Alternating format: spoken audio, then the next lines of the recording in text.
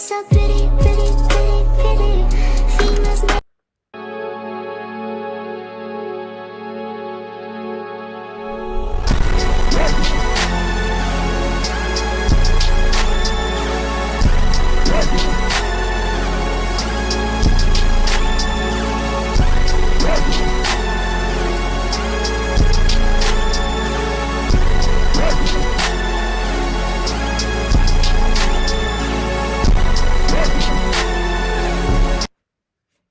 Have you ever eaten deep-fried and seasoned delicious cockroaches?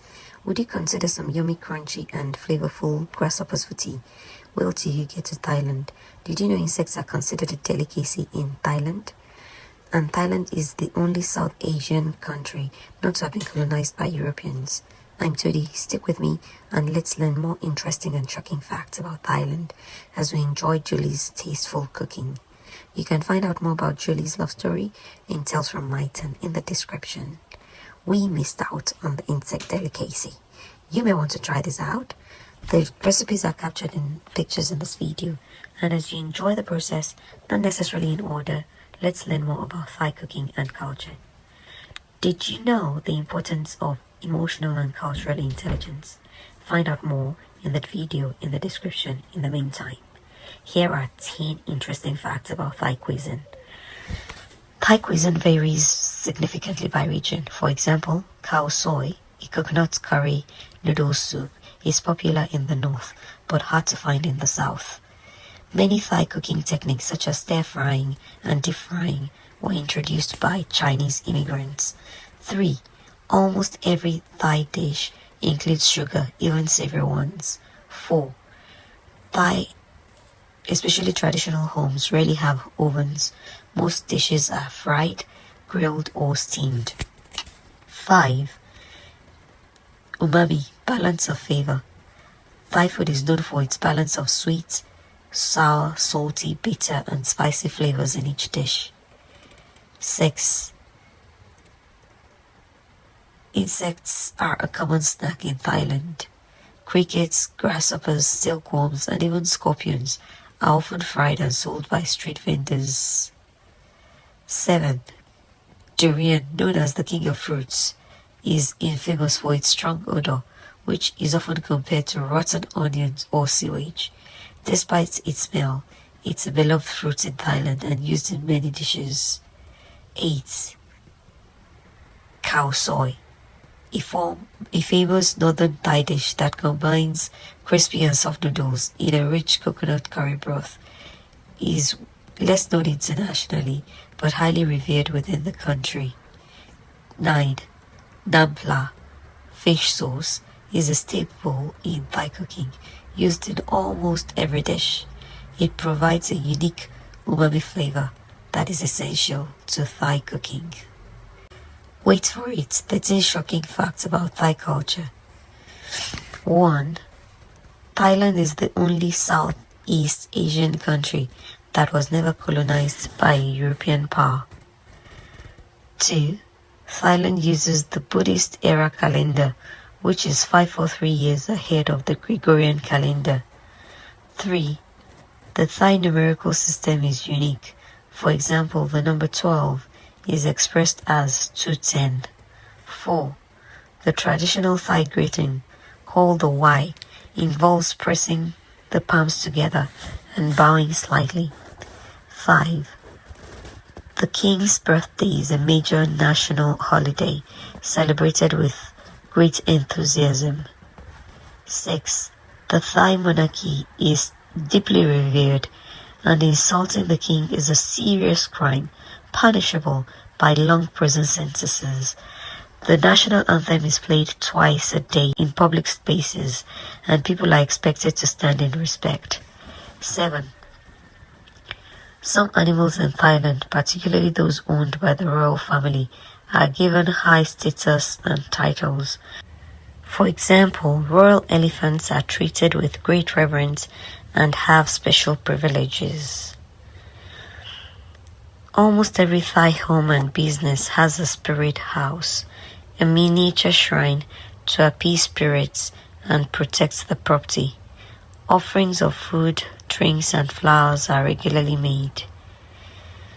The Songkran Festival is a traditional Thai New Year celebrated in April with a massive water fight. People throw water on each other to symbolize cleansing and renewal. Foot and head taboos. In Thai culture, the head is considered the most sacred part of the body, while the feet are the lowest and least clean.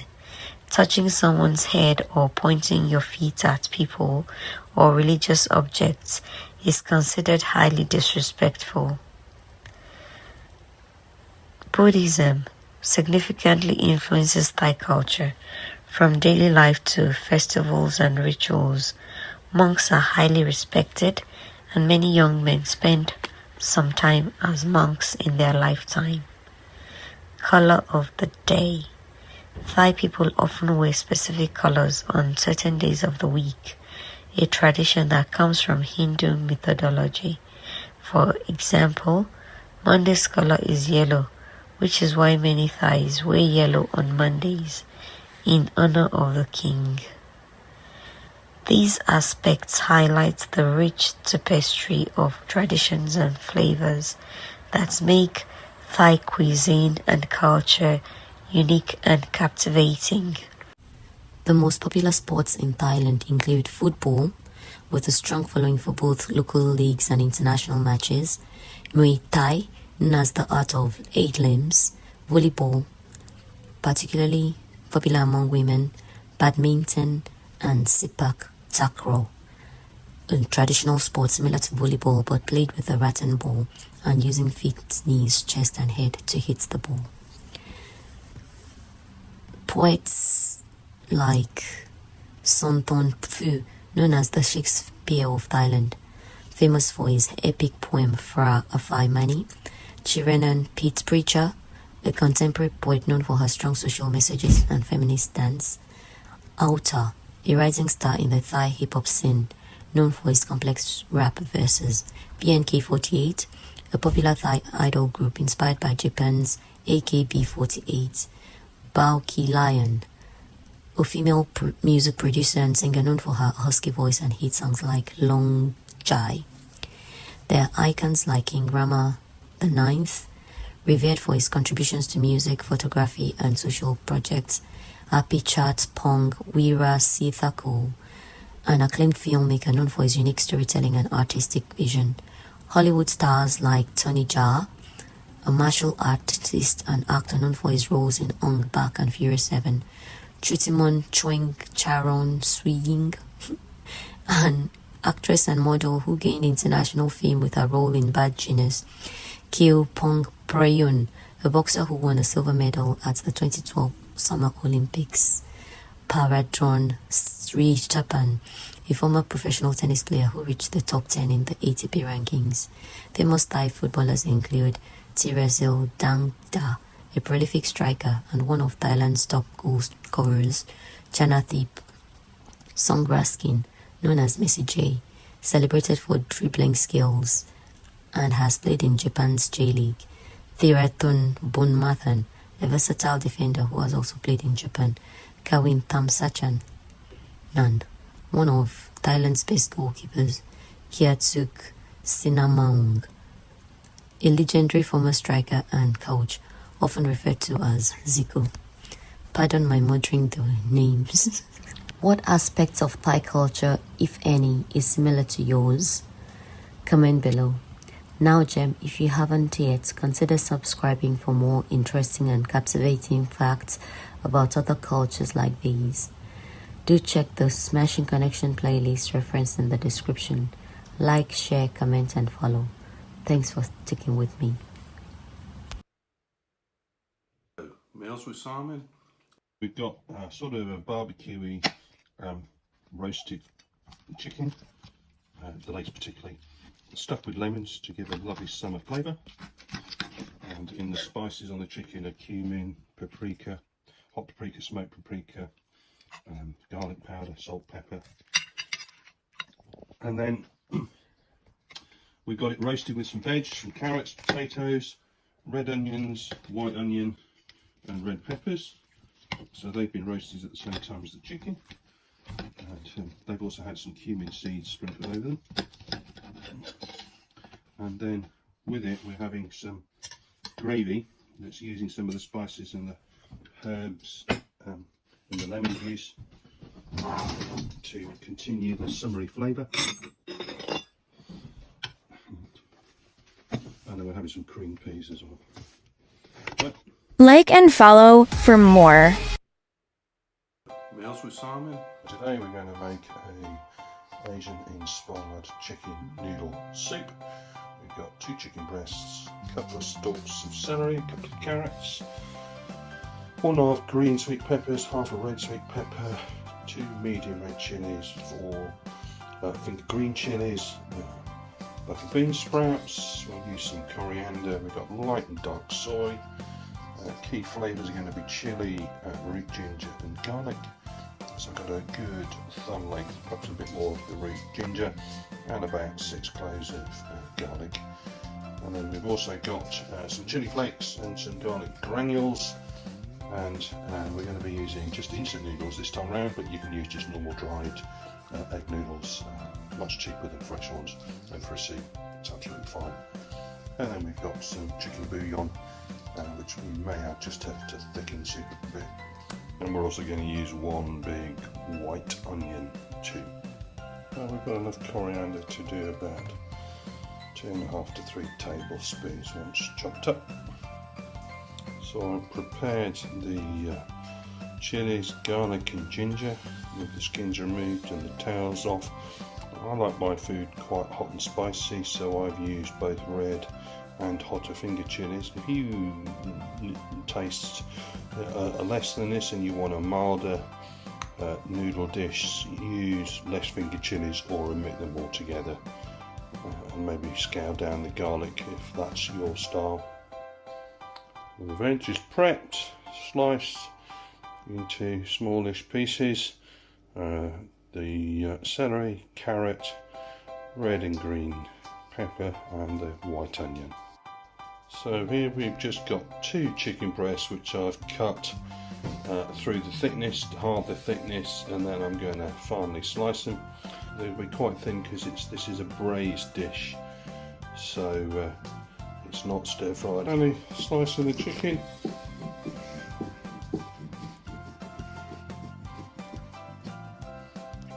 That's just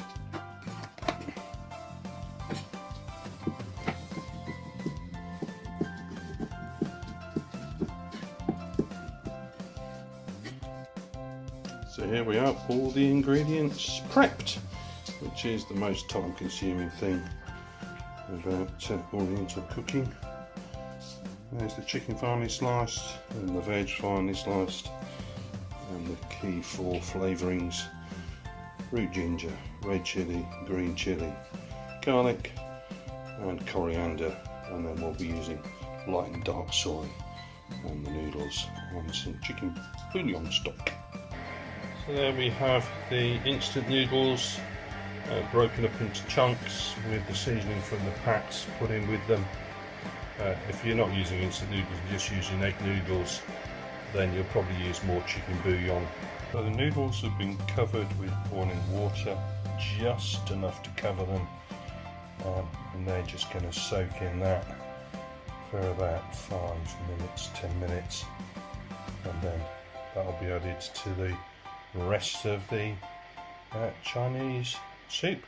So I've got a little bit of vegetable oil, and I'm just gently softening and sweetening the carrots and the celery before I add the water and the rest of the ingredients. Just for maybe 5 minutes, just to soften them a bit and get them sweet. Don't really need to do it with the rest, but these 2, it helps. The rest of the veggies in. Well, the peppers and the onions, just breaking them free, particularly the onions, before we add the water and what becomes the flavourings in the stock. Water's in, and we're now just going to add the chicken because it's going to poach. basically a braised dish.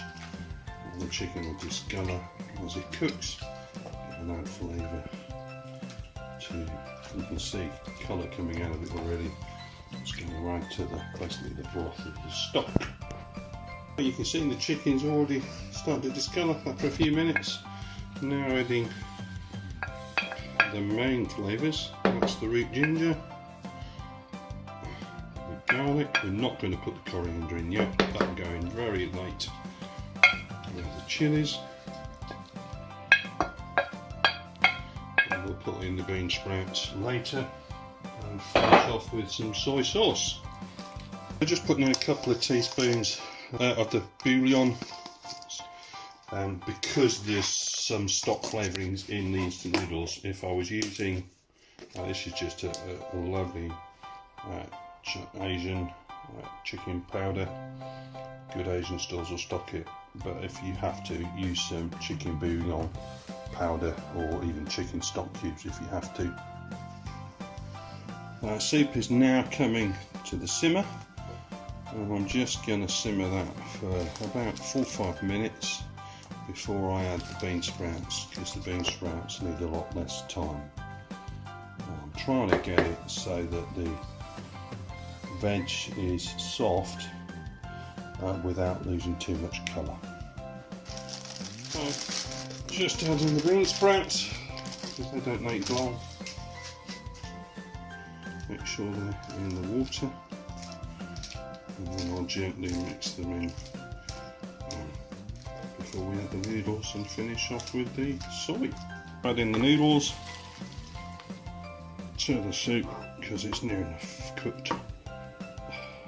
Oh, yes, just got the quantity right. How about that? About 2-3 tablespoons of light soy. And about 1 tablespoon of dark. Just going to put in most of the coriander and then leave a little bit just to garnish on top when we serve. So here we have the finished chicken vegetable noodle broth. Big portion, feed a good 4 to 6 main portions. So here we have it plated up, garnished with fresh coriander, a hot, spicy chicken vegetable and noodle oriental broth. Meals with Simon. Would you try this out? Comment while you're in below. Please like, subscribe or follow for more smashing foods and recipes. Don't forget to share with other food lovers. Meals with Simon.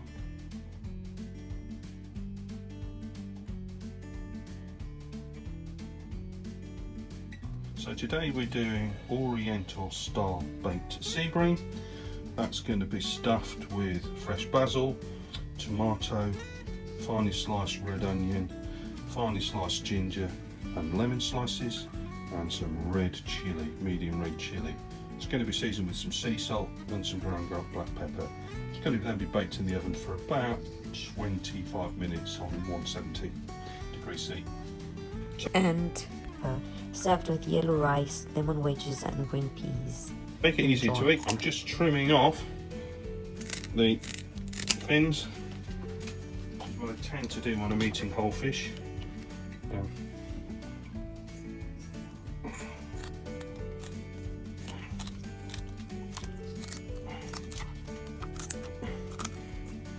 So, finely slicing the tomato into wedges, just 1 tomato as usual, ripened on the windowsill.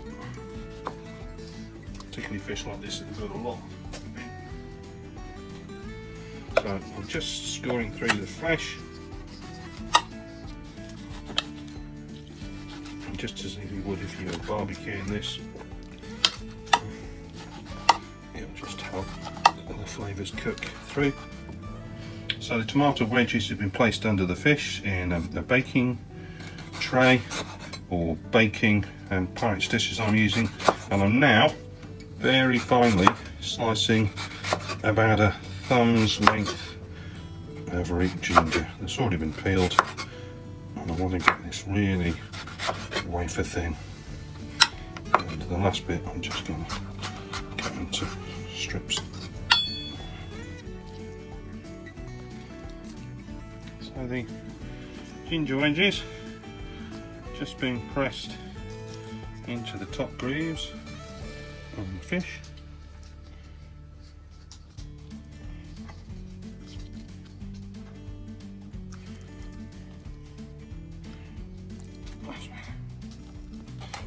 Finely slicing after I've halved the fresh chilies. It's going to be about 1 chilli per person. If you like it reasonably spicy, if you're not, just half a chilli per person. Depends on the size of the fish as well. Some of the chilli goes inside. Some of the chilli sprinkle around. And some of the chilli is going to go on top. So, one of the lemons cutting into slices.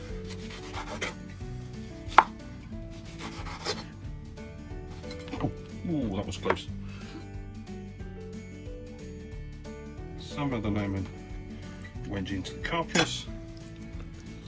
Sea breams don't have a very big carcass, so you can't get that much in. And then just some lemon on top. Just a gentle sprinkle of cauldron black pepper and a little bit of sea salt, and just spraying on a little bit of oil.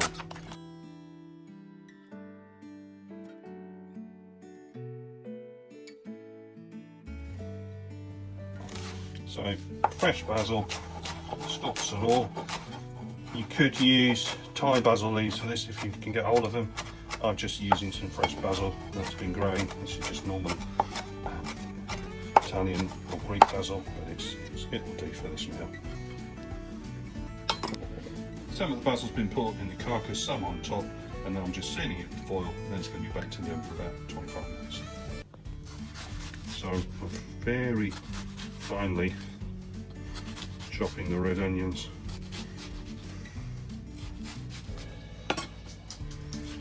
Because I want them to go really small into the rice dish that's accompanying this. So I'm doing yellow coconut rice. Oops, so easy.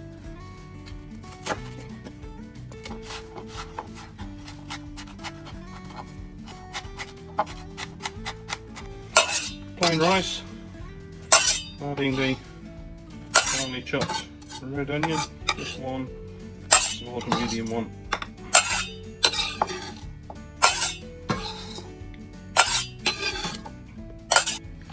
So this is some coconut cream, which keep in the fridge, then it's hard.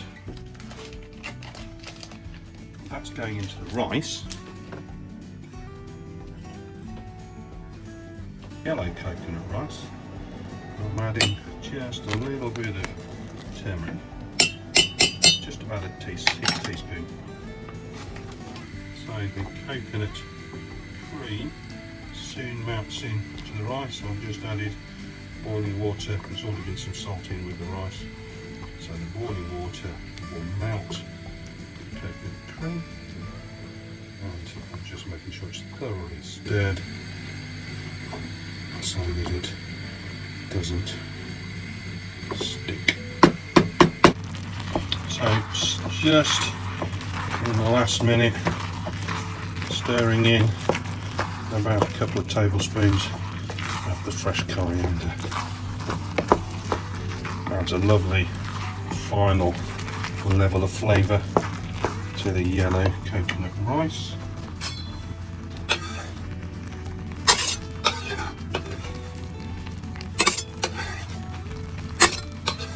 Maybe some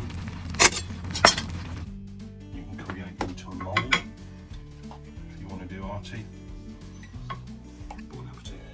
Would you try this out? Comment while you're in below. Please like, subscribe or follow for more smashing foods and recipes. Thanks for watching. Meals with Simon. Roasted wild mallard duck with roasted red onion and carrots, finished off with a rhubarb and ginger sauce, green peas and homemade croutons, and a glass of red wine. Would you try this out? Comment while you're in below. Please like, subscribe or follow for more. Why not experience the pub that was built on a windmill and other smashing hangouts with me? Find out more in the description. Like and follow for more. Why not enjoy some appetizing delicacies at Slago Lounge and other smashing hangouts with me? Find out more in the description. Please like and follow. Thank you. Why not enjoy some delicious cakes at Rose's Tea Room and other smashing hangouts with me? Find out how in the description. Please like and follow. Thank you. It's a diverse church, and there is an expert cook right there. Oh, yes. Her name is Gold. That's a lovely lady. And she made some delicious jollof rice. Meals with Simon. Mexican-style minced beef tortilla wrap. Slice some avocado. Meanwhile, comment where you are watching from. Chopped up avocado, seasoning it with some lime juice. You can use lemon, stops it going brown, and it's going to go lovely with the wraps. Here we have prepped all the fillings to go in the wraps. We've got some washed rockets, some shredded little gem lettuce, some diced up tomatoes, and I've seasoned that with some garlic granules and some ground black pepper. Got some finely sliced sweet peppers and some finely sliced cucumber. Then we've got some chopped up diced avocado with some lime juice over it, and then we've got some diced up red jalapenos. You could use green jalapenos. And then we've got some red onion finely sliced, and it's just been marinated in some salt, and I'm using a bit of vinegar to just rinse out the salt and take the harshness off the red onions. We've got some sour cream and some tomato salsa, they're optional. And then as flavourings today, we've used some garlic granules on the tomatoes, some ground black pepper, and I'm just using a little bit of chipotle and lime seasoning that's going to go on top of the minced beef. So the heart of the wrap is some minced beef balls and some cheese slices. Okay, doesn't matter which sort of cheese, whether you use the the really synthetic type ones. I prefer a bit better quality, so I've got some nice medium cheddar cheese slices. So you take your minced ball, this is beef, you could use pork, you could use a mixture of beef and pork, and either with a burger suppressor, or I'm just using the hilt of my hand, you just spread the minced beef around to fill most of the size of the wrap, and obviously you judge with a bit of trial and error the size of the ball depending on the size of your wraps that you're using, but you want a nice thin layer so that it cooks quickly, because you're only cooking it on one side, so it's need to cook through the meat. Advantage of beef is, beef is not so critical to cook fully through like pork is, or minced chicken. You could do minced chicken. So I'm adding some seasoning, you don't have to. I've got some nice chipotle chili and lime seasoning. You could use fajita mix seasoning. You could use a mixture of cumin and garlic powder and paprika. You could just use some herbs like oregano, but I'm just doing it with this seasoning, which complements the rest of what I've got here. Just a thin layer. And you pre-prep several of these, and then you cook each one and build up the layers. Pan, a little bit of oil in the bottom, and triangle flat. You want really good contact with the meat in the heat. You can hear it sizzling.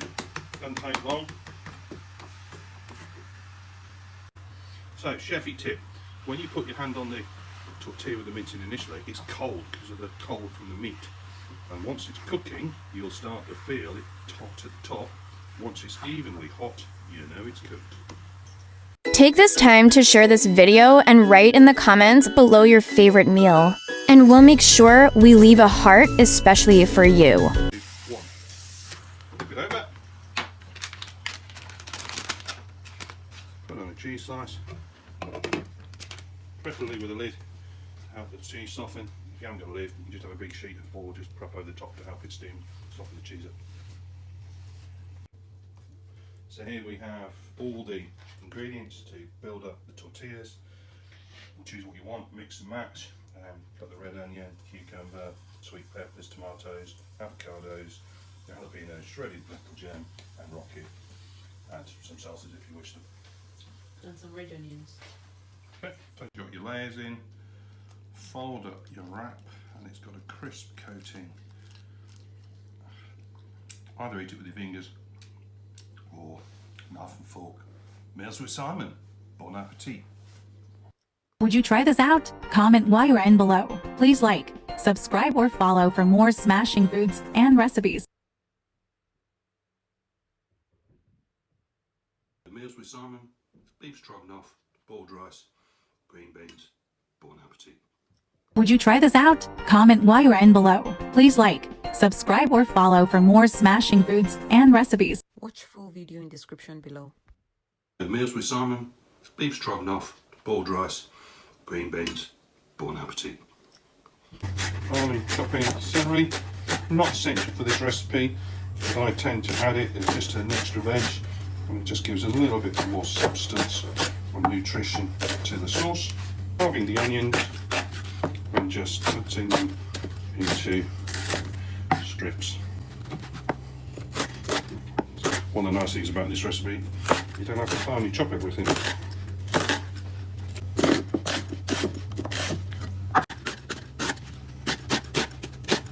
So just chopping up some mushrooms into slices. I've got a mixture of chestnut and button here, but button's fine. I'll just have to add some chestnuts as well, which will give a little bit of extra richness to the mushroom flavour. That's the mushrooms chopped up. There's about 8 to 10 mushrooms there, depending on the size. That's the veg that's going into the stroganoff itself. Mushrooms, about 2 medium to large onions, and a couple of sticks of celery. Celery's not essential, these two are. To make the sauce for the stroganoff, main ingredients: garlic, just got 3 reasonably large cloves, parsley, I prefer curly leaf parsley, you could use Italian fat leaf, black pepper, either freshly ground or coarse, and then cream. I tend to use double, but you can use single. And just salt. Sea salt best. If you've got something like Malden, even better, or Himalayan, just don't overdo the salt.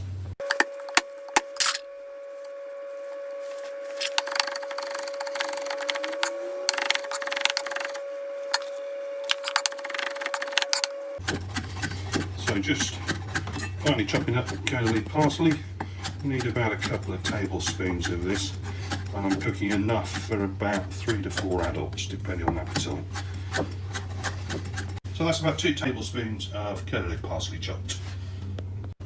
And then the last ingredient for the sauce is a good large glass of white wine. So if you look at most recipes for beef stroganoff, it says use sirloin steak, which is expensive. I've found from experience you don't need to buy that sort of price. Because it's cut into strips, I tend to use rump. So this is rump steak, and there's about 500 grams here. That's going to feed about 3 to 4. Cutting the steak into thin strips. Let's get the full side the other way. And I'm doing the knife at an angle to increase the surface area. It's not essential, but whenever I'm cutting and cooking strips of particularly red meats like pork or steak, I find the thinner and the larger the surface area, the better. Seasoning the meat. Okay, and you can use freshly ground black pepper. I just find these coarse ground are great, makes them easy, and you get a good peppery kick.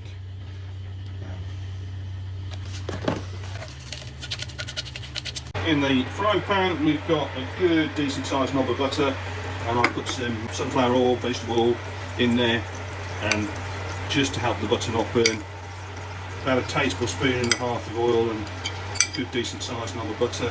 Steak goes in. I've got it on a high heat because I want to sear this steak. You can already see as soon as it hits the oil and the butter it starts to colour. So the steak is just about cooked now. It's lovely and browned. It takes about 5 to 10 minutes depending on now we start to add the veg. So onions, or if you've got celery as well, they go in next. We need to sweat a little bit and just go translucent. We don't want them to particularly colour.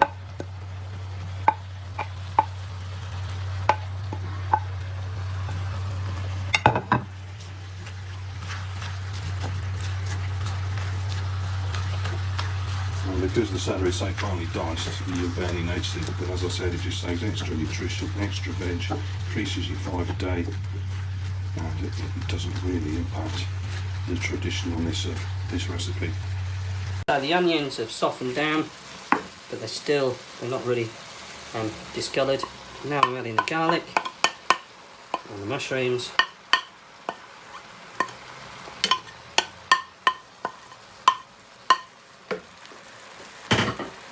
Garlic and the mushrooms have just been stirred just for 2-3 minutes. As you can see, they've reduced just a little bit, but the harshness has come off the garlic now because it's been sweated a bit and it's been mixed in. So now we add the wine.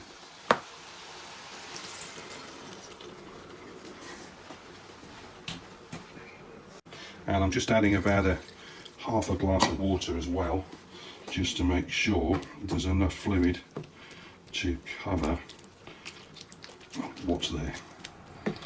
So I'm pressing it down into the liquid, and the rice is cooking.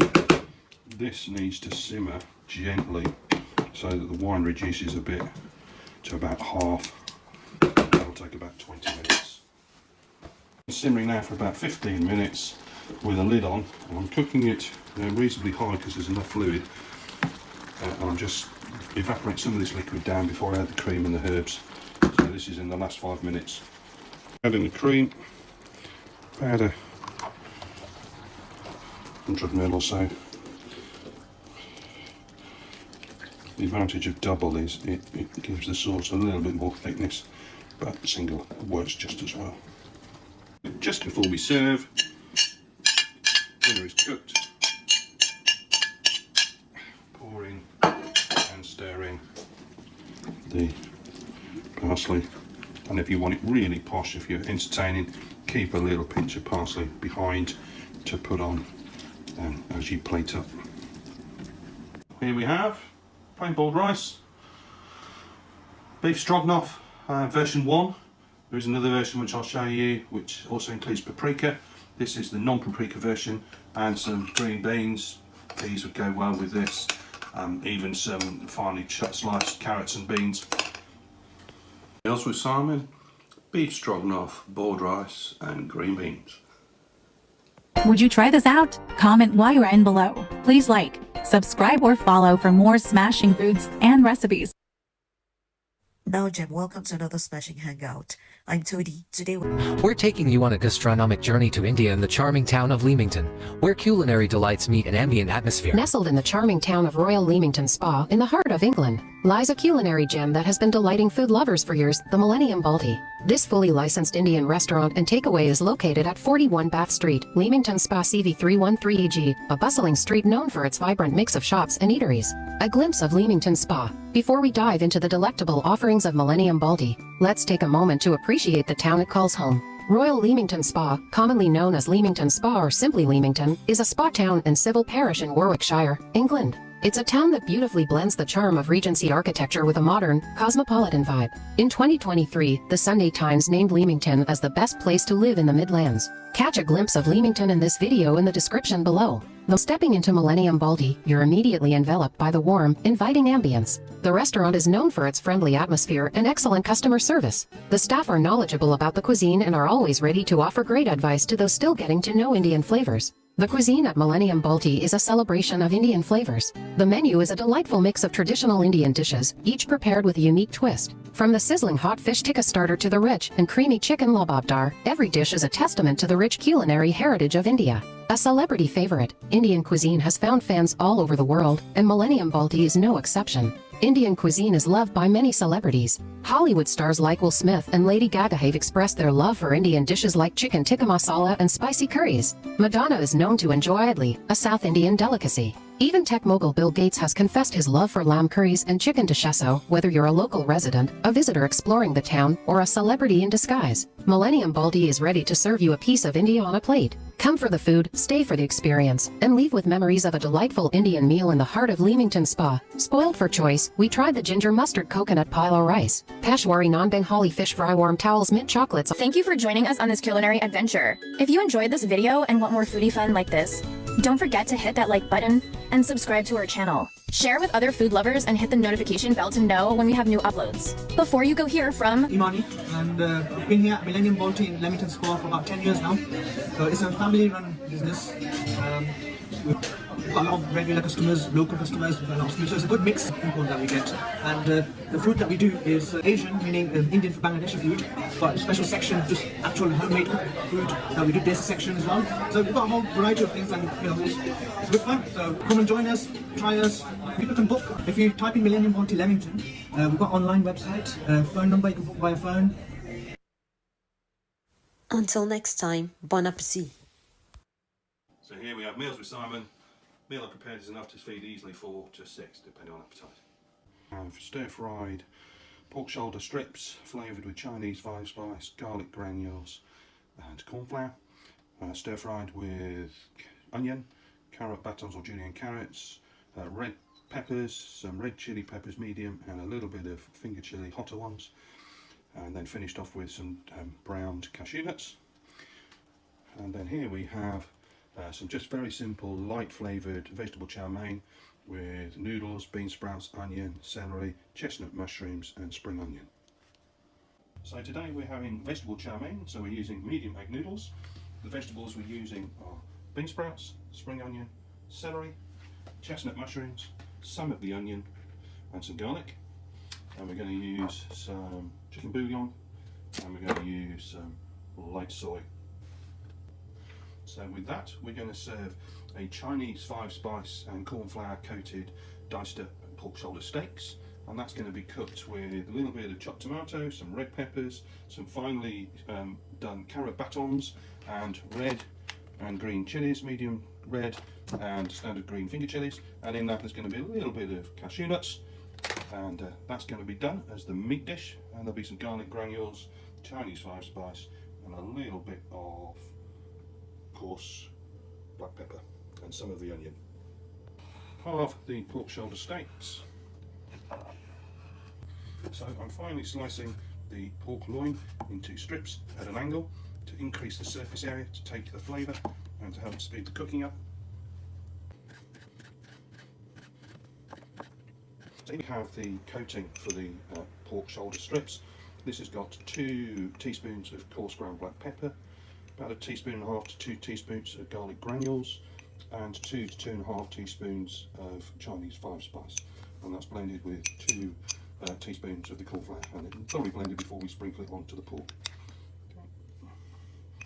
So we're going to sprinkle it onto the pork, stir it in with the fork, turn it, and then coat the other side. So the carrots have been peeled and then cut into roughly 2.5–3 inch chunks. Then going to cut them into strips and then cut them again to make them into carrot batons, and that's to go with the pork. So cut one strip off the back of the carrot, then it will sit on your chopping board, and then cut it into thin strips. Using a very sharp knife, keep your fingers out of the way. I'm not the expert chef, so I'm not doing it at the speed of light.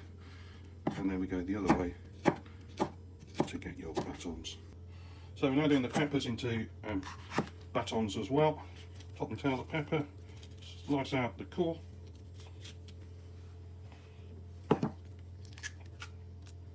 And then we're going to get those into batons too.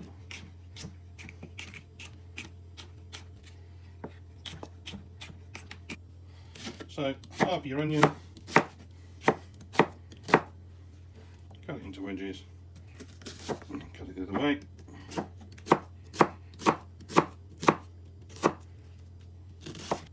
So 2 red chilies. I like my food quite spicy, so I'm including the seeds, and I'm adding some 3 finger chilies to increase the heat. If you don't like your food too spicy, just stick with the 2 medium chilies, and if you want it even milder, remove your seeds.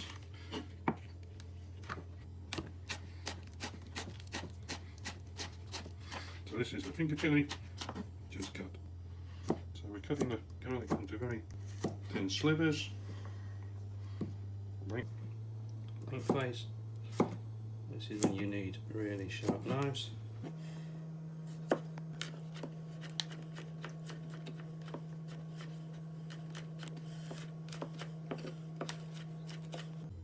So, nice ripe tomatoes, ripened on the windowsill, just coarsely chopping them.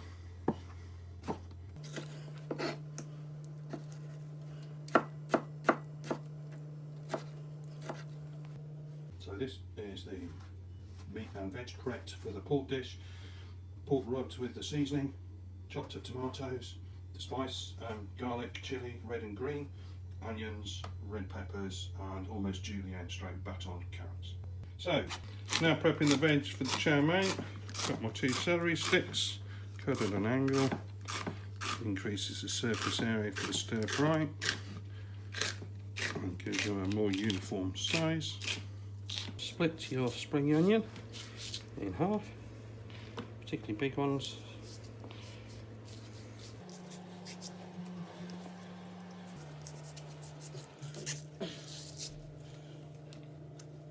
And then chop them into inch strips, again, side angle perhaps, then cook more evenly. Smallish onion, just finely sliced. Stalks off the chestnut mushrooms. We've got reasonably large pieces here.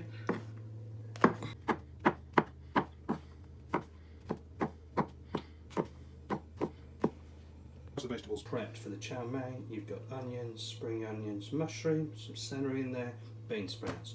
If you're doing a vegetarian and no meat dish, then I'd probably add to this sliced carrots, probably some sliced cabbage or some pieces of broccoli to get a more balanced mix, and you could even put some nuts in to that if you wish, if you're not having meat.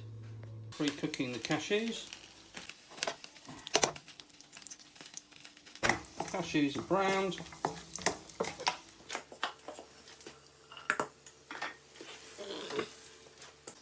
And we set those aside to put into the dish at the end, and the oils from the cashews will have flavoured the oil for the stir fry, and it's really hot, the oil. Now we stir fry the meat.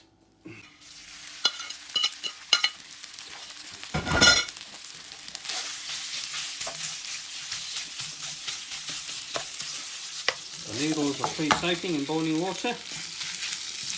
So the noodles are in boiling water, soaking for a good 5 minutes or so.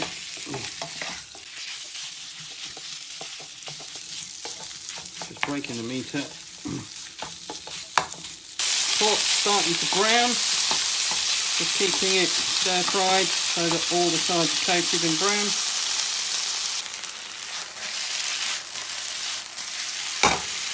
Pork is ready, it's been thoroughly browned on all sides, so now it's going to be removed, put aside while we do the veg. So stir frying the veg for the meat dish, onions first.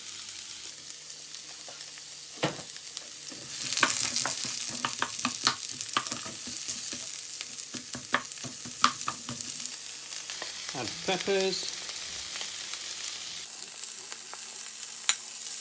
At the same time, we're now going to do the veg with currently onions and celery for the chow mein.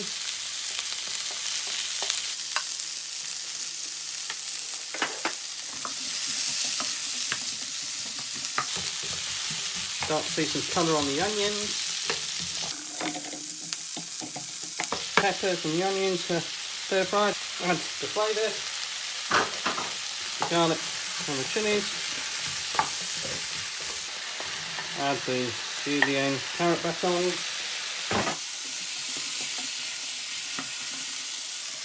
Mushrooms going into the chow mein veg.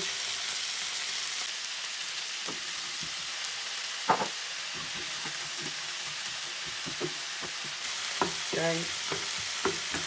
The onions and the celery are softening. Add the bean sprouts.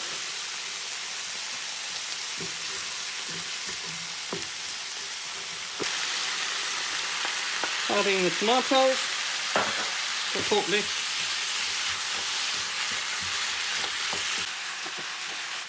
Adding some light oil to the romaine.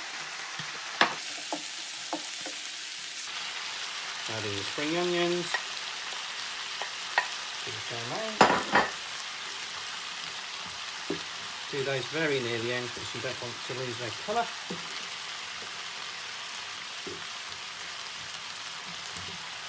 Noodles have been pre-softened and cooked, so they are going into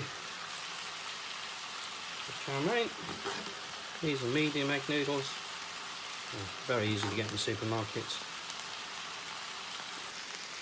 Adding the pork back in.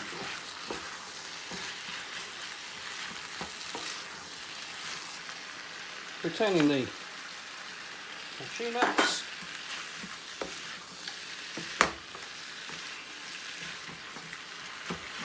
Stir-fried pork shoulder strips flavoured with Chinese 5-spice, garlic granules and corn flour. Stir-fried with onion, carrot batons or julienne carrots, red peppers, some red chili peppers medium, and a little bit of finger chili hotter ones, and then finished off with some browned cashew nuts. And then here we have some just very simple light flavoured vegetable chow mein with noodles, bean sprouts, onion, celery, chestnut mushrooms and spring onion. Would you try this out? Comment while you're in below. Please like, subscribe or follow for more smashing foods and recipes. Thanks for watching.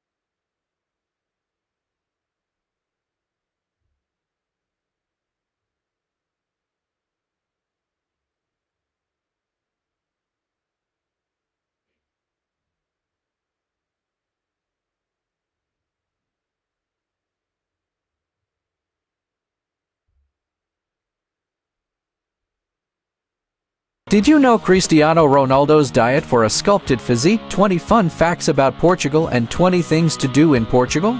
Wait for it!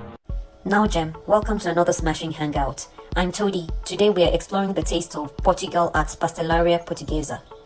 Nestled in Warwick, Pastelaria Portuguesa exudes a blend of tradition and modernity, mirroring Portugal's rich culinary heritage. This charming establishment is a beacon of Portuguese gastronomy in the heart of Warwick. Stepping into Pastelaria Portuguesa is like entering a portal to Portugal itself. The ambience is rustic with warm hues, reminiscent of Lisbon's sun-kissed streets, while traditional Portuguese music fills the air, transporting patrons to the bustling cafes of Porto. From the iconic pastel de nata to sumptuous almond tarts and citrus-infused sponge cakes, the pastry counter beckons with irresistible treats sure to satisfy any sweet tooth. Whether you're craving a leisurely brunch, a cozy dinner, or simply a cup of robust Portuguese coffee paired with a freshly baked pastry, Pastelaria Portuguesa offers a taste of Portugal right in the heart of Warwick. The lamb shank, perna de borrego assados em vinho tinto, was ample and delicious. Baked cod Portuguese-style onions and potatoes, green salad, bacalhau assado no forno com batatas asadas, just with orange sauce, spinach, and sweet potatoes. Delicious. We had some yummy lemon cheesecake. Bolo de limão, almond tart with vanilla, almond tart raspberry sorbet. We finished it up with some homemade chocolate that were complimentary and some red wine. Meet Nicole, part of the team. The food they gave us complimentary. It was smoked salmon and cream cheese cake on a puff soup pastry. That was delicious. Oh good, I'm glad you enjoyed it. Good, yes, I'm enjoying it very much. Worked here about 6 months, and I'm usually a chef in the kitchen on Sundays, so I host a chef, but once a month I do dinner things as well. So where should people come? For a Portuguese experience, for the food, for the wine, and the music. I'm not Portuguese, but the head chef, she is Portuguese and she makes a lot of the cakes during the day. She speaks Portuguese as well, so if you're Portuguese, you can speak to her as well. Can you recommend a smashing hangout? Comment below. We'd love to learn from you.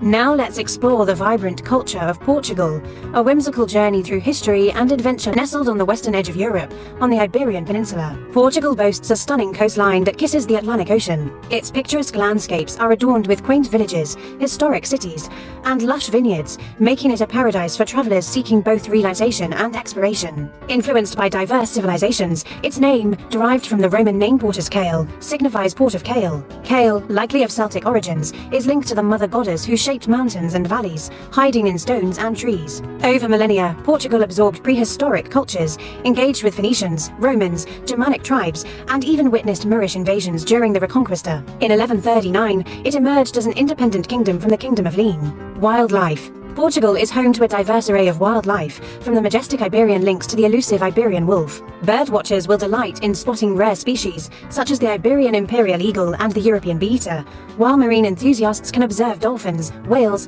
and sea turtles off the coast. Politics and government. Portugal is a democratic republic with a parliamentary system of government. The president serves as the head of state, while the prime minister is the head of government. The country is divided into 18 districts, each with its own local government. Portugal offers enchanting moments and activities for everyone, from savouring pastéis de nata custard tarts to listening to fado music. Here are 20 things to do in Portugal.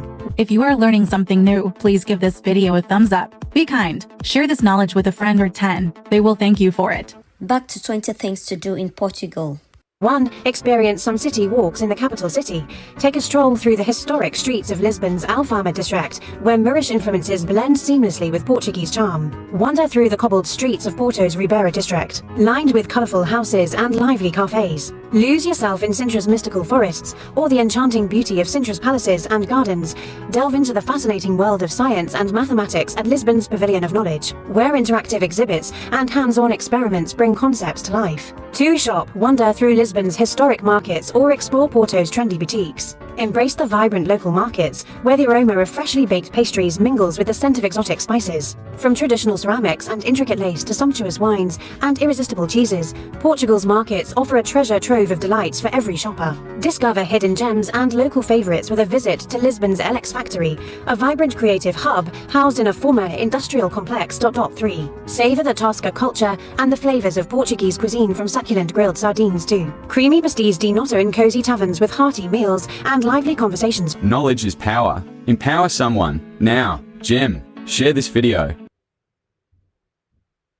4. Wander through the ancient alleys of Porto's Ribeira district, a UNESCO World Heritage Site. 5. Embark on a wine tasting tour in the Douro Valley, home to some of the world's finest port wines. 6. Unwind on the golden sands of the Algarve's pristine beaches, framed by towering cliffs. 7. Marvel at the intricate azulejo ceramic tiles adorning the walls of Porto's São Bento Station. 8. Hike along the rugged coastline of the Costa Vicentina, dotted with secluded coves and dramatic cliffs. 9. Dive into the rich maritime history of Portugal at the Maritime Museum in Lisbon. Marvel at Coimbra's ancient university library. Explore the wonders of nature at the Natural History Museum in Porto, or marvel at the masterpieces of Portuguese art at the National Museum of Ancient Art in Lisbon. 10. Climb to the top of the iconic Belém Tower for panoramic views of the Tagus River. 11. Visit the historic town of Evora, home to a Roman temple and a Gothic cathedral. 12. Indulge in a traditional fado performance, serenading the soul with melancholic melodies. 13. Take a boat trip to the mystical caves of the Algarve's Benojal Sea Cave. Explore the rugged coastline of the Algarve. 14.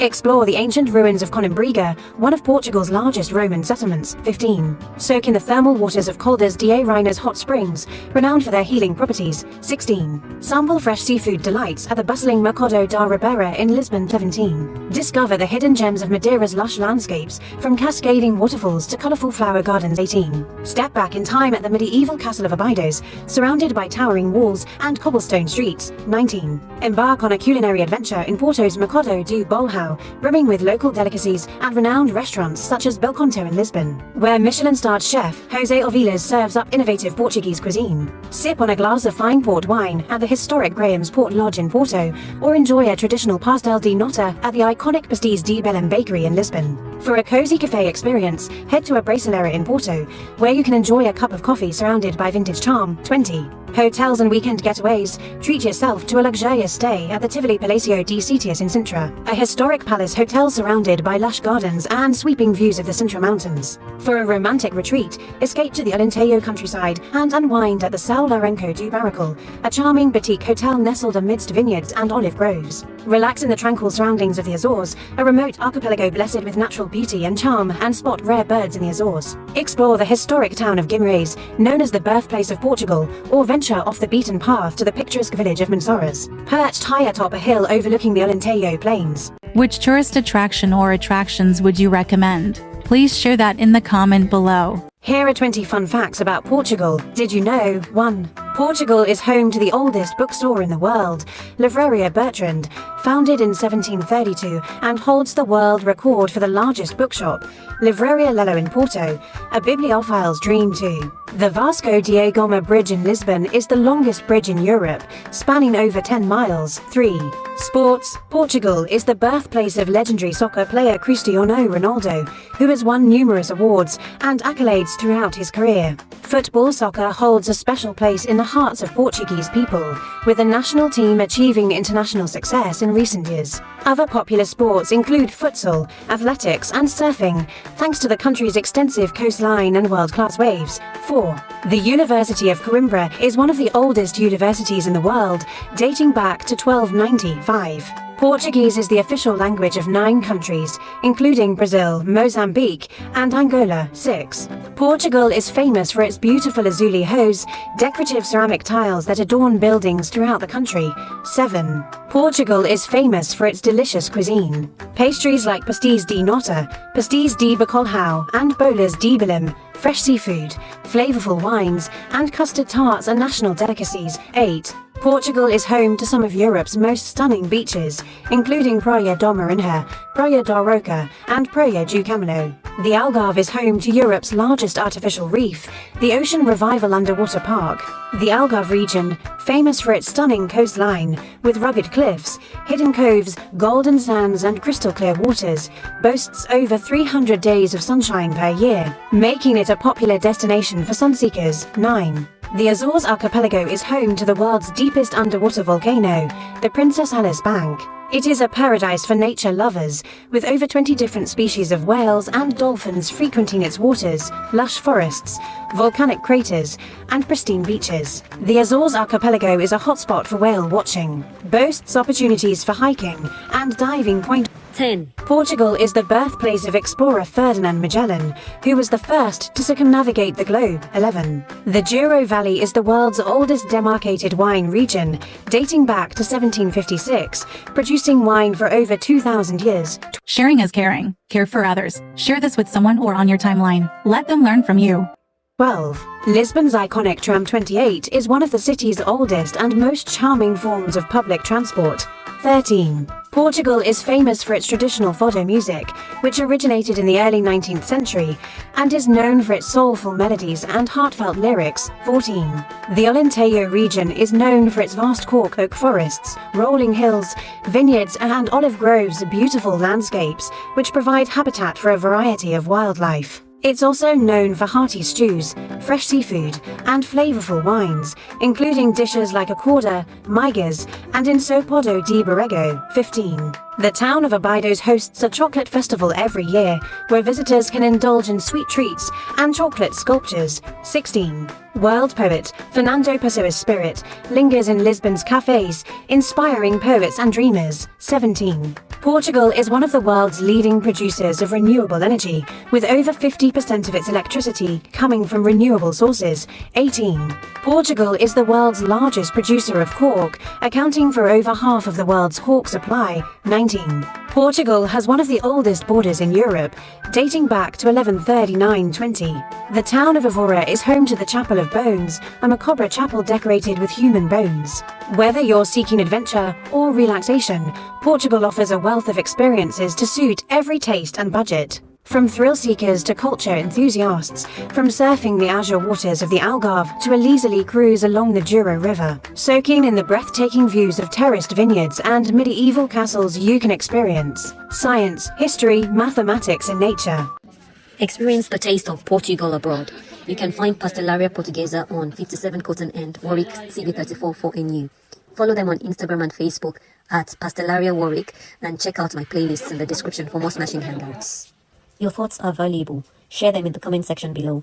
If you found this video insightful, please give us a thumbs up. And don't forget to subscribe to my channel. Click the notification bell for new uploads. NowGem, this is just the tip of the iceberg. There's a wealth of knowledge out there waiting for you. Discover people, careers, and culture in Smashing Connections playlist on my other channel at Todigold. Did you know Cristiano Ronaldo's diet and workouts for a sculpted physique? The football legend has a special taste for bacalhau brás, a classic Portuguese dish prepared with shredded salty cod or bacalhau, onions, and finely diced fried potatoes and layered in a mound of scrambled eggs. His favorite food centers around lean proteins such as fish, especially tuna, sea bass, swordfish, and sea bream, chicken complemented by whole grains, fruits, and vegetables. Cristiano Ronaldo avoids sugary and processed foods while consuming ample amounts of water to stay hydrated. Additionally, Ronaldo incorporates healthy fats into his meals, like avocados and nuts. Source pinkvilla.com. Would you try it? You can check the description for my Smashing Foods playlist. Today, we have talked about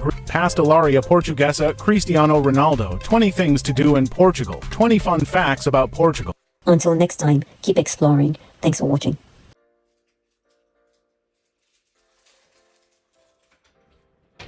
Nestled in Warwick, Pastelaria Portuguesa exudes a blend of tradition and modernity, mirroring Portugal's rich culinary heritage. This charming establishment is a beacon of Portuguese gastronomy in the heart of Warwick. Stepping into Pastelaria Portuguesa is like entering a portal to Portugal itself. The ambience is rustic with warm hues, reminiscent of Lisbon's sun-kissed streets, while traditional Portuguese music fills the air, transporting patrons to the bustling cafes of Porto. From the iconic pastel de nata to sumptuous almond tarts and citrus-infused sponge cakes, the pastry counter beckons with irresistible treats sure to satisfy any sweet tooth. Whether you're craving a leisurely brunch, a cozy dinner, or simply a cup of robust Portuguese coffee paired with a freshly baked pastry, Pastelaria Portuguesa offers a taste of Portugal right in the heart of Warwick. The lamb shank, perna de borrego assados em vinho tinto, was ample and delicious. Baked cod, Portuguese-style onions and potatoes, green salad, bacalhau assado no forno com batatas asadas, just with orange sauce, spinach, and sweet potatoes. Delicious. We had some yummy lemon cheesecake. Bolo de limão, almond tart with vanilla, almond tart raspberry sorbet.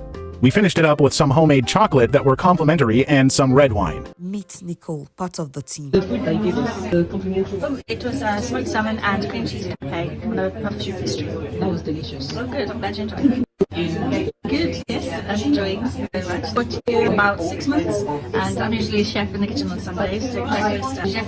But once a month I do dinner evenings as well. So where should people come here? For a Portuguese experience, for the food, for the wine, and the music. I'm not Portuguese, but the head chef, she is Portuguese, and she makes a lot of the cakes during the day. She speaks Portuguese as well, so if you're Portuguese, you can speak to her as well. Can you recommend a smashing hangout? Comment below. We'd love to learn from you.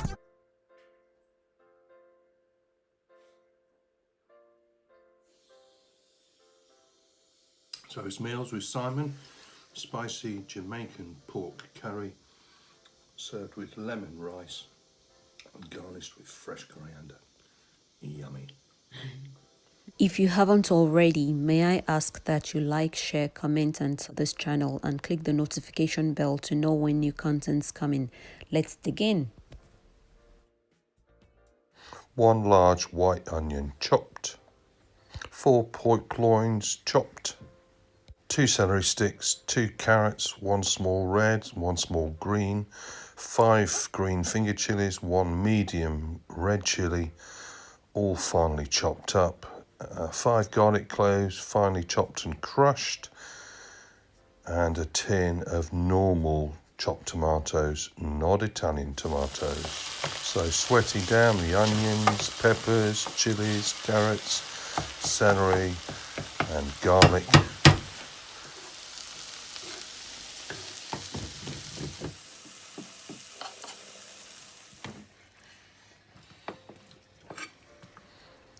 So chopping up the 4 loin steaks into strips ready and putting into the sauce when that's really been simmered for a good half an hour, the sauce. And then another half hour. And this is the Jamaican exotic curry powder and some cumin powder. About 4 teaspoons of the Jamaican and about 1.5 to 2 of the cumin. So just simple chopped tomatoes.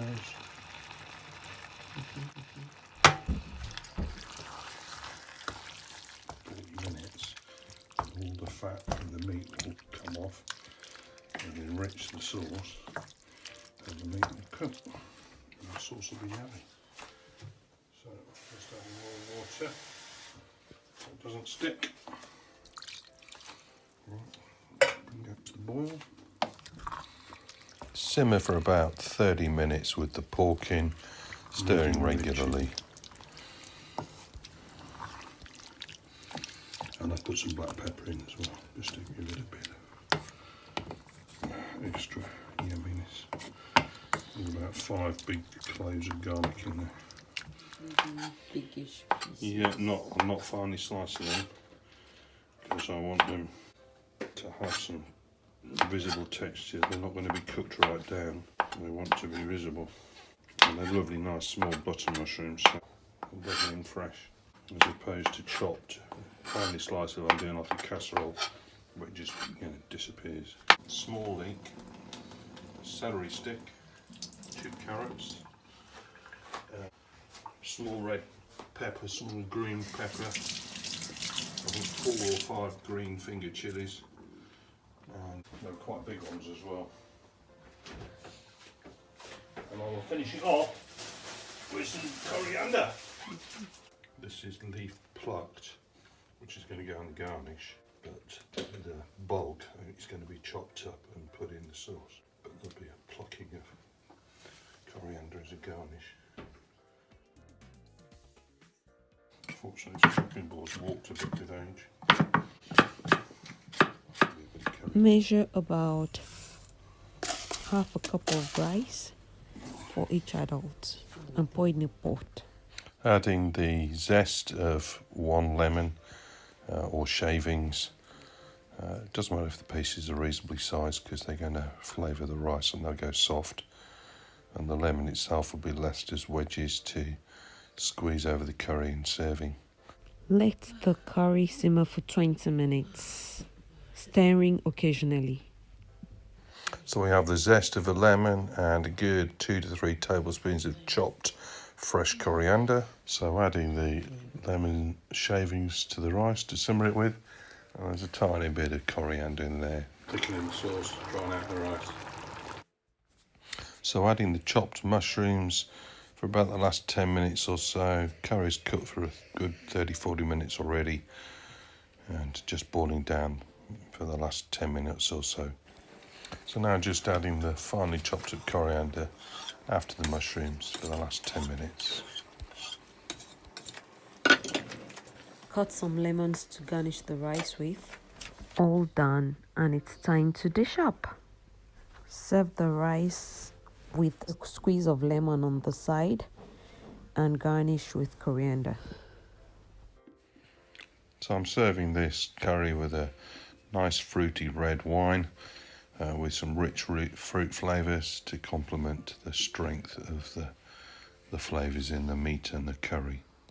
So it's Meals with Simon, spicy Jamaican pork curry served with lemon rice and garnished with fresh coriander. Yummy. As the aroma of our culinary journey lingers in the air, we invite you to click the notification bell to know when we upload new content to our fellow food enthusiasts.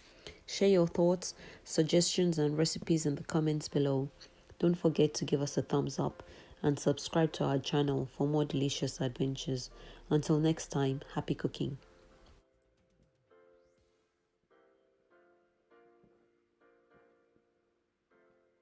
So here we have Italian style salmon, tomato and cream cheese pasta with leeks and fresh flat leaf parsley and a bit of garlic. Yummy, yummy, yummy. So today we're doing a lovely traditional simple Spanish spaghetti dish that's going to be flavoured with a soft cheese. I'm using Boursin, you could use roulade, you could possibly use Philadelphia, anything like that. And it's basically going to be cook most of it in one roasting pan, and then just do the spaghetti and stir it in afterwards. So we've got some cheap salmon cuts, don't need to buy posh steaks because it's going to be flaked up. There's going to be plenty here to feed 2 to 3 adults and have left over. We've got main ingredients, the salmon, young leek, 4 tomatoes, or you can use plum or cherry tomatoes. You've got the soft cheese, Boursin or roulade or Philly or whatever, and then we've got coarse ground black pepper, some garlic granules or fresh garlic if you want, ground pepper, salt. We've got a lemon, Italian flat leaf parsley, and olive oil. So this is a classic Italian dish, but you could modify similar sorts of things, but instead of using flat leaf parsley, you could use coriander, you could use some sliced chili, medium chilies, maybe red chili, or some chili flakes. You could use coconut milk or coconut cream to just tweak it up, go more Thai style or Oriental style. Today we're doing more Italian style. And if you're doing the Oriental style, rather than doing spaghetti, you could use maybe egg noodles or flat noodles to do the Oriental themed version. So we're finally chopping up the leek. I want it really quite fine because it's going to be stirred in. As well as using leek, you don't have to use leek, you could use spinach instead. It's just, I've got leek in, so I'm basically adjusting the recipe to what's in my store cupboard. You could do it with spinach leaves instead of leek, but leek gives a nice sweet flavour and it's yummy. So we want it small, and I'm using a very sharp knife. Very hard to do recipes with blunt knives. You can't get the sort of fine chop pan that an oval or a rectangular word is. So we've got just a bit of olive oil on the bottom to help grease the pan, leeks at one end. We're going to be putting the fish at the other end. So I'm just coarsely chopping up the tomatoes. If you were using cherry or little plums, just probably half them to just help them soften when they're roasted. And I'm going to be putting these on top of the leeks. These have been ripened on the windowsill, so they're nice and warm and room temperature. Don't use tomatoes straight from the fridge, not a good idea. They lose their flavour. Much better to have them at room temperature for at least 6 hours to a day, unless you're in a very hot climate. Be contributing to the nice tomato-y pasta sauce. And the advantage of this dish is it's just all in one pan. So they just go onto the leeks and just try and get them reasonably flat.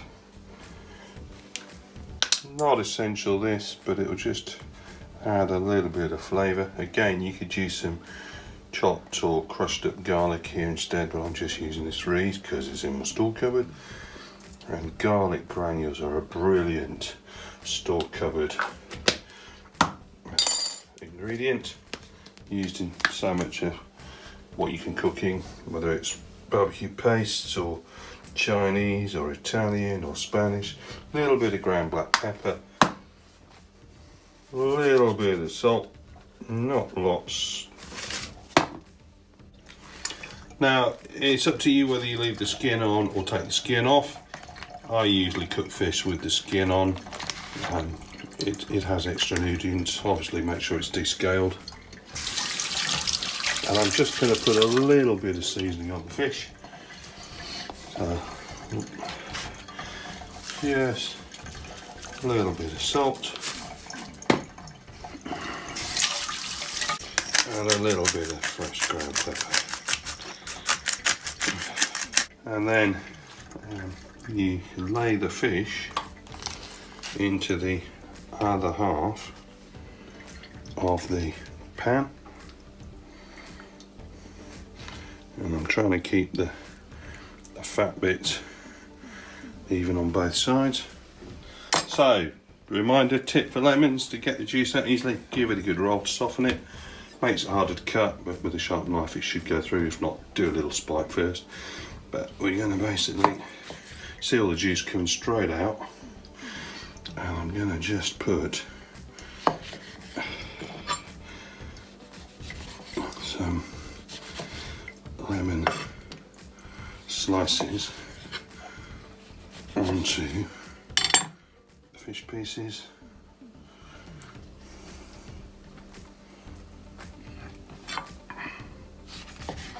So just put a nice bit of the juice on. So here we have our ring cheese. You can do it simply with just some mascarpone and herbs and garlic, but this is a really cheap way of doing it. So we have enough here parsley to produce a good couple of large tablespoons once it's chopped up, and we'll see where that goes later. Just a little bit of olive oil on top. So fan oven about 180. Get your oven hot. So the delight of this dish is it cooks in one dish, and roughly in the same time that this will roast, you'll be cooking your spaghetti. So got my spaghetti ready to do. Good fist or ring of spaghetti. And this is the twist technique to spread the spaghetti out. Twist hands in opposite direction. Oh, let me try that one again. That was a total fail. So twist and release. There you go. So that's ready to cook. Got some salt in the pan ready. Oh, let's just get some light on. And then we'll just boil up a full kettle. And in about the same 10 to 12 minutes, that will cook. Roughly the same for the other dish, probably a little bit longer for the fish dish to cook. And then we'll put the two together. So just put a little bit of the parsley on before baking. Most of it will go on after it's baked so it doesn't burn.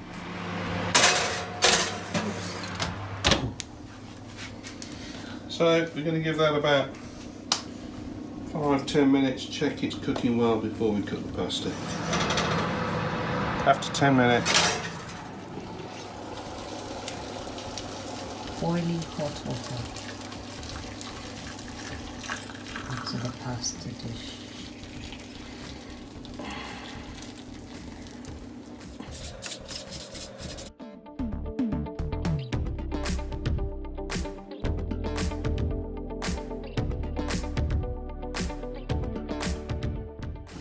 And the pasta is ready to boil.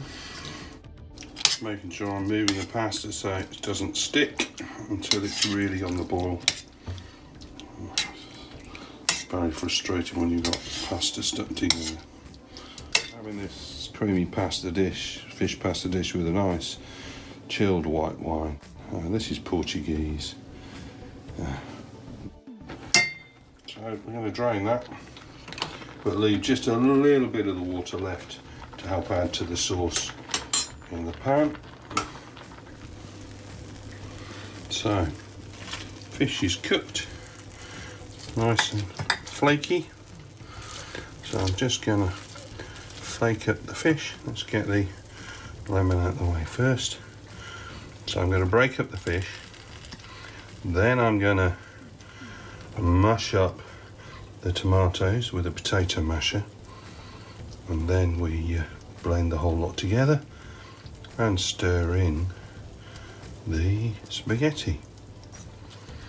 Look at that, see how it's evenly light throughout, no dark pink, so it's fully cooked, lovely moist. Herbs are still quite green, so they haven't overcooked. I'm gonna blend in the cheese, get all that mixed in, try and keep the tomatoes out for now. And there'll be lots of nice nutrients in the tomatoes, vitamin C, antioxidants, omega and good oils in the salmon, and particularly because we've got the skin in there as well. There's extra nutrients in the skin. See how that's basically going to make the yummy creamy sauce, similar to if you were using a bought mascarpone sauce, but this will be on a whole new level. And the advantage of leeks is they're quite a sweet flavour, light, and again, leeks are good for the immunity, part of the onion family. Always good to have leeks. So there's a very healthy meal here. You know, there's cream in the cheese and saturated fat. The olive oil helps your blood absorb that. So now get the potato masher and just help make those tomatoes really mushed up. Try not to really mush all the fish because we want some decent flakes in there as well. But this side I'm really mushing up, and I'm going to squeeze the juice out of the lemons before I pull out the pith. Just finally making sure all the fish sauce is evenly blended, and because the pan was pre-oiled, the fish doesn't stick too badly, which is great. And obviously the advantage of this sort of pan is you can serve it straight onto the table. Now adding the pasta. There's a bit of water in here, not a lot. Don't want the pasta too wet. And then using tongs, really useful kitchen appliance for pasta. Tongs are the way to go. If you haven't got any and you like pasta, get some. And the last stage, just adding fresh parsley. Stir most of it in. And then finish off. You can always keep a little sprinkle just to put on the end. And you can put on a shaving or grating of Parmesan on top, or another similar Italian style charred cheese, but it's not essential. Now, does that not look appetizing and a gorgeous way to have salmon with a cheaper cut and spaghetti? And to serve, just perhaps finish with a, this is optional of course, but if you like a bit of heat in your pasta, a little sprinkling of ground black pepper. I really like ground black pepper with spaghetti and linguine. And let's plate up. This one's for you. No.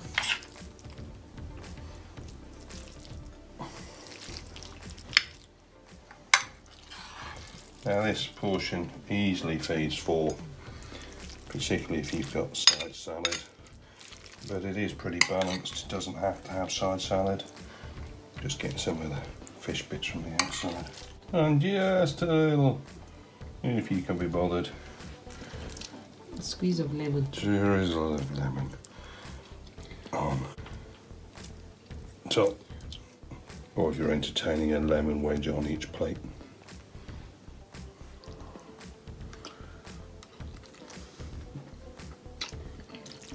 Fresh, filling, yummy. So this is a very basic starting place. You can adjust this recipe depending on what's on your store cupboard. You can put some lovely fresh spinach leaves in and bake it in the spinach and stir that into the sauce, or you can finish off with some cooked peas and just stir those in at the end. Or if you want to go Asian, instead of using spaghetti, you would use egg noodles, you would use chili flakes, put a drizzle of soy maybe in at the last minute, light soy, so you don't want too much colour. And you could even put some sliced fresh chilies in, and you could even stir in a little bit of coconut cream and water to thickness, or you could use coconut milk and have it more soupy as a Thai style soup. Don't have to use leeks, but if you've got some nice light coloured leeks, they particularly go well. Sweet and nutritious. And for the traditional purists, you'd probably want to garnish it with grated parmesan, or stir some grated fresh parmesan into the sauce, and maybe even serve it with some arty parmesan shavings if you're wanting to impress the love of your life. And of course you got lemon wedge on the side to just add a bit if you want a bit more lemon hit. And to serve with this, I'd probably serve it with a nice chilled bottle of white wine, preferably with a citrus fruit hint or another light fruit hint. And if you may be doing the Asian version with the chili, maybe you'd go for a chilled rosé, just to give it a tiny bit more body.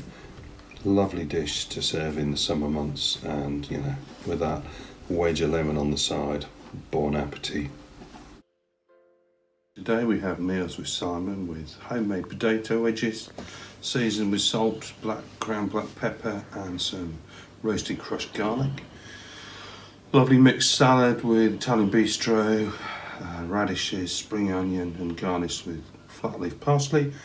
And then we've got marinated barbecue, hot spicy chicken legs with a lovely homemade marinade with ketchup, paprika, smoked paprika, hot paprika, tiny bit of hot chili sauce, cumin, salt, ground black pepper again, and then that's with a little bit of sliced tomato garnished with flat leaf parsley.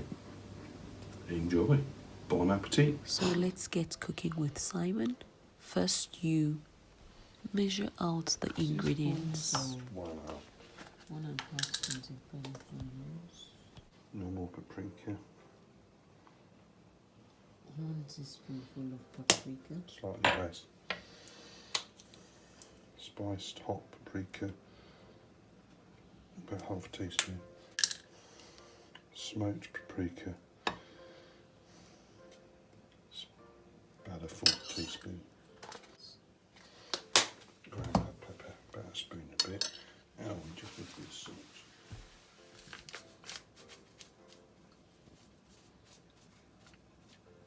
About half a teaspoon. About 2.5. It's about 2 tablespoons. Yeah, it's about 2 tablespoons. Mm-hmm. Add 3/4 of a lemon in. You can roll the lemon to make it soft and easy to squeeze. Add some ketchup. The lemon will make it soft. Yeah, and there's vinegar in this ketchup as well, so the lemon and any vinegar or citrus helps break down the muscle fibres in meat, so it starts to tenderise it, and also helps the spices get into the flesh. Stir it all in together. I'm just going to add one more liquid before I stir in this nice ketchup. Now you can stir in mustard if you've got it, but I haven't.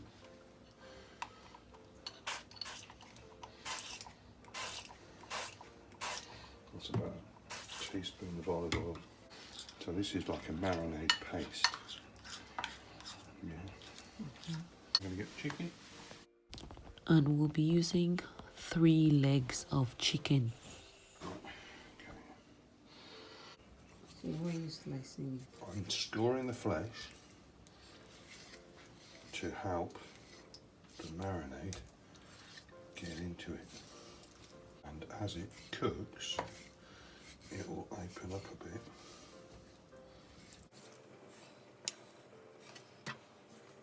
Spread the marinade evenly over the chicken. Add some hot pepper sauce. This stuff's hot. Chili paste. But that's what I happen to have in. Now the chicken is marinated. Put it in the fridge for a minimum of 4 hours. 3 chicken legs marinated and ready to roast. A little bit of the paste left to put on the backs when I turn them. Overnight's best. Okay. Mix some coarse black pepper, some garlic powder, with salt and add it to the wedges. Pre-microwaved for about 5-6 minutes and seasoned with garlic powder, black pepper and salt, and some cloves of garlic in with skins on to also roast, and then the paste of that garlic will be squeezed on to give a sweet garlic flavour to just rub into the potatoes.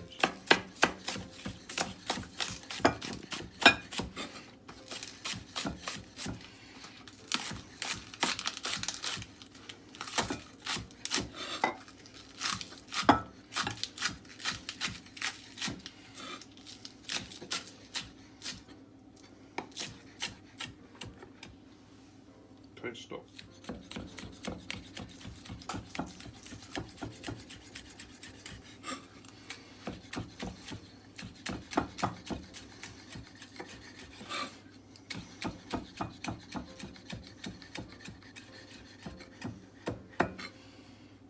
That's for the garnish.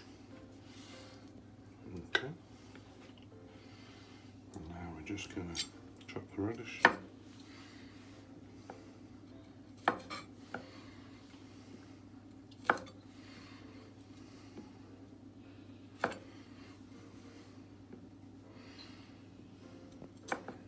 Just pause it. Ready?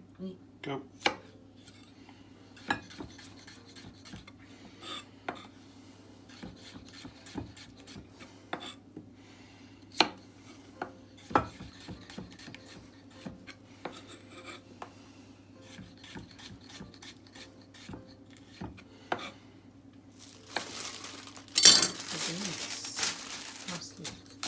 Flat leaf, Italian parsley.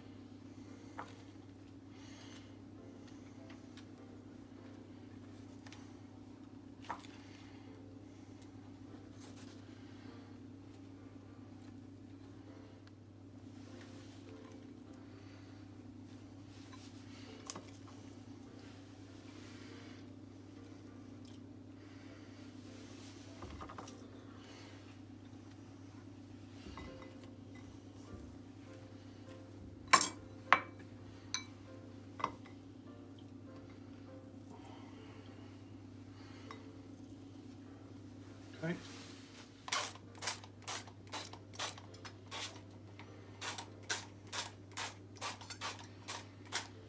Olive oil. Extra virgin olive oil, or virgin olive oil. Extra virgin.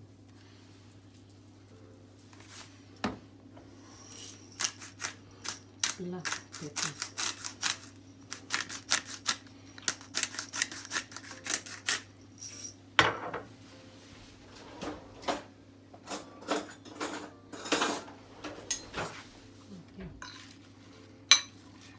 Mexican. Called tossing the salad. Okay.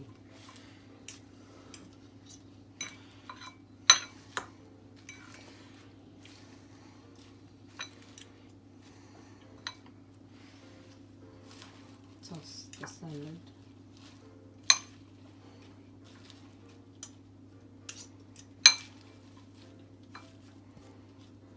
Parsley. No, this is just the salad leaves.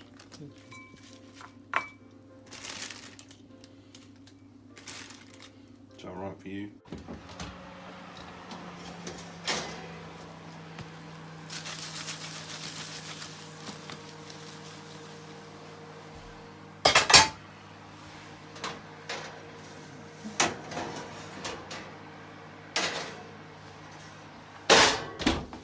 Ready?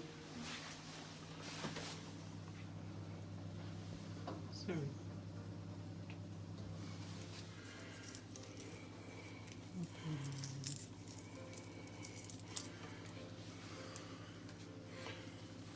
let me get the spoon. Close out.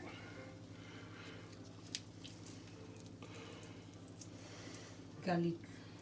This is the roasted garlic. Just taking the skin out.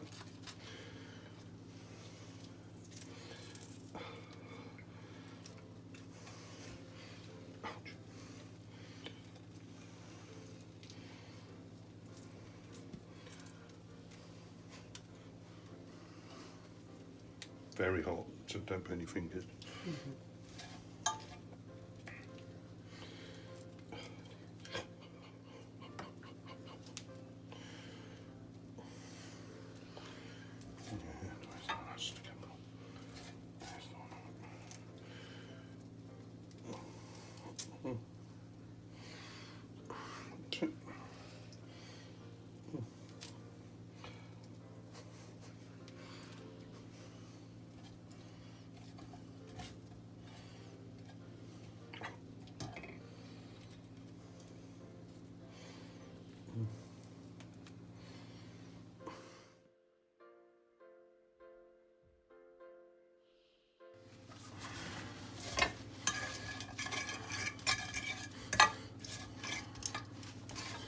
Mixing the Crushed garlic onto the potatoes, wedges.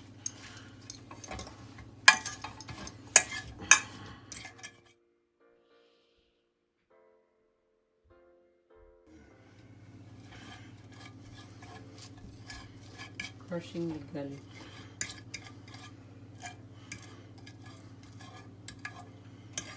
Oh, that one's still in the skin. Look at it.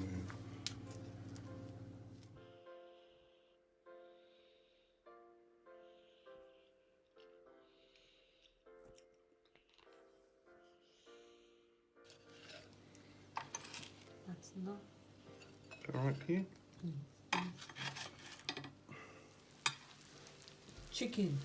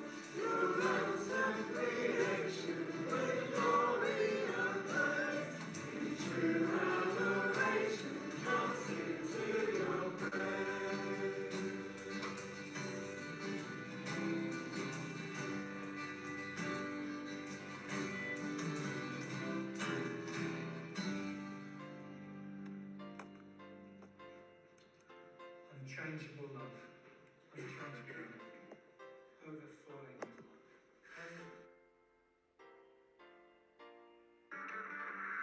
You gotta try a little kindness, show a little kindness, just shine the light for everyone to see.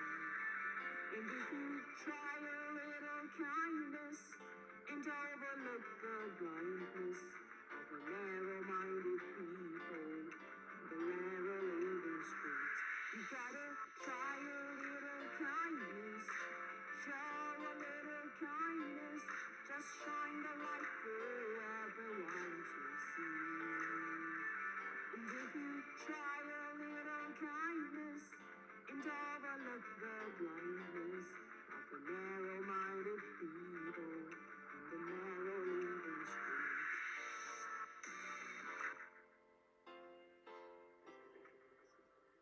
There is an endless sun, echoes in my soul. I hear the music ring, and though the storms may come, I am holding on to the rock I cling. How can I keep from singing your praise?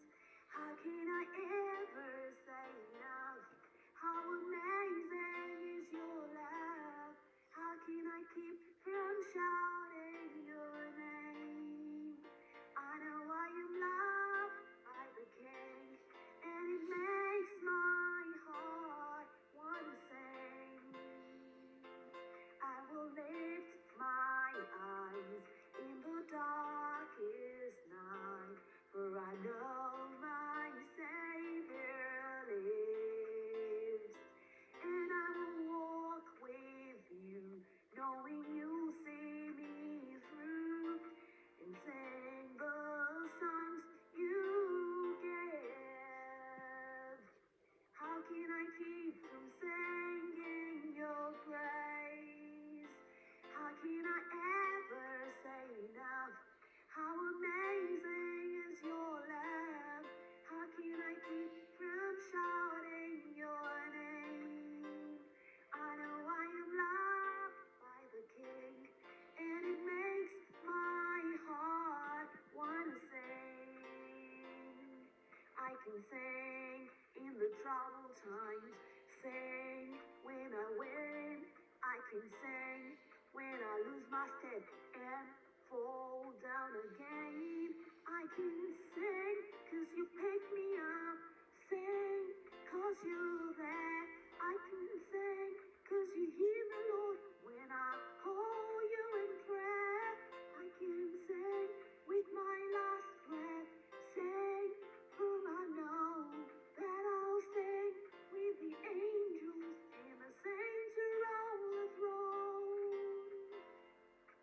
How can I keep from singing your praise? How can I ever say enough?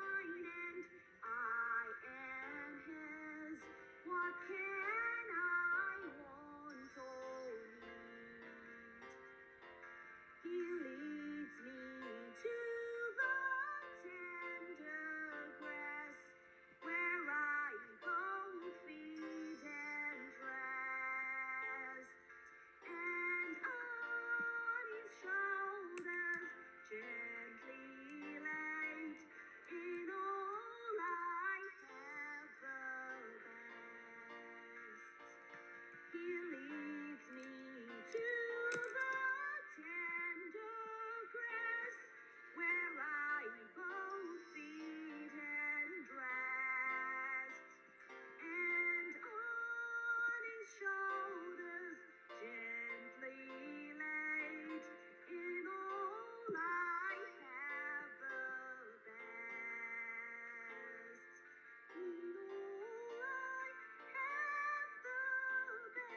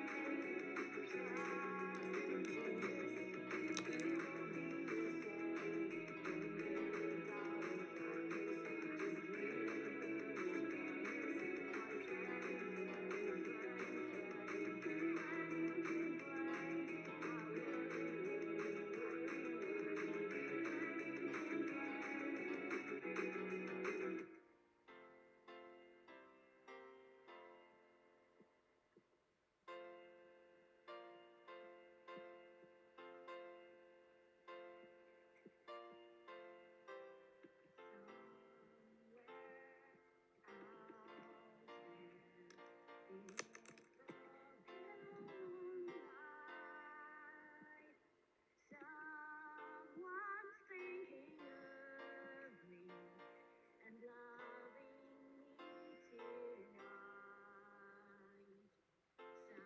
Somewhere out there, someone saying a prayer that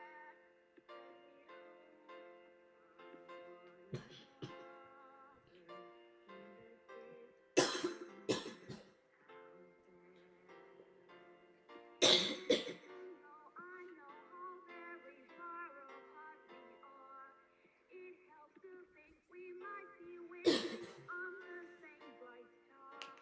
And even though I sing a very lonesome lullaby, it helps to think we're beating underneath the same big sky. Somewhere out there, if love could see us through, then you'll be together. Somewhere out there, out where dreams come true.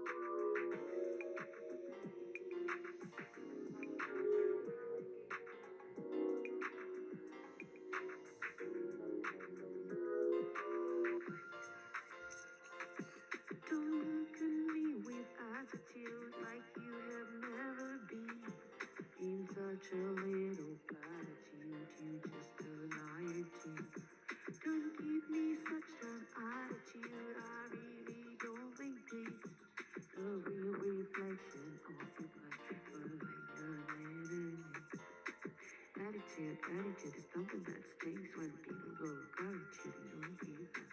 Many human, many kitty, shady, and the dancer. You know, my cassette, and I should look at that. You know, my academic is a turn on my shit, turn on my turn on my education, just a shit, and I should get it. Don't shit, and I look at that, and I sit down, and I we gonna worship him forever. I don't know about you, but would you? Jesus told me you did everything with love. We never had them told that you don't have to be who that now I said no don't. He's standing for no man now. You don't have to be swooping, canning and holding and kept to be holding that when you hold it, nobody's home. To worship him forever. We gonna serve with him forever. We gonna sit on the throne, worship him. Praise the Lord, hallelujah, hey. Worship him forever, sing with him forever, pray with him forever, sit on that throne.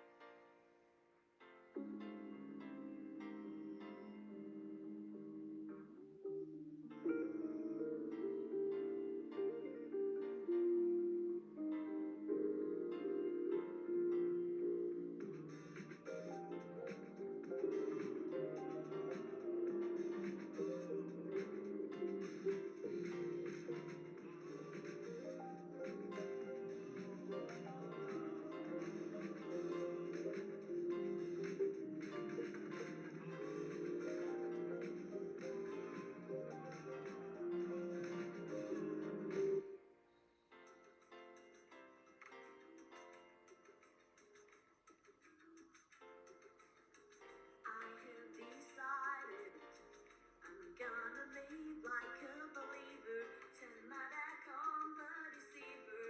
I'm gonna live what I believe.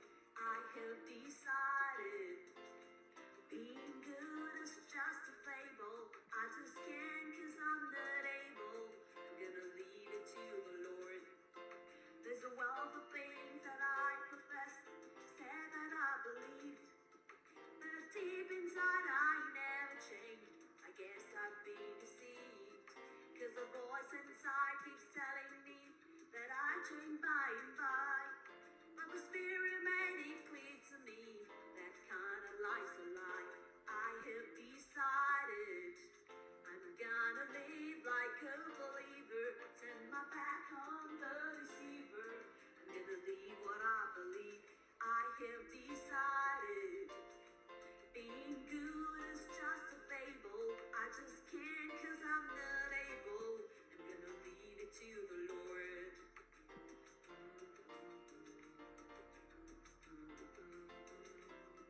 So forget a game of being good and your self-righteous thing. Cause the only good inside a heart is the good that Jesus brings. When the world begins to see you change, don't expect them to applaud. Just keep your eyes on him and tell yourself, I've become the work of God. I have decided I'm gonna live like a believer, turn my back on the deceiver. I'm gonna live what I believe. I have decided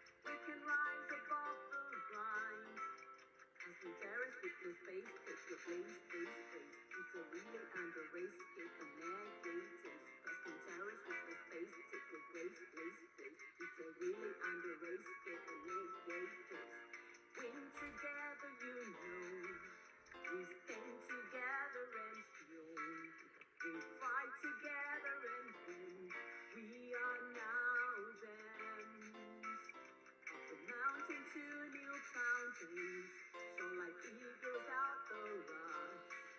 Up the trade we fight the box. We are now gems.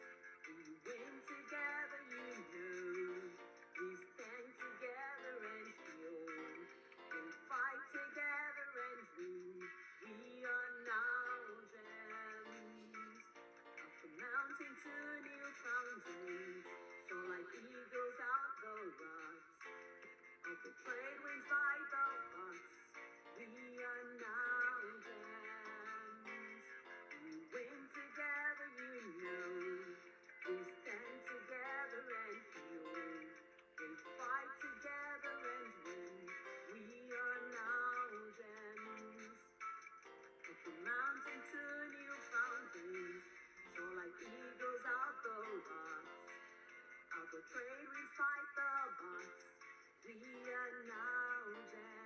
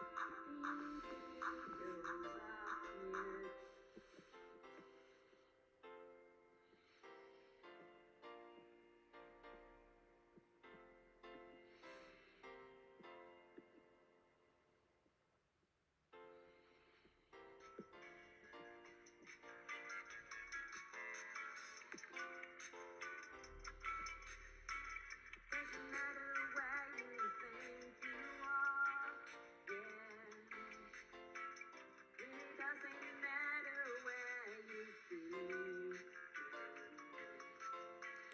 You've been walking here and there, trying hard to get somewhere, falling from the mountain, a hero unsung. Living in the valley, you lost your son. I know you've been sleeping long. It is time to get up strong. Getting to new fountains won't be long. Hey, leave the past that keeps you bound behind. To the feelings of you find, you can rise above the grind. You can perish with your face, take the place, face. It's a really underrated, take the negative taste. You can perish with your face, take the place. It's a really underrated, take the negative taste. Win together, you know. We stand together and heal. We fight together and win. We are now gems. Up the mountain to new fountains. So like eagles out the rocks. Up the trail we fight the box. We are now gems. We win together, you know. We stand together and heal. We fight together and win. We are now gems. Up the mountain to new fountains.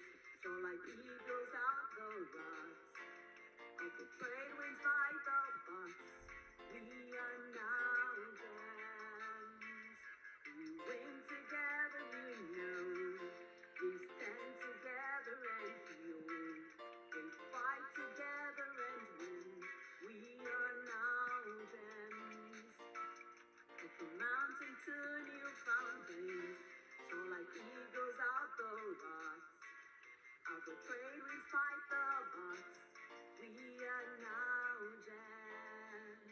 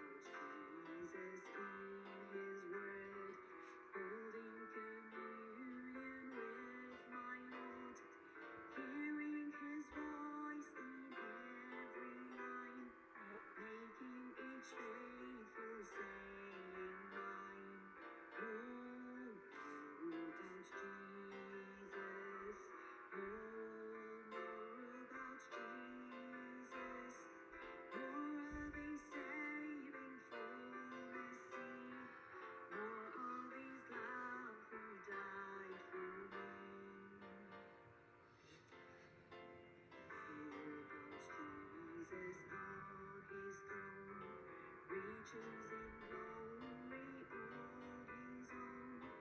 More of his kingdom's sure increase. More of his coming Prince of Peace.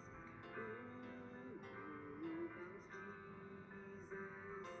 More about Jesus. More of his saving for the sea. More of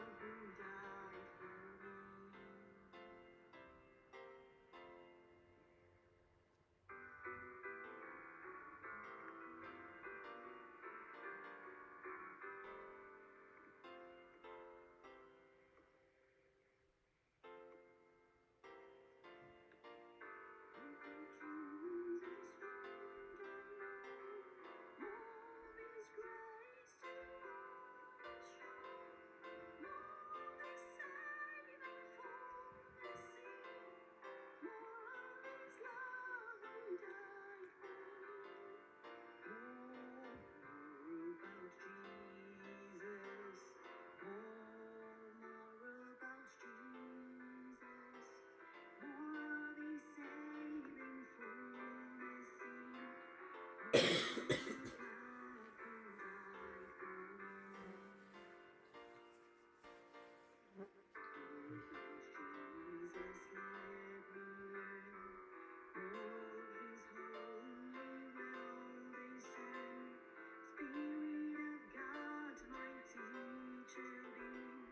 Showing the things of Christ in me. More about Jesus. More about Jesus. More of his saving fullness. More of his love who died for me. More about Jesus in his word. Holding communion with my Lord, hearing his voice in every line, making each faithful saying mine. More about Jesus, more about Jesus, more of his saving fullness, more of his love who died for me. More about Jesus of his throne, riches and glory all his own. More of his kingdom's sure increase.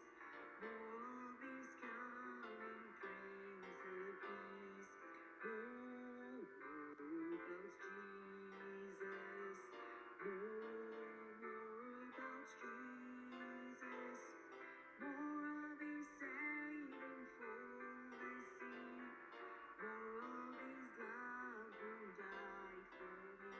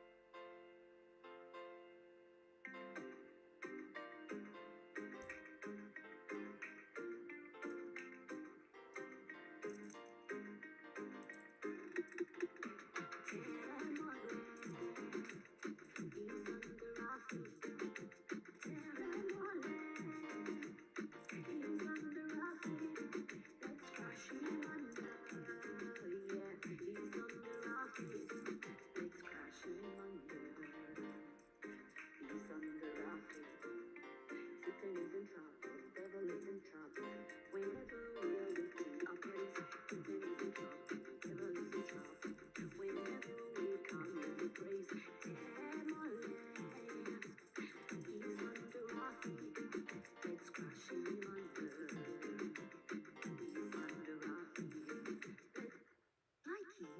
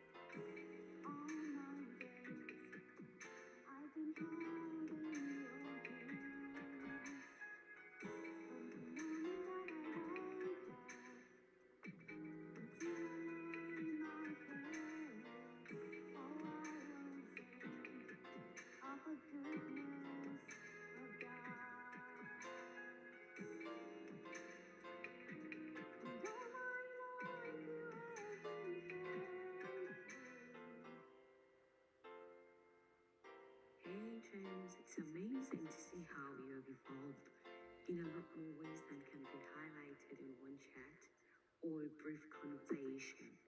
I believe we all could use better, no matter how gifted or grown we have become, especially now when it's clear that all the traditional ways of living, loving, making money, learning, communicating, working, doing business have all been impacted by the pandemic. As these things are crucial, it's important we find new ways to support one another, to adapt, or shall I say readapt, to the new normal. I've always believed social distancing notwithstanding, that networking is a resolver of most human issues, be it personal, national, cultural, moral, spiritual, metaphysical, especially if done properly. By the way, I am Todigold, the director of NowGems International, HeartoArts UK, and Pacific Keys Finance Service. I would love the opportunity to be your networking platform for a myriad of things that we're going to create and think upon on the way to becoming better. The Heart of Arts provides and organizes activities and opportunities for cultural entertainment of clients who include but are not limited to poets, artists, authors, actors, directors, musicians, lecturers, speakers, designers and builders, you name it. We produce, promote and participate in live performances, events, exhibits intended for public viewing. Our scope is quite broad around mental health issues. We manage loneliness and addressing other social ills through the teaching of the art of living, loving, money making. We take the edge out of the learning curve that the technical and social rigmarole or e-commerce brings, so you can concentrate better on your core businesses and interests. We also connect to the best hands we know, so if you know better, please do not hesitate to recommend them. Learning and communicating. NowGems International is a business consultancy and fund management company that helps individuals and companies to start up, build and manage brand business, take the edge out of the learning curve that the technical and social rigmarole or e-commerce brings. You can list your businesses for COVID compliant fees. We accept trade by partners and you can also offer service plus payment. Due to increasing demands for financial services and this COVID pandemic, you'd be surprised to know how many people are growing and thriving in spite of the pandemic reception. I don't know about you, but I could certainly use more money, more love and trust. If you also have a story, please, other gems need to hear about, perhaps you need to hear about it. Or you need a platform for showcasing your arts, your brand. Follow and subscribe to the Todigold. I want you to know that the gold is looking forward to connecting with you. Water everywhere, but not a drop to drink. Have you ever had or been in a situation where you're surrounded by so much, you lack the specifics of exactly what you're surrounded with? So you could be surrounded with lots of people and yet guided company, you're lonely. It's not about the lack of things sometimes, it's about the specific thing that we require. In every normal we know has gone out the window. It's important that we find our footing or learn something new. And the fact is, you could be searching everywhere and still not find anything. One thing I have been doing is I've been researching. Being NowGems, it's about finding the gem in everything. And the good thing as well is that, yes, there is a lot of information. There are many ways you can be rich, financially free, live abundantly, or be happy. But one thing is, we all have what resonates with us, and that's what I will be offering. So it's about working with you and working for you find that thing that resonates with you. No forcing anybody anyway. It's just talking to you and finding out exactly what's going to work. And if you need the extra support, like help with setting up a business or finding the right direction or the right resources, where to find me will be left at the bottom of the link. Otherwise, I'm on most platforms as todigem or todigem. So if you're looking on Facebook, LinkedIn, Instagram, just type in todigem. My turnaround time is 72 hours because sometimes it does get very busy. And of course, you are all aware that life has moved back home. And we just need to find a way to maximize that time. Happy to show you the ropes, work with you. That's the heart of arts, is that we showcase talents. If you're discovering yourself or you have a talent that you'd like to showcase, events online where we have poetry, authors, meetups, where you may want to showcase your talent or product.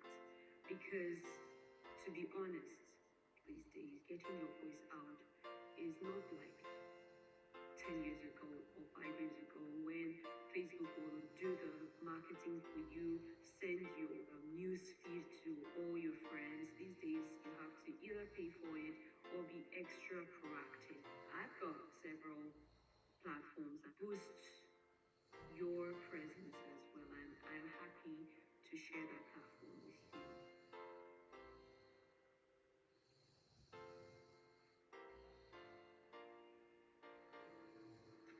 Hello, Gems. Hope you're good. Well, I've got this friend up until last month. She was just cool by herself. She thought health was just about what you put in, you get up. But luckily for her, the doctor saved her life. She realized the hard way that sometimes there are several environmental factors that influence how we feel, and some of them are even economic, But the fact is, there are tried and tested methods for surmounting all these pandemics, environmental pollution, and all the blahs and so many biofuel. I don't know if you've heard of biofuel and several of the things that are going on. I know you probably have heard of healthy eating, keto, and the rest of it. But unfortunately, exercise, keto, they are not the only influences and the determinants for us living a good life. And so, yes, of course, we are going to be learning with the gems because they're experts in this. And the rationale is that if it has worked for millions of people and it's still working for thousands of people, there's no reason why it shouldn't work for you. And if it isn't, well, more than likely, it's going to be the exception than the rule. So, join the gems on Facebook, YouTube, Instagram, and let's learn the art of living well. There's no point after all this hustle and bustling and after working so hard to now have it stripped and left because you couldn't live properly. So, catch you later. Thanks for tuning in.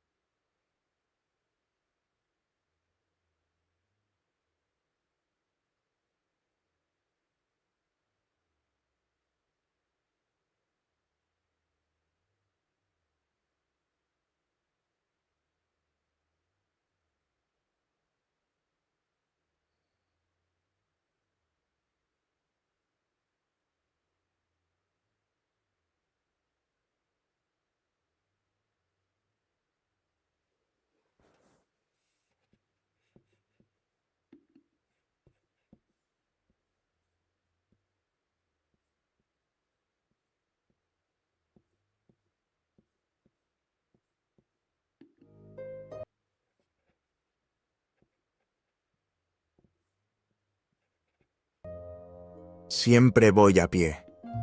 ¿Por qué?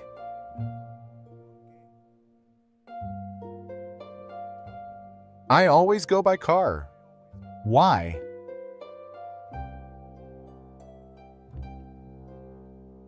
Siempre voy en coche. ¿Por qué?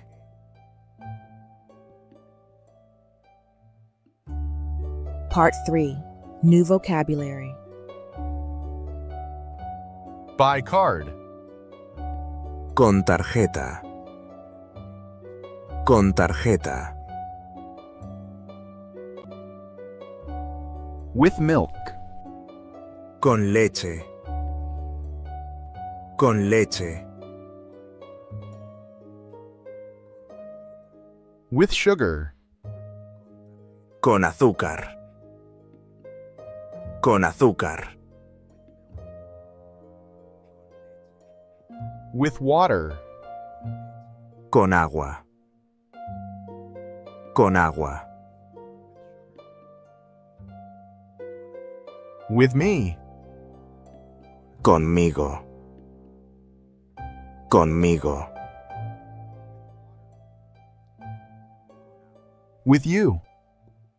Contigo.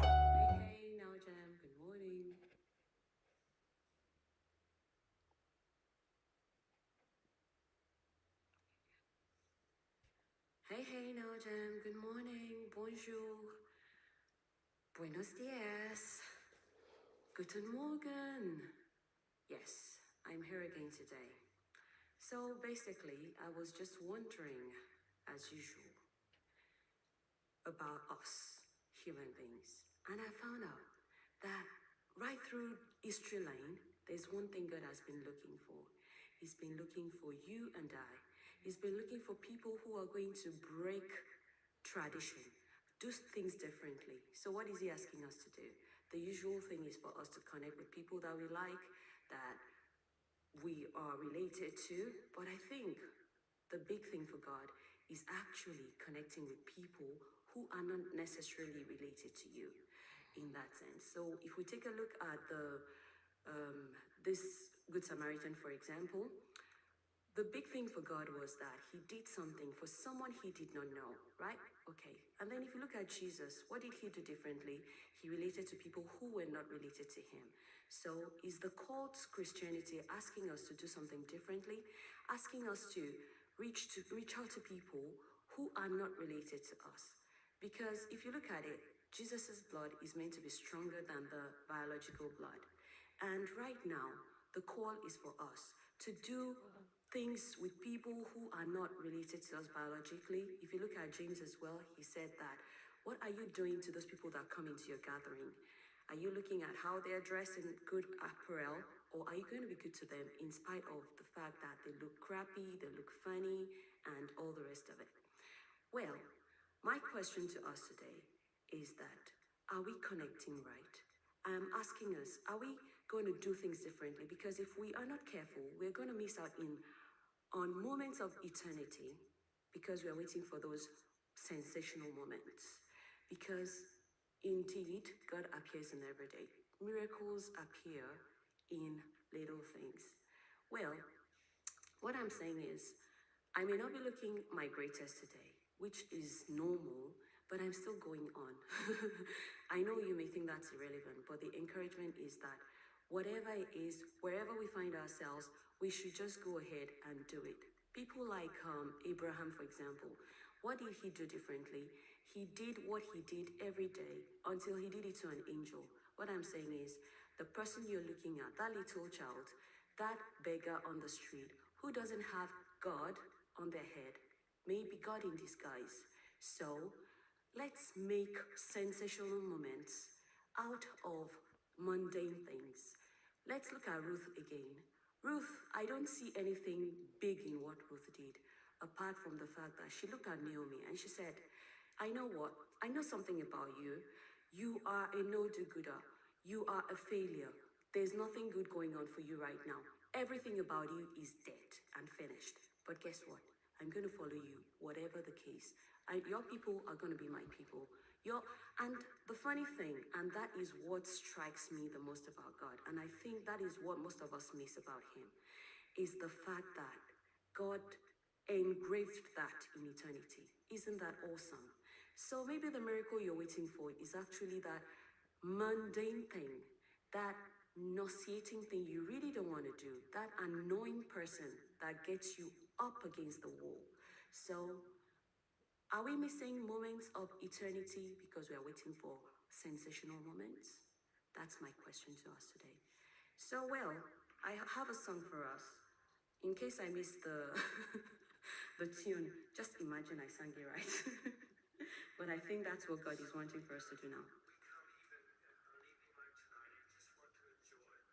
God help us to enjoy and then remember that the enjoyment is only to build up our reserves to go out there and win a lost world.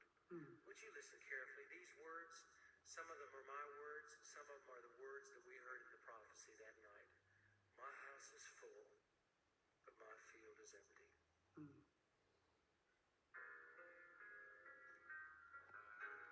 So God is saying that his house is full, but his field is empty. So are we going to fill his house up? Feels like contentment in the Father's house today. Lots of food, cycle, and no one is turned away. There is singing and laughter as the hours pass by. But a hush comes the singing as the Father sadly cries. My house is full, but my field is empty. Who will go and work for me today?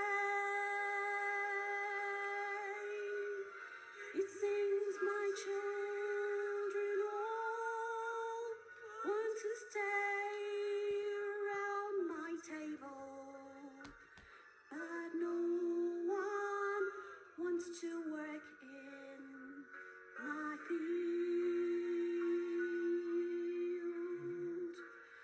No one wants to work in my field. My house is full, but my field is empty. Who will go and work for me today? It seems my children all want to stay around my table, but no one wants to work in my field. No one wants to work in my field. Push away from the table, then look out through the window pane. Just beyond the house of plenty lies a field of golden grain, and it's wide unto harvest. Oh, but the reapers, where are they? They're in the house. Oh, can the children hear the Father sadly say, my house is full, but my field is empty. won't work for me today. Seems my children all want to stay around my table, but no one wants to work in my field. No one wants to work in my field. So please go out there and work in the Father's field today. Thank you for joining in. Thanks Gloria, thanks Edward, thanks Belo, thanks Moses. Keep up the good work. NowGem, keep shining. Be the salt of the earth. Bye.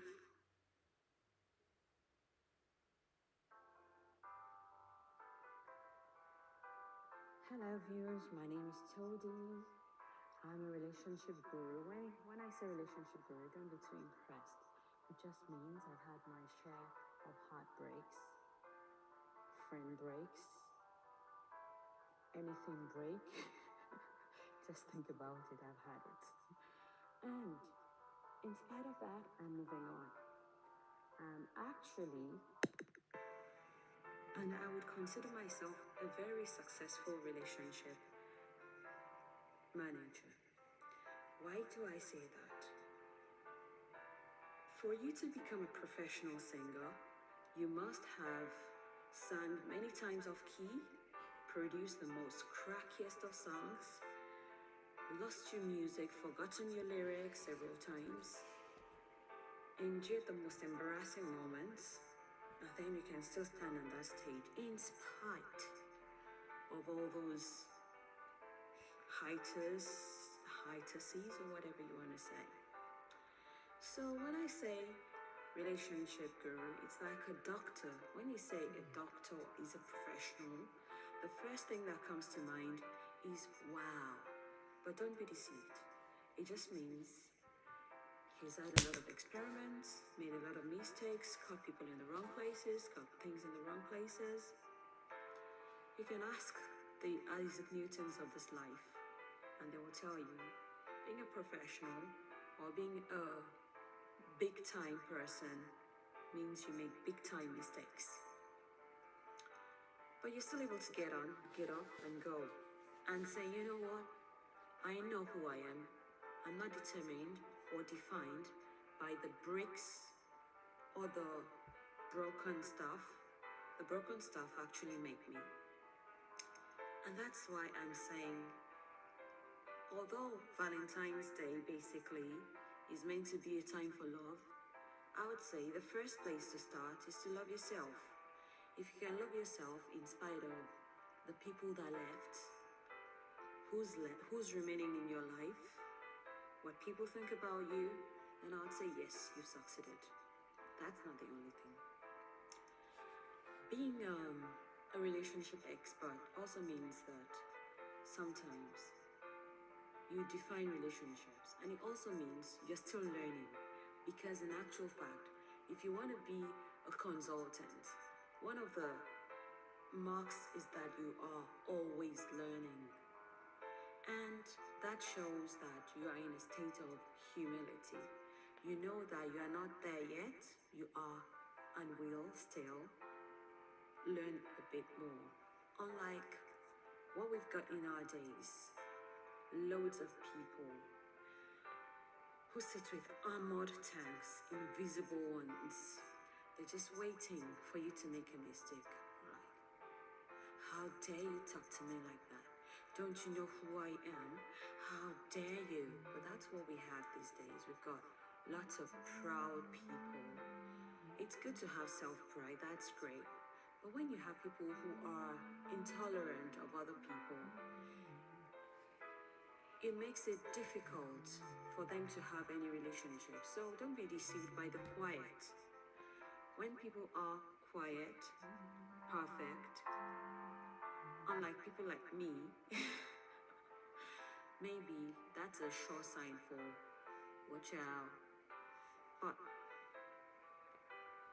the point is, who's going to give them the grace? Are we ready even to say, okay, help me, and I'll try and teach you.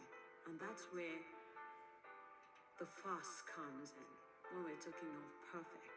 Because there's no one who doesn't make a mistake. Because in actual fact, your perfection means you already have crossed a boundary. It means you're already in someone else's turf. What I usually advise is, you can never get a pound of flesh without blood.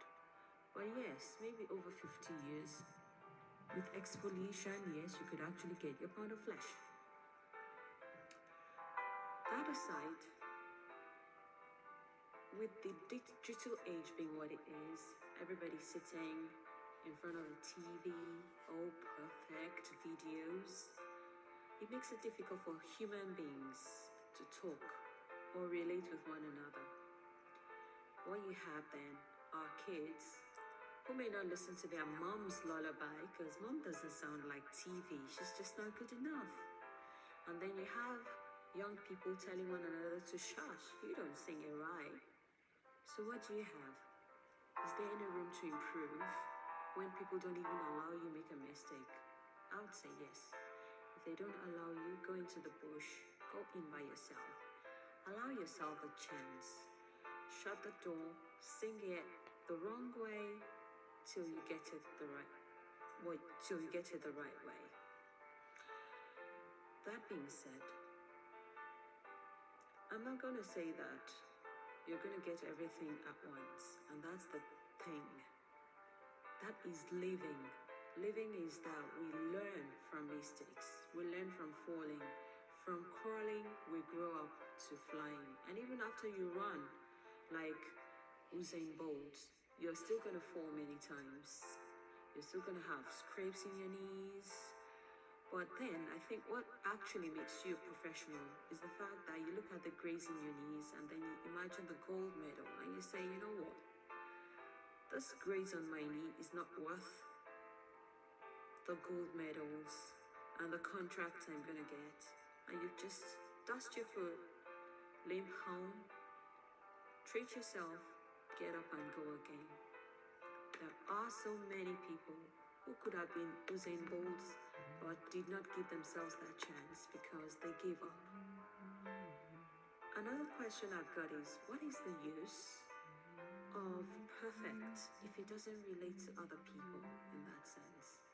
What is the use of knowing so much if you cannot communicate with people? So you have so much in your head, and this is where I think of Christians and religion. I'm glad that Christianity is actually not being godly as far as I'm concerned, because Jesus was not even a Christian. Jesus was the Messiah. He was a Savior.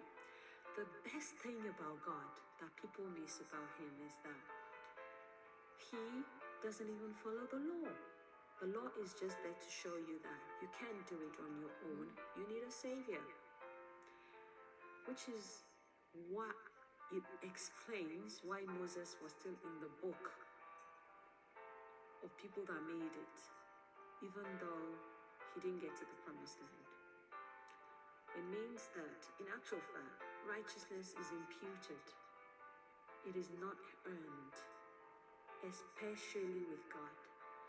I think that's the biggest thing about God that people miss. And they forget that God is not an idiot. When he says he's looking for people like him, it means he's looking for people who will be good to others, even though they don't look like God, so to speak. They're not big. They're not pastors.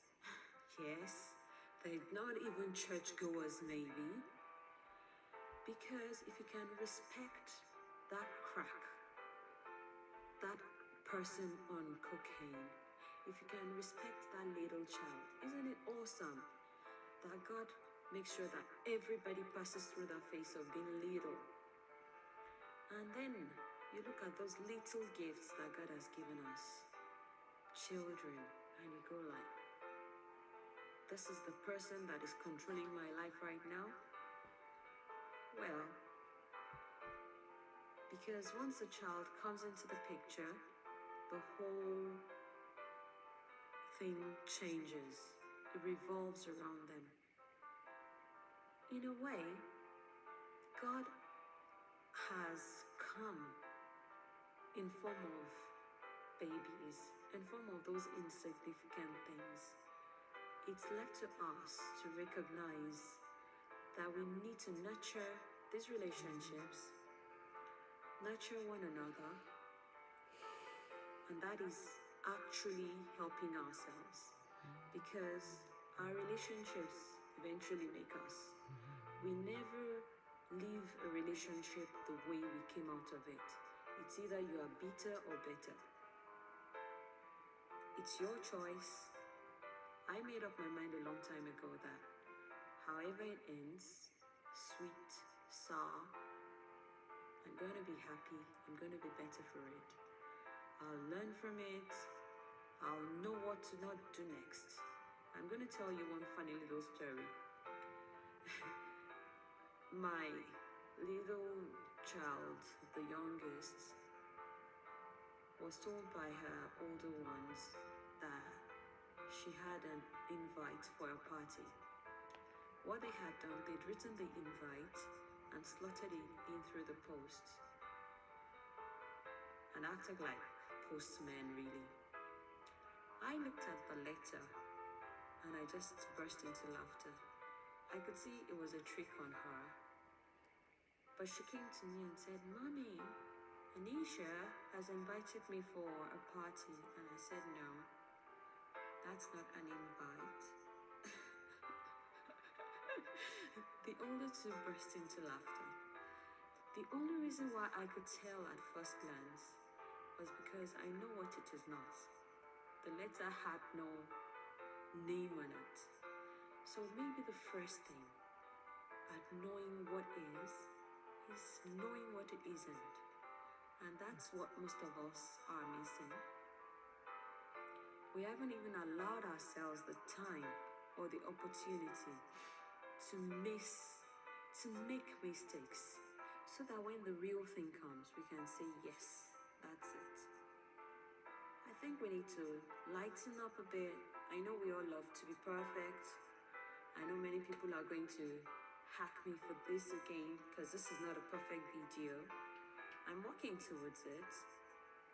But right now, I ain't got nothing perfect. And yes, I'm still happy being me.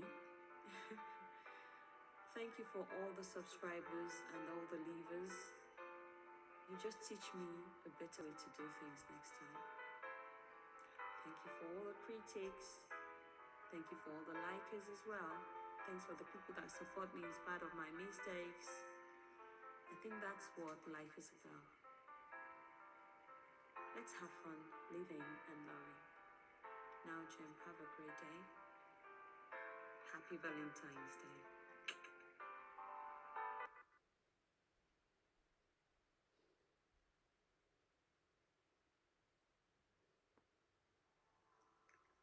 Perfect is an image in our minds.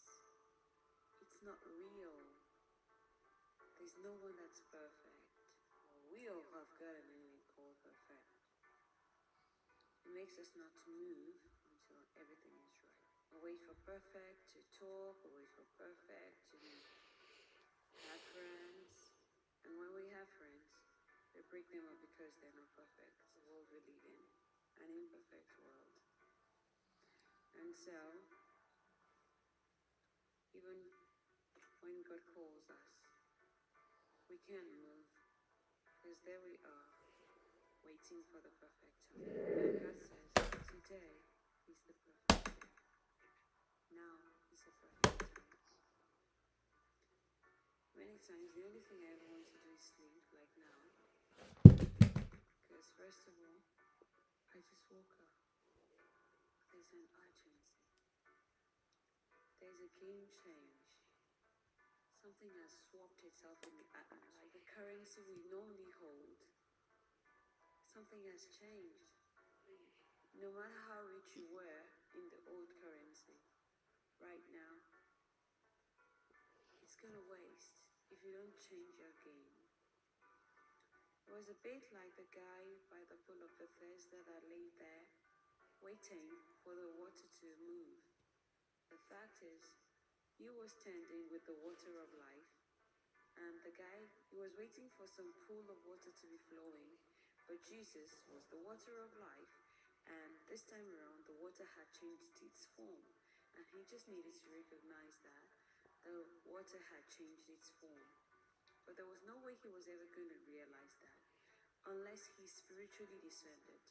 And there he lay, waiting for Jesus.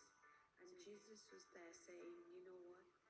You are going to pick that bed up and walk yourself, because you're standing by the water of life and you are okay. There's nothing you're waiting for. You're waiting for perfect. It's time to move. It's time to step out and move and do something. Okay? He told me something. He said, go and do likewise. What I'm saying is that I'm not good either. It's what I got that I'm giving out, because I was worse than the worst person. I simply waited all year long, all day long, waiting for perfect. I wasn't going to make a move. I said, no, God, this is not the right time. It's not the right people to talk to. But what have I got here? He says, go. Because as you go along the way, you're going to be healed. And just like the lepers, as they went along the way and being healed. As you wait for perfect, listen, nothing's going to happen to you. But if you go along the way, you will be healed. And that's the thing. You need to move. Go today. Don't wait any longer. Now is the day of salvation. I have since discovered that the most stubborn people are the ones sitting in the pews, because they refuse to go. The fact is, God has chosen the few, and the few need to go. I want to thank my friends who have believed in me and shown me what God's love meant. They've stuck with me even when I was stuck up. It's because of them that Jesus could say, now you have received of me, go and do likewise. They're not many, but I thank God for the few.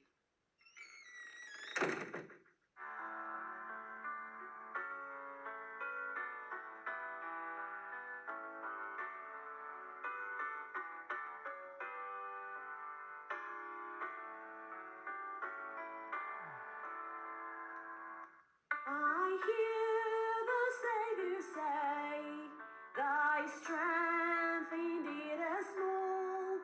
Child of weakness, watch and pray. Find in me thine all in all. Jesus paid it all to him I owe. Sin had left a crimson stain, he washed it white as snow. Lord, now indeed I find thy power and thine alone can change the leper's spots and melt the heart of stone.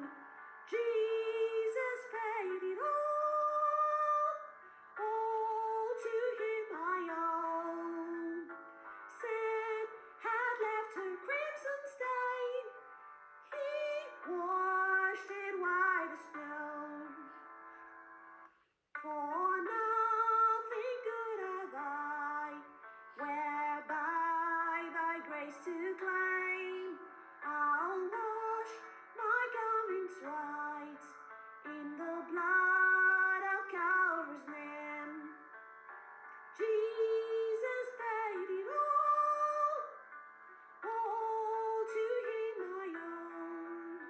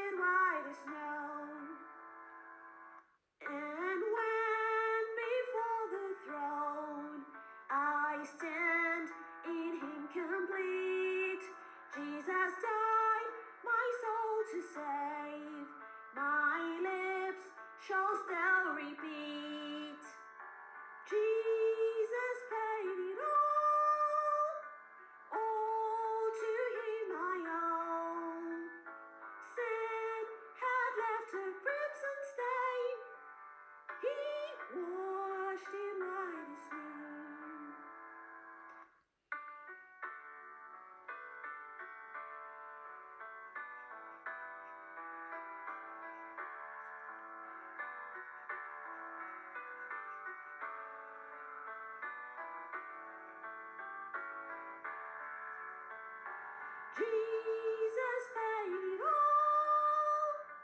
all to him I owe. Sin had left a crimson stain. He washed it white as snow. Received it, go and keep it. Don't sit on it. Now, Jen, go. Thank you. If you open your eyes, oh wow, great. You know, the thing about everything is that there is no perfect time for anything, full stop. And the clock is ticking by the hour, and it's a countdown to the final day. And you need to know that the time is passing you by. Today is a moment you'll never go back to again. It's a present, so take it and do something with it. Because by tomorrow, you are not sure what's going to happen. And let me tell you the story about one guy called Lover. His name is Love, right? He did everything he could to get everybody into his kingdom. Like he's a farmer. So what he did was he planted many plants like fig trees. And the funny thing about fig trees is that when you want to bring out the oil in them, you need pressure. So he also planted the good and the evil. That means that the evil people help the oil in the good to come out. So everything for a purpose. Now what happened was he fell in love with his creatures because they were just not listening to him. They are so willful, naughty people. They just do whatever they want to do. They're just like you and me, you see. So he realized that if he did not do something to make them come to him. Now, let me tell you the name of that guy. He's a very handsome bloke, and he was looking for the attention. Now, what happens is that he is called God. Or maybe we'll call him Jesus. So what he did, he laid down his life.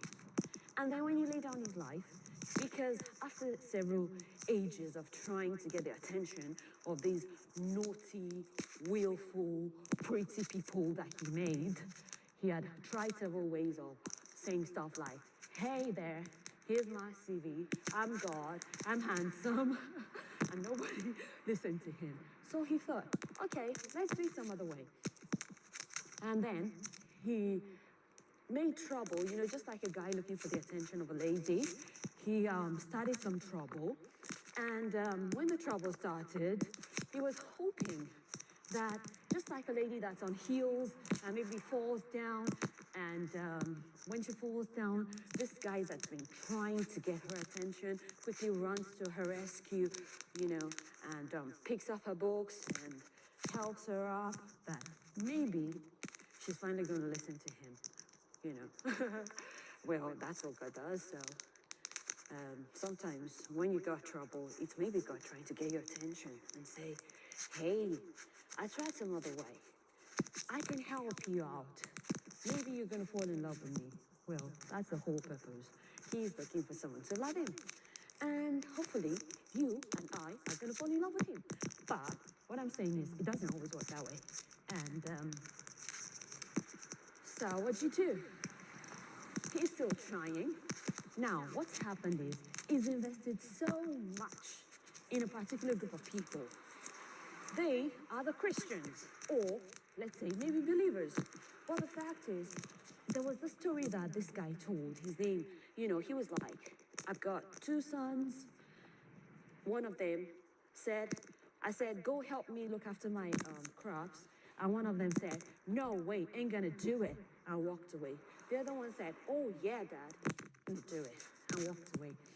Now, finally, the one that said, oh, Dad, I'm not gonna do it, changes his mind and goes to do it.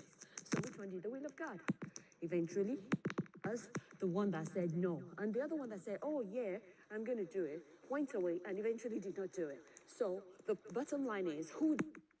The one that actually did it. So, call yourself a Christian, or you don't call yourself a Christian. are you doing good? In the sense of doing, not just being good. Because let's face it, who can be good? And that's why God said, you know what? Pocket your goodness. I have no need for that.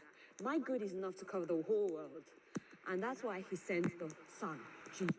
He said, look, don't worry about being good. I can pay that price. I can do that enough. Everybody cover up. And he did just blood. But the fact is, some of us are still trying hard to do what he's already done. The fact is that he's not interested in that. And that is not the criteria for judgment. The criteria for judgment is, are you doing what you are put on earth to do?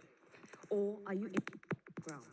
Like the beautiful, pretty, lovely leaves that's just not bringing out any fruit. And that's a fact. You need to do something and stop in the ground. It doesn't matter what title you call yourself. You may call yourself a Christian. That doesn't mean anything here. It just means that time is ticking. And if you're not doing anything, please buzz off. That's just the bottom line. So you need to do something. So get up and go and do what you were made to do and stop asking him to come and do what he puts you on earth for. So get up and go. Get up and go. Get up and go. Now, Jim, go. That's the bottom line. Thank you. Hello, NowGem. Have you ever heard the cry of a drowning man? There's nothing posh about it. My name is Todi. Once upon a time, we were going on a boat cruise. It was a group of us.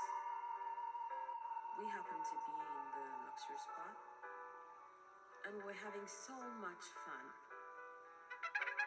Suddenly, a fight broke out, and I went up to see what was happening. It was good. There had been some misunderstanding because while I was having fun, I didn't think I needed to step out and talk to the captain of the ship. While I was going on the deck to go and to have a chat with him, I looked around and I saw actually we were in stormy water, and all around us were people drowning. They were crying for help. But because of the kind of ship we were in and the part we were in, we didn't notice. Sometimes adversity is actually to call our attention to focus differently. So, brace yourself up and stop looking at problems as what they are, because maybe there's something more you need to look out for. In those romantic novels we used to read, there never was an emphasis about what if it went wrong. It was always a happy ending. And that's what I wish our lives to be. A happy ending.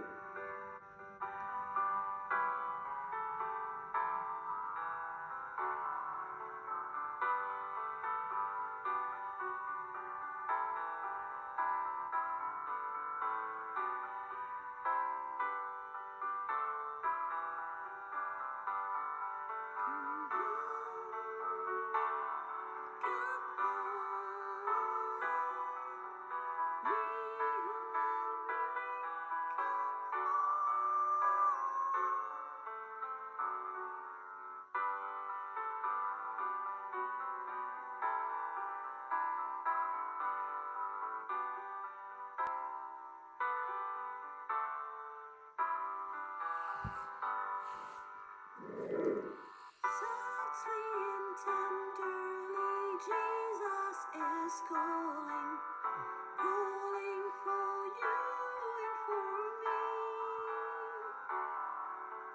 Patiently, Jesus is waiting and watching, watching for you and for me. Come home, come home. We who are weary, come home. Earnestly Jesus is calling, calling all sinner, come home. Why should we tarry when Jesus is pleading, pleading for you and for me? Why should we linger and heed not his mercies, mercies for you and for me? Come home,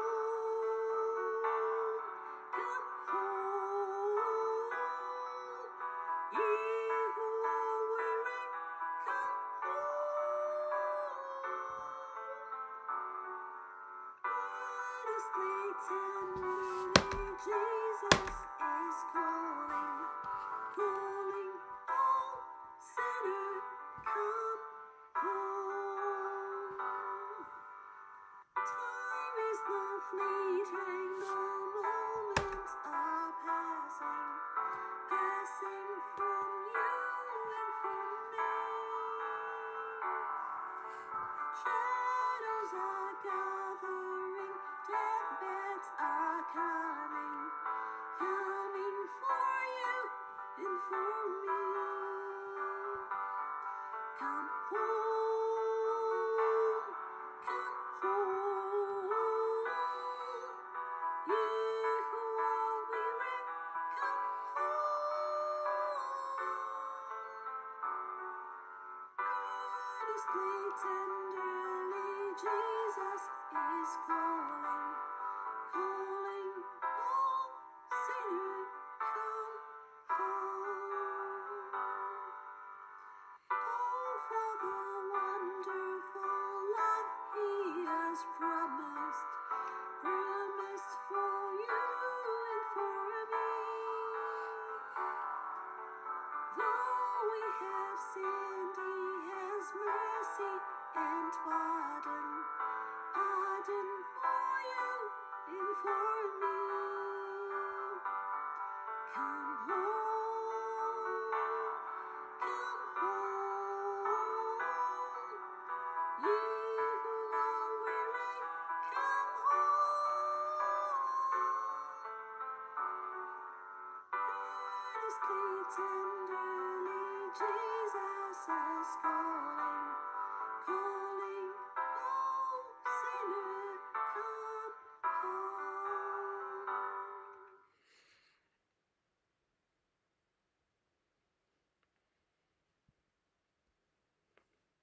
Life is sometimes a bit like thinking we know the lyrics of a song and then finding out that, well, maybe not really.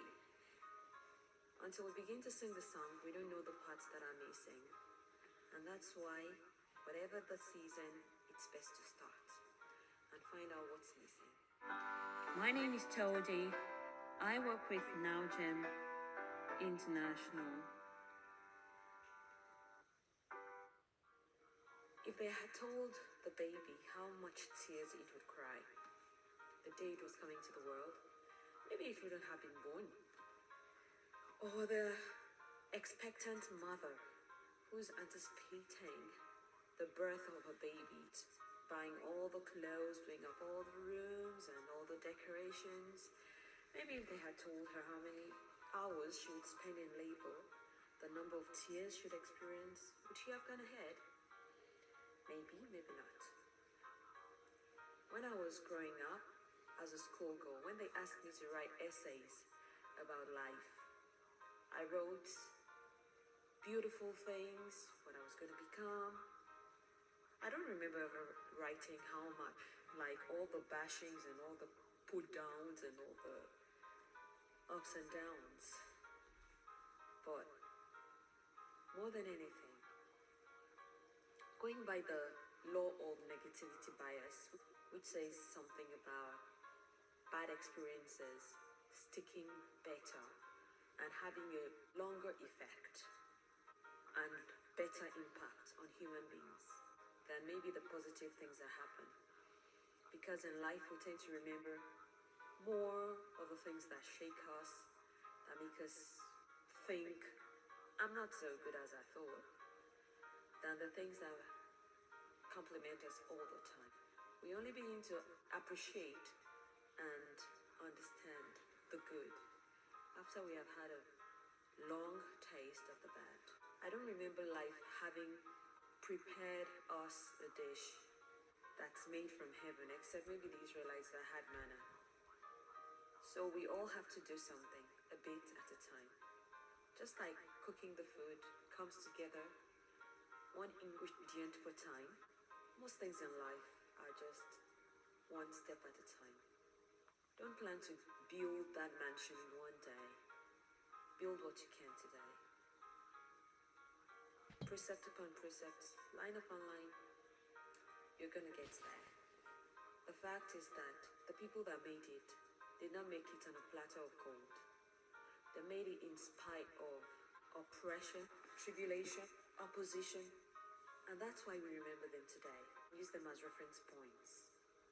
People like Martin Luther, they did not have life handed to them on a platter. Neither did Mary Slessor.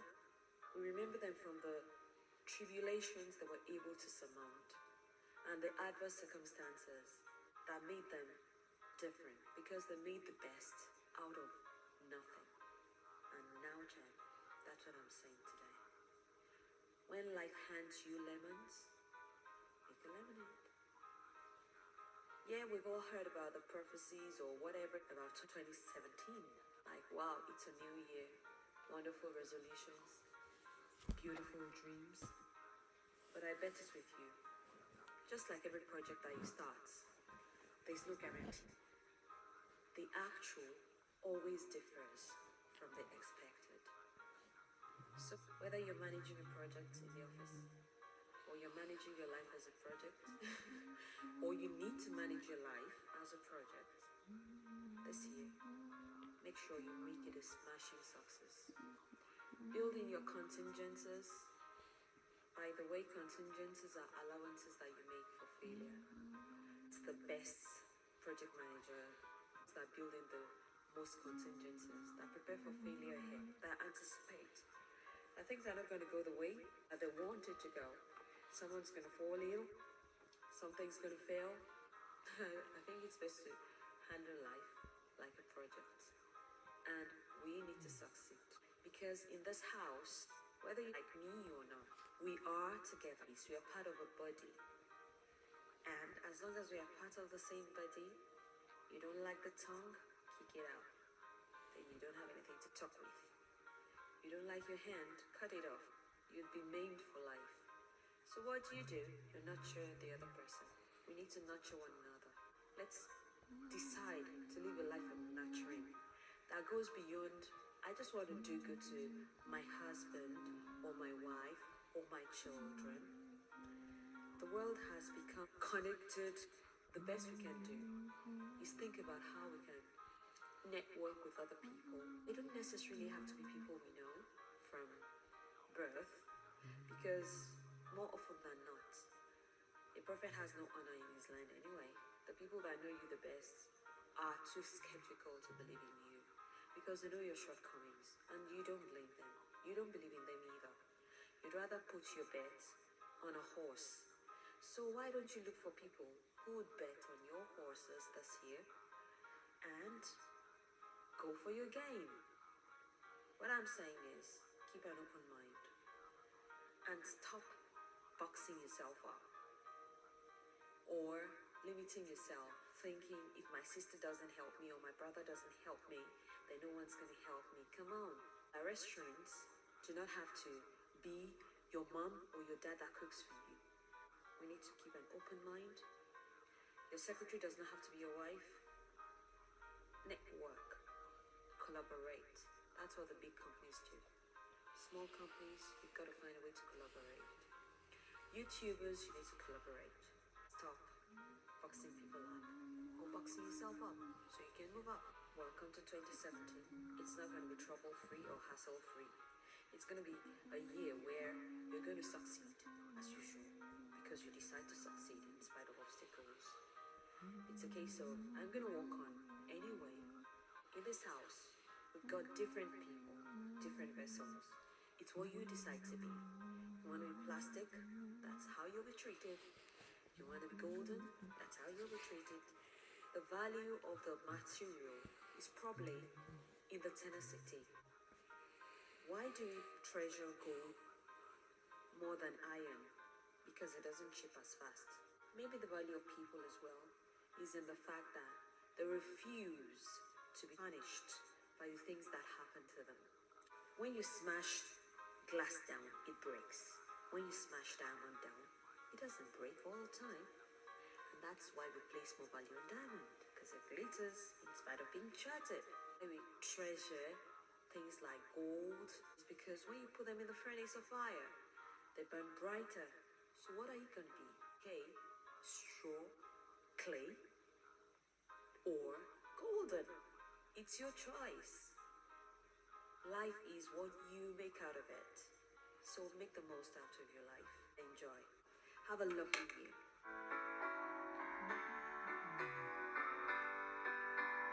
Be like Jesus all day long. I would be like Jesus. Earthly pleasures vainly call me. I would be like Jesus. Nothing worldly shall enthrall me. I would be like Jesus. Be like Jesus, that's my song. In the home and in the throng. Be like Jesus all day long. I would be like Jesus. He has broken every fetter. I would be like Jesus, that my soul may serve him better. I would be like Jesus. Be like Jesus, that's my song. In the home and in the throng. Be like Jesus all day long. I would be like Jesus. All the way from earth to glory, I would be like Jesus. Telling o'er and o'er the story, I would be like Jesus. Like Jesus, that's my song. In the home and in the throng. Be like Jesus all day long. I would be like Jesus. That in heaven he may meet me, I would be like Jesus. That his words well done may greet me, I would be like Jesus. Be like Jesus, that's my song. In the home and in the throng. Be like Jesus all day long. I would be like Jesus. Be like Jesus, that's my song. In the home and in the throng. Be like Jesus all day long. I would be like Jesus. Thanks for watching. Now, Jim, stop waiting for perfect. Just do it.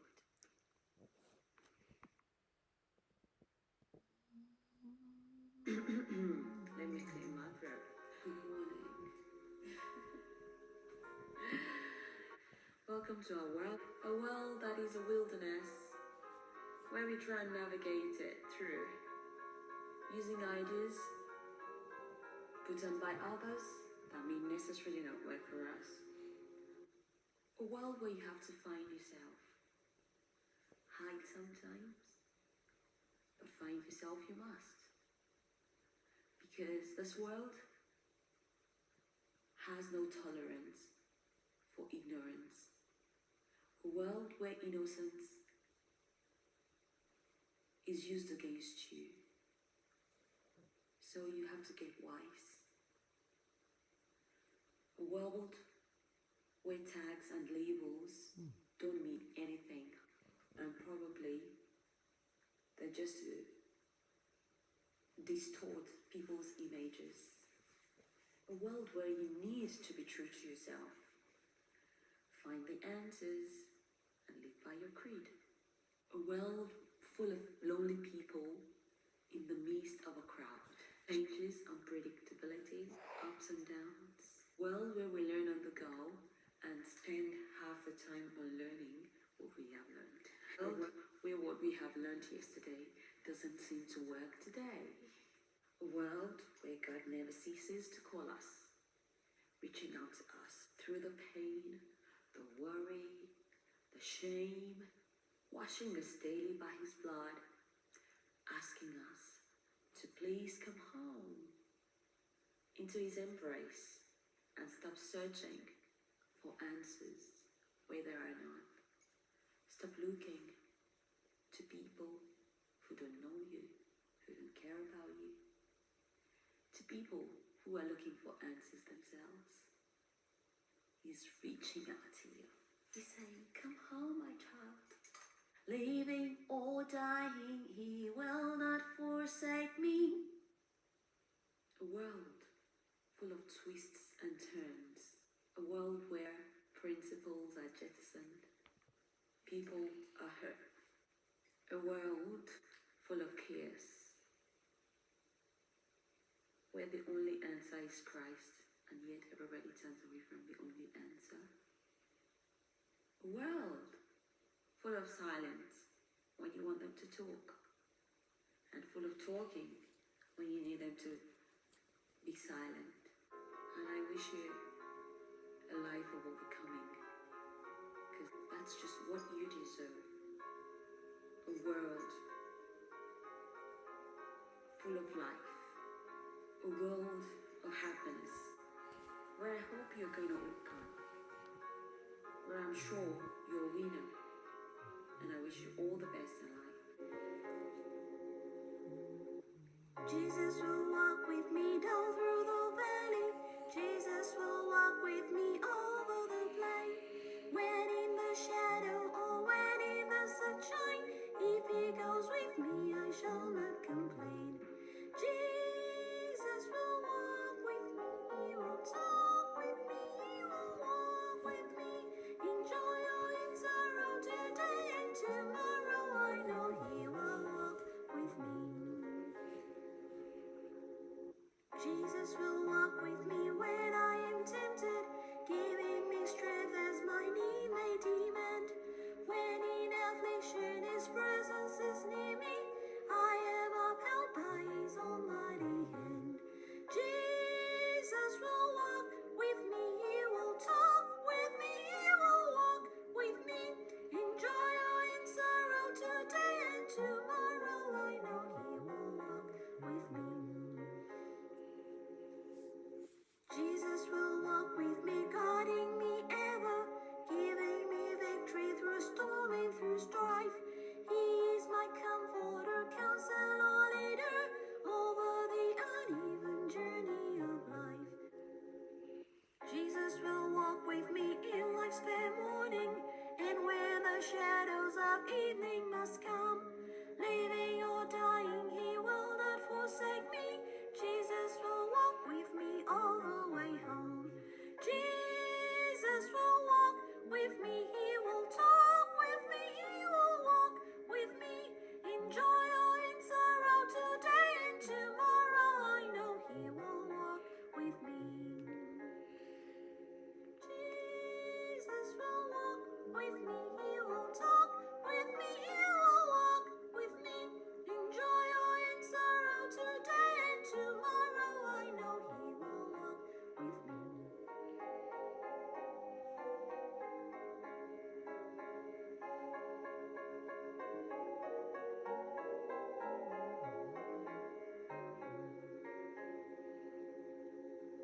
Jesus will walk with me in life's fair morning, when with the shadows of evening must come. Living or dying, He will not forsake me. Jesus will walk with me all the way home. Jesus will walk with me, He will talk with me, He will walk with me. In joy or in sorrow, today and tomorrow, I know He will walk with me. In case well, I've seen people who are married and lonely. I've seen people who are single and lonely. Whatever it is, I believe you need to be complete. And when you are the completion we need as human beings is that we need Jesus, because there's no human being anywhere that can fulfill that part of you, that can satisfy that longing. It's just a farce, and that's what you can find out.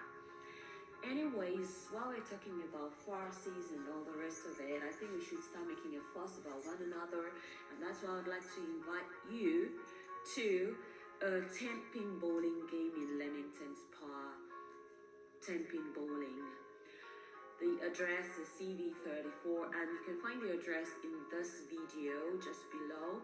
If you need to contact me, you can contact me by email. While we're at it, maybe if you're not keen on bowling or meeting people, or you're not keen on making business contacts, you may want to do some Christmas shopping. So at the same time, we have also planned Christmas shopping just nearby, just by the bowling center. There is this lovely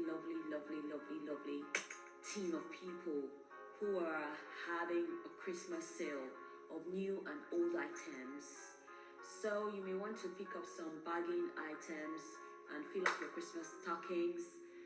I bet with you, it's a lovely time to connect and you will not be disappointed. And in case you do not know who I am, my name is Todi Adu. And if you want to contact me, you can contact me on todi@nowgem.org. If you have any questions, I look forward to seeing you. Let's have a swell time together this Christmas. No time for loneliness, guys. I know the days are getting darker and people are getting colder and everyone is hugging their duvet covers, but please, it's time to get out and connect with someone and get some boost, some zen into your life. So come and connect with us this Saturday. The date and the time is below, so I hope to see you there. Have fun connecting. It's Leamington Spa, UK. See you there.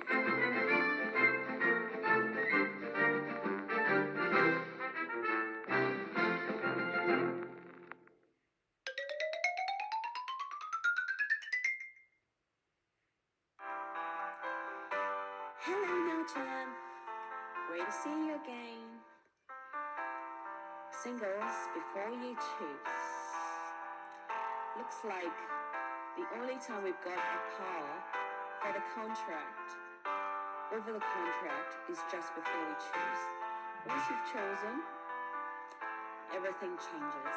So be careful who you give your ear to, and that includes before and after. Don't make up your mind in a hurry. If you marry in haste, you repent at leisure. Who told you it doesn't matter and that it just is a piece of paper? Who told you you can walk away just this once because it's not working? Who told you after you walk away it's gonna work? And who told you if you walk away it's gonna stop working? No one knows. I see them every day. Rich souls now poor because they were starved of the essence of what their soul needed. Touch, love and validation. Old and young, shadows of their old selves. For some, they have forgotten how to be beautiful again. Broken, scarred by the lies, hungry for the truth, to know they are worthy to be held and loved. Choice is so powerful. It's what makes human beings feel like gods. Out of all of God's creation, only man has a part to decide his destiny. We can choose between the way up or down, right or wrong. The way up could be so high, we could experience heaven on earth, or it could be so low, life could be hell on earth. Maybe even worse than hell. Making a wrong choice in marriage is one thing that can turn a star to a tartar. Making a wrong choice in your business partner could be the end of that business. Whitney Houston never recovered from the scar of being battered, and her daughter, she died before she had a chance to live. You human beings were animals, some would be pigs, because we, like jewels, sometimes give ourselves to them and they rent you. They don't know your value, maybe, and then they turn around to you. Every day, I see women of pomp and pageantry, messed up in the head and the minds by the people who should have been guardians of their souls and minds. It starts before it begins. Do not befriend the people you do not like. Your time is precious. He who permits it will be taken out of the way. And nowadays, our churches are full of those with a semblance of godliness who deny its power. Turn away from these. They are the kind who worm their way into households and captivate vulnerable women, weighed down by sin, led astray by various passions. The importance of the right association and network cannot be underestimated. Choose your friends and network wisely. They will help you, but not at the expense of the ultimate network, the heavenly one. And this goes out to all my friends who are being battered right now, or who have been through some batterings in the past. All my life long I have panted for a draught from some cold spring that I hoped would quench the burning of a thirst I felt within. Hallelujah, I have found Him who my soul so long has craved. Jesus satisfies my longings.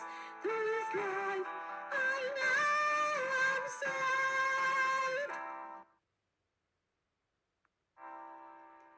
Feeding on the husks around me till my strength was almost gone.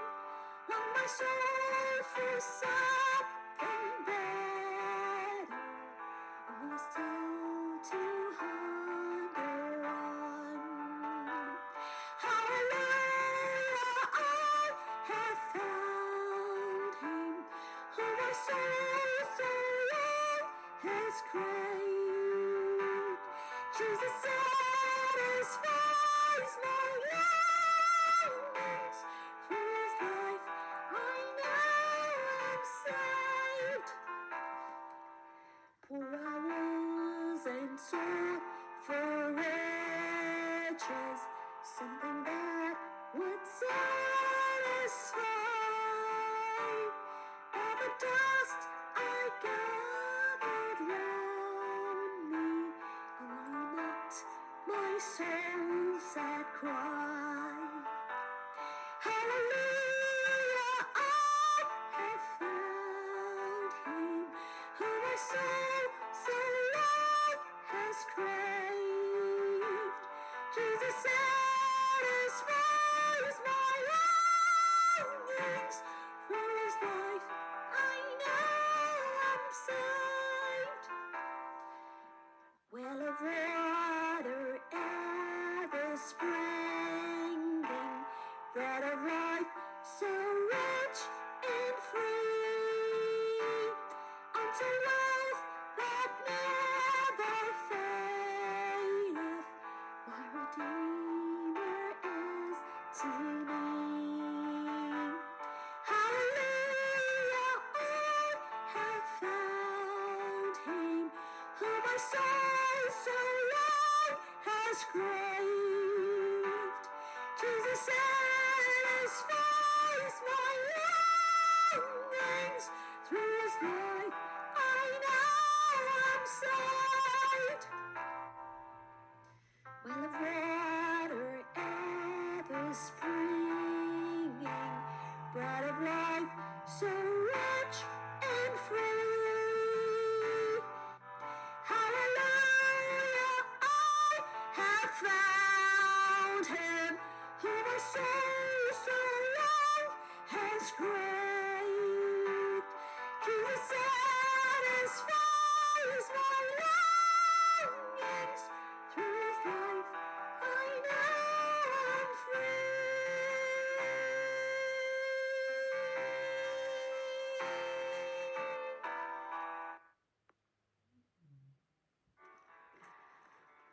Hey, NowGem. Good to see you. Well, I've been having loads of questions about Christians and Christianity, and I would just like to use this opportunity to debunk the misconception about Christians and Christianity. Because most people imagine that we Christians are superhuman beings. For me, it's more a case of knowing that even if I wanted to be righteous, I couldn't do it on my own. I couldn't even have a good life if I wanted to. So it's a case of me, not because I want to, but by the grace of God, which is why Paul said that by grace we are saved through faith, and not of ourselves. It is not of works either, lest any man should boast. I believe that human beings are naturally dirty. Meaning, for example, imagine not having a bath for 10 days. The stench. Also, take cooking in the kitchen. There's hardly a way you want to do it that you don't make a mess. So basically, I believe that the Christian life is just a case of knowing that you will make a mess, and you get ready with your brush and packer or your hoover, and you tidy up after yourself. It's a case of knowing that there's no way you can avoid making a mess, and just getting ready for cleaning up. So the Christian is not righteous because they are self-righteous. It's because they know they are not able. In fact, I would say that we more than anyone maybe are worse than every other person, except for the grace of God. And it's that grace that is open to everyone.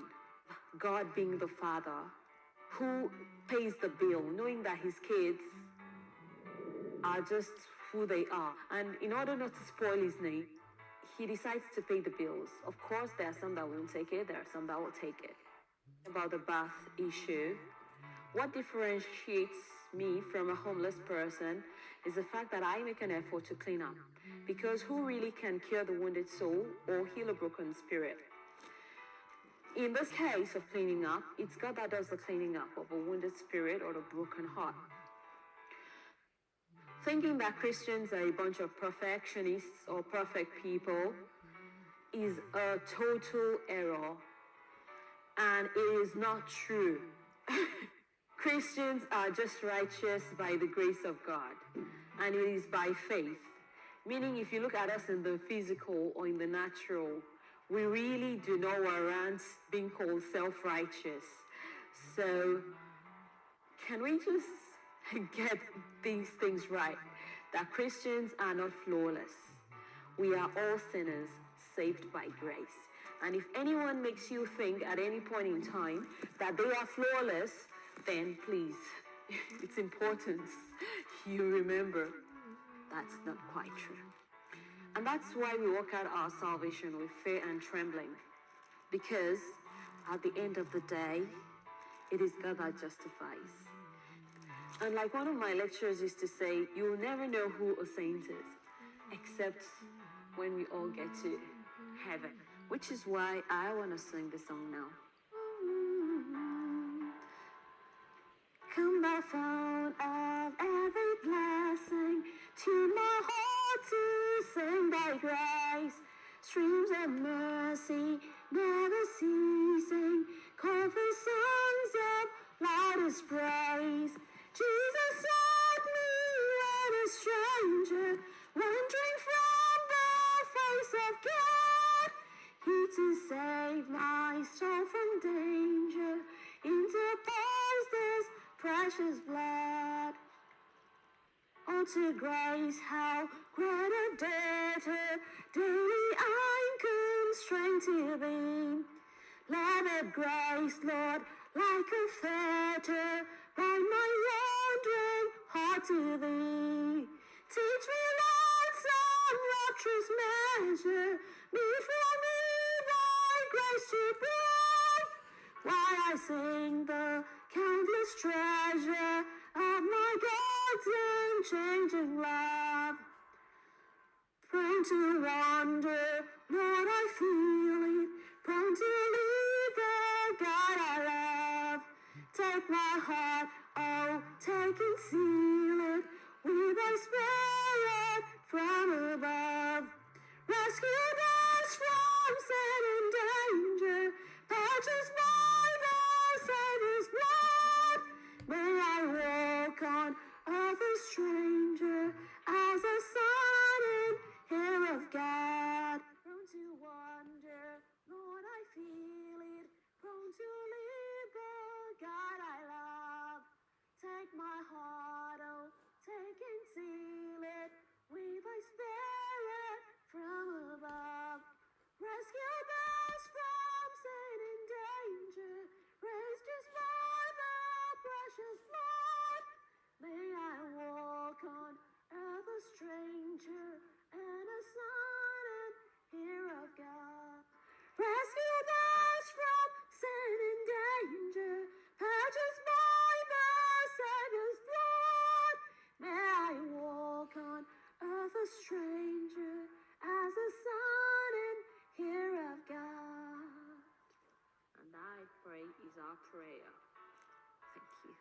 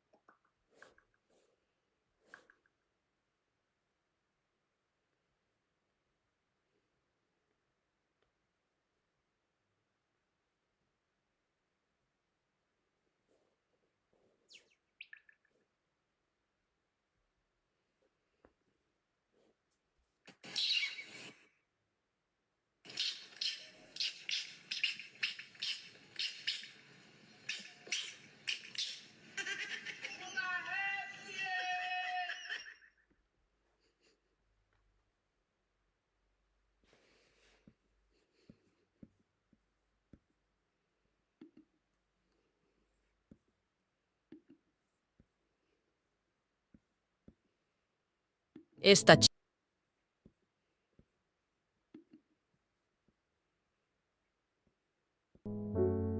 Me gusta. Me gusta. Do you like? ¿Te gusta? It's too short. I've got so much to do. So I wake up earlier, hoping and knowing that the early morning air inspires me, invigorates me, because wilted in the night, I'm rejuvenated. My substance, my tissue is renewed, and my spoiled energy, like a vegetable, is rested. After a night's rest, I feel young again. I'm able to join my master in his pet project, human reformation. And nations like stars are entitled to eclipse. All is well, provided the light returns and the eclipse does not become endless night. The reappearance of the light is the same as the survival of the soul. The sun arises, a ribbon at a time, and the sun of righteousness comes laden with healing in his wings. The present, today. This morning, I find myself at heaven's door, a place I've been several times before, with familiar thoughts and words. Past the familiar spots of doubt, I dare to take the sun's invitation to go where I don't understand and believe the unbelievable, receive the inconceivable, and see beyond my wildest imagination with great expectations. Right here and now, we can do it. Support humanity, because right here and now, not beyond the sea. We don't have to say who will cross the sea for us, to get it for us, make us hear it, maybe observe it. The word is near. It's near us, in our mouth. And that's what we're going to use. Tis so sweet to trust in Jesus, just to take him at his word, just to rest upon his promise, just to know thus saith the Lord. Jesus, Jesus, how I trust him, how I prove him o'er and o'er.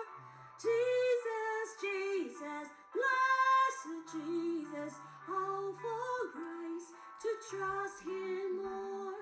Oh, how sweet to trust in Jesus, just to trust his cleansing blood, just in simple faith to plunge me neath the healing cleansing flood. Yes, 'tis sweet to trust in Jesus, just from sin and self to cease, just from Jesus simply taking life and rest and joy in peace. Jesus, Jesus, how I trust him, how I proved you o'er and o'er. Jesus, Jesus, precious Jesus, oh, for grace to trust you more. I'm so glad I learned to trust you, precious Jesus, Savior, friend. And I know that you are with me, will be with me to the end. Just to rest upon his promise, just to know thus says the Lord. Jesus, Jesus, how I trust you, how I prove you o'er and o'er. Jesus, Jesus, precious Jesus, oh, for grace to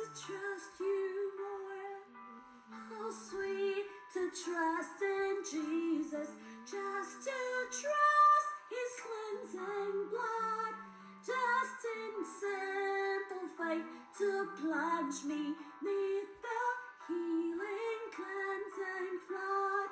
Jesus, Jesus, how I trust you, how I prove you are and are. Jesus, Jesus, precious Jesus, oh, for grace to trust you more. Yes, 'tis sweet to trust in Jesus, just from sin and self to cease, just from Jesus simply taking life and rest and joy and peace. Jesus, Jesus, how I trust you, how I prove you and all. Jesus, Jesus, precious Jesus, oh, for grace to trust you more.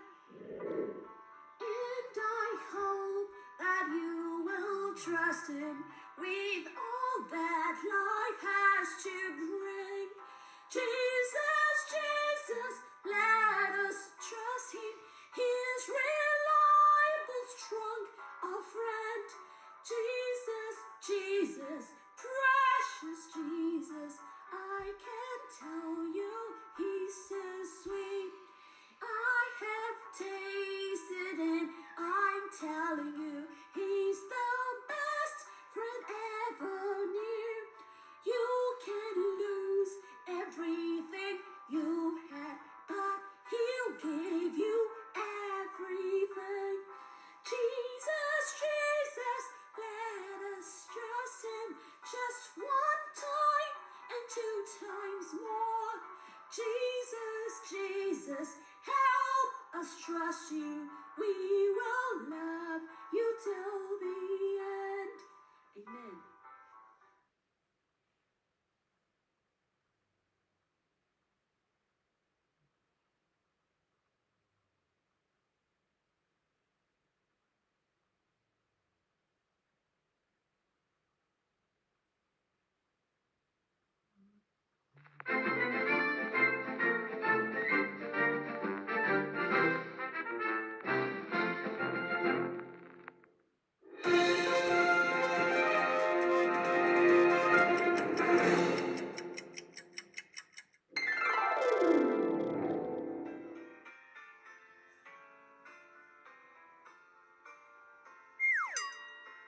Once upon a night, we were at a concert. The whole stage was dark because the whole building was dark. Suddenly, someone switched on their light. I decided to switch on my torchlight, and then everyone followed suit. Just like Mother Teresa said, I alone cannot change the world, but I can cast a stone to cause this many a ripple.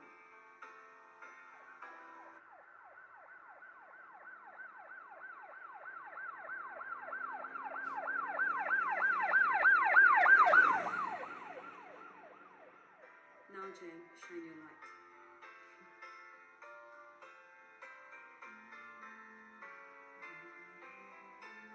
This is for everyone. Take my life and let it be consecrated, Lord, to thee. Take my moments and my days, let them flow in ceaseless praise. Let them flow in ceaseless praise. Take my hands and let them move at the impulse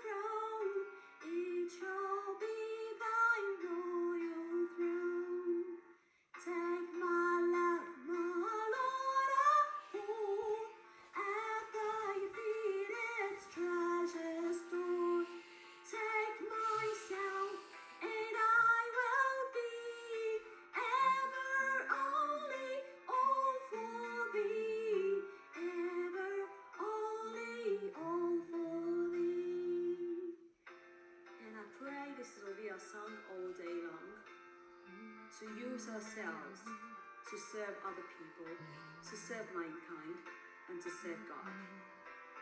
Because that is the whole duty of man. Now, Jen, shine. It's time to take the world by storm. Let's smash it together. Thanks for watching. Please give us a thumbs up and come back for more. Thank you.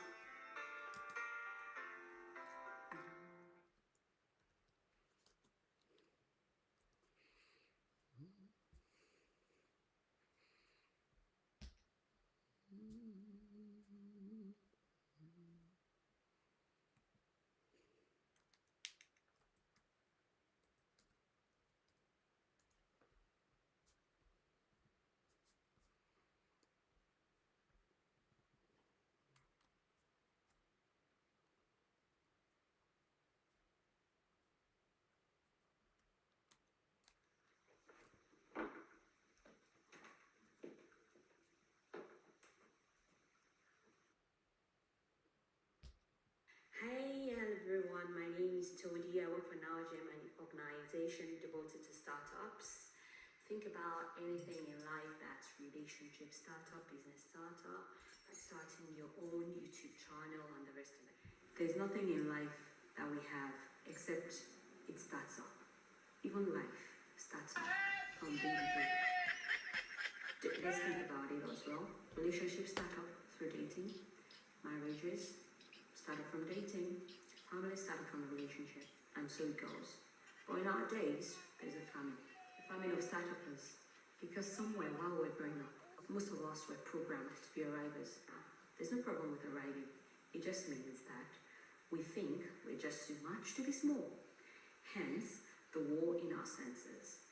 That makes us wonder why we are where we are instead of where we deserve or where we ought to be. Another phenomenon in our days is that there's a lot of stress from that fact. Stress in the sense of we have narrowed up ourselves, so there's this gap, we're like squeezed up, where I ought to be, where I want to be, where I am, and that creates stress, which leads to distress and depression and suicide. Don't think that because it hasn't happened to you or to someone beside you, it's not happening. It is happening. Think about it as well. In our days, we have adults who don't want to have babies. Why don't they want to have babies? Because the stress is too much. They just can't accept the muck that comes with bringing up a baby. Somewhere, there's a gap between what we were given and now we're just not ready to personally. One of my things is I love connecting and to encourage people and to let you know what? You're not the only one in that boat. We are all there together. We can all make it. Together we can, if we help one another. But in order to make it, we need to attack our enemies. What are they? The enemy of this generation is the plague called perfection. Everybody, from the looks up to our tastes up, we all want to be smashing. There's no problem with that. I'm as guilty as you. But I know you look at me right now. I'm far from perfect. It is very important we know how to juggle stuff and still hit the mark. Don't think it doesn't matter, because there's no vacuum in life. You have to give one to get one. How do we balance things up without losing out on the major things in life? That means we need to prioritize minds when no one is watching. In the dead of night, we sometimes wish or wonder, I wish there was someone who would love me, because we all want our happily ever after.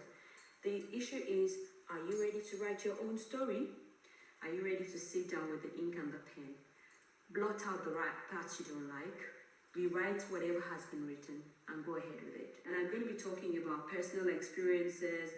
Now, personal experiences don't mean my personal experiences.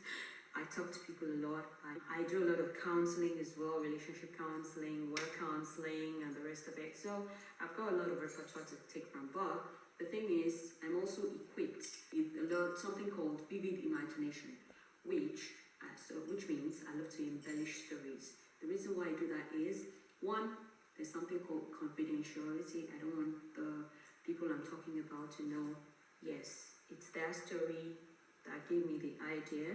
It's okay for you to enjoy walk in the phantom world. It doesn't hurt. So yes, I love telling stories. And at NowGems, we have taken the limits of our thinking and believe that the sky is no longer a limit. It's a starting point. But for our imagination, that's okay. But the flesh and the skin still inhabit this body. We need our feet planted firmly on the ground. Otherwise, we're just going to be blown away. Like palm trees, we need to flourish. We need to be grounded. Why am I so pro-connecting and starting up? Because the skyscraper, for example, can only stand the test of time as a purposeful attraction without posing a risk to the lives of people if it is done right. Meaning, properly done, way below the ground. So you can understand why starting up is crucial, meaning that we do things way below our standards. Like someone called me when they saw my first videos and said, "Hey, Todi, that's below your standard. I know you. Why are you doing this?" But I said, you know what? It's a beginning. It's starting up. So starting up means stooping. Sometimes, yes, because she still stoops to conquer. Yes, and that's the trick in life. Go and check out anyone that has made it in life, who has become a legend. They start up and way below their expectation. In order to start up, we need to be able to eat humble pie, which means getting our hands dirty, getting sold, and all that.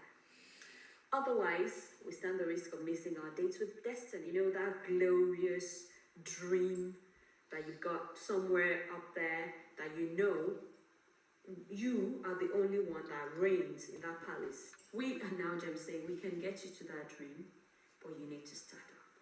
You just need to start up. And that's why I'm saying, you know what? We can do it together. We've got a lot of things going on, stress management, just simple stuff, natural stuff, nothing out of your normal life stuff, because no point going to the architect and saying, "Hey, could you please this monument that is bigger than the Statue of Liberty?" If there's no money to do it, you'd have just paid out so much, money that you could have used to start up little. So yeah, we're talking about strategy, we're talking about focus, majoring on majors. For example, is it important to have done something or to not have done anything and have a perfect dream? I think you know the answer yourself. But the point is, are you ready to deal with it? I still believe you can. I believe together we can. I believe from 0, you can get that YouTube subscription to 10. At least. And that if you hang in there, if I can make it, you can. And together we can. NowGems, let's stay together. It's your time to shine. Please, could you like this video if you really do? And if you don't, come back the next time and talk about improvements. Tell me what you don't like. If you don't like the video, tell me where I could improve on. Because yes, it's all about you and me together. I'm improving, you're improving, and I believe that together we can make this generation better. We've got so much talent everywhere. There should not be anything called farming. Not farming for jobs, not farming for money. No, to make this world go round, to have enough food. So what is happening to us? Together, let's find out. And together we can make a success of it. If you have any criticisms, hey, I don't like the way you dress, hey, I don't like the way you speak, hey, could you do this better? Feel free. Send me an email. The email is info@nowgem.org or todi@nowgem.org. Thank you very much for watching. See you next time. Thanks for watching. Au revoir. Guten Tag. Yeah. Thank you so much.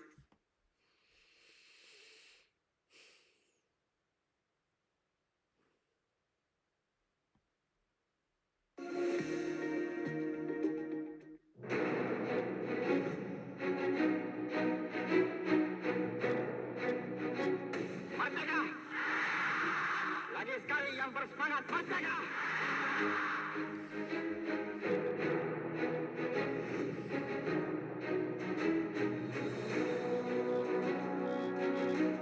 from now, this will be a metropolis. Never fear. The next 1,000 years, we will be here. Recognizable, identifiable.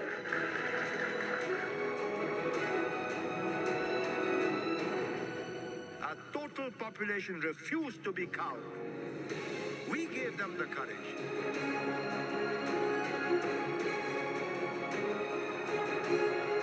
To the young and to the not so old, I say, look at that horizon. Follow that rainbow. Go ride it.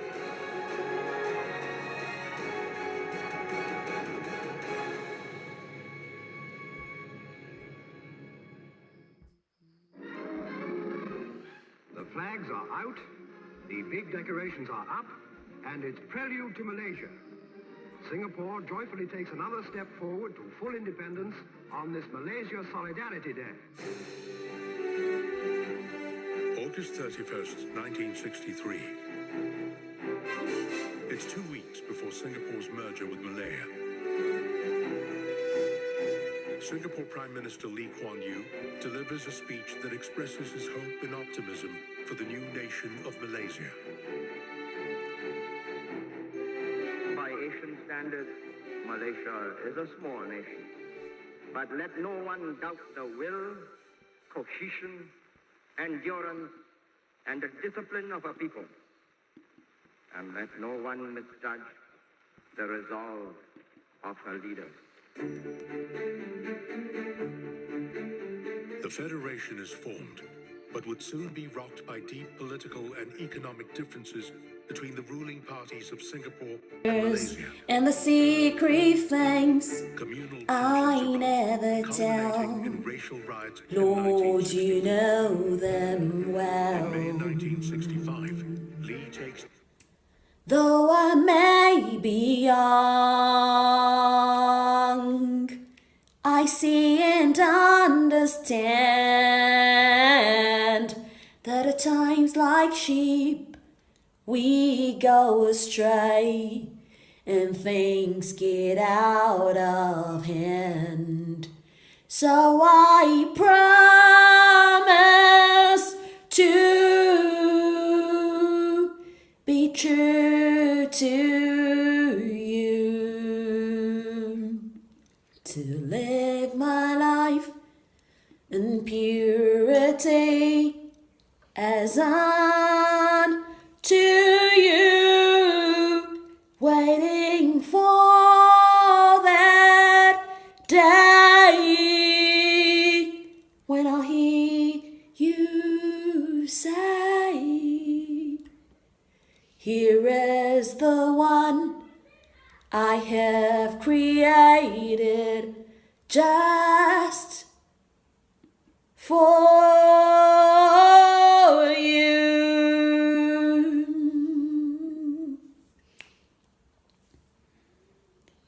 Until then, oh Lord, I will be content, knowing that true love, it comes from you, will come someday. 'Twill only come from you.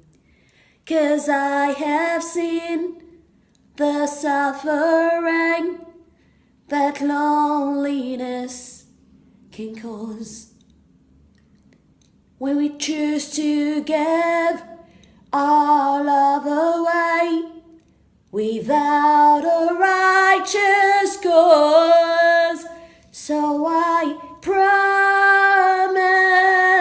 to be true to you, to live my life in purity as unto you, waiting for that day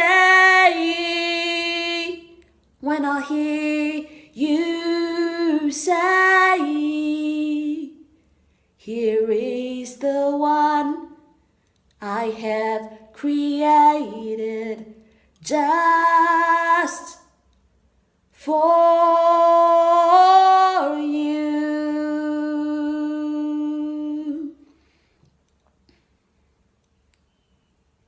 'Cause we will overcome heartache and sorrows. We will overcome all the pain in this world.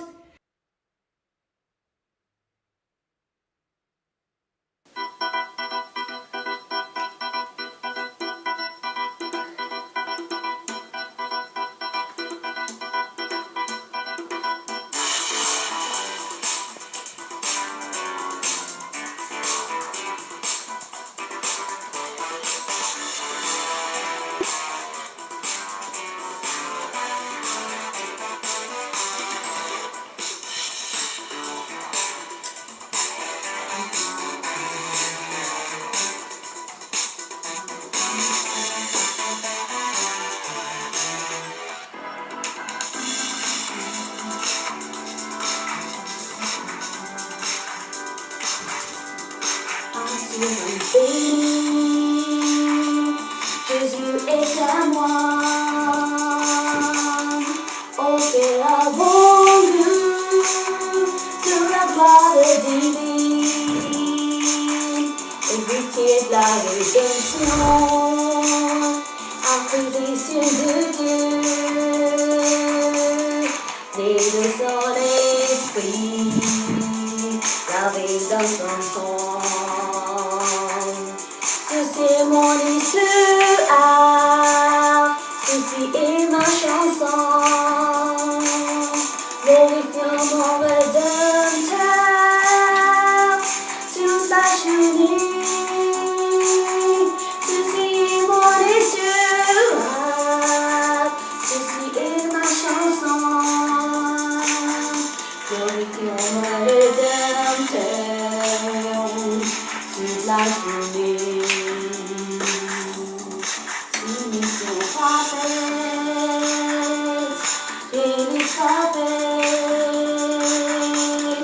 Vision de joie exposée sur ma vision,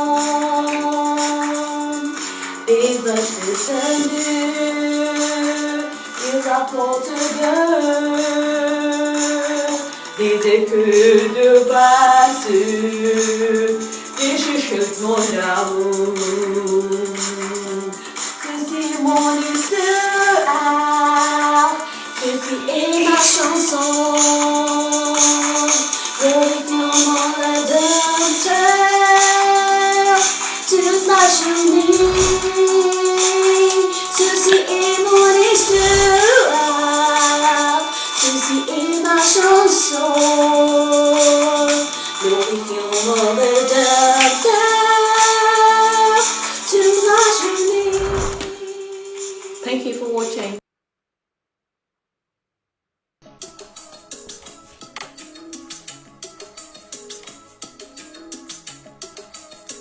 I have decided I'm gonna live like a believer, turn my back on the deceiver.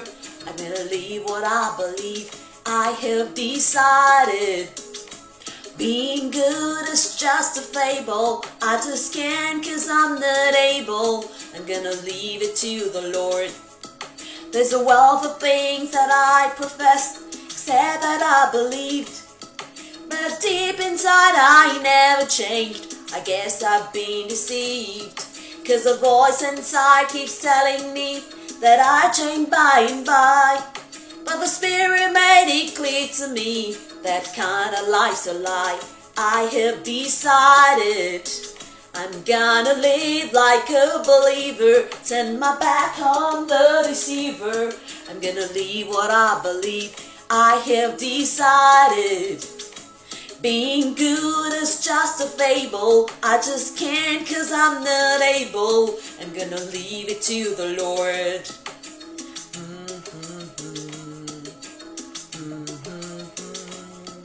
to forget the game of being good in your self-righteous fame.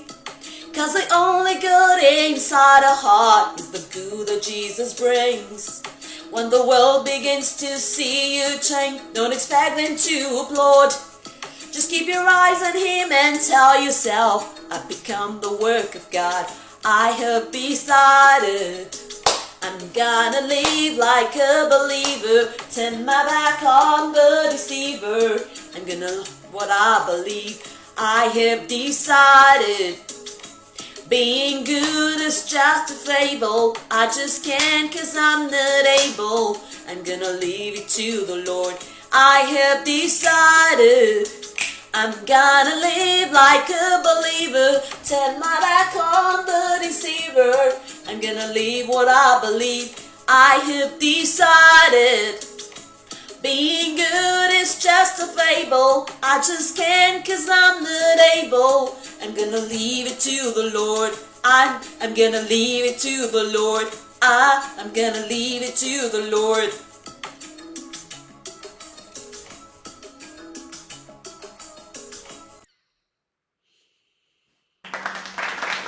Today, I'm going to talk about why I love black or relationship management. I'm going to bring you home to managing expectations, project management, and life management. And of course, how do I manage my time? By doing things in chunks. So this video you're seeing, they were produced under 1 hour of each other because I knew I had to edit and I couldn't be doing one piece at a time. The change in clothes was achieved in just about 5 minutes, but I know I look massively different from the previous time. One of the things I make sure I do is pick my clothes, anything in my wardrobe.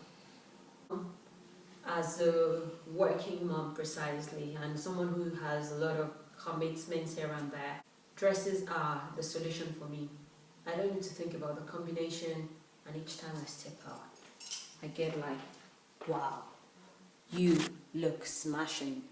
Which is why, like I said, I don't wear makeup, because I want to achieve that smashing look as well. Sometimes I think it's all about how you feel about yourself as well, that communicates itself to other people. And I feel good.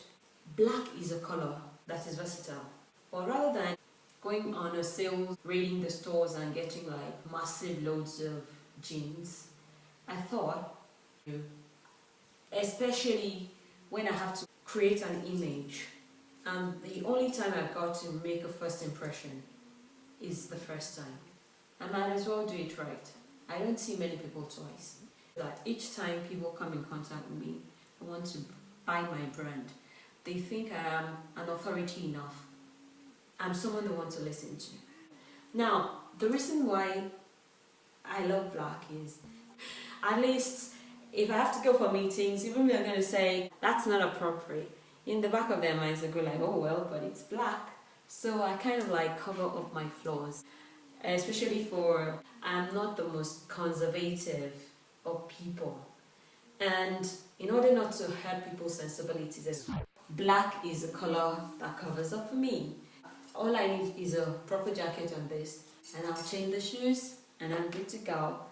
That's one of the hacks about being a mom, dressing well. I have like 5 black dresses, different cuts, so that, or several O's in the back.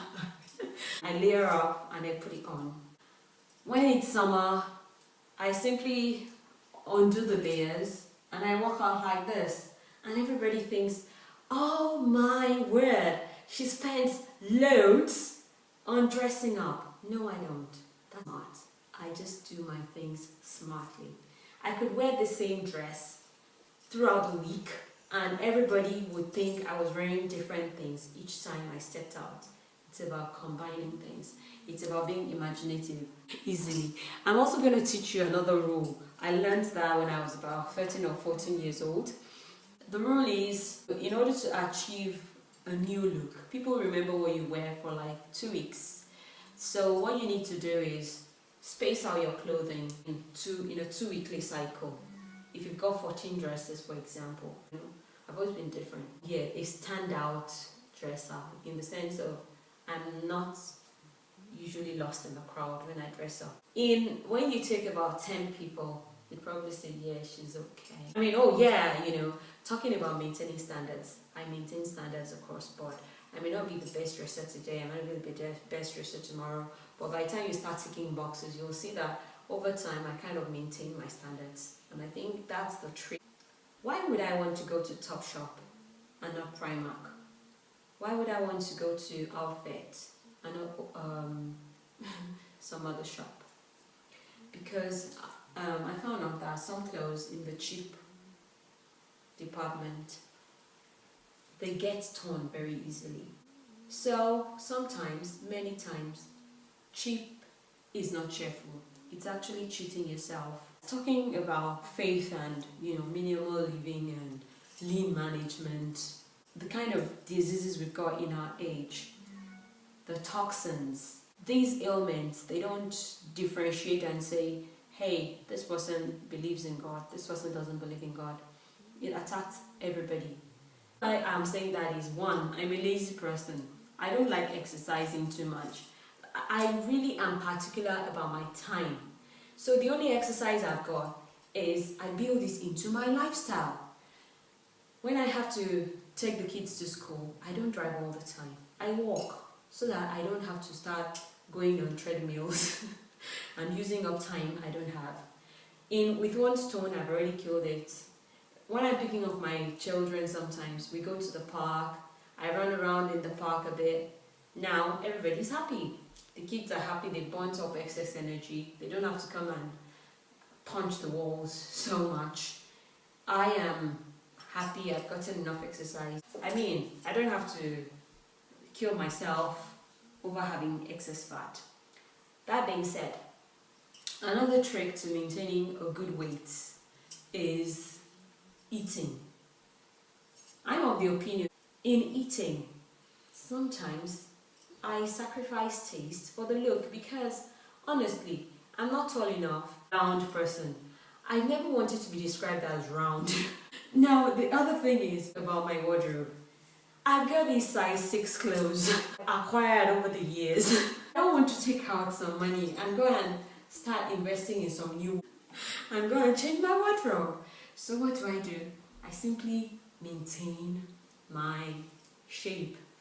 Reduced from 12 quickly back to 10, 8 and 6 was because I found out my clothes were not fitting me and I just was not ready to invest.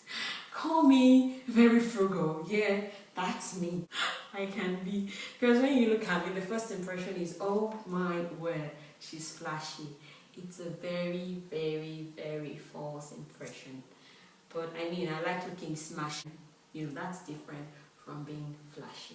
I would wear black. I can, because it's versatile. Once I put a red top on this, or if I wore a red jacket on this, or I wore something red underneath it, and I wore red shoes, or black, and I changed my accessories, you probably think, where are you coming from? Another trick is if I wore a red top on this automatically becomes a skirt. Look, I'm not saying you should be as frugal as me. Think about it. Many guys are afraid of women that look too flashy because they're like, how on earth am I going to maintain her standards? But by the time they move close to you and they find out that, oh wow, she's the one telling me to cut back because that's what I do. If 200 pounds can look after the whole family, why should I use 200 pounds for myself only? If you look in all these lovely shops, M&S, Topshop, you'll be shocked at the value. It's just about timing, knowing when to go and looking out for the right clothes. So what I'm saying is, let your money go far. If you can get so much and so good for so little, why don't you? I start by organizing it, which is planning how I buy it, going for quality, not quantity all the time. And the funny thing is, when you go for quality, you actually get more value back for your money. Finito. Same dress, another combination, looking different, completely different. for his eyes only, but I'll just show you the back of this dress. In black and gold episode from last episode. Look, here it is. Here they are. I think they're gorgeous. Someone, well, dressed by Emma and Cole. He's walking out to drop the kids. I'll be back in a jiff. Try harder next time. You know, stand out from the crowd.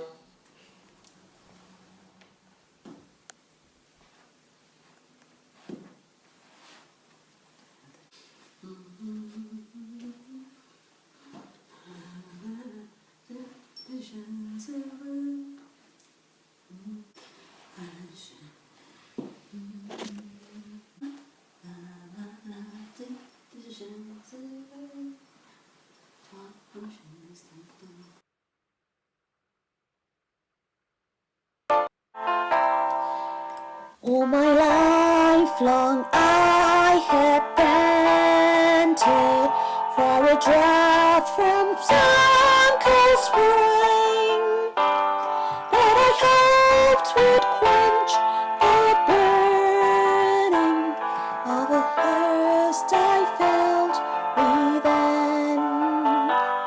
Hallelujah, I have found Him whom my soul so long has craved. Jesus satisfies my longings. Through His life I know I'm saved. Feeding on the husks around me till my strength was almost gone.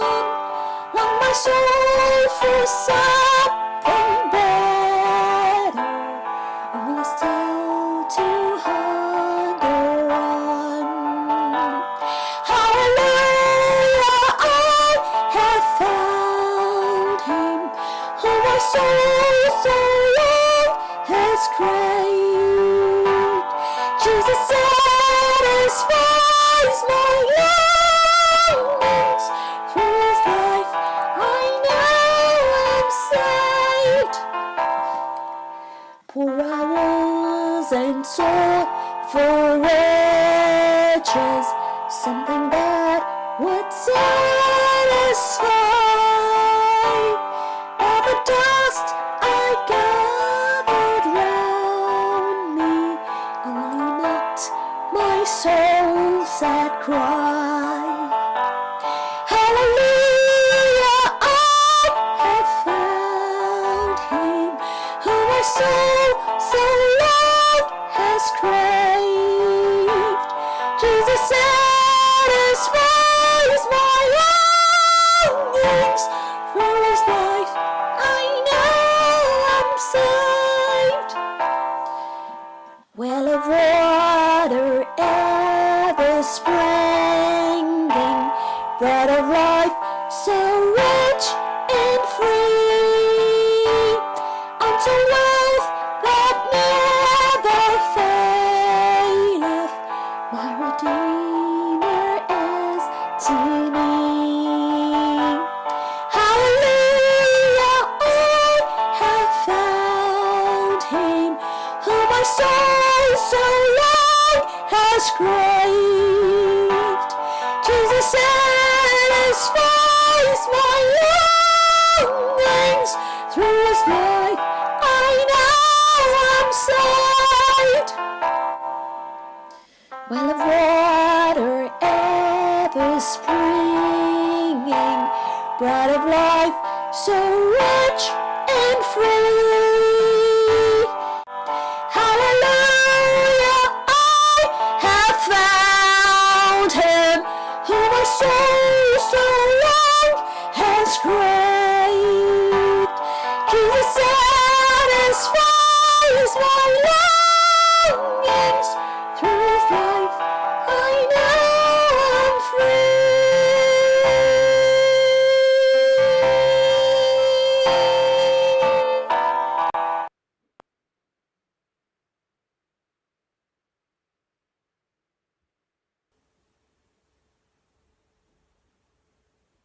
Hey, hey, NowGem, good morning.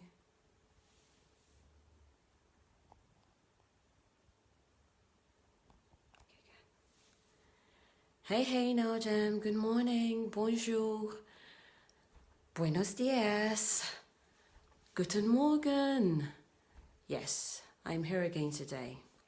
So basically, I was just wondering, as usual, about us, human beings. And I found out that right through history line, there's one thing God has been looking for. He's been looking for you and I.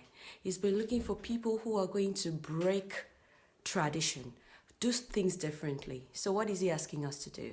The usual thing is for us to connect with people that we like, that we are related to. But I think the big thing for God is actually connecting with people who are not necessarily related to you in that sense. So if we take a look at this Good Samaritan, for example, the big thing for God was that he did something for someone he did not know, right? Okay. And then if you look at Jesus, what did he do differently? He related to people who were not related to him. So is the call to Christianity asking us to do something differently, asking us to reach out to people who are not related to us? Because if you look at it, Jesus's blood is meant to be stronger than the biological blood. And right now, the call is for us to do things with people who are not related to us biologically. If you look at James as well, he said that, what are you doing to those people that come into your gathering? Are you looking at how they are dressed in good apparel, or are you going to be good to them in spite of the fact that they look crappy, they look funny, and all the rest of it?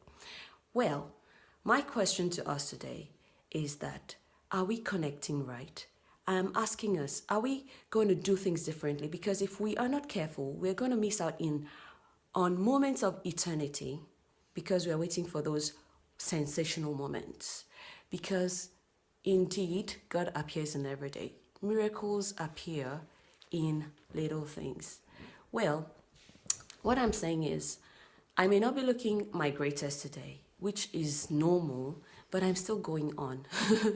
I know you may think that's irrelevant, but the encouragement is that whatever it is, wherever we find ourselves, we should just go ahead and do it. People like Abraham, for example, what did he do differently? He did what he did every day until he did it to an angel. What I'm saying is, the person you're looking at, that little child, that beggar on the street who doesn't have God on their head, may be God in disguise. So let's make sensational moments out of mundane things. Let's look at Ruth again. Ruth, I don't see anything big in what Ruth did, apart from the fact that she looked at Naomi and she said, I know something about you. You are a no-do-gooder. You are a failure. There's nothing good going on for you right now. Everything about you is dead and finished. But guess what? I'm going to follow you, whatever the case. Your people are going to be my people. And the funny thing, and that is what strikes me the most about God, and I think that is what most of us miss about him, is the fact that God engraved that in eternity. Isn't that awesome? So maybe the miracle you're waiting for is actually that mundane thing, that nauseating thing you really don't want to do, that annoying person that gets you up against the wall. So are we missing moments of eternity because we are waiting for sensational moments? That's my question to us today. So, well, I have a song for us. In case I missed the tune, just imagine I sang it right.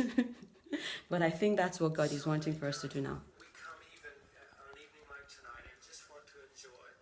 God, help us to enjoy and then remember that the enjoyment is only to build up our reserves to go out there and win a lost world.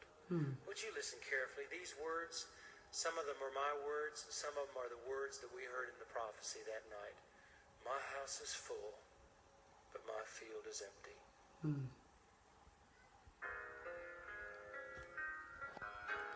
So God is saying that his house is full, but his field is empty. So are we going to fill his house up? Feels contentment in the Father's house today. Lots of food, Bible,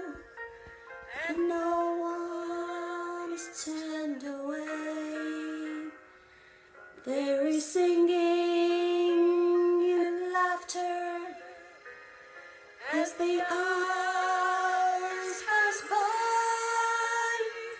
What a hush comes the singing as the father sadly cries.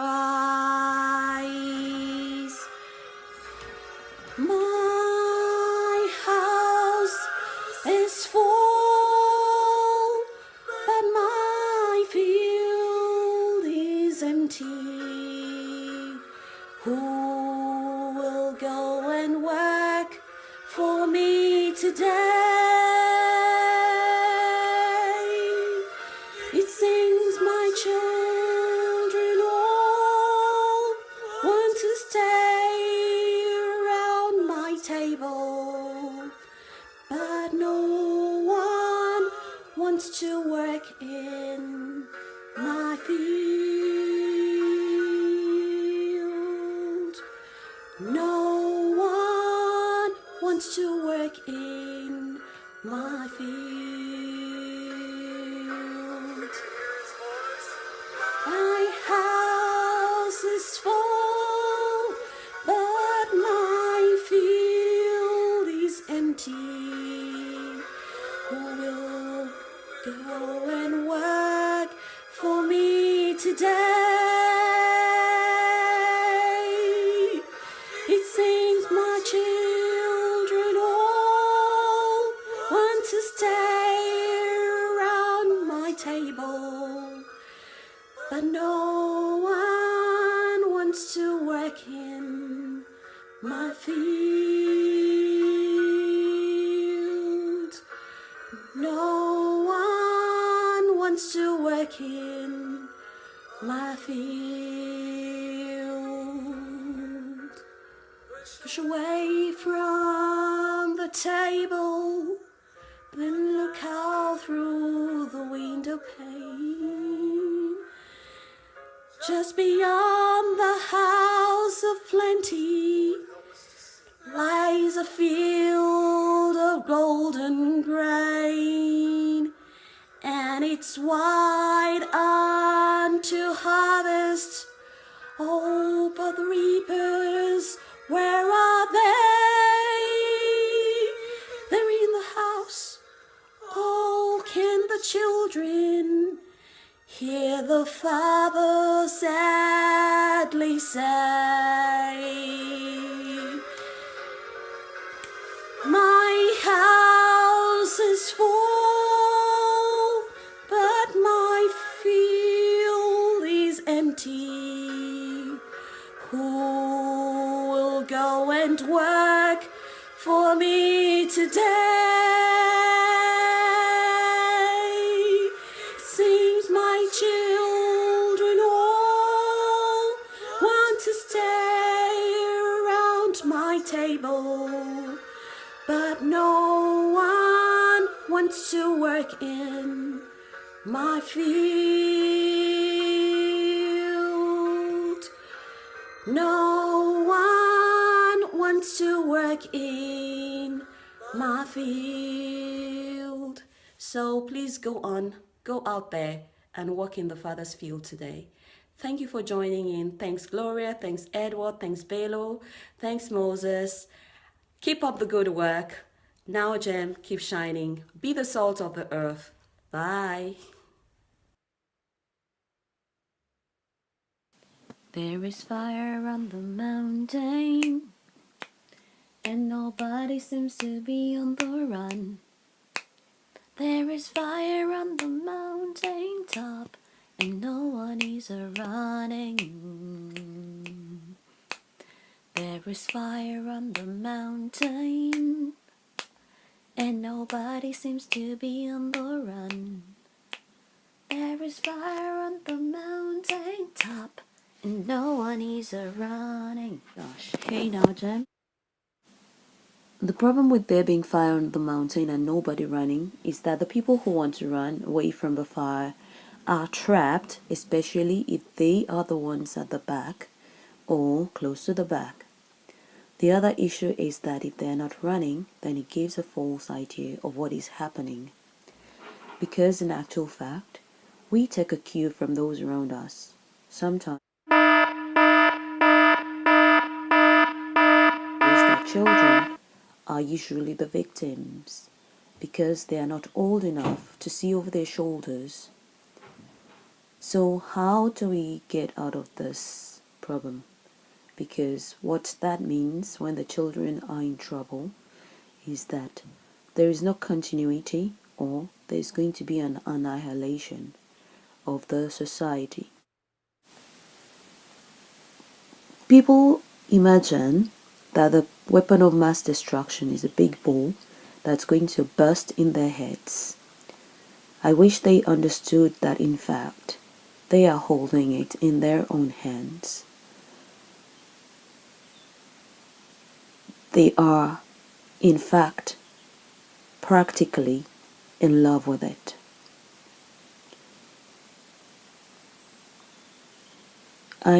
Are we beginning to realize that maybe the weapon of mass destruction may just be that lovely thing you cannot do without? I'm not going to call it anything, but just think of the device that follows you everywhere you go. Indeed, there is fire on the mountain of society, regardless of whichever country you may be in.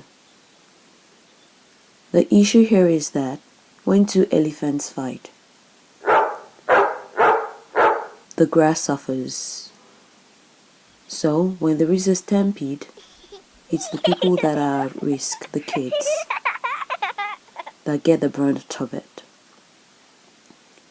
In every society, there are only two people: the deceived and the deceivers, the followers and the leaders.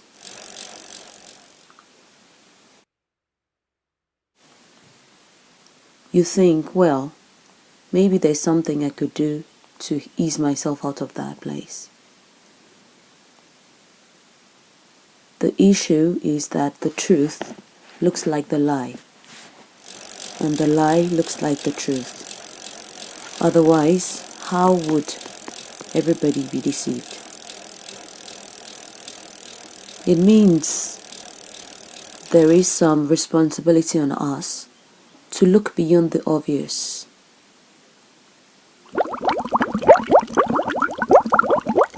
It also implies that maybe respectable people are telling lies, trusted people are abusing the trust, and the truth is made to look like the lie, because the people who are telling the truth are made to look like they are crazy. Once upon a time, we lived in a society that was cashless. Then suddenly they came on us and told us they were bringing us a cashless society. For them, it's a yo-yo, up and down, carried on back and forth by the waves. The fact is, whether you are deceived or the deceiver, at the end of the day, we are all on the same side. Only the truth can set us free. So in fact, what is the truth?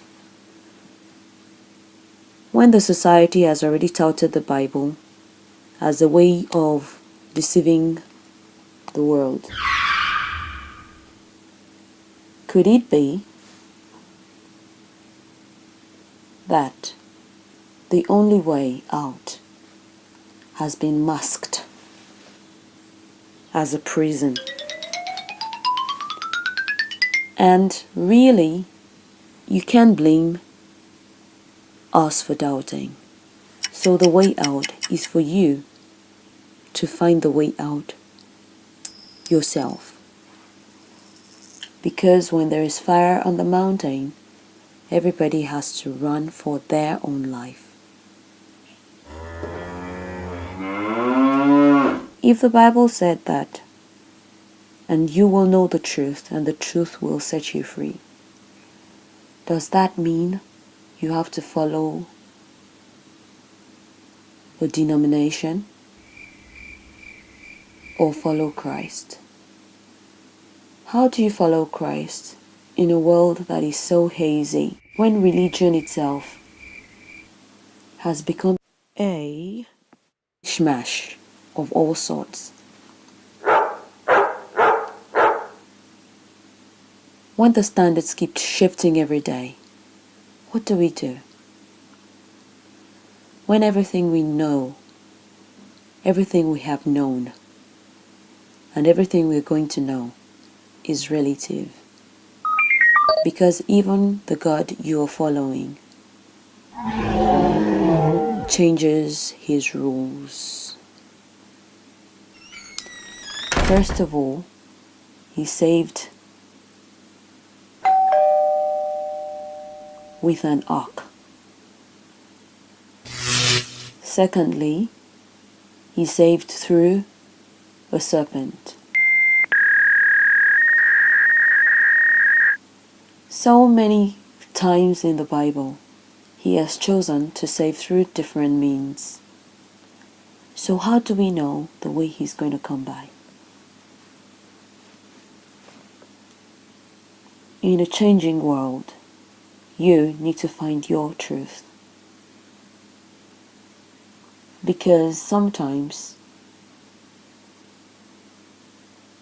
the poison, the venom,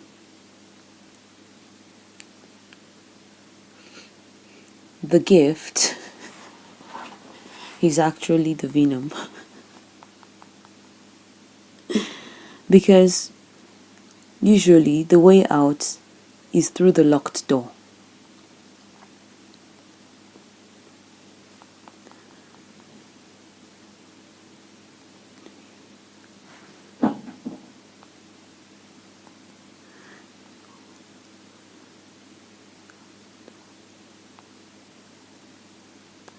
So, brothers and sisters, if you do not knock on the door, how will you know that that is the way out? So, be sober, be vigilant, because your adversary, the devil, walks to and fro, looking for whom to devour. And guess what? Whether you're rich or poor, up there or down there, lowly or exalted, we all have the same responsibility. Because when Jesus was going, he said, "Do not be deceived." So, the only way out is to be sober and be vigilant, because in fact, the enemy is the devil, and you and I are going to be victims if we are not sober and vigilant. Which makes me question, be happy at all costs. Can anyone be happy at all costs? What is the road to true happiness? Let's walk together, and maybe it's to teach you to look beyond the obvious. Until you can see beyond the obvious and read what's behind statements, you're going to be sucked in, just like every other person is sucked in. Because indeed, the road to life is narrow, and few are they that find it. I hope you will be one of the few. Thanks for joining me.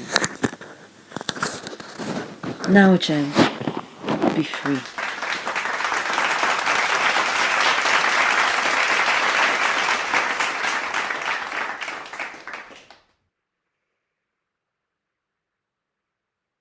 get rewarded for using energy flexibly.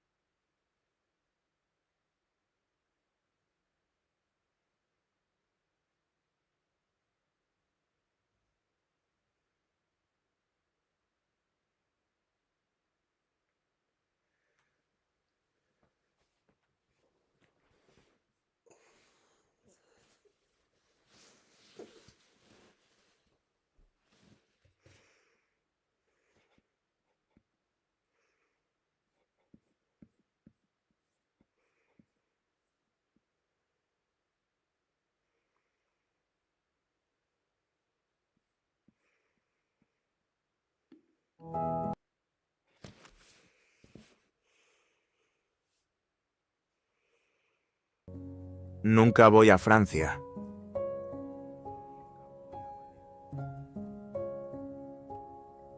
Look, it's a great opportunity.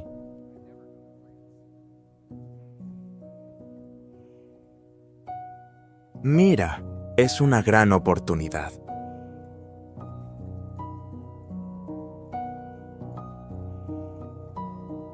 Look, it's great news.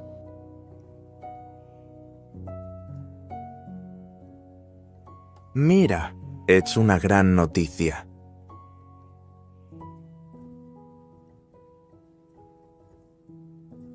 A black coffee? Never.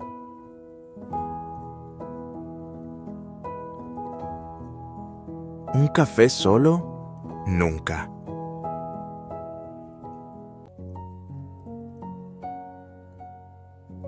An espresso with a splash of milk? Never.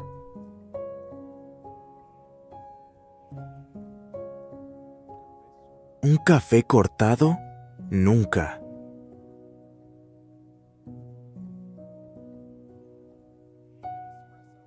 Sometimes it's hot in the fall.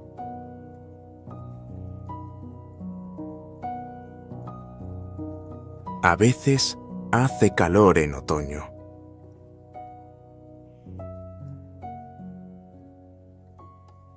Sometimes Lisa is tired.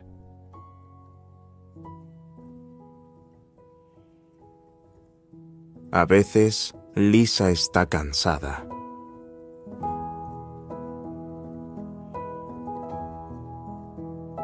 Sometimes it's cold in the fall.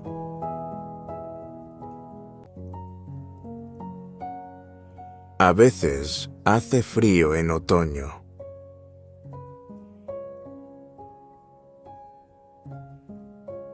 I never go to Madrid in the fall, usually in the summer.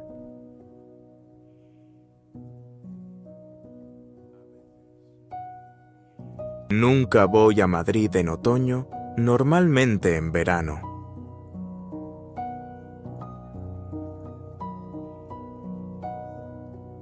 It's never cold in the summer.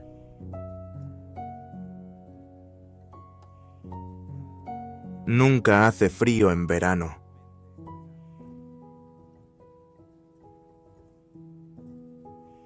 Where are you going? I'm going to Malaga. It's hot in the summer.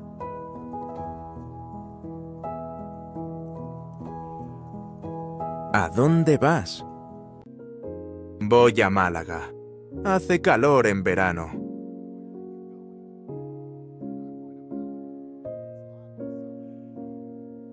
Great job! Remember, learning a new language takes time and practice, so revisit the lesson as many times as you need. Don't forget to like, subscribe, and hit the notification bell so you never miss a new lesson.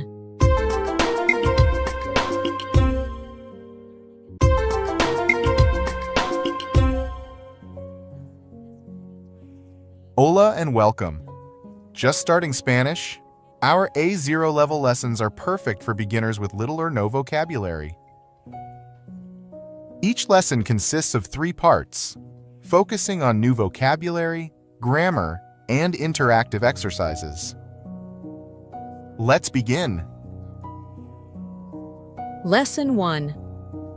Part 1. New vocabulary. I. Yo. Yo.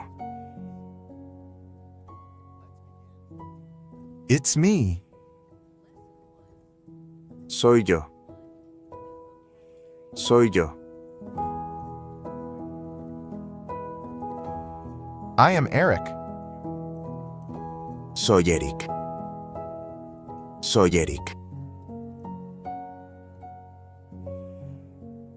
You. Tú. Tú. We. Nosotros. Nosotros. And. Y. Y. Where are you from? ¿De dónde eres? ¿De dónde eres? I am American. Soy americano. Soy americano. I am American. Soy americana. Soy americana. I am English. Soy inglés. Soy inglés. I am English. Soy inglesa. Soy inglesa. I am from France. Soy de Francia. Soy de Francia. I am from the United States. Soy de los Estados Unidos. Soy de los Estados Unidos.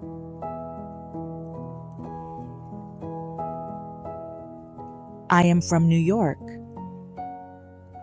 Soy de Nueva York. Soy de Nueva York. Part 1. Exercises. We. Nosotros. You. Tú. I. Yo. It's me. Soy yo. And. Y. You and I. Tú y yo.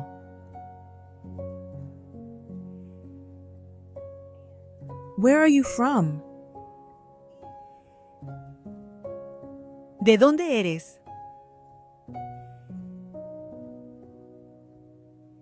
I am from France. Soy de Francia. I am Ben, and I am English. Soy Ben y soy inglés.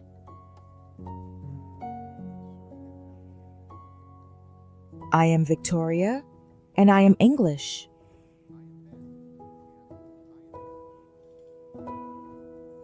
Soy Victoria y soy inglesa.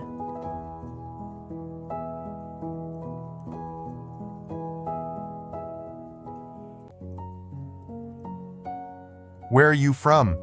I am from France. ¿De dónde eres? Soy de Francia.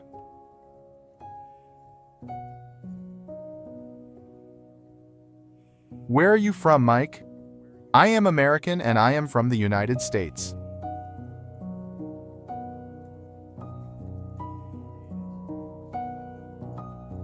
¿De dónde eres, Mike? Soy americano y soy de los Estados Unidos.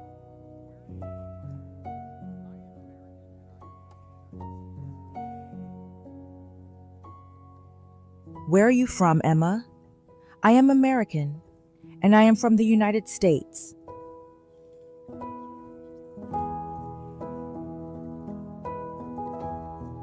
¿De dónde eres, Emma? Soy americana y soy de los Estados Unidos.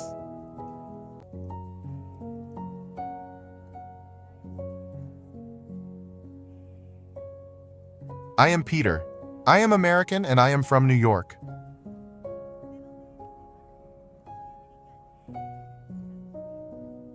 Soy Peter. Soy americano y soy de Nueva York.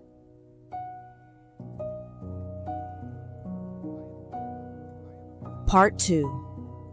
New vocabulary. My. Me. Me.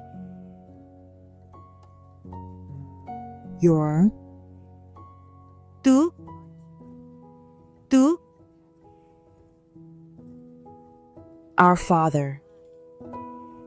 Nuestro Padre. Nuestro Padre. Our Mother. Nuestra Madre.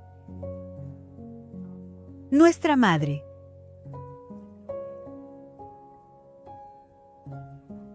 Brother.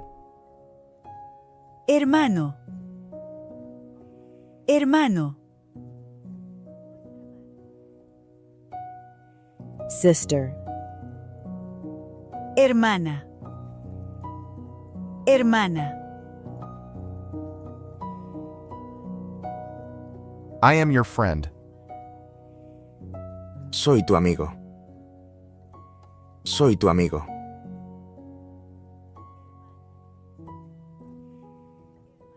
I am your friend. Soy tu amiga. Soy tu amiga. Son. Hijo. Hijo. Daughter. Hija. Hija.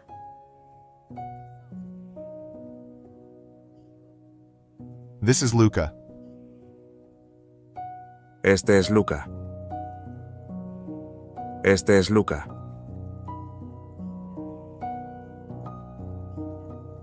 This is Carmen. Esta es Carmen. Esta es Carmen. Part 2. Exercises. My sister. Mi hermana.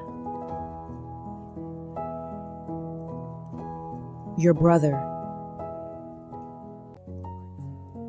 Tu hermano. My friend Alberto. Mi amigo, Alberto. I am your friend. Soy tu amigo. Your friend Anna. Tu amiga, Ana. I am your friend. Soy tu amiga. My mother. Mi madre. Your father. Tu padre.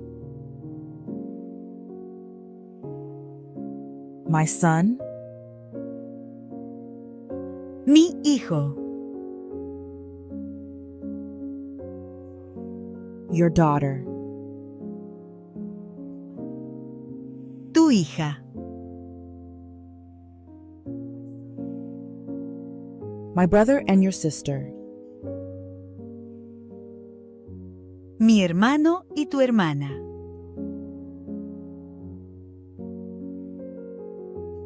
My father and your mother. Mi padre y tu madre.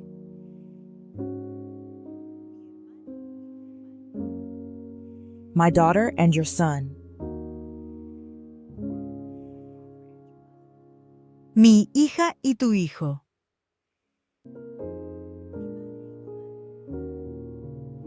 Our sister. Nuestra hermana.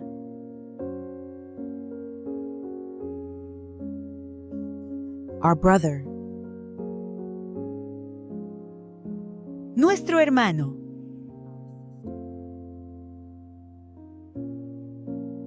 This is our friend, Sophia.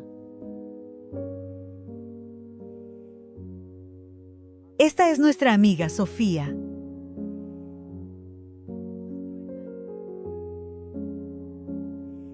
This is our son. Este es nuestro hijo.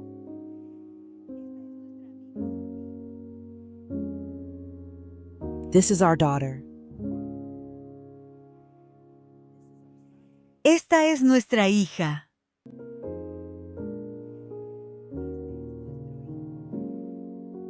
Our mother and our father.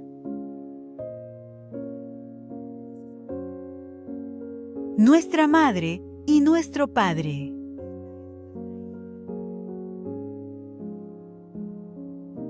Part 3. New vocabulary. Hello? Hola. Hola. Goodbye. Adiós. Adiós. The bill, please. La cuenta, por favor. La cuenta, por favor.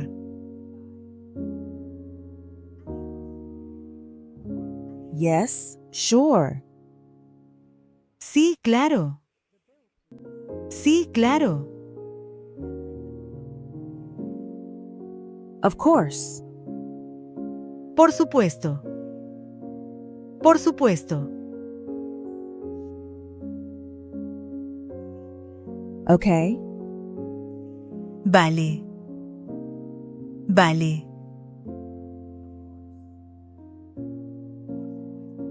Thank you very much. Muchas gracias.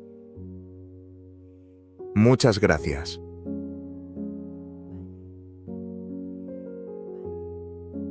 You're welcome. De nada. De nada.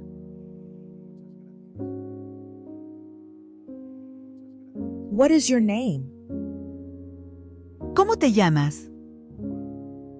¿Cómo te llamas? My name is Nick. Nice to meet you. Me llamo Nick. Encantado. Me llamo Nick. Encantado.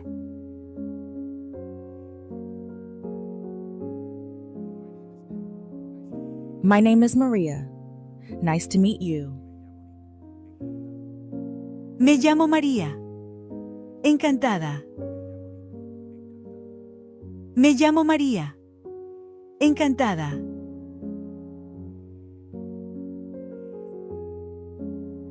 Part 3. Exercises. What is your name? ¿Cómo te llamas? My name is Rita. Nice to meet you.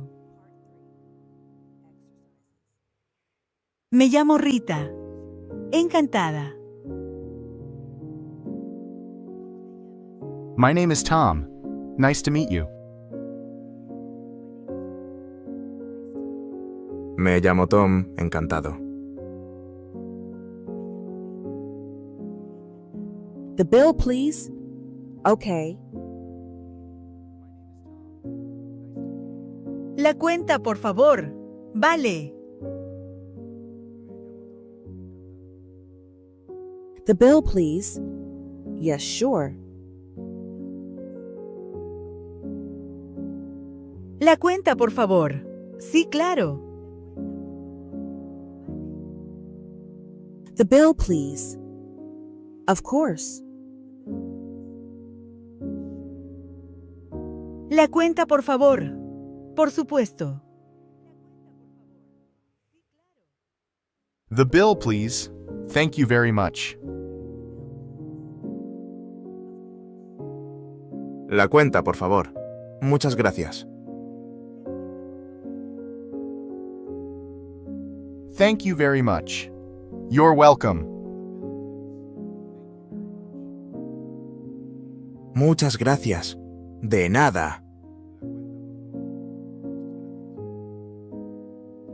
Thank you very much, and goodbye.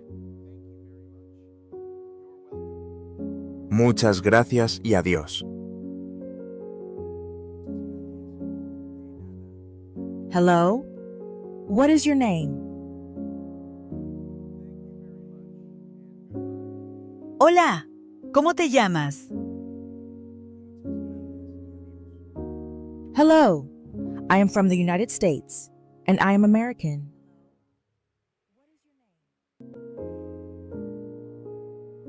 Hola, soy de los Estados Unidos y soy americana. Hello. Where are you from? I am from New York.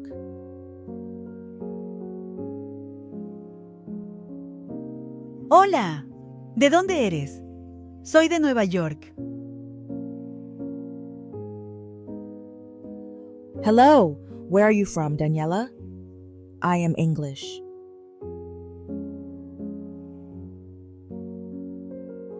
Hola, ¿de dónde eres, Daniela? Soy inglesa.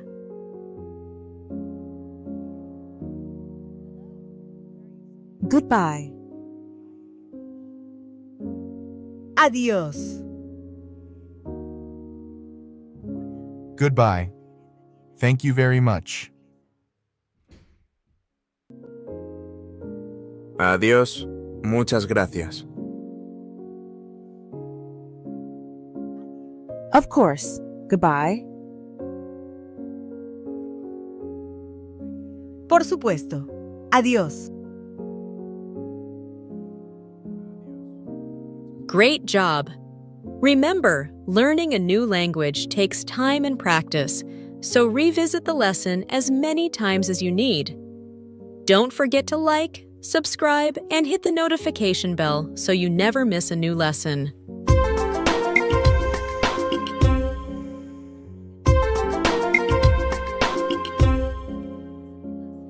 Welcome to the next lesson of our A0 Spanish course for beginners. Each lesson consists of 3 parts, focusing on new vocabulary, grammar, and interactive exercises. Let's begin. Lesson 2. Part 1. New vocabulary. A red pen. Un boli rojo. Un boli rojo. A red suitcase. Una maleta roja. Una maleta roja. A black book. Un libro negro. Un libro negro. A black door. Una puerta negra. Una puerta negra.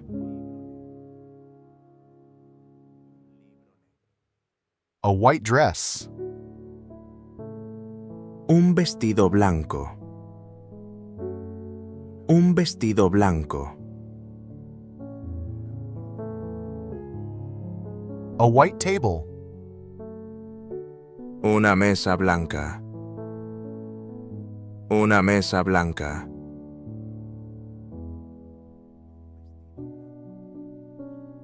Or.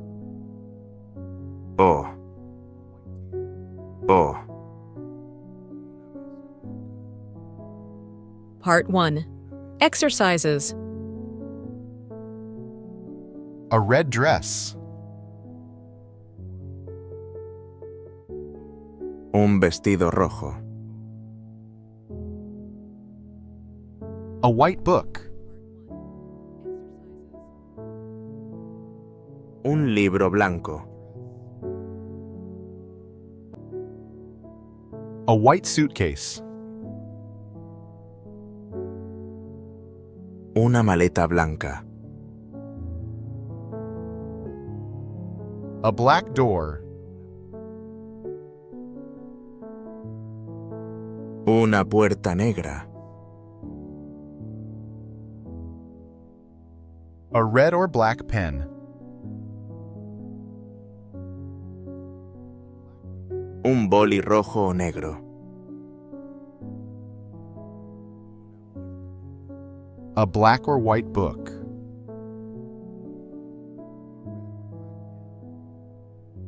Un libro negro o blanco.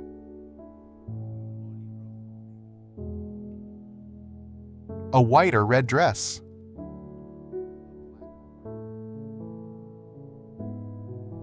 Un vestido blanco o rojo. A red or white suitcase. Una maleta roja o blanca.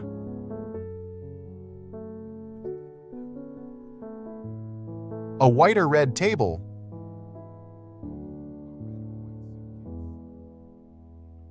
Una mesa blanca o roja.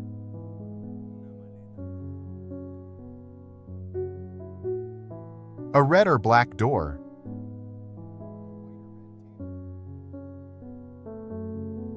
Una puerta roja o negra.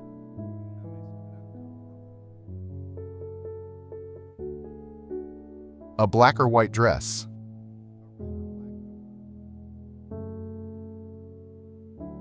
Un vestido blanco o negro.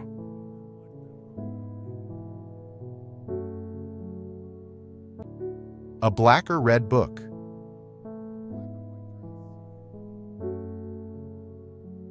Un libro negro o rojo.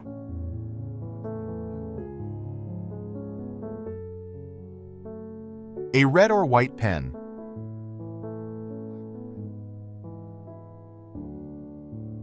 Un boli rojo o blanco.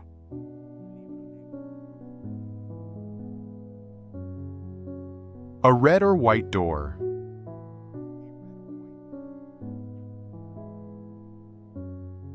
Una puerta roja o blanca.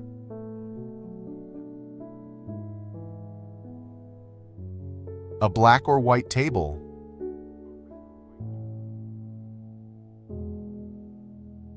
Una mesa blanca o negra.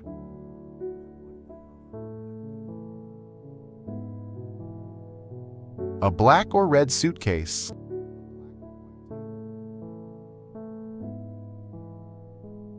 Una maleta negra o roja.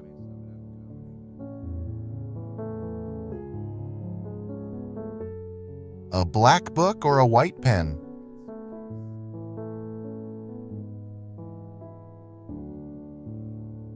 Un libro negro o un boli blanco. A black table or a red door.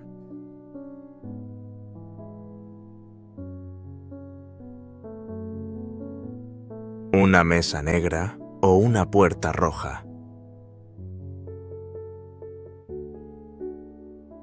Part 2. New vocabulary. Our trips. Nuestros viajes. Nuestros viajes.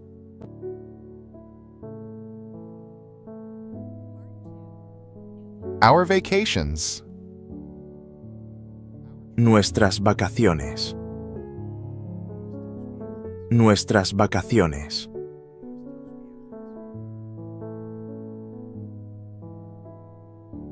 My eyes. Mis ojos. Mis ojos.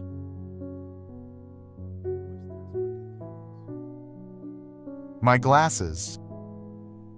Mis gafas. Mis gafas. Your shoes. Tus zapatos. Tus zapatos.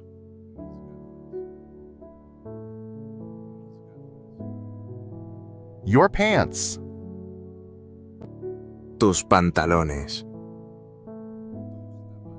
Tus pantalones.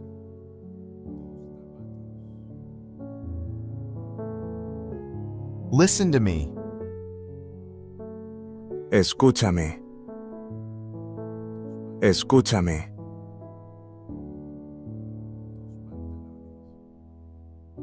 Help me. Ayúdame. Ayúdame.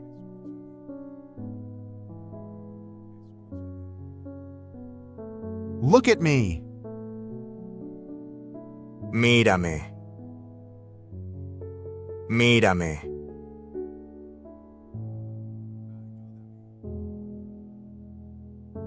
No problem. No hay problema. No hay problema.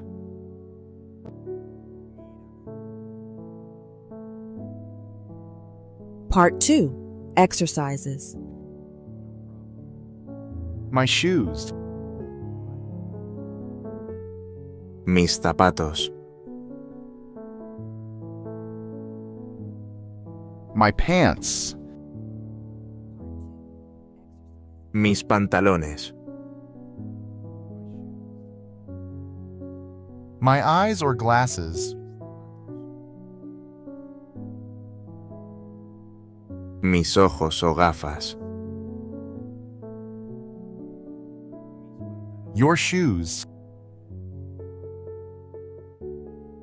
Tus zapatos. Your pants. Tus pantalones. Your eyes or glasses. Tus ojos o gafas.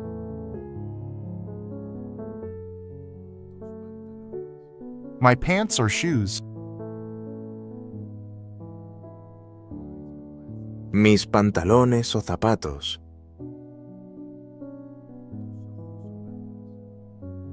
Your trips. Tus viajes.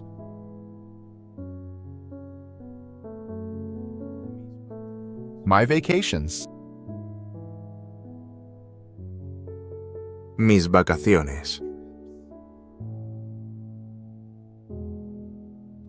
Our trips. Nuestros viajes. Our vacations. Nuestras vacaciones. Our trips or our vacations.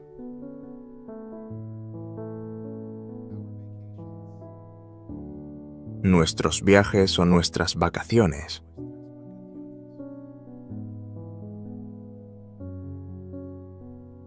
Look at me. Mírame. Listen to me. Escúchame. Listen to me. No problem.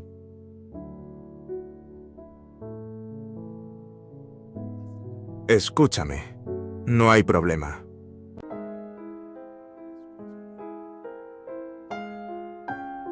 Help me. Ayúdame. Help me. No problem. Ayúdame. No hay problema. Part 3. New vocabulary. I don't understand. No entiendo. No entiendo. I can't. No puedo. No puedo.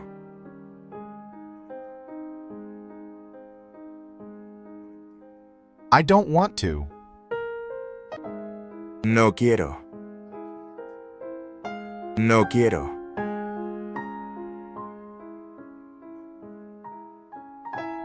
I don't know. No sé. No sé. Part 3. Exercises. I don't understand. No entiendo. Listen to me. I don't understand.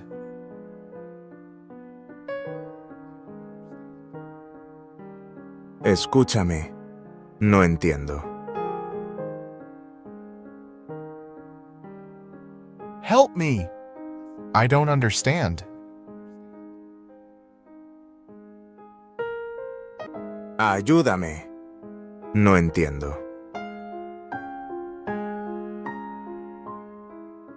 I can't.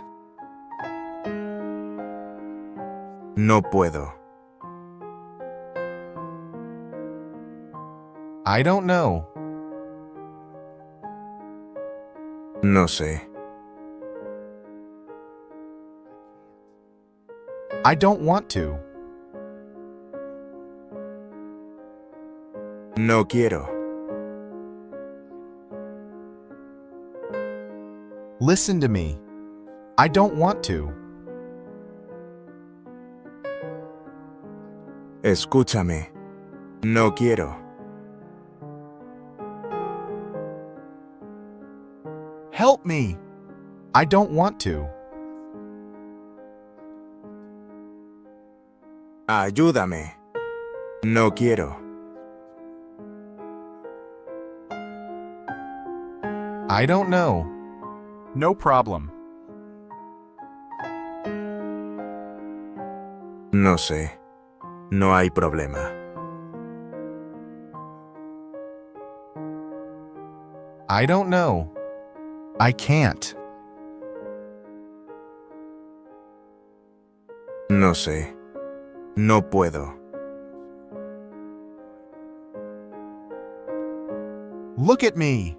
I can't.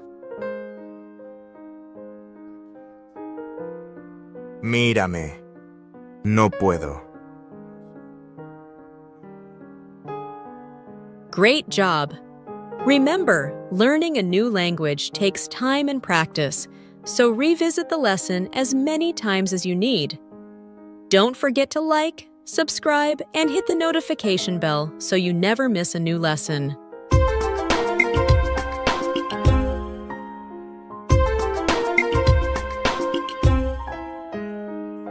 Welcome to the next lesson of our A0 Spanish course for beginners. Each lesson consists of 3 parts, focusing on new vocabulary, grammar, and interactive exercises. Let's begin. Lesson 3. Part 1. New vocabulary. I go. Voy. Voy. By plane. En avión. En avión. By train. En tren. En tren. By bus. En autobús. En autobús. By subway. En metro. En metro. By car. En coche. En coche. On foot. A pie. A pie. Always. Siempre. Siempre.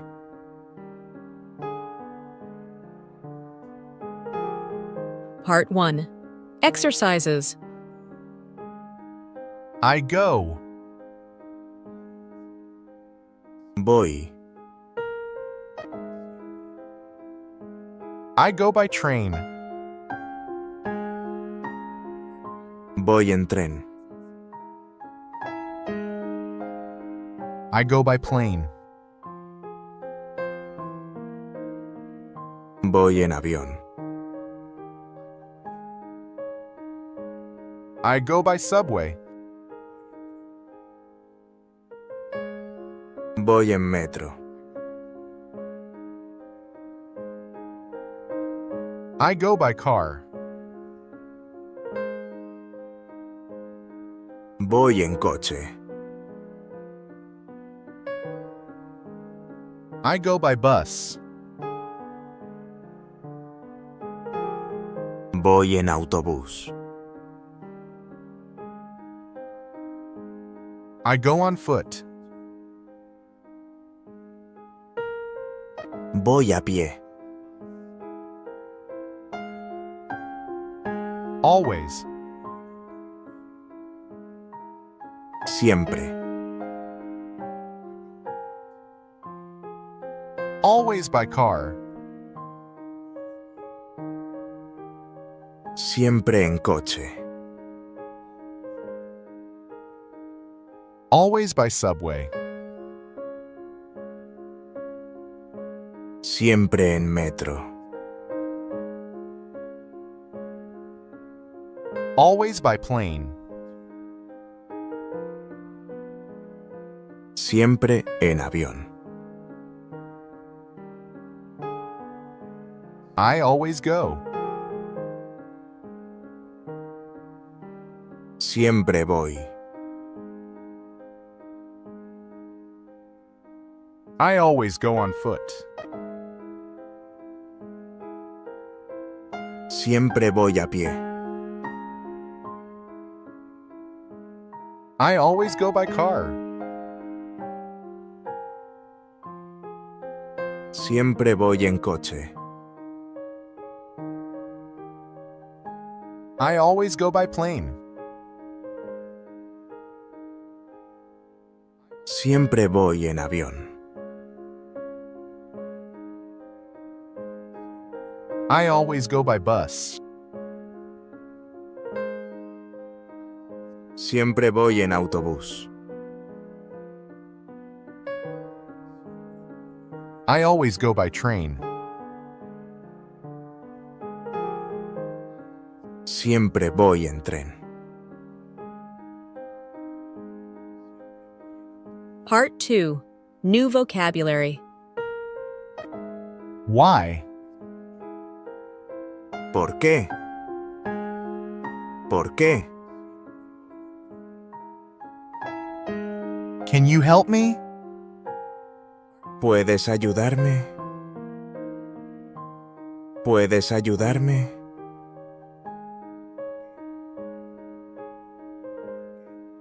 Can you repeat? ¿Puedes repetir? ¿Puedes repetir?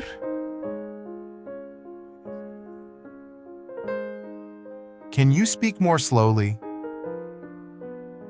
¿Puedes hablar más despacio? ¿Puedes hablar más despacio?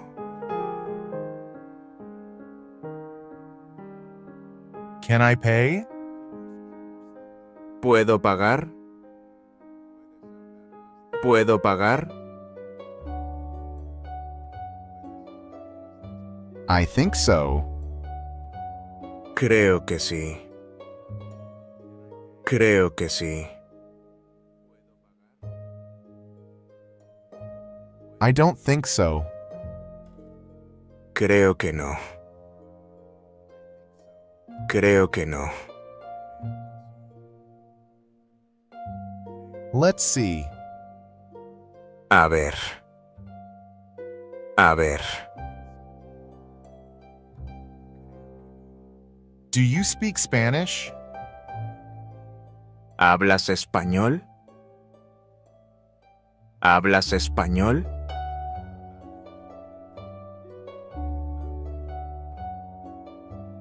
I speak. Hablo. Hablo. Part 2. Exercises. Can I pay? ¿Puedo pagar? Why? ¿Por qué? I think so. Creo que sí. I don't think so. Creo que no.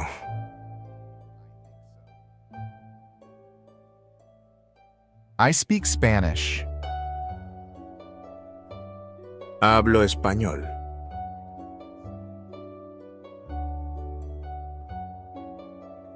Do you speak Spanish? Yes. ¿Hablas español? Sí. Do you speak Spanish? No.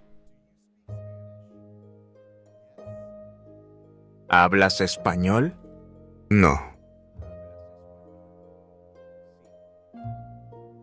Can you speak more slowly?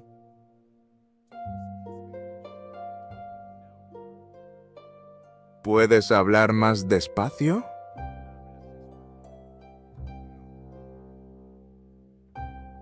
Can you repeat?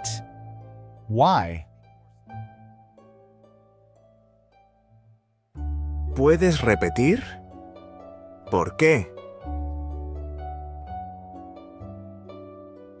Can you help me? I think so.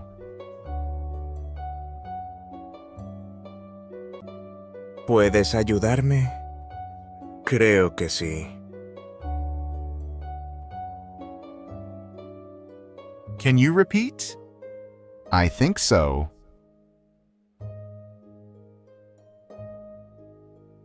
¿Puedes repetir? Creo que sí.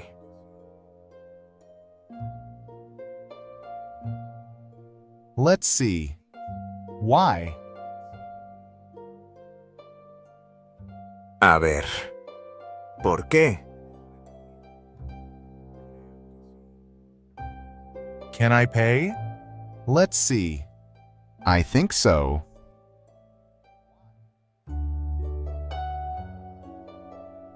¿Puedo pagar? A ver. Creo que sí.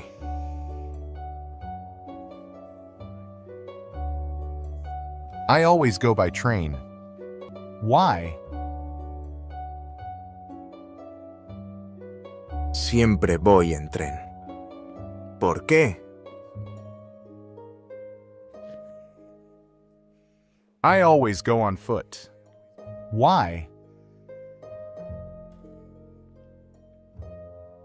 Siempre voy a pie. ¿Por qué?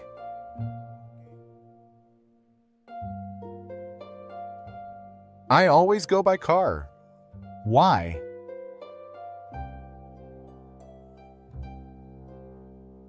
Siempre voy en coche. ¿Por qué?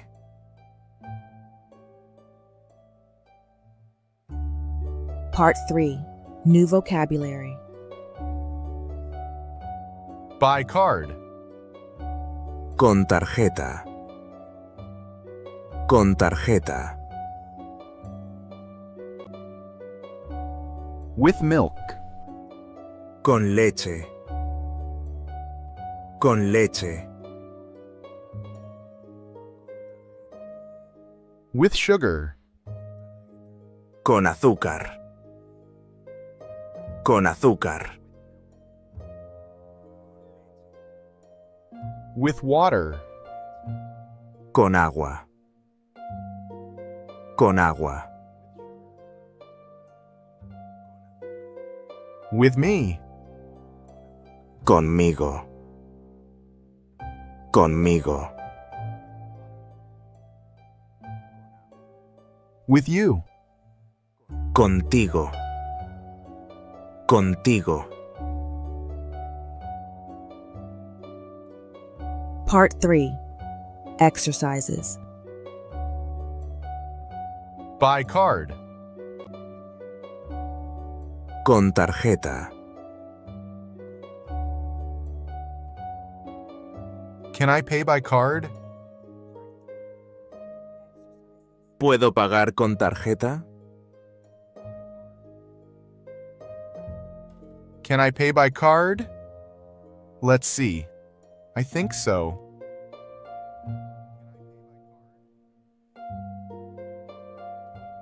¿Puedo pagar con tarjeta?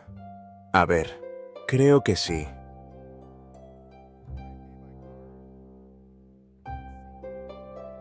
With water.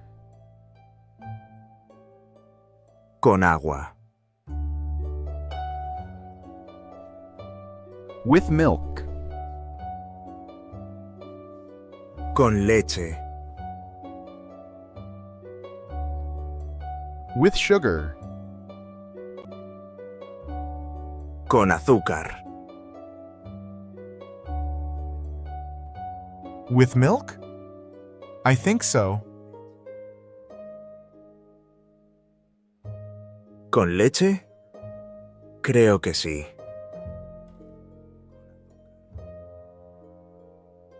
With sugar? I don't think so. ¿Con azúcar? Creo que no. With water? Why? ¿Con agua? ¿Por qué?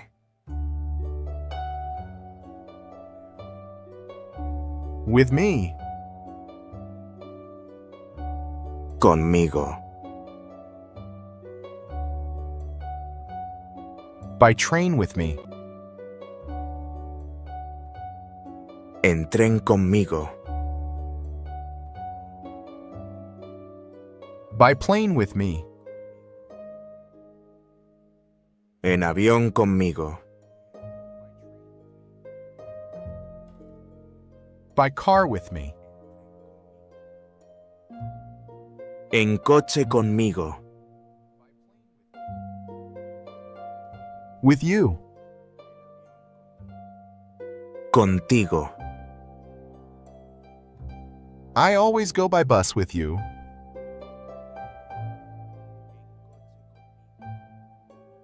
Siempre voy en autobús contigo.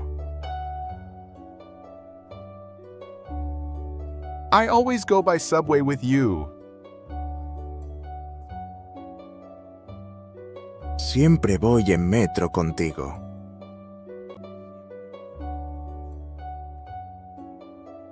I always go by car with you.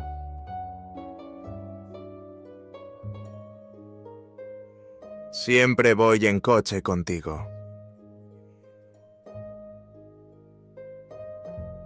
I always go on foot with you. Siempre voy a pie contigo. Great job! Remember, learning a new language takes time and practice, so revisit the lesson as many times as you need. Don't forget to like, subscribe, and hit the notification bell so you never miss a new lesson.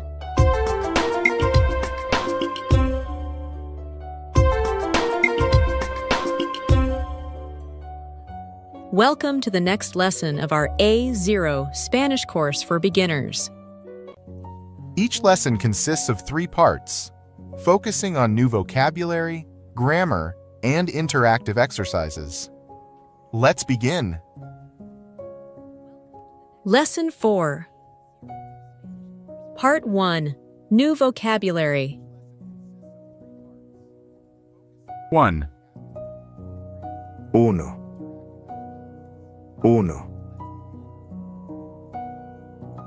2. 2.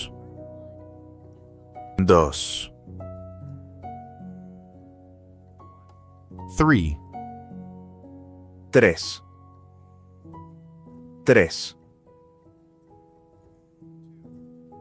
4. 4.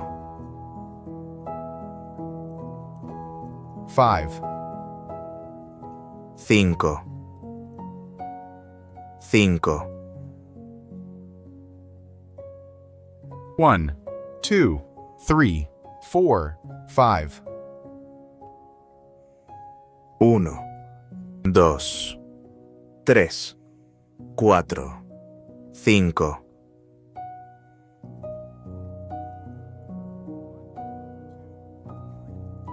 1, 2, 3, 4, 5.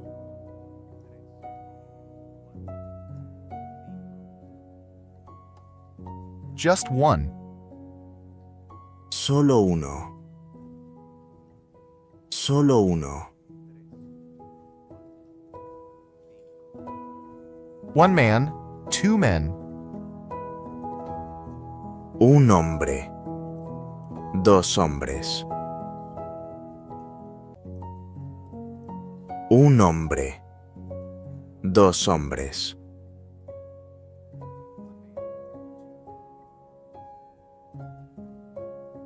One woman, two women.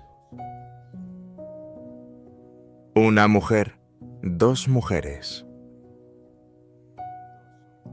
Una mujer, dos mujeres.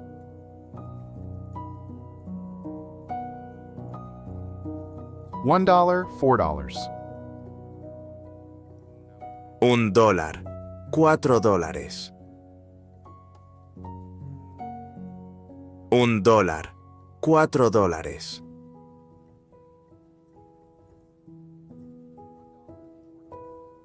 1 year, 3 years. Un año, 3 años. Un año, 3 años.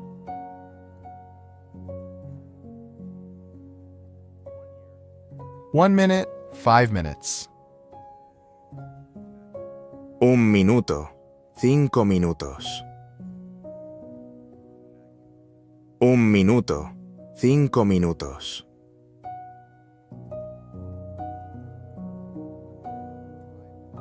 For me. Para mí. Para mí. For you. Para ti. Para ti. For us. Para nosotros. Para nosotros. Part 1. Exercises. One woman. Una mujer. $1.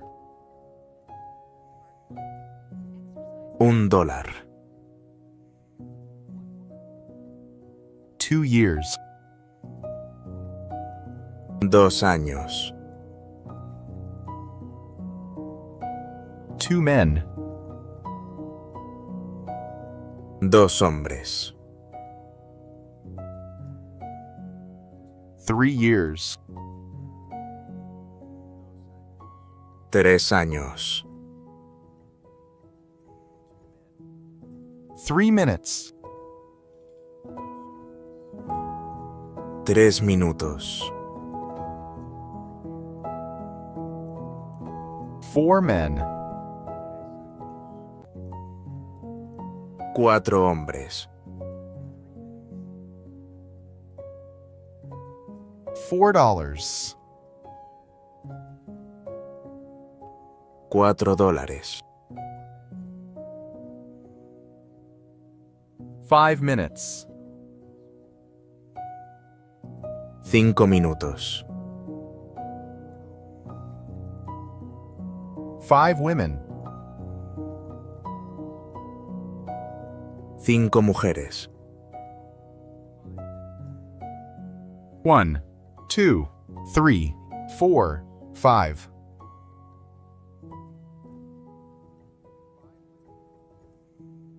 Uno, 2, 3, 4, 5.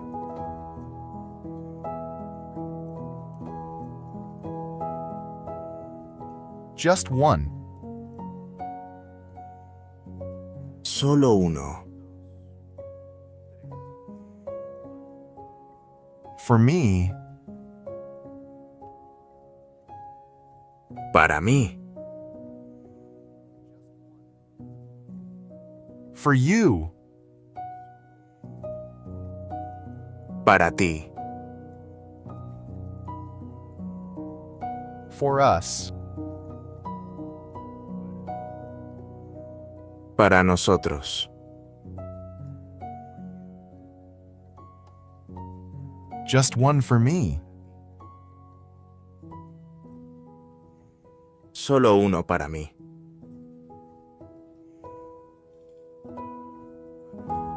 Just one for us. Solo uno para nosotros.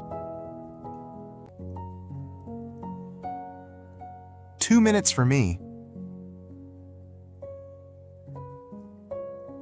2 minutos para mí.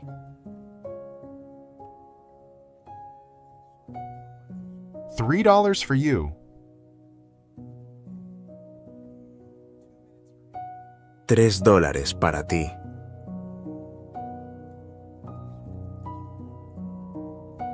$4 for us. 4 años para nosotros.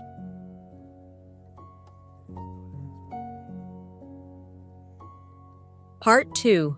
New vocabulary. What time is it? ¿Qué hora es? ¿Qué hora es?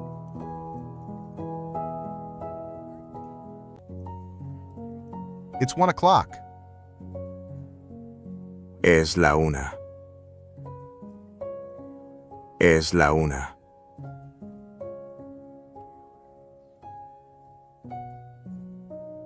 It's 2 o'clock. Son las 2. Son las 2. Anything new? ¿Algo nuevo? ¿Algo nuevo? Anything else? ¿Algo más? ¿Algo más? Very good. Muy bien. Muy bien. Read. Leer. Leer. Order. Pedir. Pedir. Pay in cash. Pagar en efectivo. Pagar en efectivo. Part 2. Exercises. What time is it? ¿Qué hora es? What time is it? It's 2 o'clock. ¿Qué hora es? Son las 2. What time is it? It's 5 o'clock. ¿Qué hora es? Son las 5. What time is it? It's 3 o'clock. ¿Qué hora es? Son las 3. What time is it? It's 4 o'clock. Very good. ¿Qué hora es? Son las 4. Muy bien. What time is it? It's 1 o'clock. Very good. ¿Qué hora es? Es la 1. Muy bien. Read. Leer. Read for us. Leer para nosotros. Read for me. Leer para mí. Order for us. Pedir para nosotros. Order for me. Pedir para mí. Pay in cash. Pagar en efectivo.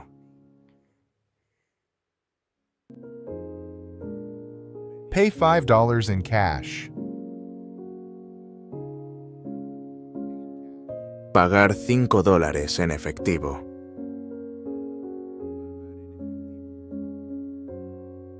Pay $2 in cash. Pagar $2 en efectivo. Anything new? ¿Algo nuevo? Anything else? ¿Algo más? Anything else for you? ¿Algo más para ti?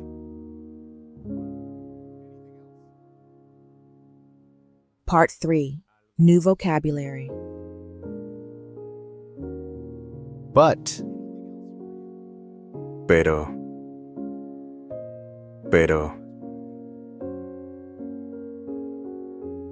Every.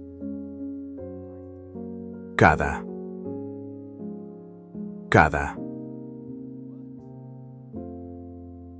Week. Semana.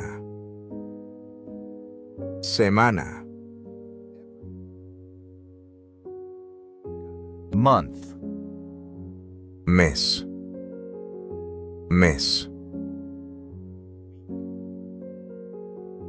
Part 3. Exercises. Every. Cada. Every 5 years. Cada 5 años. Every 3 minutes. Cada 3 minutos. Every week. Cada semana.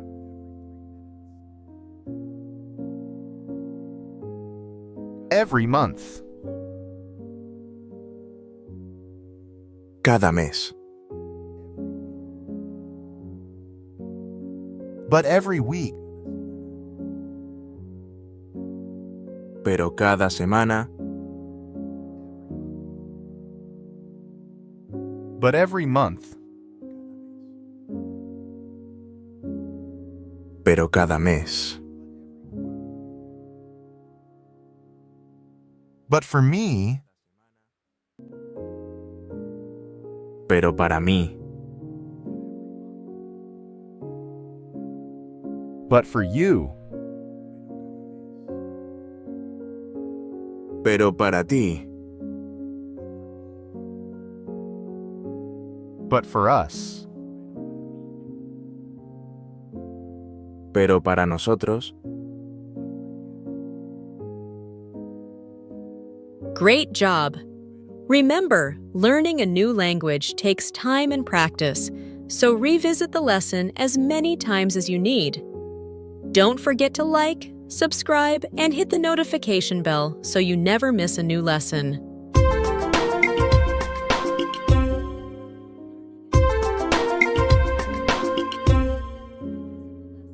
Welcome to the next lesson of our A0 Spanish course for beginners. Each lesson consists of 3 parts, focusing on new vocabulary, grammar, and interactive exercises.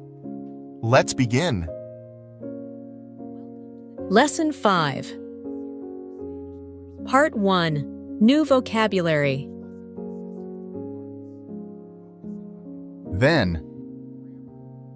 Entonces.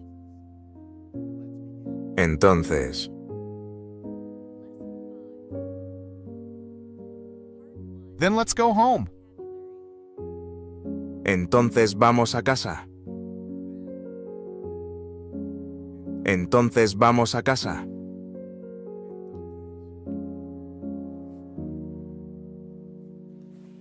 To the restaurant. Al restaurante. Al restaurante.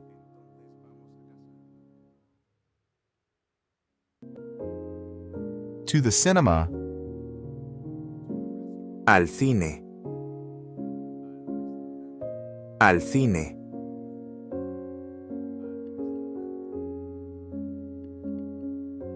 To the park. Al parque.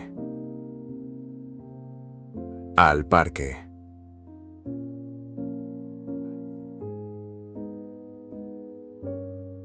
To the store. A la tienda. A la tienda.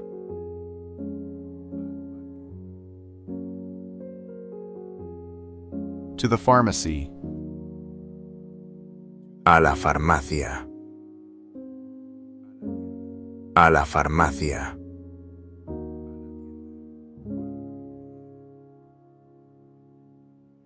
To the beach. A la playa. A la playa.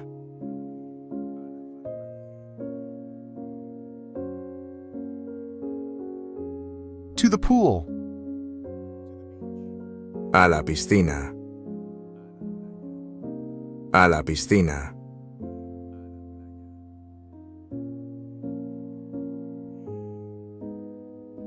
Now.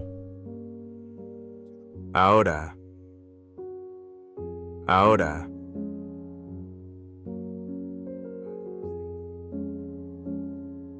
Right now. Ahora mismo. Ahora mismo.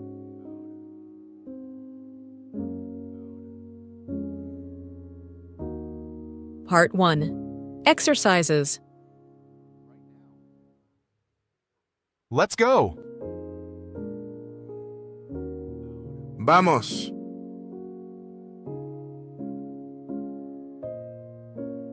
Let's go home.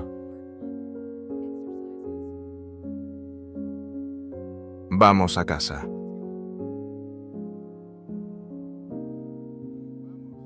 Let's go to the park.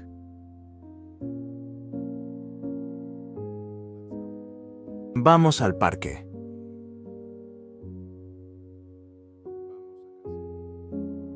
Let's go to the restaurant.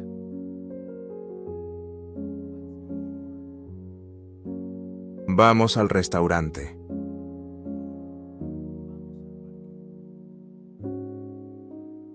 Let's go to the cinema.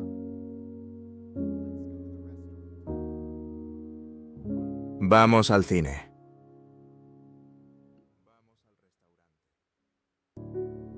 Let's go to the beach.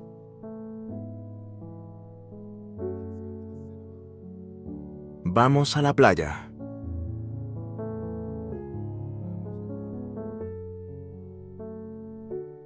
Let's go to the pharmacy.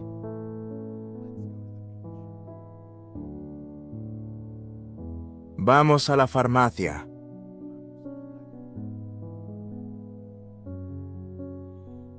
Let's go to the store.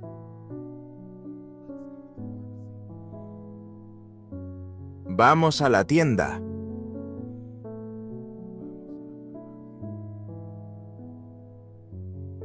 Let's go to the pool.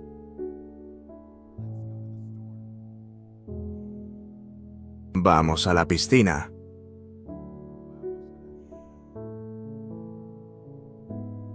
Then let's go.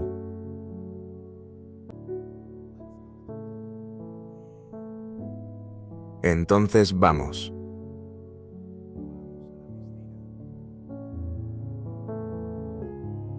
Then let's go to the cinema.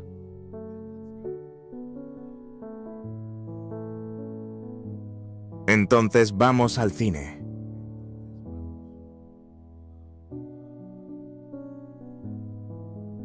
Then let's go to the store.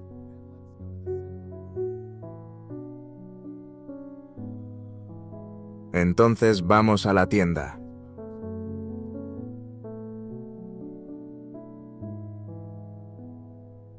Then let's go to the pool.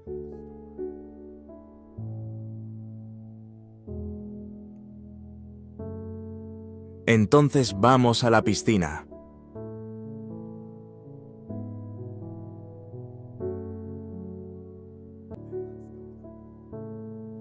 Let's go now.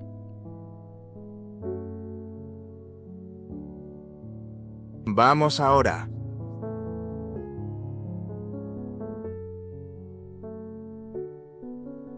Let's go to the park now.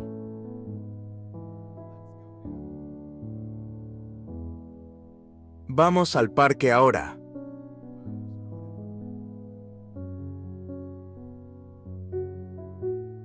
Let's go to the pharmacy now.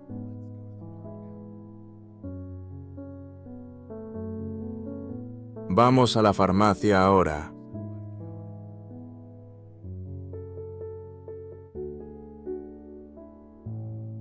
Let's go right now.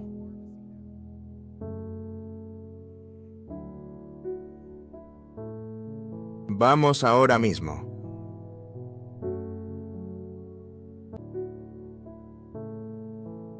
Let's go home right now.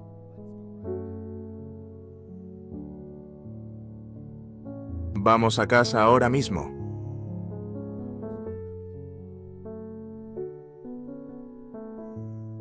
Let's go to the restaurant right now.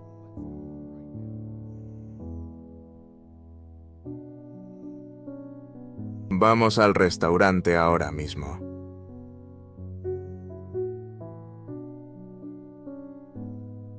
Let's go to the beach right now.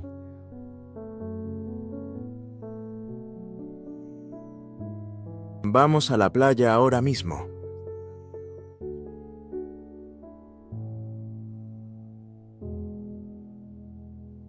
Then let's go now.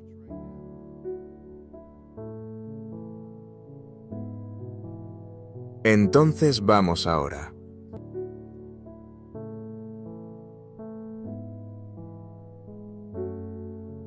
Then let's go right now.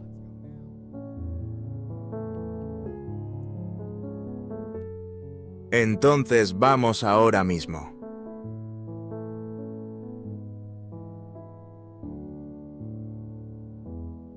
Part 2. New vocabulary. We talk. We don't talk. Hablamos, no hablamos.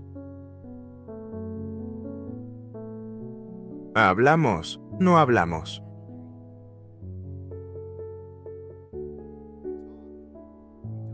We travel. We don't travel. Viajamos, no viajamos. Viajamos, no viajamos.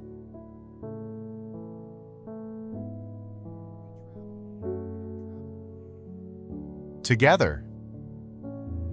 Juntos. Juntos.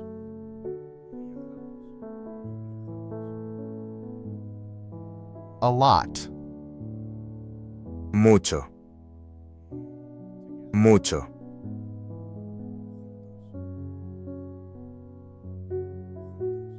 To the right. A la derecha. A la derecha.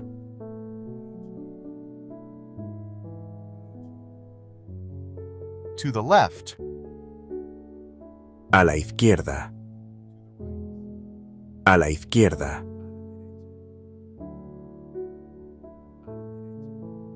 Part 2. Exercises. We talk. Hablamos. We don't talk. No hablamos.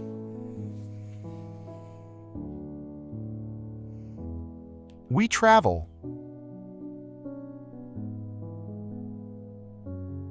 Viajamos.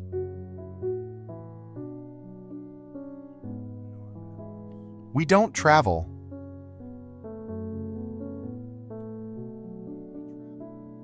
No viajamos.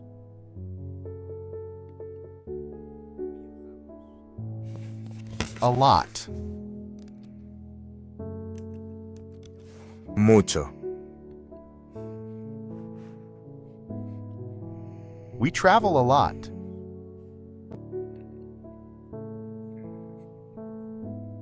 Viajamos mucho.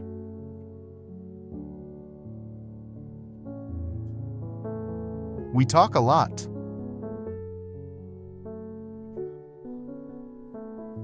Hablamos mucho.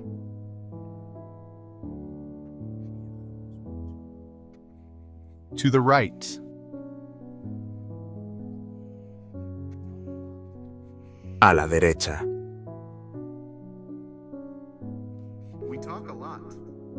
Let's go to the right. Hablamos mucho. Vamos a la derecha. To the right. To the left. A la izquierda. A la derecha. Let's go to the left. We talk a lot. Let's go to the right. Vamos a la izquierda. Hablamos mucho. Vamos a la derecha. Together. To the right. To the left. Juntos. A la izquierda. We travel together. Let's go to the left. Viajamos juntos. Let's go to the right. Vamos a la izquierda. Let's go together. Together. Vamos juntos. Juntos. Then let's go together. We travel together. Entonces vamos juntos. Viajamos juntos. Part 3. New vocabulary. Let's go together. This way. Por aquí. Por aquí. Then let's go together. That way. Por allí. Por allí. Entonces vamos juntos. Today. Hoy. 3. New vocabulary. Hoy.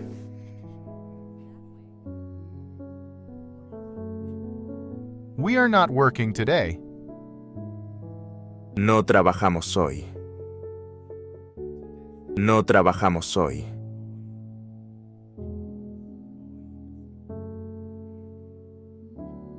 We are not studying today. No estudiamos hoy. No estudiamos hoy.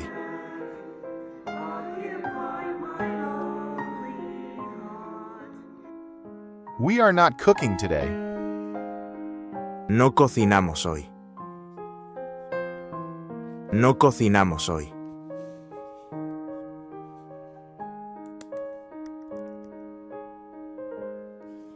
The food. La comida. La comida.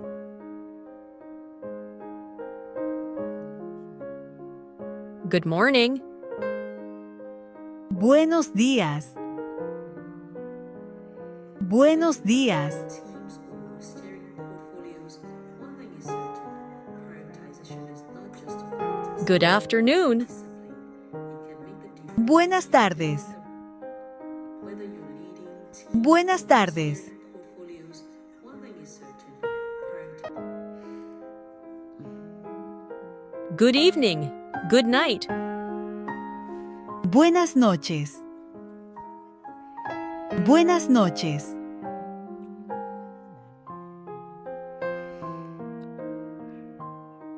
Part 3. Exercises.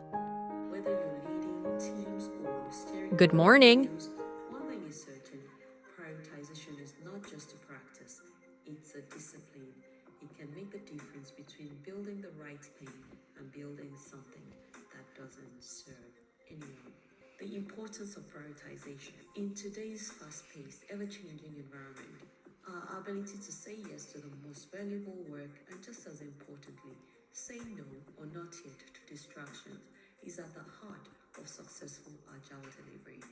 Prioritization ensures our limited resources, time and focus are spent where they have the greatest impact. It aligns strategy with execution, enabling teams to navigate uncertainty with purpose and confidence. Prioritization is not a one-time activity. It's an ongoing conversation. It's about listening to users, interpreting data, balancing stakeholder input, and making trade-offs that serve the larger vision. Objectives. By the end of the session, you'll be able to define what prioritization really means in the context of product management and agile delivery, understand and apply various prioritization frameworks, evaluate the pros and cons of each framework in real-world settings, navigate prioritization in agile ceremonies and product life cycles, leverage tools and techniques to support effective prioritization, learn from a real-world case study, walk away with best practices that you can apply immediately. So let's begin. Prioritization is a process of ordering tasks, features, or goals based on their relative importance, value, risk, and urgency. It helps teams decide what to build, when to build, and where to focus energy to maximize value delivery. Why prioritization matters in product management. Product management exists to solve real problems for real people. But the truth is, not all problems are equal, and not all features add value. Prioritization enables us to align work with strategic outcomes, reduce waste by avoiding low-value initiatives, accelerate time to market by focusing on what's essential, improve stakeholders' trust by delivering value early and often, empower teams to work with clarity and purpose. When prioritization is missing or poorly executed, teams become reactive, roadmaps bloat, and customer value gets lost in the noise. Common prioritization frameworks. Let's explore some widely used frameworks that provide structure and shared language for prioritization. The Moscow method breaks work down into must-have, should-have, could-have, and won't-have. The Kano model evaluates features based on customer satisfaction versus functionality, delighting users versus meeting basic needs. The RISE scoring assigns quantitative scores to initiatives. £24,000 in 1 month using artificial intelligence without coming from any technical background. The RISE scoring assigns quantitative scores to initiatives using reach, impact, confidence, and effort. Each has its strengths, contexts, and best use scenarios. Let's explore them individually. The Moscow method categorizes items into must-have, critical to the current delivery time box, should-have, important but not vital, could-have, nice to have, low impact if not delivered now, won't have this time, explicitly out of scope for the cycle. The pros: easy to understand and communicate, helps manage stakeholder expectations, useful in constrained environment. The cons of the Moscow method: subjective, depends on stakeholder input and negotiation, can lead to everything being labeled as must-have, doesn't qualify or quantify value or cost. Example application: a team delivering a new onboarding experience for an app might prioritize must, secure login, and core registration flow. Should, profile personalization. Could, welcome video. Won't, social sharing features for now. Then, the Kano model, it features or maps features along two axes. Customer satisfaction, how much users care about it. Feature functionality, how well it's implemented. Features are classified as basic needs, expected and necessary. Users are dissatisfied if missing. Performance needs, directly proportional to satisfaction. Delighters, unexpected features that excite users. Indifferent, neither good nor bad. Reverse, features that cause dissatisfaction if present. The pros of the Kano model: brings the voice of the customer into prioritization, ensures innovation by focusing on delighters, clarifies expectations. The cons: it requires qualitative customer research, subjective, perceptions shift over time, harder to scale across a large backlog. Example application: when redesigning a fitness app, basic step tracker and calorie counter, performance, personalized workout plans, lighter AI-based coaching with real-time feedback. So the RICE is a scoring formula, meaning impact, confidence over effort.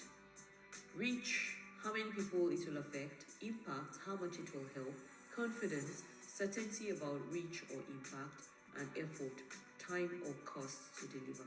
The pros, quantitative and repeatable, forces considerations of efforts versus value, helps prioritize across initiatives, not just features. Cons, data assumptions can be flawed, can be manipulated to support chosen outcomes, may undervalue qualitative inputs. Example application, a team considering 3 feature candidates runs RICE calculations and learns that a small performance improvement will impact more users and cost less than a flashy new feature.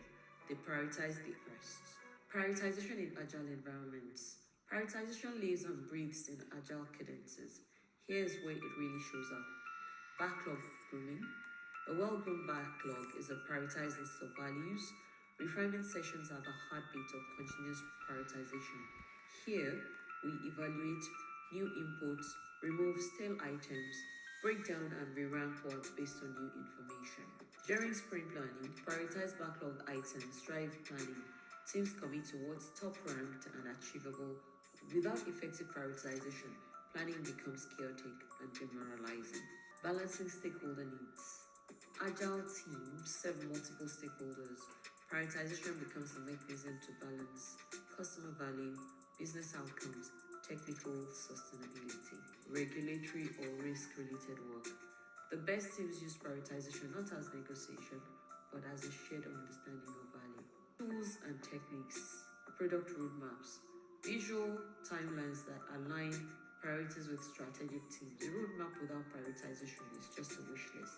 Users mapping, story maps organize features around user journeys, helping them visualize dependencies, sequence work, and find minimum viable products, the MVP.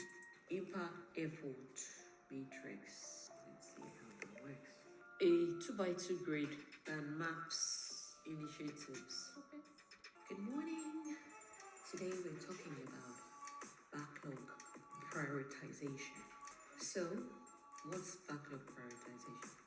I'll just be hoping that at the end of this call, they're going to be able to talk about the importance of prioritization, the objectives of the presentation, the definition of prioritization, and why prioritization matters in product management, common prioritization frameworks, Moscow method, must have, could have, won't have, the Kanu model, RICE scoring, that's reach, impact, confidence, effort, Moscow method, that's the Kanu model, RICE scoring, and the prioritization in agile environments. I'll also be talking about tools and techniques, case studies, and best practices. So, I'll start with the product backlog prioritization. A product backlog is prioritized list of work for the development team derived from the roadmap and its requirements. The most important items are at the top, guiding the team on what to deliver first. At least in an ideal world, that's what it's meant to be. So, single backlog means we keep all the development work in one backlog. The product owner's role means is responsible for preparing and prioritizing the backlog. And the importance of prioritization helps us is that it maximizes the value delivered in a sprint. So how to prioritize the product backlog? To ensure user stories are prioritized as follows. Quick wins, so the high impact, low effort. In Jira priority is the highest. We focus on these for good returns with minimal effort. Major projects, high impact, high effort. Priority is high. Time consuming but offer good returns, and they can overshare quick wins. Yep. Then, so major projects, high impact, high effort. Jira priority is high. Time consuming but offer good returns, can overshadow quick wins. The failings, the low impact, low effort, Jira priority is medium. Do these if time permits, but prioritize higher impact tasks. the thankless tasks, the low impact and the high effort. So the JIRA priority is low. Avoid these as they offer little return and consume valuable time. When we have new priorities, we look at the highest, so stop ship, alerts, gating issues, company critical issues, past gateway deliverables. The high gateway deliverables must be done in the sprint. Medium, gateway deliverable, longer lead time could move to high. Low, gateway deliverable, low effort, and the lowest, non-gateway deliverable, like trainings. So effective backlog prioritization techniques. To effectively prioritize a backlog, consider using these various techniques that focus on value, effort, and impact. Here are some popular methods. Must-go prioritization. The categories are must-have, should, could have, and won't have.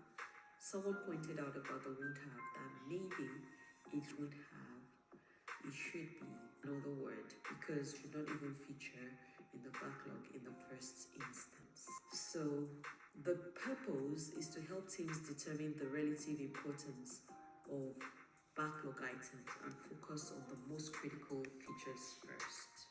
The details. Must-have items are essential for the product to function, while should-have items are highly valuable to the customer.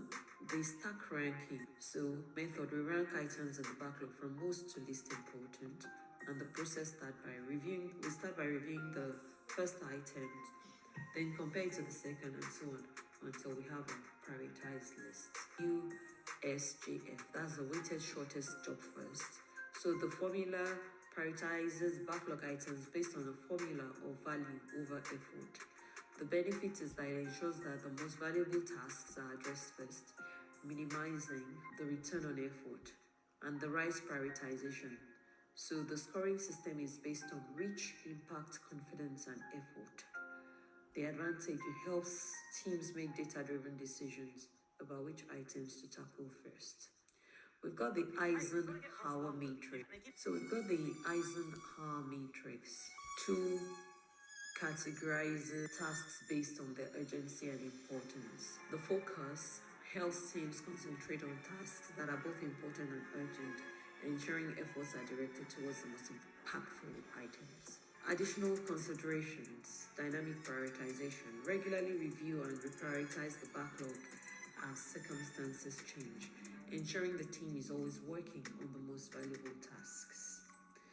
You limit the backlog, keep the backlog manageable to make prioritization easier and ensure the team is working on the most relevant tasks. Stakeholder input. Involve stakeholders in the prioritization process to ensure that the backlog reflects their needs and priorities. Value versus effort. Prioritize items that offer high value and require low effort, focusing on quick wins. Opportunity scoring. Identify features that customers consider important but aren't up to the mark. The Kano model. Prioritize tasks based on customer satisfaction and preferences. By leveraging these techniques, you can ensure your team is always focused on delivering the highest value work efficiently. Right. So I'll just start like I'm presenting. Welcome everyone. It's a pleasure to be here today with fellow practitioners, leaders, and change agents committed to delivering value through better product management. My name is Todi, and over the past 2 decades, I've had the privilege of driving agility at scale across organizations, navigating digital transformation, cultural shifts, and delivery excellence. Whether you're leading teams or steering portfolios, one thing is certain: prioritization is not just a practice, it's a discipline. It can make the difference between building the right thing and building something that doesn't serve everyone or anyone. The importance of prioritization in today's fast-paced, ever-changing environment. Our ability to say yes to the most valuable work, and just as importantly, say no or not yet to distractions, is at the heart of successful agile delivery. Prioritization ensures our limited resources, time, and focus are spent where they have the greatest impact. It aligns strategy with execution, enabling teams to navigate uncertainty with purpose and confidence. Prioritization is not a one-time activity. It's an ongoing conversation. It's about listening to users, interpreting data, balancing stakeholder input, and making trade-offs that serve the larger vision. By the end of the session, you'll be able to define what prioritization really means in the context of product management and agile delivery, understand and apply various prioritization frameworks, evaluate the pros and cons of each framework in real-world settings, navigate prioritization in agile ceremonies and product life cycles, leverage tools and techniques to support effective prioritization, learn from a real-world case study, walk away with best practices that you can apply immediately. So let's begin by setting the foundation. Right. Prioritization is the process of ordering tasks, features, or goals based on their relative importance, value, risk, and urgency. It helps teams decide what to build, when to build, and where to focus energy to maximize value delivery. Why prioritization matters in product management. Product management exists to solve real problems for real people. But the truth is, not all problems are equal and not all features add value. Prioritization enables us to align work with strategic outcomes, reduce waste by avoiding low-value initiatives, accelerate time to market by focusing on what's essential, improve stakeholder trust by delivering value early and often, empower teams to work with clarity and purpose. When prioritization is missing or poorly executed, teams become reactive, roadmaps bloat, and customer value gets lost in the noise. We've got lots of, common prioritization frameworks. So let's explore some widely used frameworks that provide structure and shared language for prioritization. The Moscow method. It breaks work down into must-have, should-have, could-have, and would-have. The Kano model evaluates features based on customer satisfaction versus functionality, delighting users versus meeting basic needs. The RISE scoring assigns quantitative scores to initiatives using reach, impact, confidence, and effort. Each has its strengths, contexts, and best use scenarios. Let's explore them individually. The Moscow method categorizes items into must-have, so critical to the current delivery time box. The should-have, important but not vital. The could-have, nice to have, no impact if not delivered now. Won't have this time, explicitly out of scope for this cycle. The pros of the Moscow is easy to understand and communicate, helps manage stakeholder expectation, and useful in time-constrained environment. The cons is subjective, depends on stakeholder input and negotiation, can lead to everything being labeled as must-have, doesn't quantify value or costs. So, a sample application. A team delivering a new onboarding experience for an app might prioritize must, secure login and core registration flow. Should, profile personalization. Could, welcome video. Won't, social sharing features for now. The Kano model maps features along two axes: customer satisfaction, how much customers care about.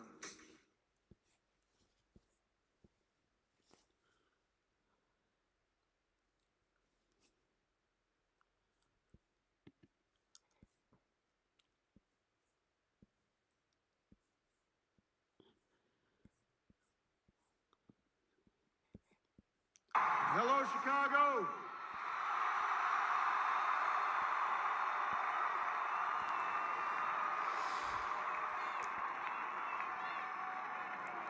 If there is anyone out there who still doubts that America is a place where all things are possible, who still wonders if the dream of our founders is alive in our time, who still questions the power of our democracy, tonight is your answer.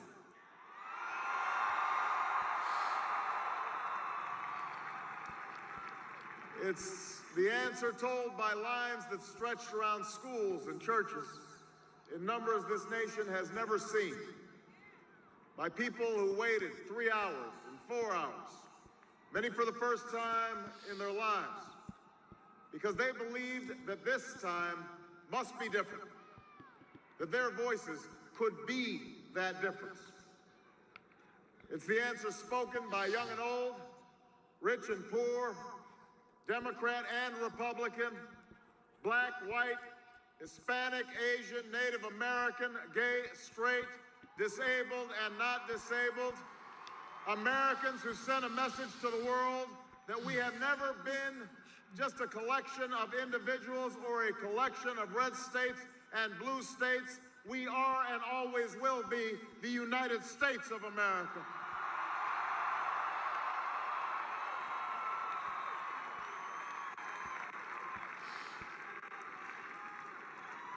It's the answer that led those who've been told for so long by so many to be cynical and fearful and doubtful about what we can achieve, to put their hands on the arc of history and bend it once more toward the hope of a better day. It's been a long time coming, but tonight, because of what we did on this day, in this election, at this defining moment, change has come to America.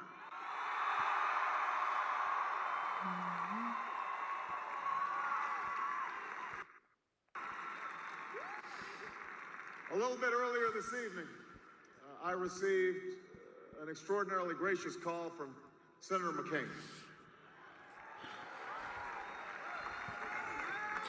Senator McCain fought long and hard in this campaign, and he's fought even longer and harder for the country that he loves. He has endured sacrifices for America that most of us cannot begin to imagine. We are better off for the service rendered by this brave and selfless leader.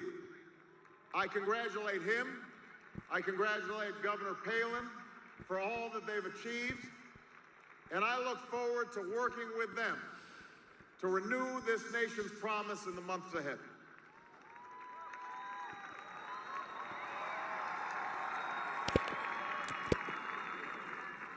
I want to thank my partner in this journey, a man who campaigned from his heart and spoke for the men and women he grew up with on the streets of Scranton and rode with on the train home to Delaware, the Vice President-elect of the United States, Joe Biden.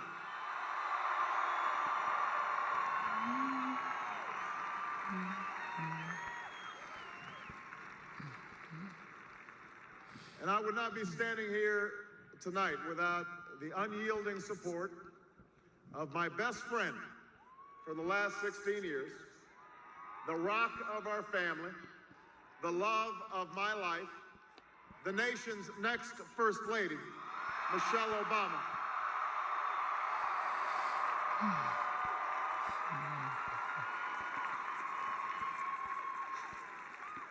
Sasha and Malia, I love you both more than you can imagine. And you have earned the new puppy that's coming with us to the White House.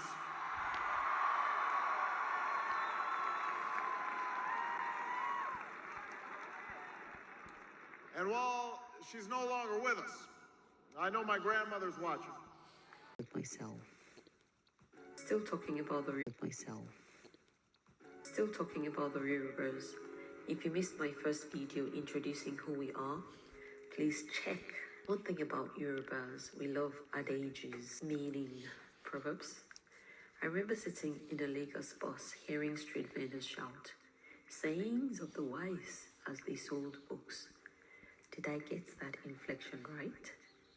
One of my favorite proverbs goes, Ironwigi ni ironweye. Igi means tree, eye means bird, and iron means comfort. A literal translation would be, the comfort of the tree is the comfort of the bird, but I prefer the health of the tree is the health of the bird. It's a reminder that when we take care of what sustains us, we take care of ourselves. Now, as a Scrum Master at Jaguar Land Rover, this saying really resonates. We're all part of something bigger than just getting a paycheck. Just like the bird relies on the tree, we rely on the health of the company to thrive. If GLR is strong, so are we. And that's why I'm committed to making our brand even greater. I recently completed the Scrum Masters Development Program called Cohort, led by Kate and Philip, and it sparked some powerful conversations about our role. So regarding quality, I don't think it should be the responsibility of one separate team. It should be the responsibility of everybody, because we are all creating a product for our customers together. So if you have one team that are creating some work and then there's a problem with it, but another team has to fix it, then how do you learn how to improve your ways of working? Because the problem never comes back to you, it's going to a separate team. They might be specialists in quality, but actually we all need to be specialists in quality. So we need to sort of create it, ship it and own it. So if it comes back with a problem, it comes back to the people who initially created that problem, so that we're all responsible and accountable for the quality of the product. I'm Stacey, I'm a domain scrum master in body chassis engineering. I have to make sure that my team are happy, manage 6 of the scrum masters, make sure that I'm catching up with them, that they're aware of what our goals are. Strategically, we're trying to build the capability within the squads to support engineers within the squads to become better scrum masters. Because I have such a small head count, I'm trying to pass down that knowledge and capability and grow the people below me so they can grow the people below them. Hello, my name is Philip Pokorny. I'm a Scrum Master Chapter Lead in Propulsion. And what's your take on how Scrum Masters should improve on quality, and what do we bring to the company? We got a lot of areas in the business which are dealing with quality, right? You've got, when you see in the training, what we are currently running, the SMDP, we are talking about failure mode avoidance, how the processes are together. I think how Scrum Masters can help is to bring the worlds together. We were discussing that there is a lot of silos, yet we are trying to solve the same problem. Another aspect of it is, we are talking different languages. Oh, this is my subjective opinion. But current quality people are talking different language than the rest of the business. Yet, the rest of the business should be listening to current quality people because they've got the history and the experience of what actually happened.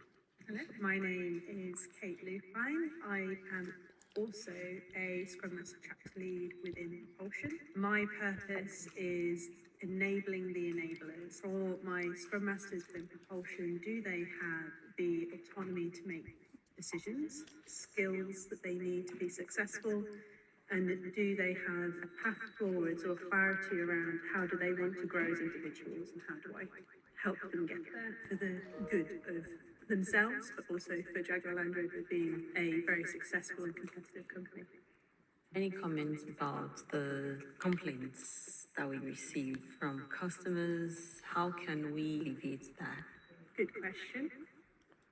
I think an element of that is we should appreciate that we get candid, timely feedback from our customers. The fact that we continue to have them, yes, of course, I would rather we didn't have comments about where we have failed to meet the quality of our customers. However, the fact that we still get them means that I hope that we are resolving them, or at least appreciating them for what they are. Because I know for myself, from being a member of Jaguar Land Rover, they are shared throughout the business, and that focus on what we provide to our customers is seen daily. I genuinely feel within our business there isn't anyone that has not heard about either something that we've done well by providing our quality products to someone, but perhaps when we haven't delivered what we wanted to be able to deliver. So it is very much in our minds each day. So for us as Scrum Masters, Philip and Caroline have already happened upon a lot of these points, but keeping it close and transparent for us, being able to link back the work that we do, be it a wind mirror or a windshield, or how do we purchase different things, being able to link back that through to providing a great product is incredibly important.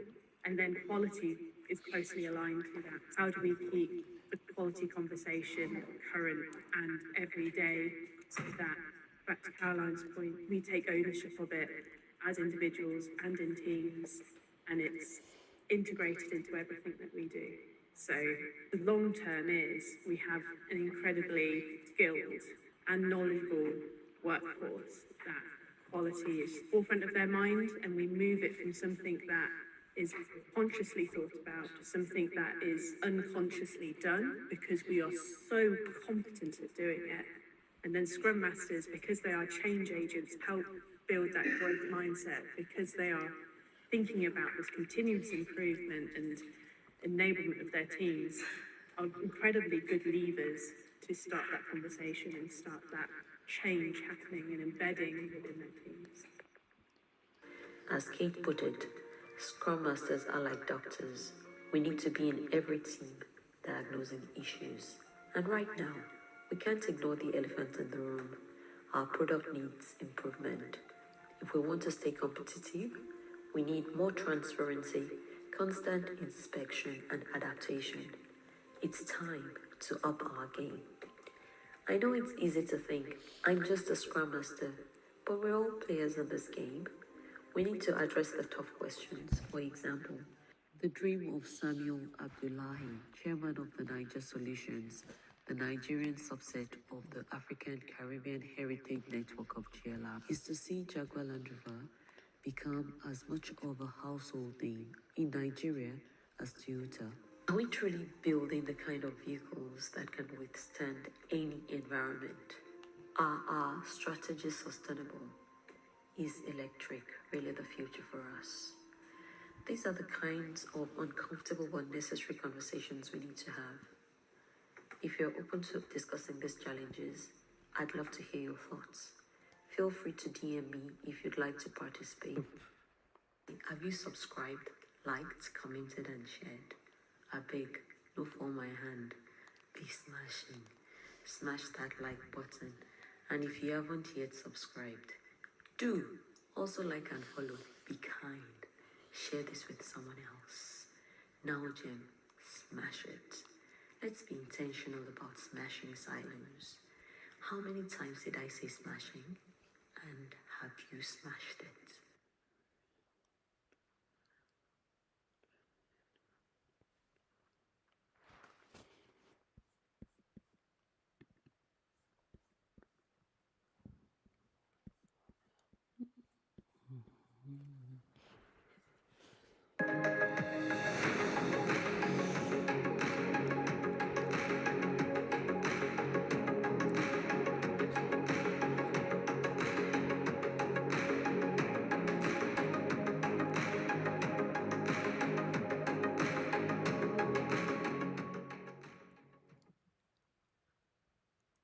I was gonna sleep in late, but then I got high.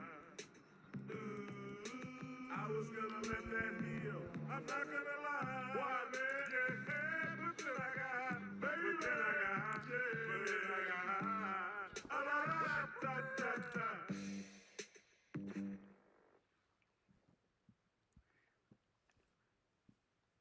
Aliko Dangote, thank you so much for speaking to Bloomberg. You have the refinery, it's opened. How does it feel? It feels like a milestone from the outside. How does it feel for you? I think it feels really great. It is really a great achievement. It's something that 90% of the entire world did not really give us a chance. Nobody really believed we can pull it off, but we did. And, it is a great satisfaction to me personally as a person and also to the organization. So I think we've done very, very well. And there are quite a lot of things when you look at where we're coming from. Nigeria being an oil-producing country, and we've been importing petroleum products for the last 35 years. Just doesn't make sense. What's life or From the work outside, without meaningful connections? People are the heartbeat of any organization or neighborhood. Have you heard of someone who took their life while surrounded by others? We tell ourselves they're in a better place now, but their absence leaves us with heavy questions. Could we have done something differently? Could we have helped? Mother Teresa once said, "None of us, including me, ever do great things, but we can all do small things with great love, and together we can do something wonderful." And Helen Keller reminds us, alone, we can do so little. Together, we can do so much. Hi, I'm Todi, African British Christian woman. Are you ready to challenge your perhaps hidden biases? Stick or click away. Prove it. Stay till the end. Here's a bit of my story. I've called the UK home since 2007, but my accent, it hasn't changed a bit. And I'm not sure it ever will. Doesn't matter. Should it affect how people engage with me? The truth is, I met a couple who have lived in Leamington for over 40 years, yet they barely have any friends. I moved to Leamington in 2015, and it was a struggle just to get people to talk to me. It felt like locals were content in their established circles, not keen on letting newcomers in. I don't know about you, but that was tough. For anyone moving into a new community, feeling welcomed can make it all the difference.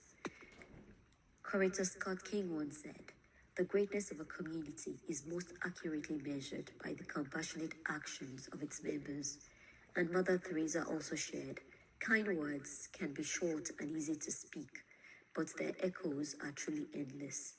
Sure, we've all heard stranger danger, but in a world where people are often uprooted from their homes and families for work, where mental health struggles are on the rise, isn't it time to think of others? To imagine what it's like to be the stranger? The data doesn't lie. Mental health issues are on the rise, with loneliness playing a significant role. Did you know over 264 million people worldwide suffer from depression, according to the World Health Organization? Loneliness increases the risk of mental health issues like depression and anxiety by 30%. During the pandemic, 40% of US adults struggled with mental health or substance use. Among young people, there's been a sharp increase in feelings of sadness and hopelessness, with 37% of adolescents reporting these feelings in 2019. This is why conversations and connections matter so much. The hope is that as we work, talk, walk, and meet together, we can learn, grow, share, and help one another to do better and be better. No one can whistle a symphony. It takes a whole orchestra to play it, said H.E. Lecoq. NowGem, be smashing. All life matters.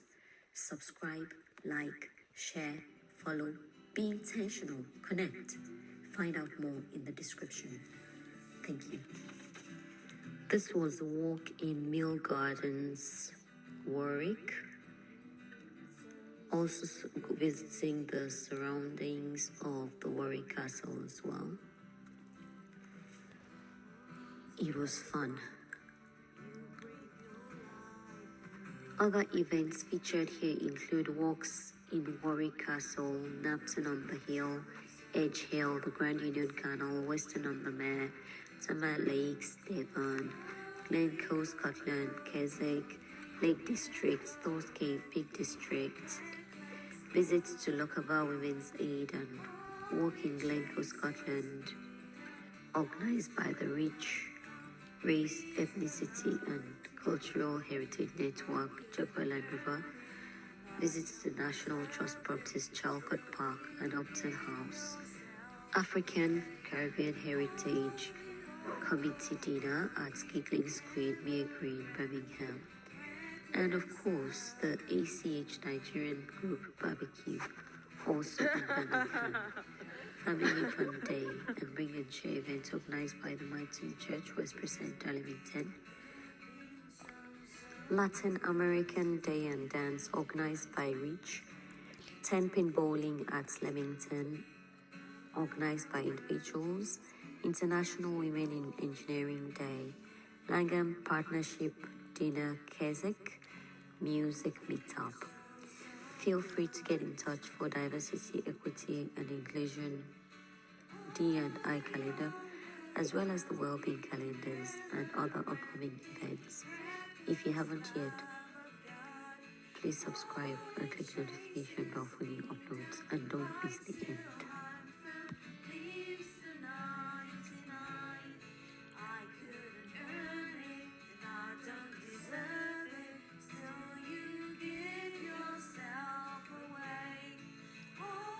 And now let's understand the terminologies. Now, Gem, it's all about now, the present, today, a present or gift. And guess what? You're the gem, the star of the show, with your unique you factor. You bring your own special spice, a flavor only you can add. Let's break silos and make it fun. Breaking silos at work or play.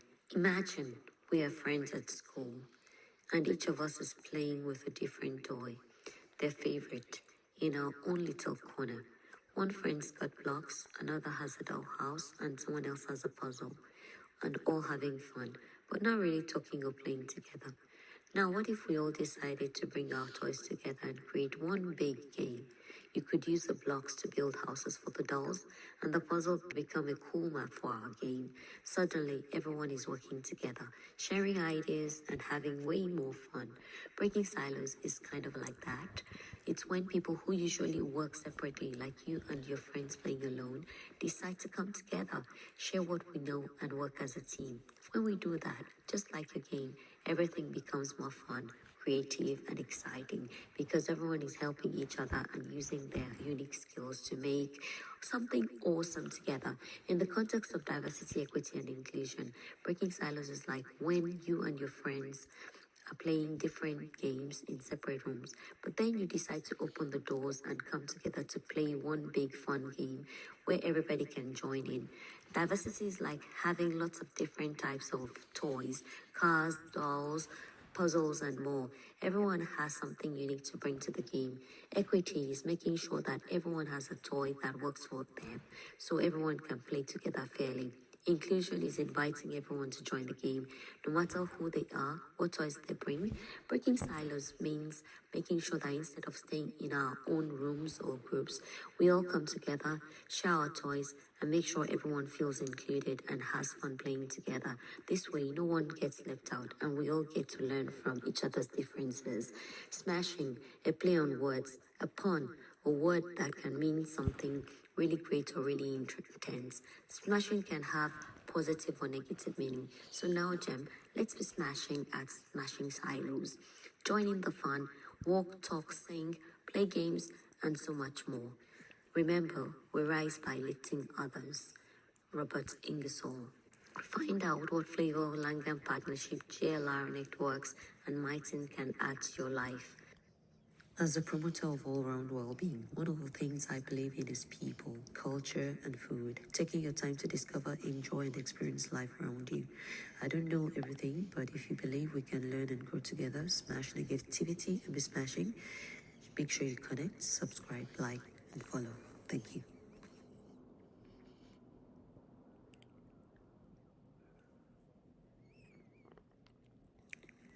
Now, Gem, why should my Black African heritage matter? How does that impact the bottom line or the way I approach my job? Well, I'm Todi. Charity begins at home, so I'll start with myself. Still talking about the Yorubas. If you missed my first video introducing who we are, please check. One thing about Yorubas, we love adages, meaning proverbs. I remember sitting in a Lagos bus hearing street vendors shout, sayings of the wise as they sold books. Did I get that inflection right? One of my favorite proverbs goes, Ironwi igi ni ironwi. Igi means tree, eye means bird, and iron means comfort. A literal translation would be, the comfort of the tree is the comfort of the bird, but I prefer the health of the tree is the health of the bird. It's a reminder that when we take care of what sustains us, we take care of ourselves. Now, as a Scrum Master at Jaguar Land Rover, this saying really resonates. We're all part of something bigger than just getting a paycheck. Just like the bird relies on the tree, we rely on the health of the company to thrive. If JLR is strong, so are we. And that's why I'm committed to making our brand even greater. I recently completed the Scrum Masters Development Program Gold Cohort, led by Kate and Philip, and it sparked some powerful conversations about our role. So regarding quality, I don't think it should be the responsibility of one separate team. It should be the responsibility of everybody, because we are all creating a product for our customers together. So if you have one team that are creating some work and then there's a problem with it, but another team has to fix it, then how do you learn how to improve your ways of working? Because the problem never comes back to you, it's going to a separate team. They might be specialists in quality, but actually we all need to be specialists in quality. So we need to sort of create it, ship it and own it. So if it comes back with a problem, it comes back to the people who initially created that problem, so that we're all responsible and accountable for the quality of a product. I'm Stacey, I'm a domain scrum master in body chassis engineering. I have to make sure that my team are happy, manage 6 other scrum masters, make sure that I'm catching up with them, that they're aware of what our goals are. Strategically, we're trying to build the capability within the squads to support engineers within the squads to become better scrum masters. Because I have such a small headcount, I'm trying to pass down that knowledge and capability and grow the people below me so they can grow the people below them. Hello, my name is Filippo Gorni. I'm a Scrum Master Chapter Lead in Propulsion. And what's your take on how Scrum Masters should improve on quality, and what do we bring to the company? We got a lot of areas in the business which are dealing with quality, right? You've got, when you see in the training, what we are currently running, the SMDP, we are talking about failure mode avoidance, how the processes are together. I think how Scrum Masters can help is to bring the worlds together. We were discussing that there is a lot of silos, yet we are trying to solve the same problem. Another aspect of it is, we are talking different languages.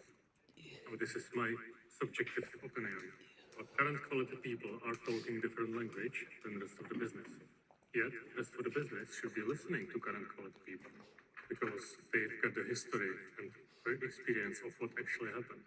Hello, my name is Kate Lupine. I am also a Scrum Master Chapter Lead within Propulsion. My purpose is enabling the enablers. For my Scrum Masters within Propulsion, do they have the autonomy to make decisions, skills that they need to be successful, and do they have a path forwards or clarity around how do they want to grow as individuals and how do I help them get there for the good of themselves, but also for Jaguar Land Rover being a very successful and competitive company.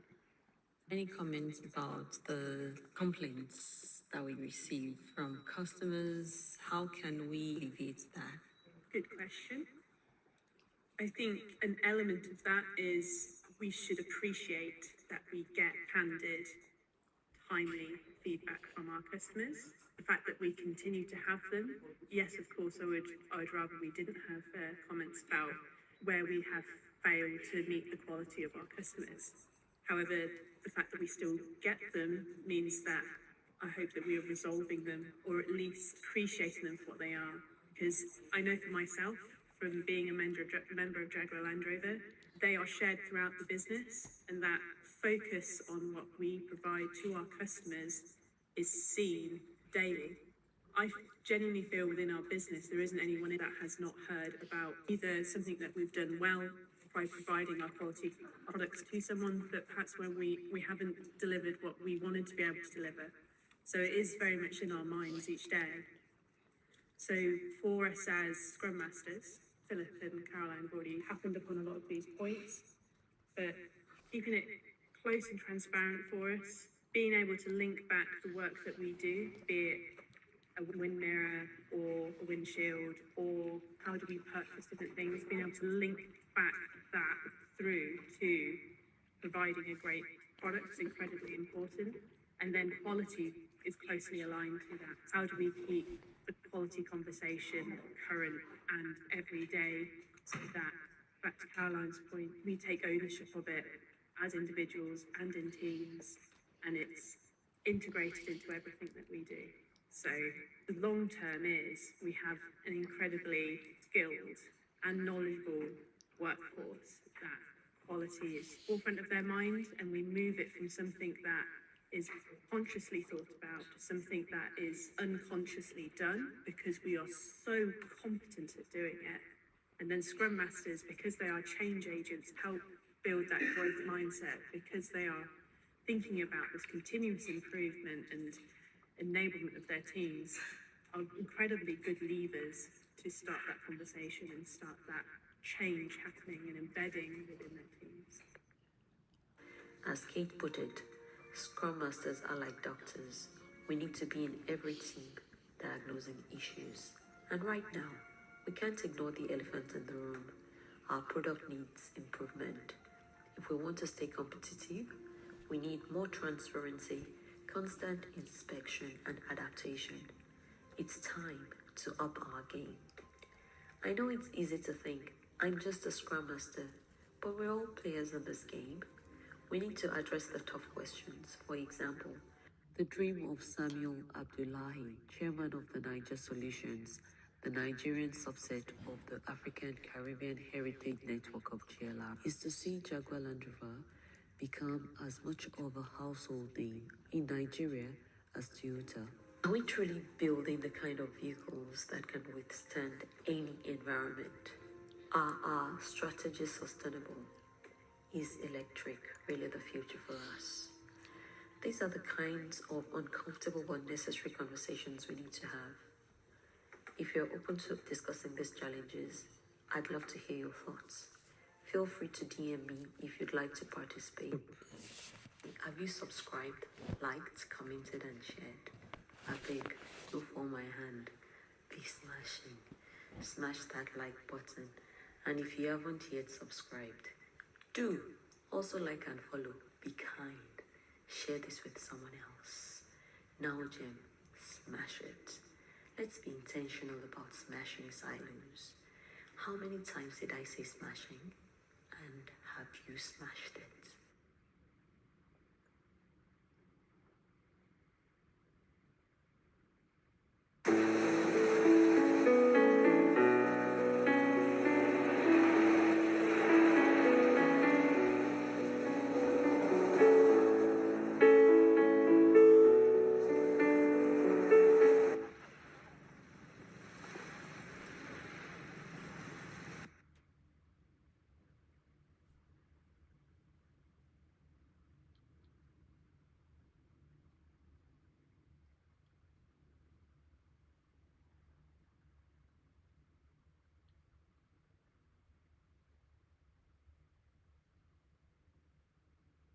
Now, Jem, did you know you could find love in the most unlikely places? Wait for the juicy gist at the end. I'm Todi. Growing up in Nigeria, we had tales by the moonlight. Does that give you an inkling of my age? Perhaps not. What popular programs did you grow up watching? Share that in the comment below. And stay with me as I show you smashing tales by the true light. Before joining Mighton, I had lived in Livingston Spa for 6 years before I actually met some people like Helen Wallace. And this is amazing Helen. She's great at organizing things and Diana. Sergio. It was take a walk and we went to walk. Do you want to say hi, Irene? Irene, say hi. And so many more. I met Helen at the New to Mighton event, and since then we've explored together and shared lovely moments at Women at Mighton events like Dress Without Stress with Hilary Nichols. Check the smashing hangouts in the description to find out more. Here are 2 fun facts. Point 1. Even though I was a Christian, I didn't believe that I needed to meet up with other believers, even though the Bible says we shouldn't neglect together the gathering of one another. Here's a question for you, and I want an honest answer, please. Do you believe you can be a Christian on your own, or do you believe that we need one another? Do you believe that you have to live by everything the Bible says or not? Please comment your opinion below, too. In Nigeria, we call our leaders pastors. At Mighton Church, we call them elders, but it doesn't mean they are old and gray. Meet some elders. Hi, I'm Nathan. I'm one of the leaders at Mighton, and we're just having a church lunch. We've had a time together as well in the morning, meeting together, and it's been a great day. And the sun's out, so it's been a good time. I'm Tim Reynolds, member of Mighton Church for 23 years. And how have you found it so far? Very good. I've been very happy. My wife and I have been attending since we got married, and we raised our 3 children through the church. We're part of a really good church family. I've been involved in men's ministry at Mighton for quite a long time. Previously it was called Men Behaving Godly, but actually kind of folded probably around 2012, 2013. Then a bit of a break in terms of sort of active men's ministry, but we've reformed as of 2022. Men at Myton, we now get together every other month just for social and relationship building, but also aim to do some outreach events as well. I'm aiming to get the men in the church into community together. So I've also been a long-term Sunday school teacher. So I've been teaching school years 3, 4, 5 and 6. Previously it was called Sundays Cool, as in Sunday apostrophe S Cool. Now it's called Myton Kids. Really good ministry to be part of. I'm also involved in Friday night youth work. So again, school years 3, 4, 5 and 6. My wife and I have been co-leading a group called Let's Go for just over 20 years. Holiday Club has also been a major part of Myton's calendar. Again, we've been running it for maybe 25 plus years in total, and we've gone through various different incarnations. When we were back at the school before COVID, we maybe had 350 children coming to us for half a day for a whole week. This is our second year of a new format where we're having 3 full days with the children late in July, so start of the summer holidays. A few smaller numbers these days than we used to have, but actually it's really important to contact these children and tell them about Jesus. There are many reasons to love Myton. A major deal breaker for me. You can meet amazing people like... I don't think I'm amazing at all, really. I'm fairly ordinary, but I'm 82 years old and I still enjoy my walking. And on Friday this week, I'm walking 11.5 miles and climbing Breeden Hill, probably doing about 1,000 foot of climb during the walk. I was 59 years old and I had no indication that I had a brain tumour. I was in Myton Church on Easter Sunday and I had a seizure. I couldn't speak, my arm was thrashing about. My wife was really worried and was trying to ask me, are you all right? But I couldn't say anything. The service was going on. Bob Telford was doing the sermon and he noticed that I was unwell. So he halted the service. Peter Davis, who was a doctor, was sat next to my wife, as it happens. I came and calmed her down and sat with me until my seizure stopped and phoned for an ambulance and the service was able to continue. Anyway, they rushed me to Warwick Hospital and I had another seizure on the way and they arranged for a scan and fairly soon afterwards they discovered that I'd got a brain tumour the size of a lemon in my skull. It was in May. They actually removed the brain tumour. It was Mr. Christie, the surgeon, and he spoke to my wife and I and said, there's a 1 in 3 chance that you're not going to survive. But because I was a Christian, it was much more something that I could face because I knew I was going to be okay either way. Even if I didn't survive the operation, I would be with the Lord.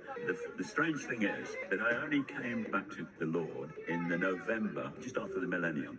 My neighbour who went to Myton Church, he gave me the millennium video of the life of Jesus. I was very struck by it. And I went round to him and I asked if he knew of an Alpha course that was going on. Well, there was one going at the church in Warwick, starting in 2 weeks' time. So Betty and I went to the Alpha course and I became convinced that Christ was real and that I should join. And in November we started going to Myton. It was on Easter Sunday that the episode took place. My friend, who was a Christian, said because it was Easter Sunday, that was a sign that you were going to be okay. So I went into the operation fine, and after a week I was out of hospital and I've got better ever since. Although I couldn't go to work for 2 months, I actually started with a small walk and then built up. And in the end, I walked all the way along the Grand Union Canal, because I wasn't allowed to drive because I'd had a seizure. I walked all along the Grand Union Canal to Lapworth and then back along the Stratford Canal, which was 26 miles, and I knew I was fit again. My name's Colin Baker. The current work that you do, how can people join it? Well, I'm a member of 4 walking groups, and they're run by an organisation called the U3A, which is the University of the Third Age, and it's for basically retired people. I'm a leader of 3 of the walking groups, and I'm a member of the 4th. We walk on the first Tuesday of the month, the second Friday, the third Wednesday, and the 4th Friday. So I more or less have 1 a week, although occasionally 2 occur in the same week. Tuesday and Wednesday we walk anything between 7 and 10 miles. On the Fridays we're a bit more adventurous and we walk between 8 and 14 miles. It's normally within Warwickshire, but Gloucestershire and Northamptonshire and Oxfordshire, we do travel a bit. Don't mind Colin, he said he's not amazing. I think Colin is amazing. He's going to be gardening today, right? Yeah, I'm a very keen gardener and I still work. When I was working, I was managing a garden project which worked with people with learning disabilities. When I retired in 2007, I asked if I could stay on and just work up to 2 days a week. They were quite happy for me to do that, and I've been working ever since. And my doctor says, whatever you're doing, keep doing it. I've thought about retiring properly, but I can't bring myself to do it. Because I love working with plants. Mighton Church is very, very vibrant, very central to my life. It's a great, busy place. And what I like about it is that there are people of all ages. All the generations are represented, right? There's people even older than me. I'm Corin and I'm 12 years old, and I really like church because I get to meet with all my friends. There's lots of youth clubs and hang out. We have a church lunch today and it's really fun. My name is Jill. I've been at Mighton Church since about 1980 when I came with my husband and children when we first joined the church. I've found Mighton Church to be very helpful and supportive. I have my home group. It's a mixed group of ages. I help with the free lunches that we do on a Tuesday sometimes and keep up with a few folk. My main thing really is keeping in touch with people who are on their own and encourage folk. For the years, the Oasis group was originally started with the idea of providing friendship and fellowship to retired couples moving into the area to be near their families. And that proved very helpful to a good number of people who came and had an immediate friendship group to join. We were quite a big group. We're a smaller group now. But we meet occasionally for times of prayer together and to share some cake and coffee. Usually in January and the New Year we have a lunch together. How can people join? Oh, they can just come. We're open to anybody over 60 age. Who are very welcome to join us. The group meets really at Westbury Community Centre. We keep in touch, pray for one another. And Hugh Bradbury will be the one to contact if you wanted details of the Oasis group. We have fun events for all ages. And I'm organising a holiday club for this summer. It's going to be running from the 22nd to the 24th of July, Monday to Wednesday after the end of the school term, and it's for all children from reception to year 6. And it will be from 9 in the morning till 3 o'clock in the afternoon. You will be able to sign up on the church website after half term. We're going to do lots of activities, learn about Jesus, sing songs, do crafts, games, lots of activities, and have lots of fun. And it's really exciting. I've been coming to Mighton Church since I was a student, so the late 90s. I've changed scenes a lot changing at that time, but it's been really interesting. Hi, I'm Sarah. I'm having a church lunch today and I'm just putting out some delicious food for later. I'm Phoebe, I'm 23 and I've been at Mighton for about a year. I really love it, feels like home. I do quite a lot with the 20 to 30s group, which is mostly students but also some older people, and we just gather for games and food, and it's just such great fellowship. I'm Lily. I've been going to Mighton for ages with the youth group and we have a lot of fun on a Friday night. I joined the church when I was a student, which is a long time ago, and I've stayed because it's friendly and it's helped me to grow as a Christian. And you can make lifelong friends too, like... I'm 14. I'm Joanna and I'm 14. And how have you found Mighton so far? I found it a very inclusive experience and everyone's very warm and welcoming. It's been very lovely. It feels like a family here. I've been coming for about 11 years, so since I was about 2 or 3. I've been coming for probably around 10 years now. And you met in Mighton, the two of you. And how's your friendship been? I think we're very strong friends, which I really can't imagine my life without you. Yeah. That's a lovely thing to say. It's never. I'm Irving. I'm from Hong Kong. From Google. I run a local church around where I live. I like the worship, teaching, and people. I really enjoy worship as part of my Christian life. My name is Coin Sola. What are the activities that you enjoy the most? Learning about God and basic. So when did you join Mighton? Last year. And after summer last year. And how you enjoyed it so far? Really beautiful, lovely people. The word of God has been shared and I've met family, I'll say. Yeah. It's a diverse church and there is an expert cook right there. Oh, yes. Her name is Gold. That's a lovely lady. My name is Ibrahim and I'm from India. I study here at the University of Warwick. I've been coming to the Mighton Church for like 2 months now. But it's amazing. It's like I've met so many friends, people from different ages and stages. It's just a great community feeling to be here. I'm a camera student. I'm studying computer science. I found the church through the church search at the CU and I've been really enjoying the community here and the services every Sunday. Hi, I'm Beth Reynolds. I work a lot in youth work, so I help with creche, and then our youngest youth group, 5 Live, which is really great. We have a range of ages within the church, a lot of babies and toddlers, and then a lot of wonderful old people that we can bond with and create a great community with. Meet Chris Redstone. I'm a missionary from Myton Church, currently working in Nepal. I joined Myton, about 20 years ago, 2005, something like that. And so I'm coming back after having lived out of the country for almost 6 years now. And what I've noticed coming back is how much it's changed. So the eldership has changed and the congregation is changing. What I find really encouraging is new people coming in. And actually, because of where the church is, it's an area where it's much more diverse. So you've got people from all over the world now coming to the church, which wasn't so much the case when I first joined 18 years ago. And in some senses, it's a reflection of where the UK is at in terms of people coming from all over the world to live here. I think that's great. So if you're not somebody who's heard the gospel or thought much about the person of Jesus Christ, coming back into this culture from the Hindu culture, what I see is that people are searching for something and that people are open to spirituality. They're looking for truth in a culture that's basically saying there's no truth. And I think people know there must be some truth. And so I would say, come and find out if Jesus is who he said he was, which is the truth. Yeah, so I'm Hannah and I'm in year 12. My name's Matt. I'm a GP trainee at the moment. So as a family, we went and served God in Madagascar for 8 years. I was working there as a doctor, and Hannah, you grew up there, didn't you? I've been there 8 years and I went to the local school there. And how have you found Myton so far? I have to say positive things, don't I? Because I'm on the leadership team at Myton. It's full of life, and we're in a stage of transition at the moment as we're trying to work out what to do with the building. But the people of God is what it's all about, and that's growing. It's a real joy to see that happening week on week. I think it's a really welcoming place and the music is amazing. There's so much diversity now. Yeah, and I just love Myton so much. And there are some made in Myton love affairs. Sit tight for the juicy bits. I'm Matthew, and this is Julie. And how long have we been married now? 5.5 years. Yeah, time flies when you're enjoying yourself, doesn't it? I met Julie, I think it was about 8 years ago, wasn't it? Yeah? Where did we meet? Coffee group. We met at Myton Church. We had a coffee group afterwards, didn't we? After church, we used to go coffee at Starbucks with a bunch of other folk, and I was about to go across the way and just started chatting, didn't we? That's your take on it. So, what was your take on it then?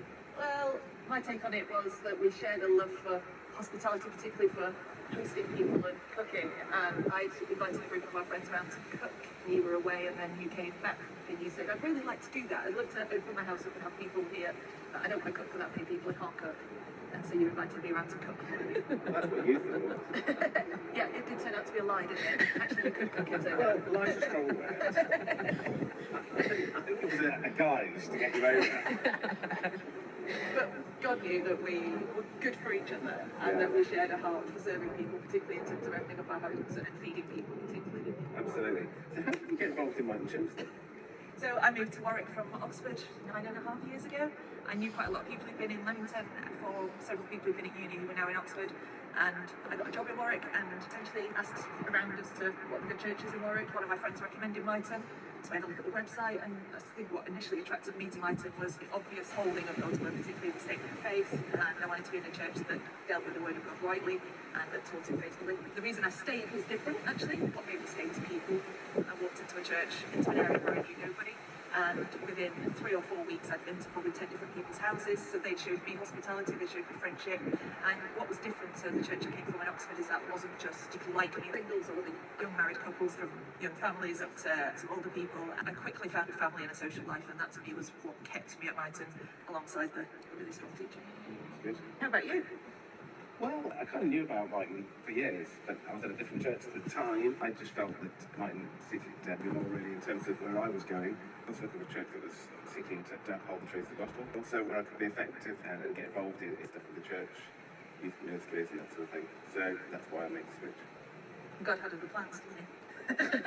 My mum actually told me when I first moved to Warwick that she thought I was coming here because God had a husband for me here, and I told her to go away and that I didn't need a husband, but God definitely had other plans. She's also been having a word with the Lord, and that was it. We both come from slightly tricky relationship paths, like a lot of people do, and I realised I've been looking for the wrong things in a partner, and actually to find someone who shared my love for the Lord, but also a desire to serve God's people was something that was really important to me. And we're not brilliant at it, but we try and have an open house policy so that people in need can come. I think a lot of people feel at home here, which for us is really important. There's always some food. Some uncle advice, I mean, just on a slightly silly note, I've lost count of the people who know the code to get the key to our front door because people just let themselves in here. And to us, that's a way of sharing what we believe God's given us for the good of those around us. Absolutely. And I've been round as well, haven't I? You have. You have to, yeah. Always welcome, you know that. So what advice would you have to people who don't know how to approach the other sex to ask their hand or whatever, you know? Proposing here or just getting to know someone? Maybe both. Yeah. Oh, I wouldn't know. I was devious. I asked for some help, and that worked because I found someone who was generous-hearted, who was willing to help me do some catering, and that was the way I went in. But I don't know the answer to that. I'm definitely the worst person to ask. I'll answer that. I'm not sure I'm very good at it either. We actually did just kind of fall into relationship with each other in some ways, didn't we? Well, actually, we were friends first. And we actually spent a lot of time with other good Christian friends in a group scenario, and we got to know each other that way, which I think is a safe. So if you're scared of asking or you're not sure how someone will approach, I think that's a really good way to go. And I think approaching each other as we believe as Christians that we're brothers and sisters in Christ first, and actually approaching someone how you would want to treat someone that you have that level of respect for as well. Yeah. So taking the pressure off, getting to know someone. It felt very natural. Yeah. It wasn't orchestrated. It wasn't arranged. It was just something that naturally came out of a group of friends. Hanging out with like-minded people, and actually, I think there's a lot of pressure on people nowadays to find relationship, and actually sometimes those relationships are best when they find you. In fact, I remember a very interesting conversation as a coffee group one day about a few members who were on Christian Connection, a dating website. They were talking about actually how difficult that was, how it felt sort of artificial really, and a lot of pressure on those first meetings and stuff like that. It wasn't working for them. Yeah, although actually one of the couples there had also met online, and that one worked out well. That one of those coffee group coffees after the service, we were having a conversation about churches and how churches can often assume if men and women talk to each other, particularly if they're single, that they're looking for a relationship. And I quite controversially said, I just don't understand why you're hand in a walk, you not go for a coffee together as friends and people not read too far into that. And actually, on the back of that, I went for a coffee with two different men in the group. One as a friend, well, to me they were both as a friend at the time. One actually was Simon. Simon and I have always been very good friends, and both of us were frustrated by the idea that actually it was fine for me to go for a coffee with a girl and him to go for a coffee with a bloke. I heard you say that. I thought, amen. And then immediately said, oh, do you fancy coffee? I'm really grateful for some of the friends from that group. There's still people that I would go to if I had an issue. And actually, that's a way of kind of slightly putting yourself out there as well, isn't it? It welcomes someone saying, do you fancy a drink? You know, is that something you'd be comfortable doing with me? And it was just as a friend. We were friends for quite a long time after that. We just get each other. I've never had someone understand me like you do, and that was quite clear as friends even before we were dating. So yeah, spend time with people, get to know people. Don't make big decisions before you actually know someone. You know, for some people, they walk into a room and see someone and they think I'm going to marry them, and it works for them. But for 99% of people, it's about relationship and building friendship, and something starting from there. I remember an old minister used to talk to us youngsters years ago. He used to say, look for your partner with a prayer meter. You know, I remember thinking, oh yeah, you're all right. But there's an element of truth there in the setting where you are looking for people who share the same values as you and the same passions. I was single for quite a long time before I met Matt. I'd done some serial dating in my 20s and then decided that wasn't good for me, and that I needed to kind of learn to be happy being single. And I Christian blog, and the church I went to actually did a sermon on being contentedly single, but also talking about how sometimes singleness is for a time and those kind of things, and that God has something else in store. And I wrote a blog post on it, and I found a little kind of meme on the internet that said, I want to be the kind of girl that looks to God's heart for the man that I want, and actually has to be close to God to find him. And I think that was quite important to look for the right thing in a man rather than the thing that I thought I wanted. Julie, what do you have to say to people that have all these checklists? I'm not saying it's wrong to have a checklist. Absolutely. It's just that they have these checklists, and the checklist has not materialized. I'm going to be honest here, and do not take offence at this, darling, but you don't hit many of my checklists. So I'm going to be if I go back to the checklist point of what I was looking for 12 years ago, it probably wasn't you, but that was wrong. And I used to describe dating as a bit like shopping for a house. So quite often you have to see 4 or 5 houses. What you decide from those houses is what you definitely want in the house you want, and what you definitely don't want. And I think there's some truth in that you get an idea of what it is you're looking for. But actually, I learned that what I was looking for wasn't necessarily what was good for me.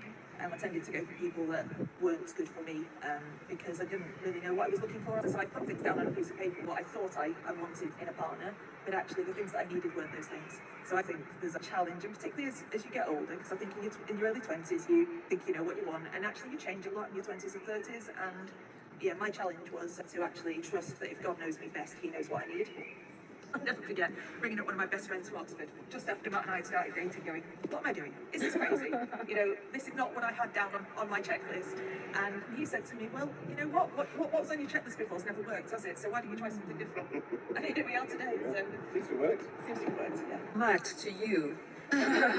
You know, it's quite difficult when you date in your, let's say, 30s, 40s. I found out that most churches or most places have provisions for people in their 30s and nothing for those in between, like 50s or 60s, because you can still fall in love at 64. It becomes difficult. That's why most people do internet. But unfortunately, this particular group of people, not all of them are into internet. It's like there's no option to meet anyone, really. I had children from a previous relationship, and the stakes were so much higher. You know, there are often some kind of social groups set up or organised events for the 20s to 30s, and then I wasn't in that group really because I was a bit too old. That's why I found this coffee group, because it really was a broad spread of people from various stages of life. It was less organised, less structured, but actually I needed to get relaxed in being single, trusting God. It's either for a season or forever, I didn't know, but I wanted to look to God and prioritise him about how he wanted me to use me in that situation. But yeah, I couldn't help noticing Julie and... So I think probably what you're saying there, isn't it, is you use your opportunities. So it may be that there is nothing formal, but actually to invite some people who look like they don't have families to go out for a coffee after church as a group actually wasn't a bad call for people. I mean, it wasn't just a bunch of people looking to find a partner. It was just a place where people felt safe. And from that, one or two people did meet up. Quite a lot of people didn't. They were there for each other, and those friendships are carried on. And some were married couples that have been married for 15 years and just took the opportunity to come along. And that's one of the joys of church, isn't it? Church brings together people from different backgrounds, different age groups that would never socialise in any other setting, and we unite under the gospel, and actually that brings amazing opportunities. To have people to walk alongside you is something that's really unique to the church. I don't see anywhere else in British culture where that happens regularly, and to me it's been a real blessing. Knowing God and following him is great, but actually it comes with a lot of benefits as well, and this is one of the blessings he gives us as Christians. Church family. Tell us, what are you? Me? What do you do, Matthew? I'm originally an engineer. I'm sort of in my own little business, don't I? I'm a bit of an entrepreneur. I try and do a bit of this and a bit of that. I think a bit of an entrepreneur is a bit of an understatement, isn't it? So Matt's had 3 businesses over the time I've known him. Yeah. 2 of them are still running. You fix it, man, aren't you? You're a man that looks at a problem and goes, how do I fix that? Yeah, absolutely. And that's what he does in his business. And that's kind of what I'm involved in being in church, aren't I? I get involved in sort of building projects and stuff like that, and fixing various things around the church building. If you want a solution that doesn't exist, that's a man. I'm very different. I'm a pharmacist by background, so I work for the NHS. I don't work as a pharmacist anymore. I work in a role by malpractice. It looks at healthcare professionals and says, with the fact that the mid-grade doctors in the NHS were leaving, kind of how can we fill some of those skills gaps? So I've done extra training to do that. I run an infection service at the hospital. I mean, I find myself quite useful. I'm a dental pharmacist. I remember as a child, like him getting phone calls from everyone in the church saying, I've got this problem, what medication should I take? And get a bit of that is the honest answer, but just though there is that mix, actually what I do for a living is actually far less important at church. And I think we fall into a trap of people saying, well, who are you? And our response is what we do. Well, isn't it? If someone says, tell me about you, you generally tell them your marital status, if you've got any kids, and what you do as a job. And actually, to me, those things are actually less important. They are important, obviously. That's very important to me. And if someone asks me, you know, who I am, he would be a massive part of my reply. I'm less likely to reply about job because I do think it matters less. Yes, there's always ways we can be useful to each other, and you know, if you've got a builder at church, you'll find out that he's constantly doing extensions for church people and things like that. That's quite normal, but actually, to me, it's more about our identity in Christ and what he brings. But I do love the fact that I can, on a Sunday morning, flip from having a coffee and speaking to one of the old retired people who lives in the complex opposite the church, down to the 5-year-old who wants to tell me about his week at school, and you know, through to someone who actually does want to ask me a work question. And I love the breadth of what church brings us. In not so much of a nutshell, life has been tough, but time will not allow me to tell you about how the church has shown me the love of Christ and helped me to navigate through sickness and the consequent hardship. My own family lives far away, but my newfound family not only visited me and supported me emotionally, financially, physically, socially, and through Jesus living through his people, I can live life in full again. I even ushered in the new year at the party held at Matt and Julie's. Now, Jem, why not give church, love, and Jesus a try? What have you got to lose? Well done for sticking with me. I know many people have had negative experiences and impressions, but do like, share, and follow to get this positive news out there about how Christ and his church help our overall well-being. And before you go, what's your impression about God? I shared mine in the video in this description. Feel free to share yours in the comment below. Never underestimate the power of God through his church. I once wondered if I could ever smile again, but Simon showed me the love of God. He enjoys cooking and I enjoy eating. Check out Meals with Simon in the description. Finally, thank you to all those who supported me in my brokenness, opened your hearts and homes to me, and for those who care to share their witness in this video, and to those who chose not to, I still love and respect you. If you haven't yet, please subscribe, like, and follow for more content like this. Thanks for watching.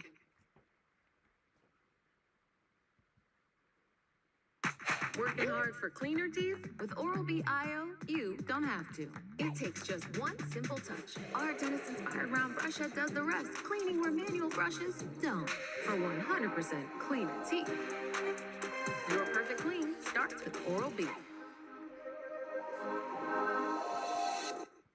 Now, Jem, I promise to take you on an African Caribbean heritage journey throughout Black History Month. So, let the expedition begin. Like they say, charity begins at home, so I'll start from me.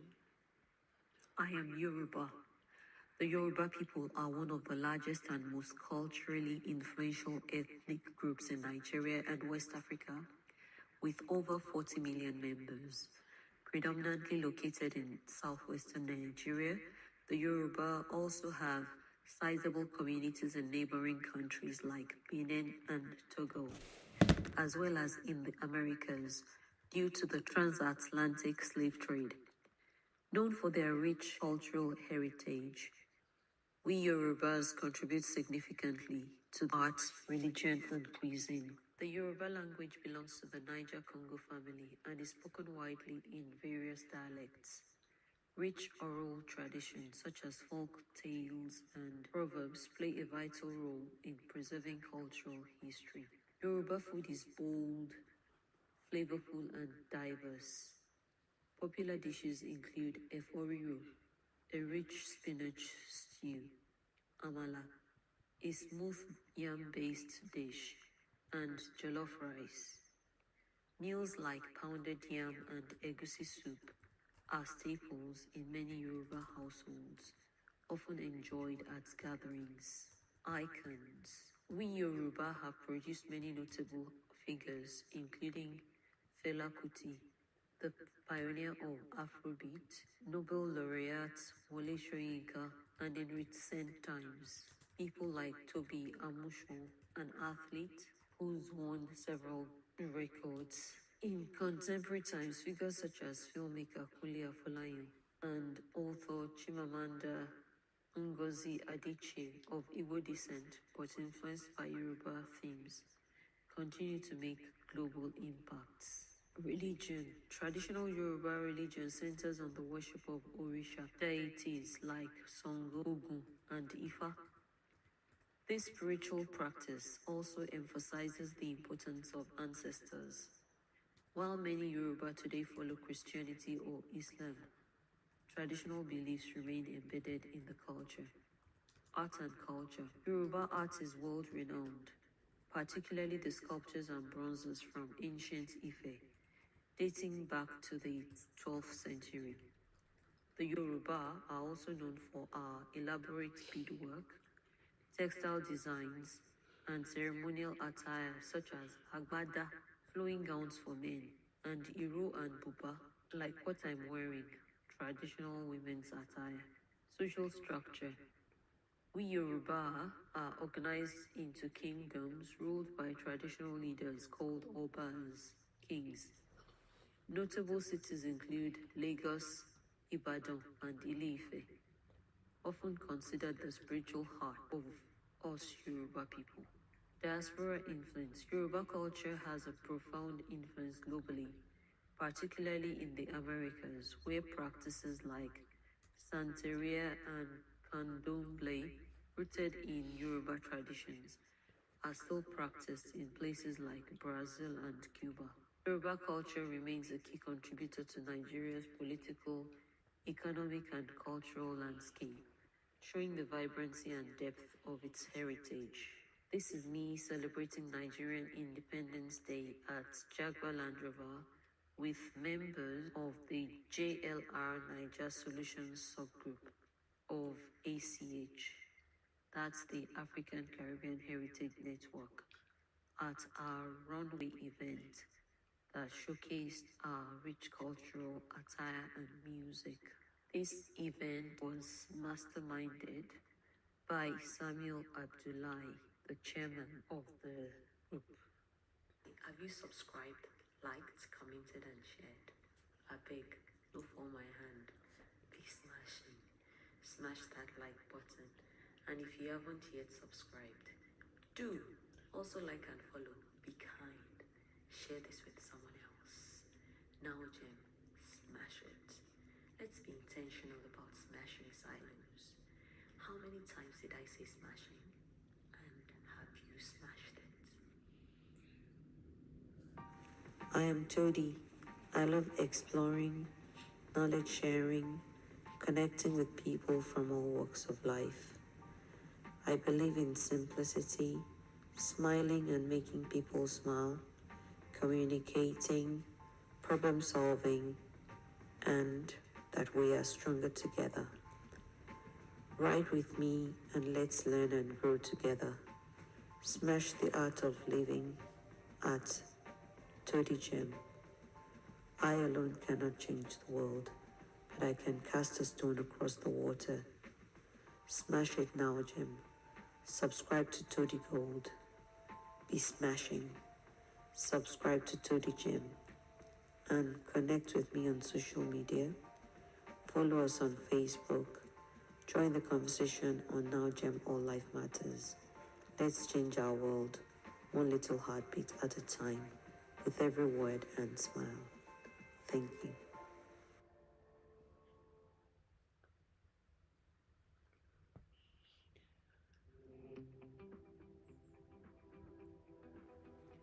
NowGem, welcome to the Smashing series.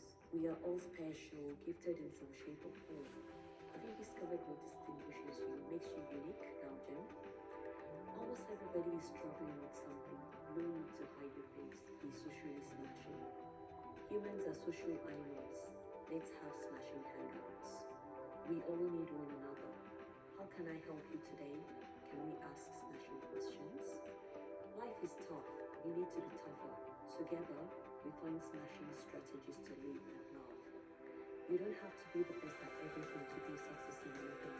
Just do it. Whatever your it is, at least try. Smashing how to do it. Lots of information abound on the internet about the textbook definitions of various disciplines, but is there enough information about the actual day-to-day practice? Are you curious about career paths? Does the layperson understand what that job entails? Do your colleagues know what you do and how your job interacts with theirs? Are you on the job and need better understanding? Let's meet smashing people in their various careers. We can learn and grow together, bearing in mind that no matter how experienced you may be, life doesn't always brace us for the surprises of each day. Can we talk about challenges and how we overcome them in smashing failures? Most of us have had one funny experience in life or the other.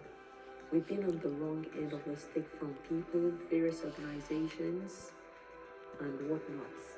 The fact is we are all human and fallible. Even though we try our best, we sometimes still fall short, most times unintentionally. Are there ways that we can change how we do things so that our outcomes can be different? Can we learn from each other and organizations how to repurpose failures as we simply smash negativity? This series should benefit young and old alike, experienced or otherwise, and will foster organization learning, careers insights, developments, agile learning, scrum development. I am Todi. I enjoy communicating in various forms and believe in knowledge sharing. I would like us to look at our all-round well-being at work, at home, and wherever we find ourselves. Talk about smashing health and well-being. These interviews and talks may be unscripted, totally off the cuff, so we may not be looking at the screen, either because they're actual conversations and it's important that the participants feel at home. I hope you enjoy watching them as much as I enjoy chatting with these smashing people as they give us a glimpse of what they do in their day-to-days. NowGems be smashing. Stick with me on this journey. Do watch and leave me constructive feedbacks in the comment section as I look forward to getting better every day in every way too. NowGems be smashing. Together, let's smash it. Smash the art of living at Todigem. I alone cannot change the world, but I can cast a stone across the water to create many ripples. Smash it now, Gem. Subscribe to Todigold. Be smashing. Subscribe to Todigem. And connect on social media. Follow us on Facebook. Join the conversation on NowGem All Life Matters. Let's change our world, one little heartbeat at a time, with every word and smile. Thank you.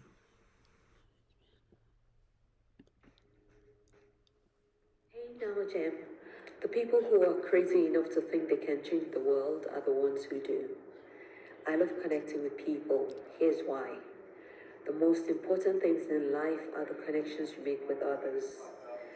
I love supporting others because we cannot live only for ourselves.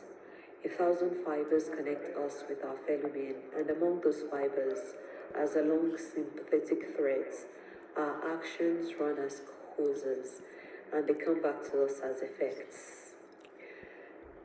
I have very simple strategies to impact my world through smashing communication.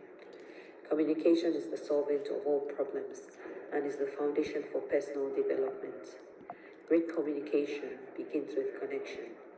My mission in life is not merely to survive, but to thrive, and to do so with some passion, some compassion, some humor, and some style.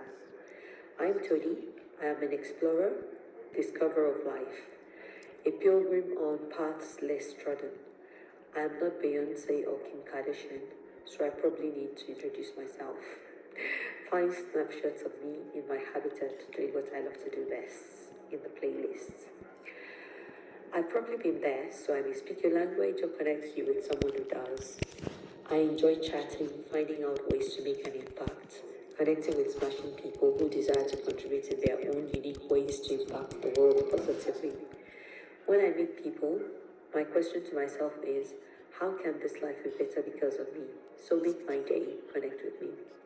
Let's network and share how to start, improve and grow together in various fields, areas, careers.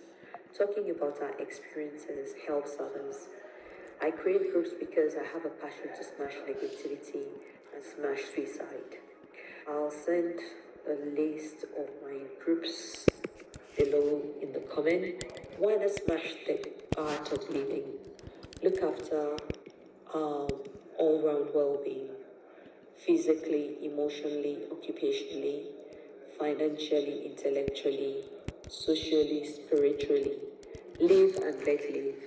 Let's connect with others, bearing in mind that I am just like you, human, fallible, and unique, so I respect you just the way you are. Can you do the same for me and others? If you'd like to grow your network, here's a simple place to start. Comment happy to connect and your social media handles on this video, and follow interested people in the comment section. If everybody does the same, the chain will grow. Together, we can heal the world. Make it a better place for you and me and the entire human race. Let us change our world one word at a time. Just do it. NowGems, smash it. I look forward to getting better every day in every way too. NowGems, be smashing. Together, let's smash it. Smash the art of living at Todigem. I alone cannot change the world, but I can cast a stone across the water to create many ripples. Smash it now, gem. Subscribe to Todigold. Be smashing. Subscribe to todigem. And connect on social media. Follow us on Facebook. Join the conversation on NowGem All Life Matters. Let's change our world, one little heartbeat at a time, with every word and smile. Thank you.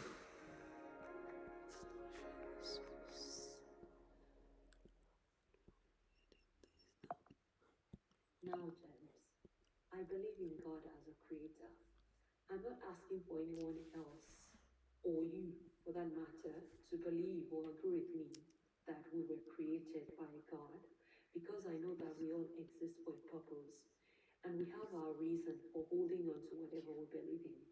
I'm just here to share because I believe we all have a right to be heard in conversations where we all can sit together, perhaps in one room, reason together in spite of our differences, and be represented, not with the aim to change others or because we want them to love us, although that would be greatly appreciated because it does feel good to be listened to. Now, have you taken a walk outside? Looked into the sky and ever wondered how the sun comes out every day on a schedule without a prompt? Could this be accidental, like the Big Bang Theory proposes? I work in a creative industry and I know the effort it takes just to make a component of a car, let alone build a whole one. I know how a lot of synchronization takes place, and yet sometimes we produce faulty things, which is why I'm still on my job today, because things go wrong. And this is just a microcosm of what humans are producing. Now think of the billions of people that inhabit the earth, existing to contribute to the world, and the other tiny details. That brings me to a fundamental belief in a creator who is intentional, believes in diversity and collaboration. I know you may think I'm weird, but I believe in songs. I believe that, like pictures, they paint 1,000 words. And so I'll be singing a cappella, which means without any instruments. And don't expect me to be Whitney Houston. So here I go. When I look to the heavens, to the great celestial expanse, God sits there unchanging. Who dare to think it's my chance? Science ponders the questions, arts to adding a few hypothetical answers. Never give the credit where it's due, but I know in my heart there's a God behind it all. And what's more amazing, He answers when I call. Who am I that you have cared for me? Who am I that you have cared for me? God has measured the distance, a universe without end. I'm grateful for my existence.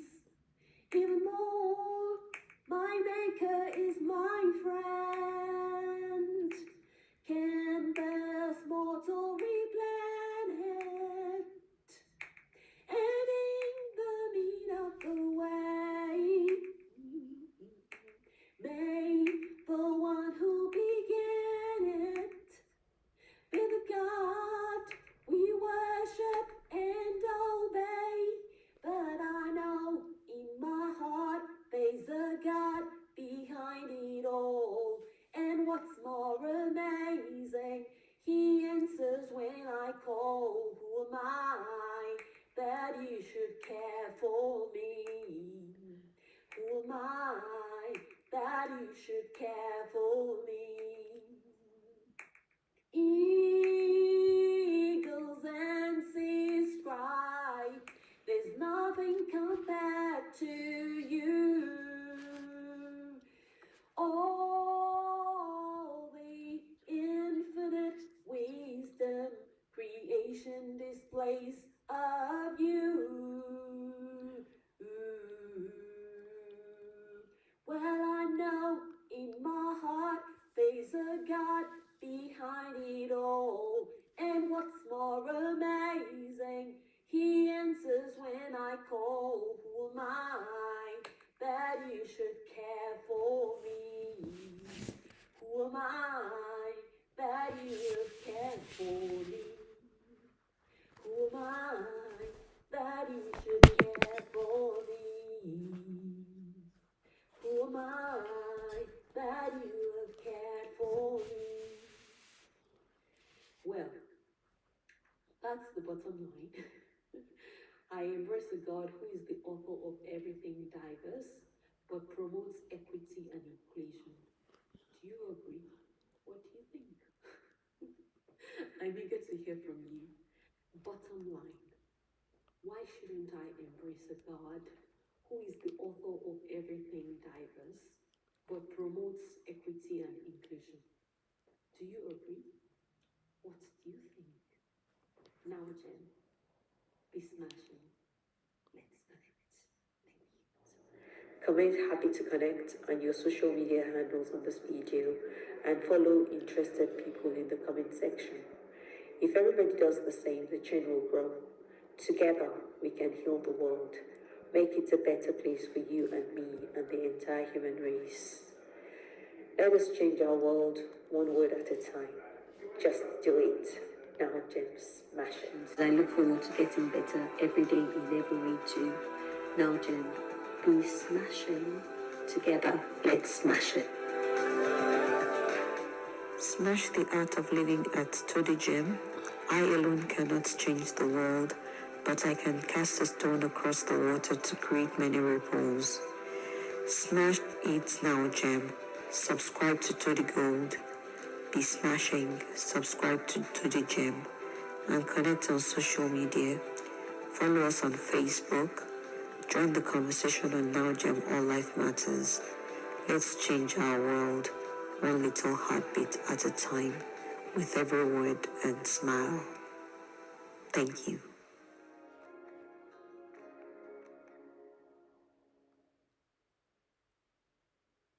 I'm Todi. I share resources for experienced Agile practitioners, those who may never have heard about Agile project management or Scrum, and those who are thinking of a career in it. If you haven't already, please subscribe to my channel and click the notification bell to know when I upload new videos. Do like and share to help others learn for free as well. Also check out my other channel Todigem for icebreakers, stories, food, travel, exploration, and other life matters. Now Gem, let's dig in. It's a Beyond learning a language, experience it in a fun way. Connect, like, and follow and find out how. Whether you're leading teams or steering portfolios, one thing is certain, prioritization is not just a practice, it's a discipline. It can make the difference between building the right thing and building something that doesn't serve anyone. The importance of prioritization. In today's fast-paced, ever-changing environment, our ability to say yes to the most valuable work and, just as importantly, say no or not yet to distractions is at the heart of successful Agile delivery. Prioritization ensures our limited resources, time and focus are spent where they have the greatest impact. It aligns strategy with execution, enabling teams to navigate uncertainty with purpose and confidence. Prioritization is not a one-time activity. It's an ongoing conversation. It's about listening to users, interpreting data, balancing stakeholder input, and making trade-offs that serve the larger vision. Objectives. By the end of the session, you'll be able to define what prioritization really means in the context of product management and agile delivery, understand and apply various prioritization frameworks, evaluate the pros and cons of each framework in real-world settings, navigate prioritization in agile ceremonies and product life cycles, leverage tools and techniques to support effective prioritization, learn from a real-world case study, walk away with best practices that you can apply immediately. So let's begin. Prioritization is a process of ordering tasks, features, or goals based on their relative importance, value, risk, and urgency. It helps teams decide what to build, when to build, and where to focus energy to maximize value delivery. Why prioritization matters in product management. Product management exists to solve real problems for real people, but the truth is, not all problems are equal, and not all features add value. Prioritization enables us to align work with strategic outcomes, reduce waste by avoiding low-value initiatives, accelerate time to market by focusing on what's essential, improve stakeholders' trust by delivering value early and often, empower teams to work with clarity and purpose. When prioritization is missing or poorly executed, teams become reactive, roadmaps bloat, and customer value gets lost in the noise. Common prioritization frameworks. Let's explore some widely used frameworks that provide structure and shared language for prioritization. The Moscow method breaks work down into must have, should have, could have, and won't have. The Kano model evaluates features based on customer satisfaction versus functionality, delighting users versus meeting basic needs. The RISE scoring assigns quantitative scores to initiatives. Imagine earning £24,000 in 1 month using artificial intelligence without coming from any technical background. The RISE scoring assigns quantitative scores to initiatives using reach, impact, confidence, and effort. Each has its strengths, contexts, and best use scenarios. Let's explore them individually. The Moscow method categorizes items into must-have, critical to the current delivery time box, should have, important but not vital, could have, nice to have, low impact if not delivered now, won't have, this time, explicitly out of scope for the cycle. The pros: easy to understand and communicate, helps manage stakeholder expectations, useful in constrained environments. The cons of the Moscow method: subjective, depends on stakeholder input and negotiation, can lead to everything being labeled as must-have, doesn't qualify or quantify value or cost. Example application: a team delivering a new onboarding experience for an app might prioritize must, secure login, and core registration flow. Should, profile personalization. Could, welcome video. Won't, social sharing features for now. Then, the Kano model, it features or maps features along two axes. Customer satisfaction, how much users care about it. Feature functionality, how well it's implemented. Features are classified as basic needs, expected and necessary. Users are dissatisfied if missing. Performance needs, directly proportional to satisfaction. Delighters, unexpected features that excite users. Indifferent, neither good nor bad. Reverse, features that cause dissatisfaction if present. The pros of the Kano model: brings the voice of the customer into prioritization, ensures innovation by focusing on delighters, clarifies expectations. The cons: it requires qualitative customer research, subjective, perceptions shift over time, harder to scale across a large backlog.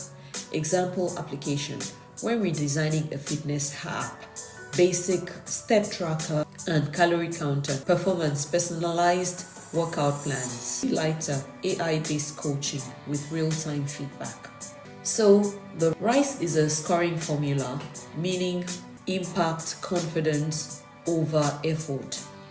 Reach, how many people it will affect. Impact, how much it will help.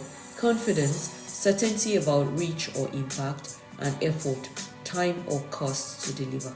The pros: quantitative and repeatable, forces considerations of efforts versus value, Helps prioritize across initiatives, not just features. Cons: data assumptions can be flawed, can be manipulated to support chosen outcomes, may undervalue qualitative inputs. Example application: a team considering 3 feature candidates runs RISE calculations and learns that a small performance improvement will impact more users and cost less than a flashy new feature. They prioritize the first. Prioritization in agile environments. Prioritization lives and breathes in agile cadences. Here's where it really shows up. Backlog grooming. A well-groomed backlog is a prioritized list of values. Refinement sessions are the heartbeat of continuous prioritization. Here, we evaluate new inputs, remove stale items, break down and re-rank work based on new information. During sprint planning, prioritize backlog items, drive planning. Teams commit towards top-ranked and achievable. Without effective prioritization, planning becomes chaotic and demoralizing. Balancing stakeholder needs. Agile teams serve multiple stakeholders. Prioritization becomes a mechanism to balance customer value, business outcomes, technical sustainability, regulatory or risk-related work. The best teams use prioritization not as negotiation, but as a shared understanding of value. Tools and techniques, product roadmaps, visual timelines that align priorities with strategic teams. A roadmap without prioritization is just a wish list. Users mapping. Story maps organize features around user journeys, helping them visualize dependencies, sequence work, and find minimum viable products, the MVP. Impact effort matrix. Let's see how that works. A 2x2 grid that maps initiatives. Okay. Good morning. Today we're talking about backlog prioritization. So, what's backlog prioritization?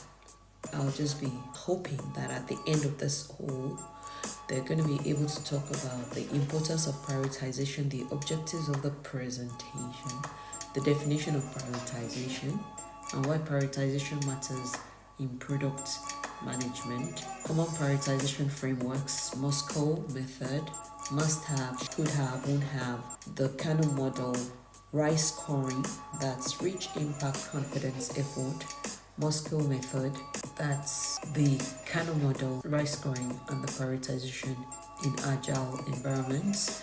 I'll also be talking about tools and techniques, case studies, and best practices. So, I'll start with the backlog prioritization. A product backlog is prioritized list of work for the development team derived from the roadmap and its requirements. The most important items are at the top, guiding the team on what to deliver first. At least in an ideal world, that's what it's meant to be. So, single backlog means we keep all the development work in one backlog. The product owner's role means is responsible for preparing and prioritizing the backlog. And the importance of prioritization helps us is that it maximizes the value delivered in a sprint. So how to prioritize the product backlog? To ensure user stories are prioritized as follows. Quick wins, so the high impact, low effort. In Jira priority is the highest. We focus on these for good returns with minimal effort. Major projects, high impact, high effort. Priority is high. Time consuming but offer good returns, and they can overshadow quick wins. Yep. Then, so major projects, high impact, high effort. Jira priority is high. Time consuming but offer good returns, can overshadow quick wins. The failings, the low impact, low effort, Jira priority is medium. Do these if time permits, but prioritize higher impact tasks. The thankless tasks, the low impact and the high effort. So the Jira priority is low. Avoid these as they offer little return and consume valuable time. When we have new priorities, we look at the highest. So stop ship, alerts, gating issues, complicated critical issues, past gateway deliverables. The high gateway deliverables must be done in the sprint. Medium, gateway deliverable, longer lead time could move to high. Low, gateway deliverable, low effort, and the lowest non-gateway deliverable like trainings. So effective backlog prioritization techniques. To effectively prioritize a backlog, consider using these various techniques that focus on value, effort, and impact. Here are some popular methods. Must-go prioritization. The categories are must have, should, could have, and won't have. Someone pointed out about the won't have that maybe it won't have, it should be another word, because it should not even feature in the backlog in the first instance. So the purpose is to help teams determine the relative importance of backlog items and focus on the most critical features first. The details. Must-have items are essential for the product to function, while should-have items are highly valuable to the customer. They stack ranking. So, method, we rank items in the backlog from most to least important, and the process start by reviewing the first item, then compare it to the second, and so on until we have a prioritized list. USJF, that's the weighted shortest job first. So the formula prioritizes backlog items based on a formula of value over effort. The benefit is that it ensures that the most valuable tasks are addressed first, minimizing the return on effort, and the right prioritization. So the scoring system is based on reach, impact, confidence, and effort. The advantage, it helps teams make data-driven decisions about which items to tackle first. We've got the Eisenhower matrix. So we've got the Eisenhower matrix. 2 categorizes tasks based on their urgency and importance. The focus helps teams concentrate on tasks that are both important and urgent, ensuring efforts are directed towards the most impactful items. Additional considerations, dynamic prioritization. Regularly review and reprioritize the backlog as circumstances change, ensuring the team is always working on the most valuable tasks.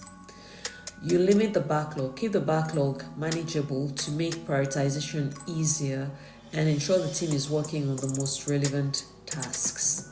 Stakeholder input.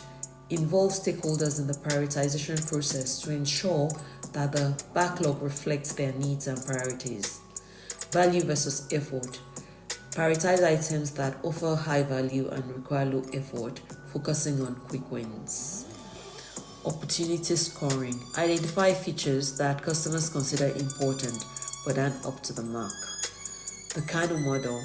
Prioritize tasks based on customer satisfaction and preferences. By leveraging these techniques, you can ensure your team is always focused on delivering the highest value work efficiently. Right. So I'll just start like I'm presenting. Welcome everyone. It's a pleasure to be here today with fellow practitioners, leaders, and change agents committed to delivering value through better product management. My name is Todi, and over the past 2 decades, I've had the privilege of driving agility at scale across organizations, navigating digital transformation, cultural shifts, and delivery excellence. Whether you're leading teams or steering portfolios, one thing is certain: prioritization is not just a practice, it's a discipline. It can make the difference between building the right thing and building something that doesn't serve everyone or anyone. The importance of prioritization in today's fast-paced, ever-changing environment. Our ability to say yes to the most valuable work, and just as importantly, say no or not yet to distractions, is at the heart of successful agile delivery. Prioritization ensures our limited resources, time, and focus are spent where they have the greatest impact. It aligns strategy with execution, enabling teams to navigate uncertainty with purpose and confidence. Prioritization is not a one-time activity. It's an ongoing conversation. It's about listening to users, interpreting data, balancing stakeholder input, and making trade-offs that serve the larger vision. By the end of the session, you'll be able to define what prioritization really means in the context of product management and agile delivery, understand and apply various prioritization frameworks, evaluate the pros and cons of each framework in real-world settings, navigate prioritization in agile ceremonies and product life cycles, leverage tools and techniques to support effective prioritization, learn from a real-world case study, walk away with best practices that you can apply immediately. So let's begin by setting the foundation. Right. Prioritization is the process of ordering tasks, features, or goals based on their relative importance, value, risk, and urgency. It helps teams decide what to build, when to build, and where to focus energy to maximize value delivery. Why prioritization matters in product management. Product management exists to solve real problems for real people.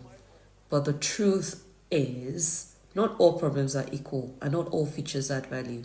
Prioritization enables us to align work with strategic outcomes, reduce waste by avoiding low-value initiatives, accelerate time to market by focusing on what's essential, improve stakeholder trust by delivering value early and often, empower teams to work with clarity and purpose. When prioritization is missing or poorly executed, teams become reactive, roadmaps bloat, and customer value gets lost in the noise. We've got lots of, common prioritization frameworks. So let's explore some widely used frameworks that provide structure and shared language for prioritization. The Moscow method. It breaks work down into must-have, should-have, could-have, and won't-have. The Kano model evaluates features based on customer satisfaction versus functionality, delighting users versus meeting basic needs. The RISE scoring assigns quantitative scores to initiatives using reach, impact, confidence, and effort. Each has its strengths, contexts, and best use scenarios. Let's explore them individually. The Moscow method categorizes items into must-have, so critical to the current delivery time box. The should-have, important but not vital. The could-have, nice to have, low impact if not delivered now. Won't have this time, explicitly out of scope for this cycle. The pros of the Moscow: it's easy to understand and communicate, helps manage stakeholder expectations, and useful in time-constrained environment. The cons is subjective, depends on stakeholder input and negotiation, can lead to everything being labeled as must-have, doesn't quantify value or costs. So, a sample application. A team delivering a new onboarding experience for an app might prioritize must, secure login and core registration flow. Should, profile personalization. Could, welcome video. Won't, social sharing features for now. The Kano model maps features along two axes: customer satisfaction, how much customers care about.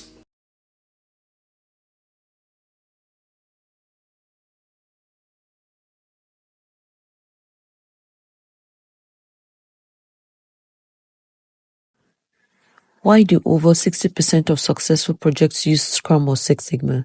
Let's find out. Both Scrum and Six Sigma aim to improve processes and boost productivity. Scrum, often used in software development, focuses on flexibility and quick adjustments. On the flip side, Six Sigma zeroes in on reducing defects and enhancing quality. But here's where they overlap. Both are centered around teamwork. They rely on cross-functional teams, working together towards a common goal. Plus, both use iterative cycles to ensure continuous improvement. In Scrum, these are called sprints, short bursts of work that lead to tangible progress. Meanwhile, Six Sigma uses DMAIC, define, measure, analyze, improve, control, to systematically solve problems. Another common thread is data-driven decisions. Scrum teams use metrics like velocity and burn-down charts, while Six Sigma relies on data analysis and statistical tools. So whether you're defining code or streamlining processes, Scrum and Six Sigma share a common DNA of optimization in teamwork. Ready to take your project skills to the next level? Dive into Scrum and Six Sigma today. The two initial videos of me were taken at the Derwent Spencer Museum in Keswick. Find out more in the video in the description. NowGem is smashing. Smash that button. How many times did I say smashing? And have you smashed it? Hey NowGem, welcome to Smashing Scrum. I'm Todi, and today we're diving into two game-changing practices in Agile: backlog refinement and prioritization. These processes are your ticket to ensuring that your team consistently delivers value by focusing on the right tasks at the right time.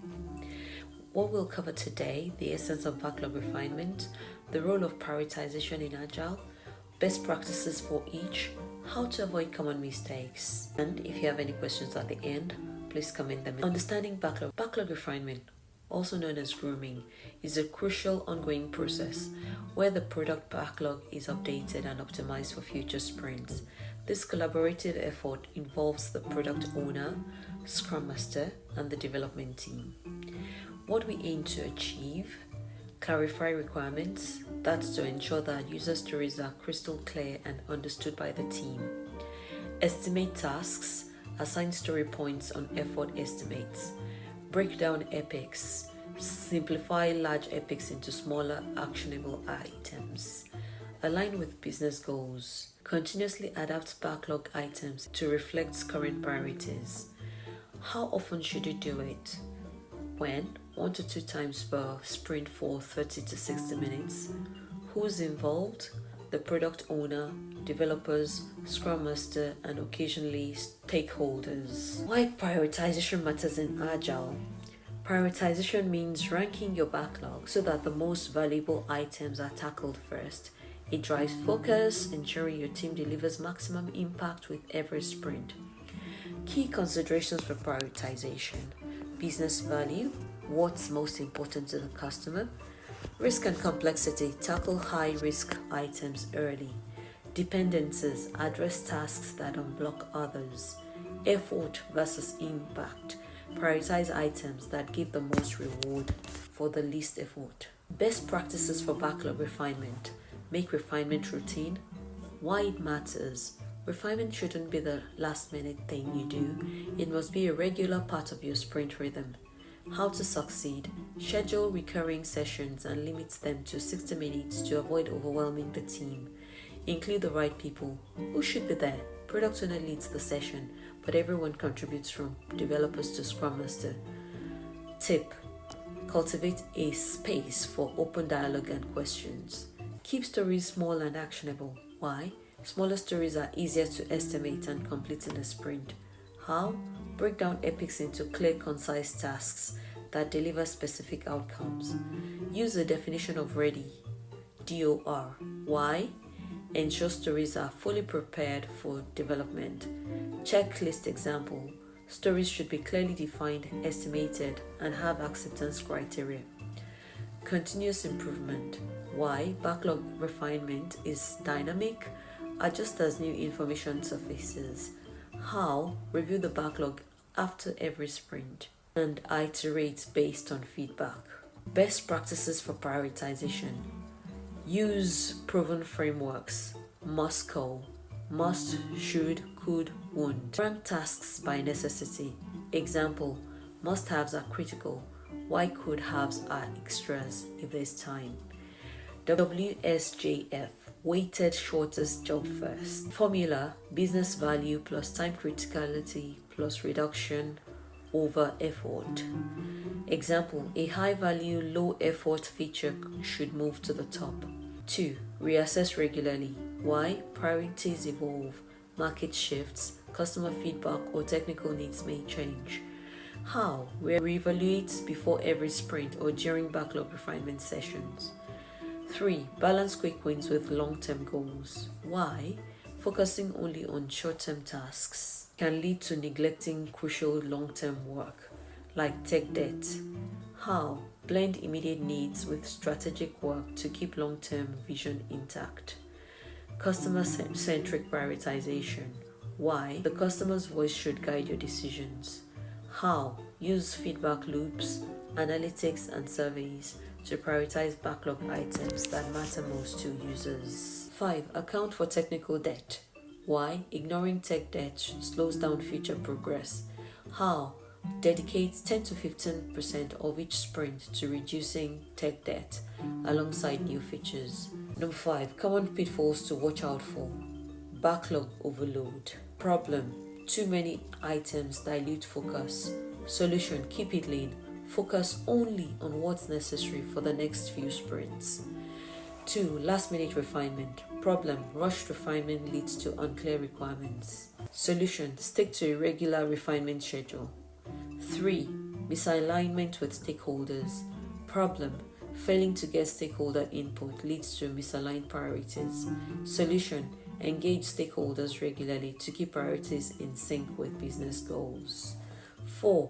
Neglecting tech debt. Problem: ignore tech debt creates bottlenecks later. Solution: treat tech debt as a priority in every sprint. 5. Let's wrap it up. Backlog refinement and prioritization are continuous, collaborative processes. Refining helps clarify and break down tasks, while prioritization ensures you're focused on what drives value. Key takeaways: schedule regular refinement sessions, involve the right people, use reliable prioritization frameworks, and always stay flexible. Have you subscribed, liked, commented, and shared? I beg, no fall my hand. Be smashing. Smash that like button. And if you haven't yet subscribed, do also like and follow. Be kind. Share this with someone else. NowGem, smash it. Let's be intentional about smashing silos. How many times did I say smashing? And have you smashed it? NowGem, why should my Black African heritage matter? How does that impact the bottom line or the way I approach my job? Well, I'm Todi. Charity begins at home, so I'll start with myself. Still talking about the Yorubas. If you missed my first video introducing who we are, please check. One thing about Yorubas, we love adages, meaning proverbs. I remember sitting in a Lagos bus hearing street vendors shout, sayings of the wise, as they sold books. Did I get that inflection right? One of my favorite proverbs goes, Ironu igi ni ironu eye. Igi means tree, eye means bird, and ironu means comfort. A literal translation would be, the comfort of the tree is the comfort of the bird, but I prefer the health of the tree is the health of the bird. It's a reminder that when we take care of what sustains us, we take care of ourselves. Now, as a Scrum Master at Jaguar Land Rover, this saying really resonates. We're all part of something bigger than just getting a paycheck. Just like the bird relies on the tree, we rely on the health of the company to thrive. If GLR is strong, so are we. And that's why I'm committed to making our brand even greater. I recently completed the Scrum Masters Development Program Gold Cohort, led by Kate and Philip, and it sparked some powerful conversations about our role. So regarding quality, I don't think it should be the responsibility of one separate team. It should be the responsibility of everybody, because we are all creating a product for our customers together. So if you have one team that are creating some work and then there's a problem with it, but another team has to fix it, then how do you learn how to improve your ways of working? Because the problem never comes back to you, it's going to a separate team. They might be specialists in quality, but actually we all need to be specialists in quality. So we need to sort of create it, ship it, and own it. So if it comes back with a problem, it comes back to the people who initially created that problem, so that we're all responsible and accountable for the quality of a product. I'm Stacey. I'm a domain Scrum Master in body chassis engineering. I have to make sure that my team are happy, manage 6 other Scrum Masters, make sure that I'm catching up with them, that they're aware of what our goals are. Strategically, we're trying to build the capability within the squads to support engineers within the squads to become better Scrum Masters. Because I have such a small headcount, I'm trying to pass down that knowledge and capability and grow the people below me so they can grow the people below them. Hello, my name is Filippo Gorni. I'm a Scrum Master Chapter Lead in Propulsion. And what's your take on how Scrum Masters should improve on quality, and what do we bring to the company? We got a lot of areas in the business which are dealing with quality, right? You've got, when you see in the training what we are currently running, the SMDP, we are talking about failure mode avoidance, how the processes are together. I think how Scrum Masters can help is to bring the worlds together. We were discussing that there is a lot of silos, yet we are trying to solve the same problem. Another aspect of it is we are talking different languages. Now, this is my subjective opinion, but current quality people are talking different language than the rest of the business. Yet, the rest of the business should be listening to current quality people because they've got the history and the experience of what actually happened.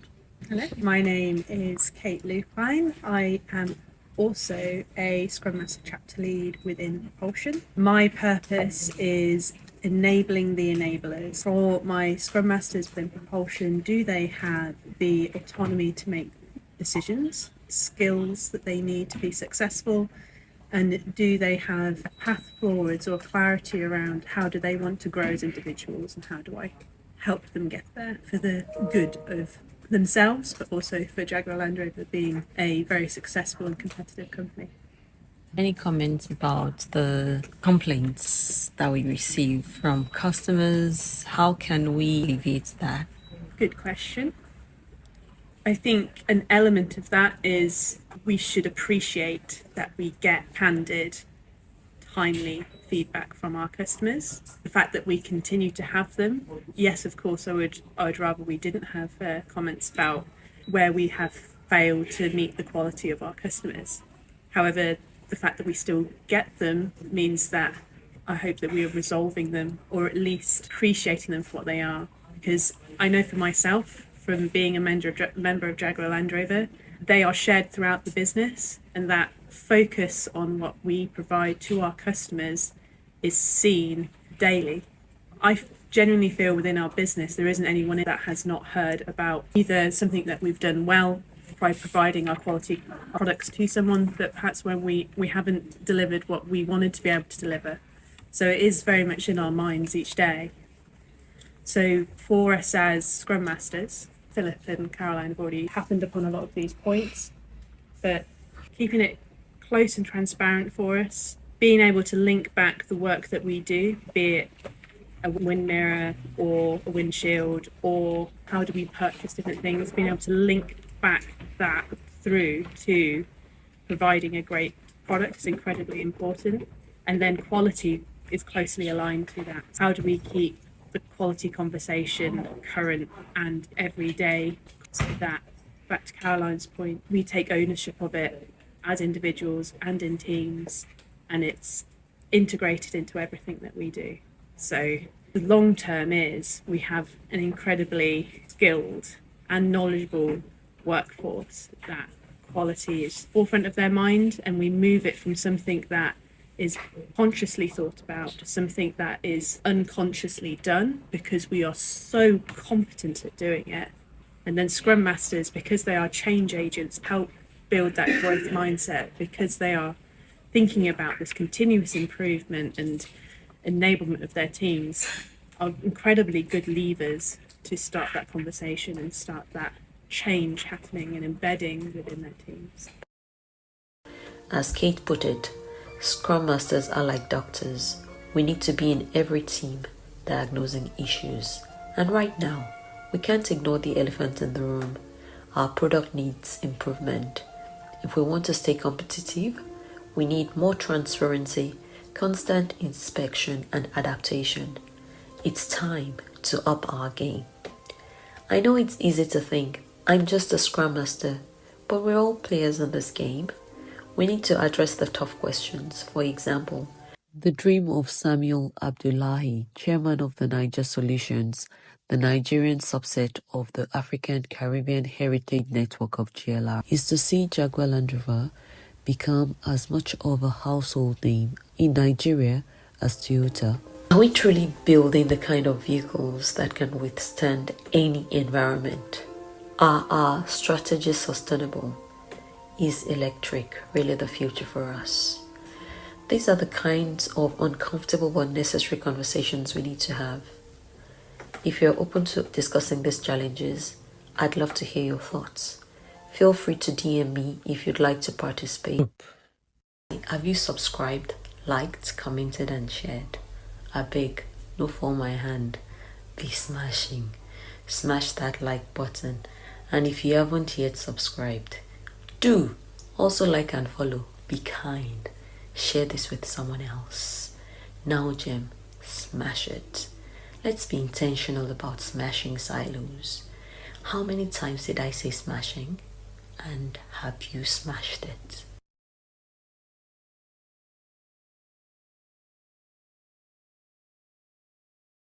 Why is the MVP concept so vital?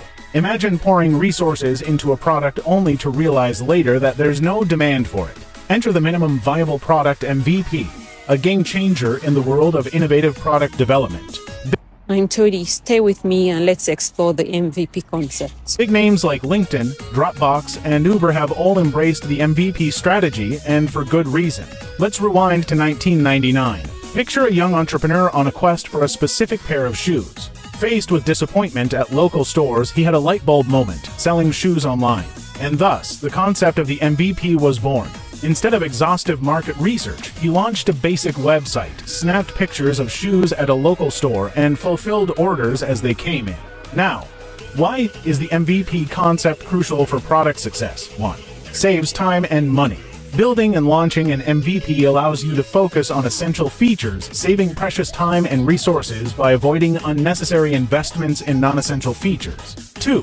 Validates assumptions. With an MVP, you can test your assumptions and validate your product hypothesis before committing significant resources. This helps you avoid costly mistakes and ensures your product aligns with customer needs. 3. Provides early feedback.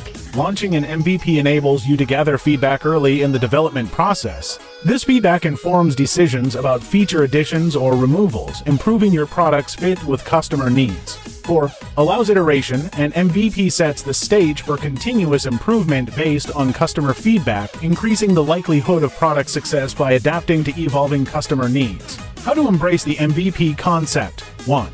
Understand the benefits, recognize the advantages of the MVP approach, including cost and time savings, hypothesis validation, early feedback, and iterative development. 2. Adopt a lean approach. Embrace lean principles by focusing on critical features, minimizing waste, and iterating based on feedback to optimize product development. 3. Prioritize customer feedback. Make customer input a priority and use it to inform product decisions, ensuring alignment with customer needs and preferences. 4. Be willing to pivot. Remain open to pivoting and adjusting your product direction based on customer feedback and market insights. 5. Maintain a clear vision. Keep sight of your product vision and how the MVP fits into your broader goals, ensuring alignment and progress toward your objectives. In conclusion, the MVP concept is a cornerstone of successful product development, offering benefits like cost savings, hypothesis validation, early feedback, and iterative improvement. By embracing a lean approach, listening to customer feedback, and maintaining a clear vision, you can effectively implement the MVP concept and launch a product that resonates with your target audience. For more contents like this, please like, share, subscribe, and follow. Thanks for watching. Have you ever pondered how businesses measure their efficiency? One method that consistently rises to the top is cycle time, a crucial metric that can make or break a company's productivity. But what exactly is cycle time, and how does it work? I'm Todi. In this video, we'll dive into the concept of cycle time, a crucial metric in project management that measures the total time it takes to complete a specific task or process. Through practical examples, we'll simplify this often misunderstood term and help you understand its importance in effectively managing your projects. If you haven't already, please subscribe to my channel, click the notification bell to know when I upload new videos, like and share to help others learn for free as well. By all means, share your thoughts and comment below so we can all learn from one another. Do check out my other channel, Todigem, for culture, cuisines, and smashing hangouts. NowGem, let's dig in. Ever wondered what the difference between cycle time and lead time is? Pondered upon these terms while managing a project unsure of their true meaning? Well, it's time to clear up the confusion. Firstly, let's delve into what cycle time exactly is. Imagine a process, any process. It could be manufacturing a product, or perhaps completing a task within a project. Cycle time is the time it takes to complete one cycle of that process. It's the stopwatch that starts ticking when work begins on a task and stops when the task is ready for delivery. It's about efficiency, speed, and productivity. Now, shift gears and think about lead time. Lead time is the total time from the moment a request is made until the product is delivered or the task is completed. It includes the waiting time before the work even begins. It's like a calendar that starts marking days from the moment a customer places an order until the product lands in their hands. It's about the customer's perspective, their anticipation, their wait. So to put it simply, cycle time is about the process, while lead time is about the customer's experience. Cycle time is the heartbeat of the production process, while lead time is the rhythm of the customer's journey. But how do these two distinct concepts intersect? Well, they are two halves of the same coin. They both deal with time, but from different perspectives. Cycle time is a measure of operational efficiency, while lead time is a measure of customer satisfaction. Both are crucial in project management, yet serve different purposes. In essence, the key differences between cycle time and lead time lies in their focus. Cycle time is about internal efficiency, the speed of the process, and the productivity of the team. On the other hand, lead time is about external satisfaction, the customer's wait, and the efficiency of the entire supply chain. So, next time when managing a project, remember this: to increase efficiency, focus on reducing cycle time. But to improve customer satisfaction, concentrate on minimizing lead time. Because in the grand scheme of things, it's about balancing the internal operations with the external expectations.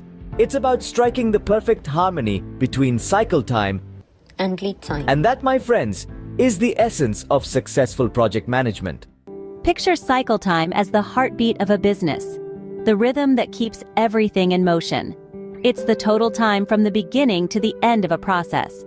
In other words, it's the time taken from when work begins on a task until it's ready for delivery. To illustrate, consider a bakery. The cycle time for a loaf of bread would be the time from when the baker starts mixing the ingredients until the loaf comes out of the oven, fresh and ready to be sold. Now, why does cycle time matter? Well, it's a clear indicator of efficiency. The shorter the cycle time, the quicker tasks are completed, meaning more productivity and potentially more profit. But it's not just about speed. Cycle time also provides an opportunity to spot bottlenecks, identify areas of improvement, and streamline operations. Let's say a software development company notices their cycle time is unusually long. Upon investigation, they find that the coding phase of their projects is taking much longer than expected. This knowledge allows them to focus on improving this specific area, thus reducing the overall cycle time and increasing productivity. Output. However, it's important to note that a shorter cycle time isn't always better. If tasks are rushed and quality is compromised, customer satisfaction could plummet and the reputation of the business could suffer. Therefore, it's crucial to find a balance between speed and quality when optimizing cycle time. In summary, cycle time is a measure of the time taken from the start to the end of a process. It's a critical metric for gauging efficiency, identifying bottlenecks, and improving productivity. But remember, it's not just about speed. Quality should never be sacrificed in the pursuit of a shorter cycle time. Output. So, the next time you wonder about business efficiency, think about cycle time. It's the pulse of productivity, the rhythm of results. And who knows, understanding this simple yet powerful concept might just give you the edge in your next project or venture. After all, time is money, and in business, every second counts. Sharing is caring. Care for others. Share this with someone or on your timeline. Let them learn from you. Have you ever wondered how to measure cycle time in Agile? Well, today we're diving into that very topic, exploring 3 popular methods: Scrum, Kanban, and Jira. To start, imagine Scrum as a race. The cycle time here is the duration from the starting gun, when a task enters the sprint backlog, to the finish line when the task is completed. Measure it in days, not hours. And remember, it's not about speed but consistency. First, identify the task. Then, move it into the sprint backlog, marking the start of the cycle. The task is then worked on during the sprint, progressing through various stages of development. When it's done, it's moved to the done column. The cycle time is the total number of days the task spent in this process. Measuring cycle time in Scrum helps teams understand their velocity and improve predictability. Now, think of Kanban as a flowing river. Items float from one end to the other, and the cycle time is how long each item spends in the river. To measure cycle time in Kanban, first define your workflow stages. Once an item enters the workflow, start the clock. When the task is completed and leaves the workflow, stop the clock. The total time taken is the cycle time. This method provides a clear visualization of work in progress, helping teams optimize their workflow and improve delivery times. Lastly, we have Jira, a tool that automates cycle time calculation. Jira tracks the time from when an issue is moved from to do to in progress, and finally to done. To measure cycle time in Jira, first, create a new issue. Move the issue to in progress when work begins, and to done when it's completed. Jira will then automatically calculate the cycle time. This method offers teams real-time insights, helping them identify bottlenecks and improve efficiency. In summary, Scrum measures cycle time from sprint backlog to completion, aiding in predictability and understanding of team velocity. Kanban measures cycle time from workflow entry to exit, assisting in workflow optimization and delivery time improvement. Jira automates cycle time calculation from to do to done, providing real-time insights to improve efficiency. Each method has its unique strengths. The choice depends on the team's needs and work style. Today, we have discussed how cycle time differs from lead time and learned strategies to optimize processes and reduce bottlenecks. Drop questions and topics you would like more insight into in the comments section. If you found this information helpful, please give this video a thumbs up and don't forget to subscribe and click the notification bell for new uploads.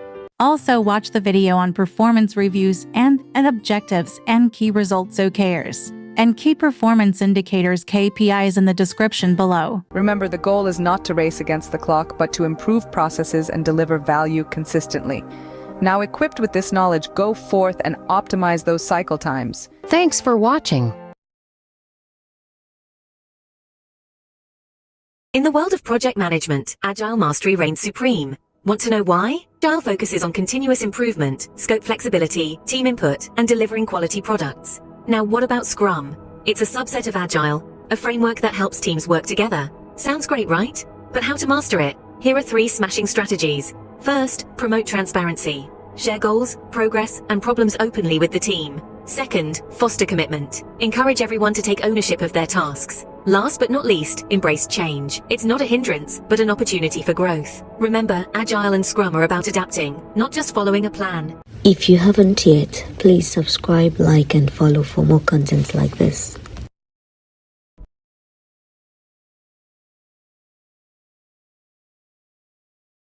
Have you ever wondered why so many people are fascinated by the field of project management and why you should pursue a career in it? Well, let's delve into that today. I am Todi. I will talk about why choose a career in project management in about 13 minutes. So, if you are a practitioner thinking of a change in career or just generally curious about project management, squeeze out time to find out new and old concepts, how to improve your team, get better in your ways of working. Consider subscribing to my channel if you haven't, and click the notification bell to know when I upload new videos. Learning should never stop. We can also learn from you. Do comment your thoughts, questions, and ideas down below. Also check out at Todigem for some juicy icebreakers, stories, food, travel, exploration, and other life matters. Now, Gem, let's dig in. Project management, in its essence, is the art of making things happen. It's the process of turning ideas into reality, and that alone is a thrilling prospect. Picture yourself at the helm of a ship, navigating through the stormy seas of challenges and deadlines, and steering your team towards the shores of success. That's what project managers do. They are the captains of their projects. But the allure and why of project management goes beyond the thrill of accomplishment. It's also about the diversity of projects you can work on. One day, you might be planning a citywide music festival, and the next, you could be developing a new software for a tech startup. The possibilities are as wide and varied as your interests. The role of a project manager is a unique blend of creativity and structure.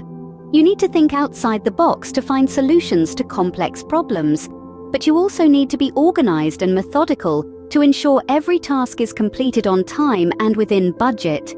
This balance between creativity and structure is a compelling aspect of project management, that attracts individuals who thrive on both innovation and order. The field of project management is also a perfect fit for those who love working with people. As a project manager, you get to build and lead a team, fostering a collaborative environment where everyone's skills are utilized to their full potential. There's a certain satisfaction in not just achieving your goals, but in helping others achieve theirs too. Lastly, there's the tangible sense of accomplishment. There's nothing quite like seeing a project you've managed from conception to completion. It's the culmination of all your planning, problem-solving, and hard work, and that feeling of achievement. It's about leading teams, meeting deadlines, and delivering value. It's a field that brings visions to life, whether it's a construction project, a digital marketing campaign, or even launching a rocket to Mars. It's pretty addictive. So, if you love problem-solving, team building, and seeing tangible results from your efforts, project management might just be the career for you. Now let's talk about a subject that's on everyone's mind: money. What can you expect to earn as a project manager? Well, it's a bit like asking how long is a piece of string. There are a lot of variables, but let's give you a ballpark. When it comes to salary and compensation, there are stark differences between a traditional project manager and a Scrum Master. Let's take a look at the average earnings in some countries. In the United Kingdom, a project manager can expect to earn around £40,000 annually, while a Scrum Master can bring home about £50,000. Over in the United States, the numbers rise to $80,000 for project managers and $95,000 for Scrum Masters. Canada, France, Germany, and the UAE also showcase similar trends. In Canada, project managers earn roughly 75,000 Canadian dollars, with Scrum Masters earning around 85,000. French project managers can expect about 40,000 euros, with Scrum Masters earning approximately 10,000 more. In Germany, we see figures of 60,000 euros for project managers and 70,000 euros for Scrum Masters. Lastly, in the UAE, project managers earn an average of 200,000 dirhams, while Scrum Masters can make up to 220,000 dirhams. However, these figures are not set in stone. These are average figures. They include people at the start of their careers and those who've been in the game for decades. So, what factors can influence these numbers? Firstly, your level of experience can play a significant role. If you've successfully managed numerous projects, especially large-scale ones, you can command a higher salary. Secondly, your educational background and certifications can also make a difference. The more qualifications you have, particularly those specifically related to project management, the more valuable you are to potential employers. Thirdly, the industry you're in can also impact your earnings. Some industries, like IT and finance, tend to pay their project managers more than others. Finally, your negotiation skills can also play a part. Knowing your worth and being able to articulate it can often lead to a higher salary. Remember, these figures are just averages. With the right combination of skills, experience, and passion, you could earn even more. So, don't be discouraged if you're just starting out, or if you're not yet earning these kinds of figures. The sky's the limit in project management, and with hard work and dedication, you can reach or even surpass these averages. Stay tuned for our next scene where we'll discuss the skills you need to succeed in this exciting field. So, you're interested in project management, but what skills do you need to succeed in this field? Let's dive right in. The world of project management is diverse, requiring a mix of technical, business, and people skills. Let's break it down. First up, leadership skills. As a project manager, you're the captain of the ship. You're responsible for steering the project in the right direction, making key decisions, and ensuring your team is motivated and working towards the same goal. You'll need to be comfortable taking charge, making tough calls, and rallying your team to deliver on time and within budget. Next, we have communication skills. Project managers are the bridge between various stakeholders, the team, the clients, the executives. You'll need to be able to clearly convey your project's progress, risks, and issues, and to negotiate, persuade, and handle conflicts if they arise. Remember, communication is not just about talking, it's about listening too. Moving on, let's talk about organization skills. Project management is all about juggling multiple tasks, deadlines, and resources. You'll need to be an ace at planning, scheduling, and managing time and resources effectively. You'll also need to be detail-oriented to ensure nothing slips through the cracks. Risk management skills are also crucial. Every project comes with its own set of risks and uncertainties. As a project manager, you'll need to be able to identify these risks, evaluate their impact, and devise strategies to mitigate them. Lastly, let's not forget the value of project management certifications like PMP, Prince2, or Certified Scrum Master, CSM, Professional Scrum Master, Y, PSMI. Training show that you have the knowledge and skills to manage projects effectively. More on certification in a future video. They can also give you a competitive edge in the job market. The great news is, most of these skills can be learned, and a certification can give you a great head start. So, are you ready to embark on your project management journey? Let's keep exploring in the next segment. Now that we've covered the basics, let's talk about job opportunities in project management. The field of project management is a dynamic one, with opportunities springing up in various industries.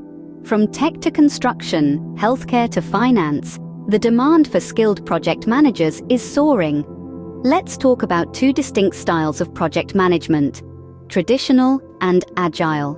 Traditional project management is the gold standard, the tried and true method. It's a linear approach where you plan the entire project at the outset and then execute it according to that plan. Industries like construction and manufacturing, which require a high degree of predictability and control, often seek traditional project managers. On the other side of the spectrum, we have agile project management. Agile is all about flexibility, adaptability, and delivering value incrementally. It's a perfect fit for industries that are fast-paced and change frequently, like software development or marketing. Here, Scrum Masters, a type of agile project manager, are in high demand. Now you might be wondering, which style is better? But that's like asking whether a hammer is better than a screwdriver.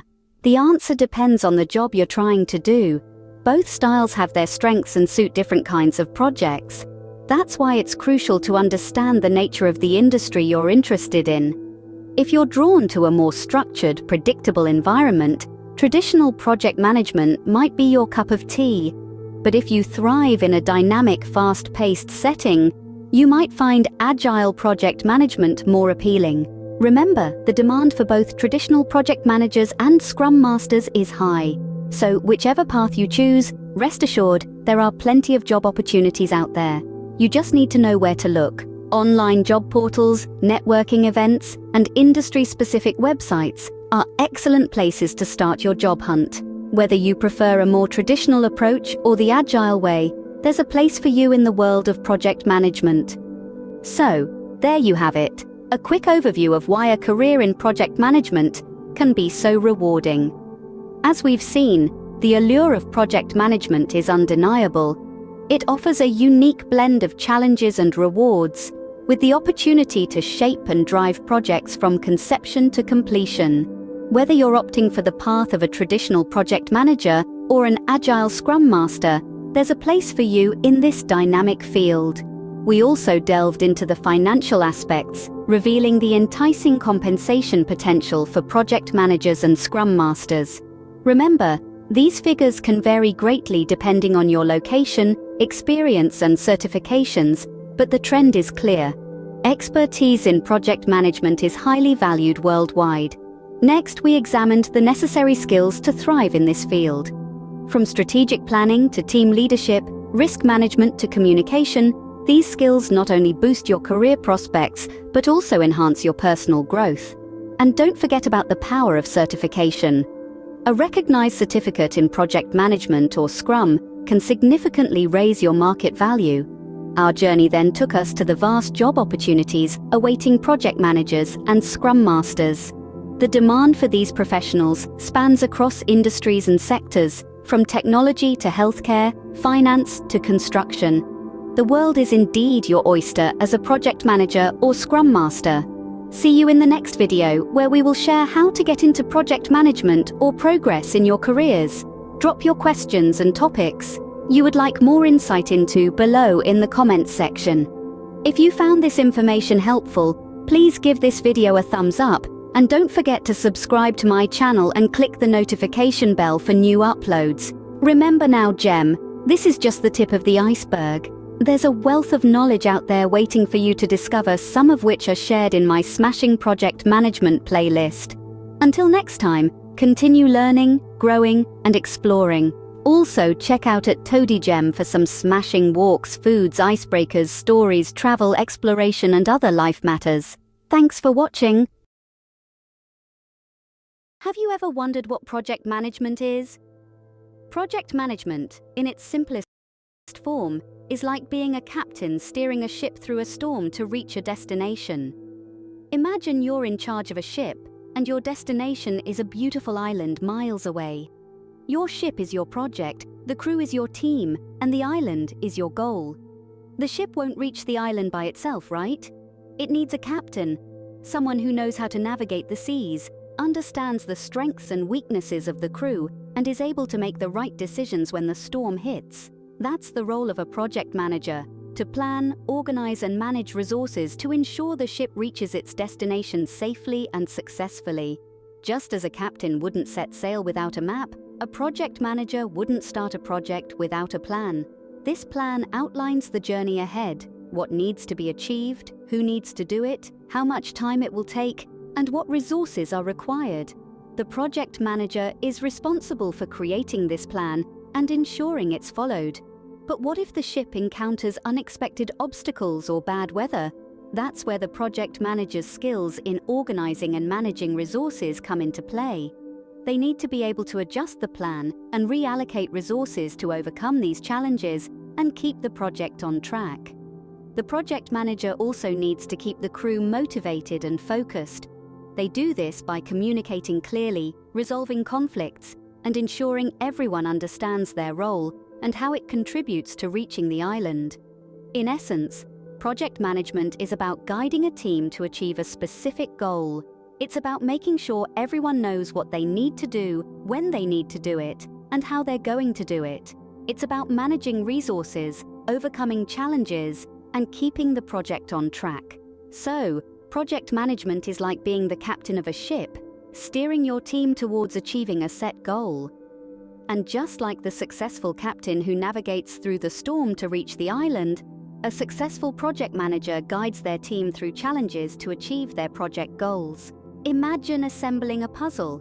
You do it piece by piece, right? This is similar to agile project management. In the realm of project management, agile is a term that's thrown around quite a bit. But what does it really mean? Well, let's go back to our puzzle analogy. Just like you wouldn't try to put together a whole puzzle in one go, agile project management doesn't attempt to tackle an entire project all at once. Instead, it breaks the project down into manageable, bite-sized pieces.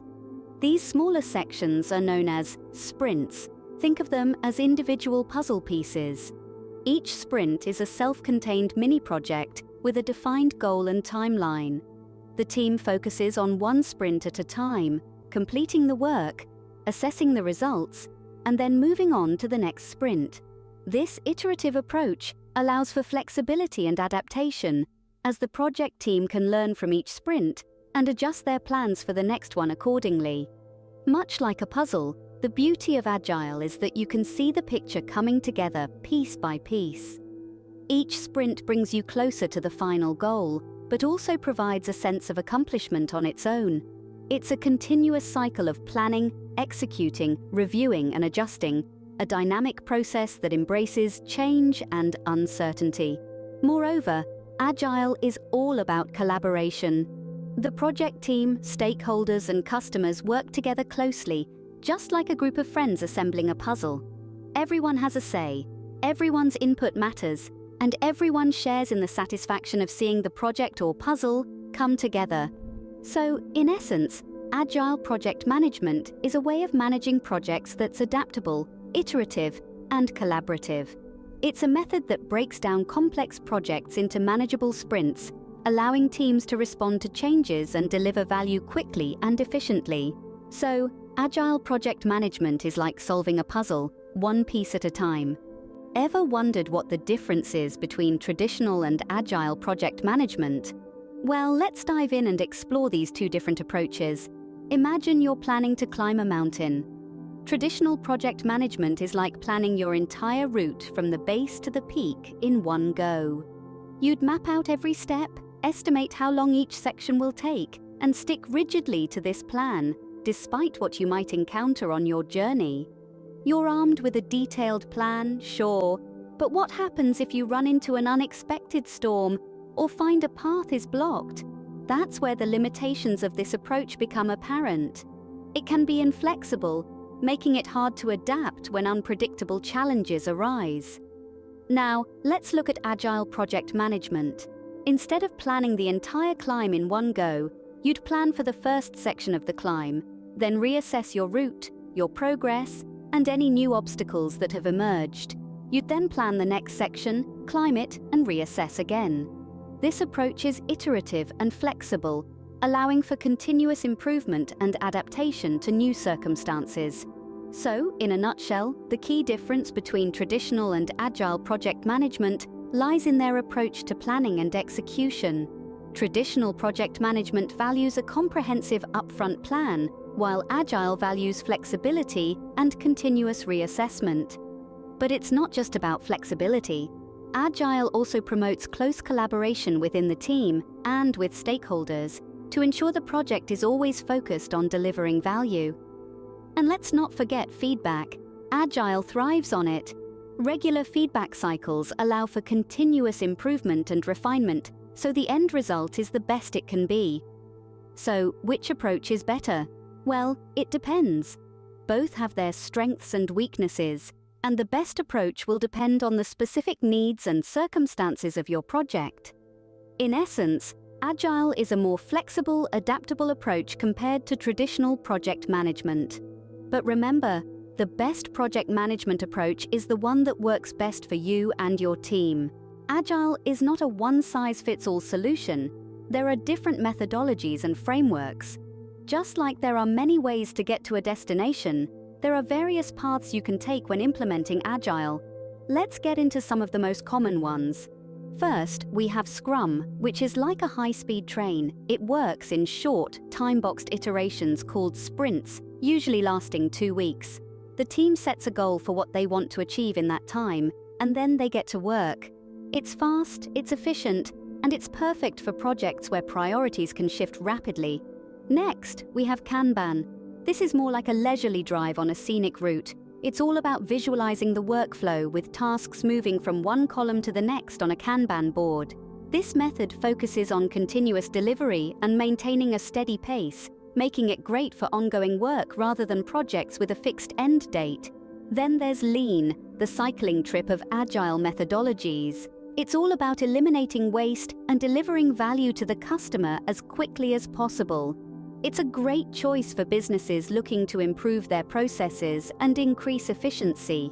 There are other methodologies too, like extreme programming, which is like a roller coaster ride, emphasizing customer satisfaction and high-quality software delivery through frequent releases in short development cycles. And then there's Crystal, the hiking trail of methodologies, which values people and interactions over processes and tools. It's important to note that these aren't rigid rules, but more like guidelines. You can mix and match elements from different methodologies to suit your project's needs. Remember, the goal of Agile is to deliver value quickly and respond to changes effectively, regardless of the route you take to get there. These methodologies are like different routes to the same destination, each with its own advantages. So it's all about finding the right path for your team and your project.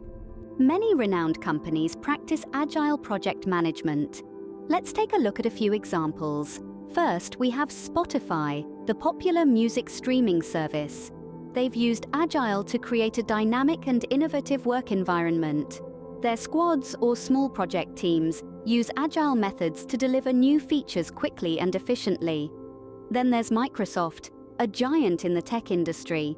They adopted Agile to accelerate their software development process. This approach allows them to respond to customer feedback in real time, constantly improving their products. IBM, another tech titan, uses Agile to foster a culture of continuous learning and improvement, boosting productivity and software quality. And not to forget, Amazon. Agile helps them maintain their fast-paced, customer-centric business model, ensuring they stay ahead in the e-commerce game. These companies show that Agile can lead to great success when implemented correctly. It's a testament to the power of agility, adaptability, and customer-focused strategies. Let's imagine a rugby team. Ever heard of Scrum? In the game of rugby, a scrum is a method of restarting the game that involves players packing closely together with their heads down and attempting to gain possession of the ball. Now, how does this relate to project management, you might ask? Well, Scrum in project management is a methodology that allows a team to self-organize and make changes quickly in accordance with Agile principles. Imagine a project team as a rugby team. In both cases, they are working together, using their unique skills and perspectives to achieve a common goal. In rugby, that goal is to score points. In a project, it could be anything from developing a new software feature to launching a marketing campaign. In Scrum, the project is divided into small work units known as sprints, which typically last 1 to 4 weeks. The team gathers at the beginning of each sprint to decide what work will be accomplished during that time. This is like the huddle in a rugby game where the team plans their next move. Just as a rugby team adjusts its strategies based on the current state of the game, a Scrum team reviews the work done at the end of each sprint and adjusts its plans for the next one. This review process, known as the sprint retrospective, allows the team to continuously improve their work methods. In Scrum, there is no team leader who assigns tasks to team members. Instead, the team as a whole decides on the best way to accomplish their goals. This is like a rugby scrum, where every player has a key role, and the team's success depends on everyone working together effectively. So, Scrum is all about working together, just like a rugby team, to achieve your project goals. Choosing the right methodology can be similar to choosing the right tool for a job.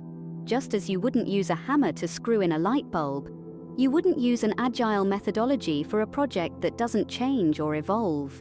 So, how do you make this crucial decision? First, consider the size of your project. Larger projects can benefit from a structured approach like waterfall, where everything is planned in advance.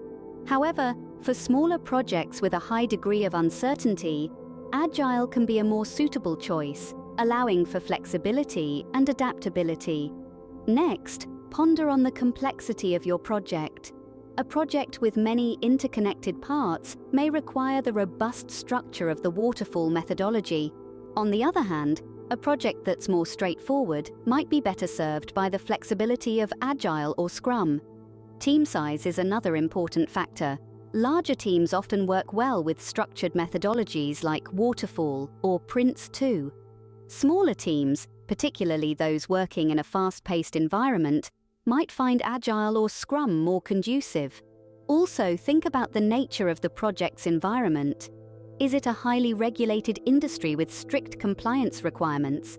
In such cases, a methodology with more control and documentation, like Waterfall, might be appropriate. But if you're working in a more dynamic and fast-changing environment, Agile or Scrum could be the way to go. Lastly, don't forget to consider the client's needs and expectations. Some clients prefer a more traditional, predictable approach, while others may value the adaptability and customer involvement in agile methodologies. In sum, there's no one-size-fits-all answer. The best methodology for your project depends on a variety of factors, including project size, complexity, team size, industry, and client expectations. It's about weighing these factors, understanding the strengths and weaknesses of each methodology, and making an informed decision. Remember, the right methodology is like the right tool. It makes the job easier. Wondering if Scrum is the right fit for your project? Scrum is a flexible and collaborative project management methodology that thrives in dynamic environments. But how do you know if it's the right choice for your project? Let's explore some scenarios where Scrum really shines. Firstly, think of projects that are complex in nature, where the end product is not completely defined at the start. These could be software development projects, where features and functionalities evolve with time based on customer feedback or market dynamics.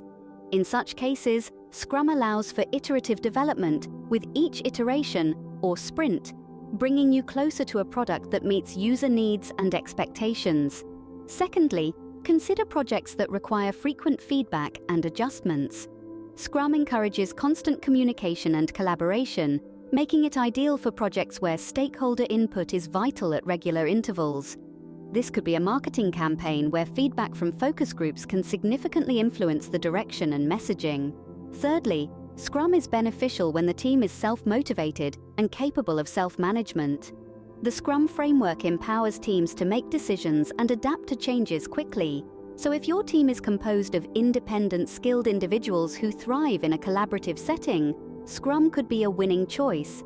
Lastly, if your project is likely to face frequent changes or uncertainties, Scrum's adaptability could prove invaluable. Whether it's changing user requirements, new technology trends, or unforeseen challenges, Scrum's flexible nature allows your team to pivot and adjust as needed. Remember, though, that Scrum isn't one size fits all. It may not be the best fit for projects with a well-defined, unchanging scope, or where a sequential, step-by-step approach is more appropriate. So, take a moment to understand your project's needs, the nature of your team, and the environment in which you operate. Match these factors with the qualities of Scrum we've discussed, and you'll have a clearer picture of whether Scrum could be the key to your project's success. Scrum shines in projects that need flexibility, collaboration, and frequent feedback. A good Scrum Master is like a good coach. They guide the team, inspire collaboration, and ensure that everyone is working towards the shared goal. But what qualities truly make a good Scrum Master? Let's delve into that. Firstly, a Scrum Master should possess exceptional leadership skills. They are not the traditional boss, but rather a servant leader, assisting the team in removing obstacles and ensuring they have everything they need to succeed. They lead by example, fostering an environment where each team member feels valued and heard. Communication is another critical attribute. A Scrum Master must be an excellent communicator, able to articulate ideas clearly and effectively.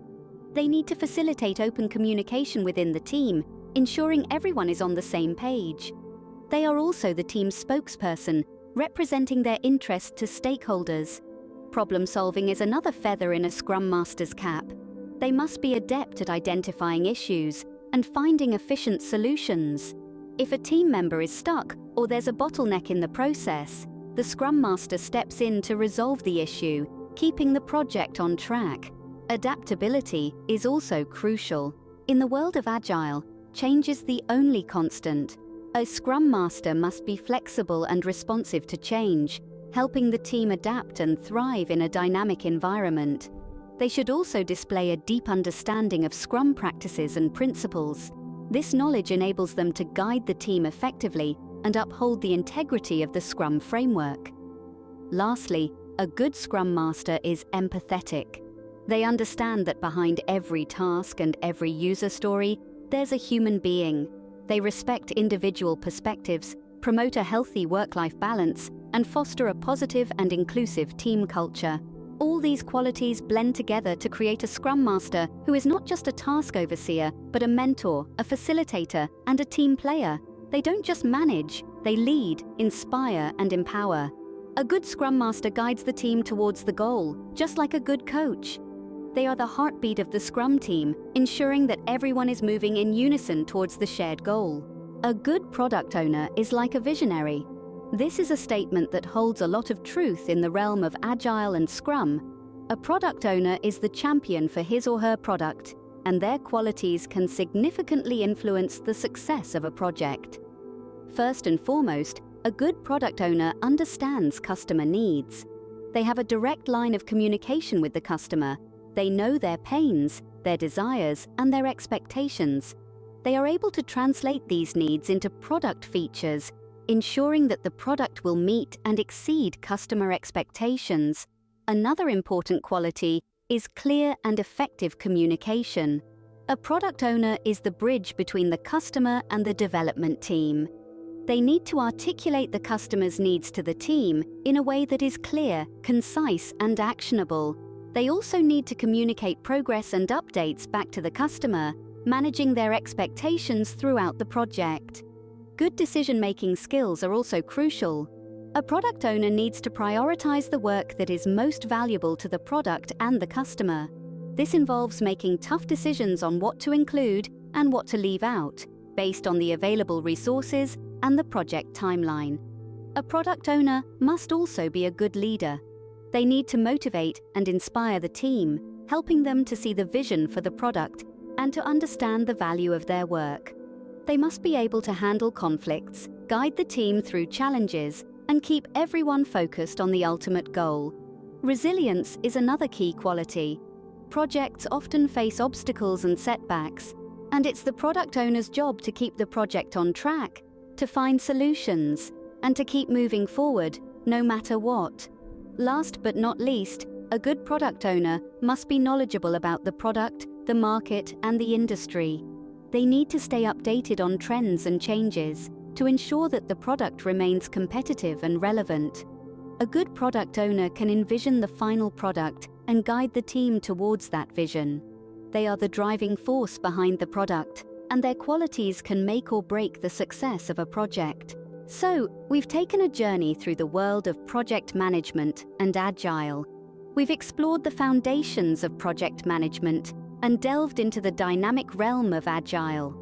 We've highlighted the differences between traditional and Agile project management and discovered that it's not about one being better than the other, but about choosing the one that suits your project's needs best.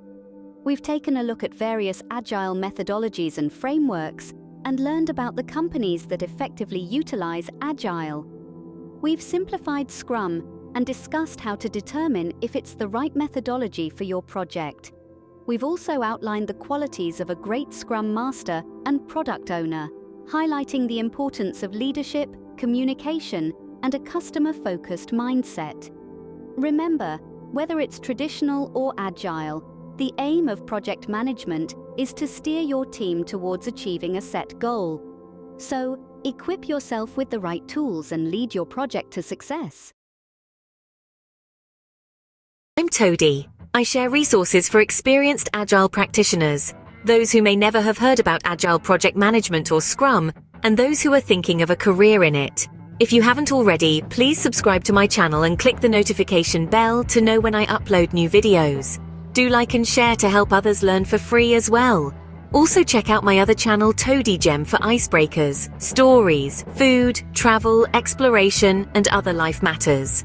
Now Gem, let's dig in.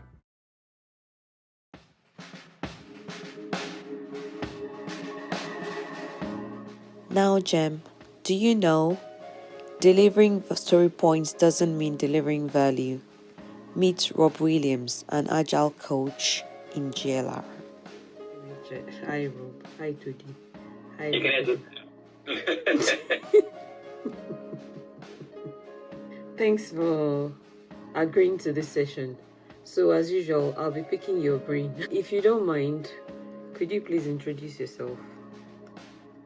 Sure. My name is Rob Williams. I'm an Agile coach within JLR, specifically a department called Digital Engineering Capability. And how long have you been an Agile coach for? I've been a Scrum Master since about 2010. When did I become an Agile coach? I don't know the exact date. It's been probably 5-6 years ago between the difference between a Scrum Master and a coach. Okay, so how would you explain being an Agile coach to a child? The simplest way I explain my job to somebody is I help people identify inefficiencies and help them identify actions to improve their efficiency in adherence to what the Agile values and principles are. So in simple terms, what's Agile? Agile, noun and verb, different things. The noun Agile is all about being able to respond quickly to changing situations. In the agile implementations we see across product development, it manifested itself back in the 90s, well 2001 officially, when they founders of the Agile Manifesto wrote down 4 values and 12 principles. So there are 1 mindset, 4 values, 12 principles, and then an industry exploded into practices and tools, and they just get bigger and bigger. So there are, 20, 30 practices and then 1 million different tools you could use to implement that. But the key thing is, for me, about Agile, it's not about the tools, it's not really about the practices, it's at least tying yourself to the principles and the values, which actually ultimately makes you have the right mindset to deliver product to your customer. Thanks. So how have you helped GLR so far? I mean, in terms of value, what value have you given to the company, would you say? I feel like I'm being interviewed by HR to save my job. First off, my first responsibility was introducing Agile. I came into a department that had no idea what it was. So I helped transform it from what was a traditional, so say, waterfall, whatever you want to call it, but where you agree the goals, the requirements, up front, you agree the test cases before you do any work, etc., etc. They were struggling to deliver their product to the point that the company was in question about whether the product was worth it. So my first accountability was to quickly transform the department so that we could quickly demonstrate value delivery to our customer. So that involved literally everyone's role changing and their accountability changing. That was 2017, 18, I think, end of 18.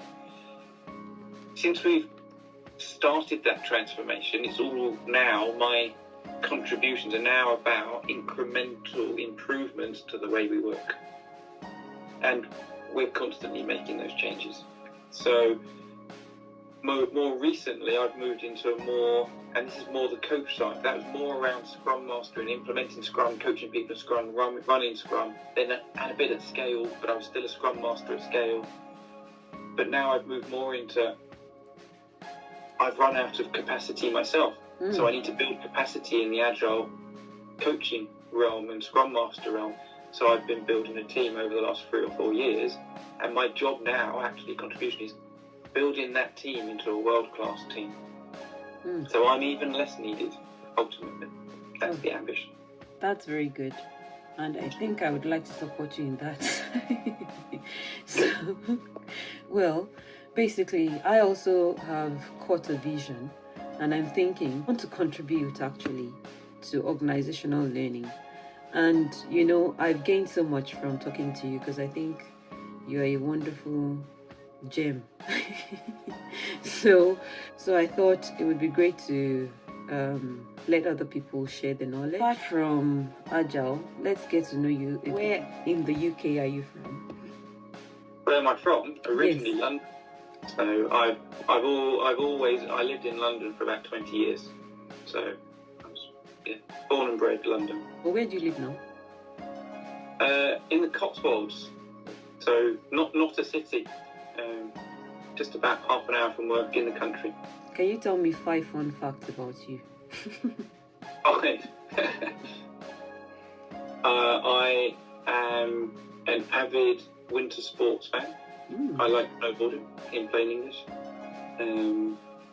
Specifically, I like disappearing into the backcountry. So that's getting off the motorways, should we say, the pistes. I like to take a hike and disappear somewhere else. That's what motivates me. And then not see anybody, ride with my friends, and just have fun. When I'm not doing that, I was, and I hopefully would like to restart. I like walking. Me and one of my friends like walking. And we were pre-COVID, and I'll get to the next reason why it's also paused. attempting to walk around the length of the United Kingdom. Wow. So we got about halfway around, and then COVID kicked in. Then I had 2 children, which is another thing. So something about me, I've got 2 young children. 2 under 2 was the phrase. Wow. They're not under 2 at the moment, but they were obviously at one point. But the gap between is less than 2 years. I'm a bit out of practice. Yeah. I did used to try to do the Telegraph cryptic crossword every day, but I'm not very good at it. I would probably get about half of it, and then wait till the following day when they reveal the answers, and then try to understand why. Which ties me into, I think this is the 5th point. I love learning. I don't know, you can probably hopefully see on there, that's just full of books. And I just like reading books and learning. It's interesting how you said you like walking with people as well. Well, actually, it's one particular person. So someone we live with, it's just him and I. We go for a walk. And because it's the UK, you don't tend to end up nowhere. You tend to end up at a town or a village, pretty much at breakfast, lunch and dinner. And let's just say you eat and drink a lot. I love walking too. So do you have any favorite cuisines? Food. I like variation. I like to try random things. So if I haven't tried something, I'll probably try. I would probably, or if my favourite meal, which I can't even think of right now because it changes, was on the menu, and there was another meal that wasn't quite the same, that I'd never had, I would probably order the thing I'd never had just because I hadn't had it. So you like trying new dishes, basically? I like to know that what I think is the best. Otherwise, how do I know it's the best? Otherwise, I'd only ever try one meal. So which is the one, what's your comfort meal? Pizzas are always an easy go-to, right? But then so's curry. But then if it's a Sunday, it's a Sunday roast. Or if it's a Friday, it's fish and chips. So I don't know. I mean, it depends. Depends where I am and what time of day it is. You said you walk a lot. Where would you recommend for like someone who's new in the UK to walk? Depending on your fitness, I'm going to assume you've got a reasonably good fitness level, but the Southwest Coast Path is amazing. Right, it's really well signposted, it's really well populated, so you don't really get stuck between places. It's beautiful. Don't go in the middle of the summer because it's just too hot. Go in the spring and the autumn. So do you miss London? No, not really. No, because I used to live in Bristol as well. So I've gone from like London, big city, Bristol, smaller city, and I've gone to quite a medium town in the Cotswolds. So, and I'm on a train line to London. So, and Oxford and Worcester and all that. So it's not that bad. But no, I don't actually miss it. No. I'm not a fan of crowds, if I'm honest. Have you travelled out of the UK before? I have, for my snowboarding primarily. Okay, so where do you go when you go snowboarding? The normal go-to place was France. So now we're actually deciding, I've got another circle of friends who I tend to go with. We've decided Austria is now the go-to place. Oh, so you're going to Austria this year then? We went already in January. Wow. How many days did you spend there? We called it a long weekend, but it was Wednesday to Monday. It was a very long weekend. So have you got a bucket list of things you'd like to do before you die? Sorry, I'm using the word die. Like I said, I'm halfway around the UK. I'd actually like to finish that off. I'd like to go back to Japan for my snowboarding again. I'd like to snowboard in the Southern Hemisphere. Particularly there's one place, so Chile. Chile has a ski resort on an active volcano. That would be quite cool. What else? I'm not one for just randomly travelling. I have to travel for a reason. Okay. So it could be to meet up with friends, or what are the major reasons for traveling for you? It has to be so. It has to be an activity-based thing. I can't sit on a beach. I get bored. I have to have something to do. So if I'm going somewhere, I've normally got activities in the pipeline. Did you have a favorite subject in school? Let's move on to your career and find out how you got to where you got to. Maths. I love maths. I really do. So how would you? So we're on a mission to find out how to make maths interesting for teenagers. Yeah. So, I mean, how would we walk around that? What would you recommend? Yeah, I would say maths in itself is probably, I get it, right? Well, you're asking me to add two random numbers together, and so what? And it's the so what that matters. Exactly. Say, you need to be able to do this so that you understand, can I afford to buy this and run the house and whatever, right? So maths in itself with no purpose, I get it, it'd be really boring, right? But if you say I'm going to do this so that I'm able to make decisions about something, so if you could put a purpose to why you're asking someone to do it, then that's a nice motivation to learn that skill. You've mentioned what Agile is in simple terms. How did you get into Agile, and how do people get into being an Agile coach? I'll try and tell you the very short story of how I did it. Okay. I'm not sure how other people, I guess we'll work that out when we get to the end. Like I say, I liked maths, right? I probably liked maths because I had a purpose, and the purpose was when I was 8 or 9, something like that. I used to watch the Formula One with my dad every Sunday, and I said, my dad was like, well, why don't you go, you love it, why don't you try and work out how you can go and get a job for them? So I wrote, as an 8 or 9-year-old, I wrote a letter to Williams Formula One team. This was back in the 1980s, right? I'm telling you I'm a bit older. But at that time, the chief engineer, technical director, I'm not even sure what his title was actually at that time, was a guy called Patrick Head. So for anyone who knows Formula One back in the day, Sir Frank and Patrick had the world-class winning Formula One cars for a very long time, and he was like, he was what people know Adrian Newey today. Patrick Head was his equivalent back in the 90s. And I got a handwritten letter back from Patrick Head saying, hello Rob, right, you want to do this? Do you want to get into our careers? You want to help Williams Formula One? You need to do maths, you need to do physics, you need to do aeronautical engineering at university. So as an 8-year-old, I was pretty sorted for education, up to 22. Wow. I was like, this is brilliant. School is easy because I have a purpose. I know exactly what I want to do, and I know exactly what subjects I've got to focus on, and I know exactly why I'm doing it. So for me, I loved school. I thought it was brilliant. I knew exactly why I was going there. I knew exactly why I was learning these subjects, because I had a career I wanted to get into at 8. And I acknowledge I'm an unusual case then. So that got me aeronautical engineering degree. My first job was at Kinetic, which is it was the privatised arm of the government research, military research.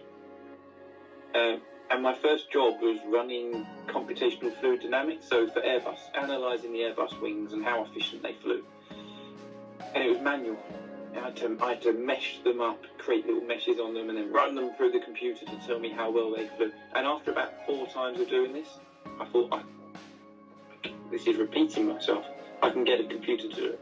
So I started writing code, Python at the time, and I actually automated my job. In fact, I even called my code Do My Job.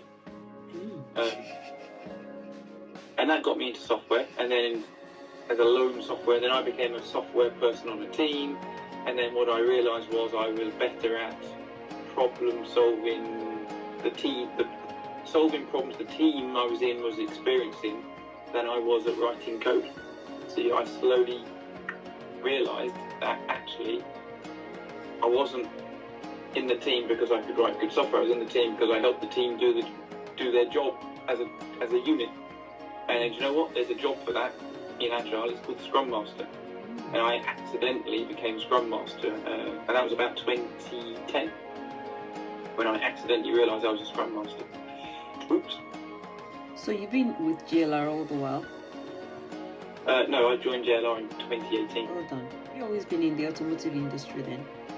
No, mainly aeronautical. I was only with JLR the first automotive. After that, it was all aeronautical from about 2002.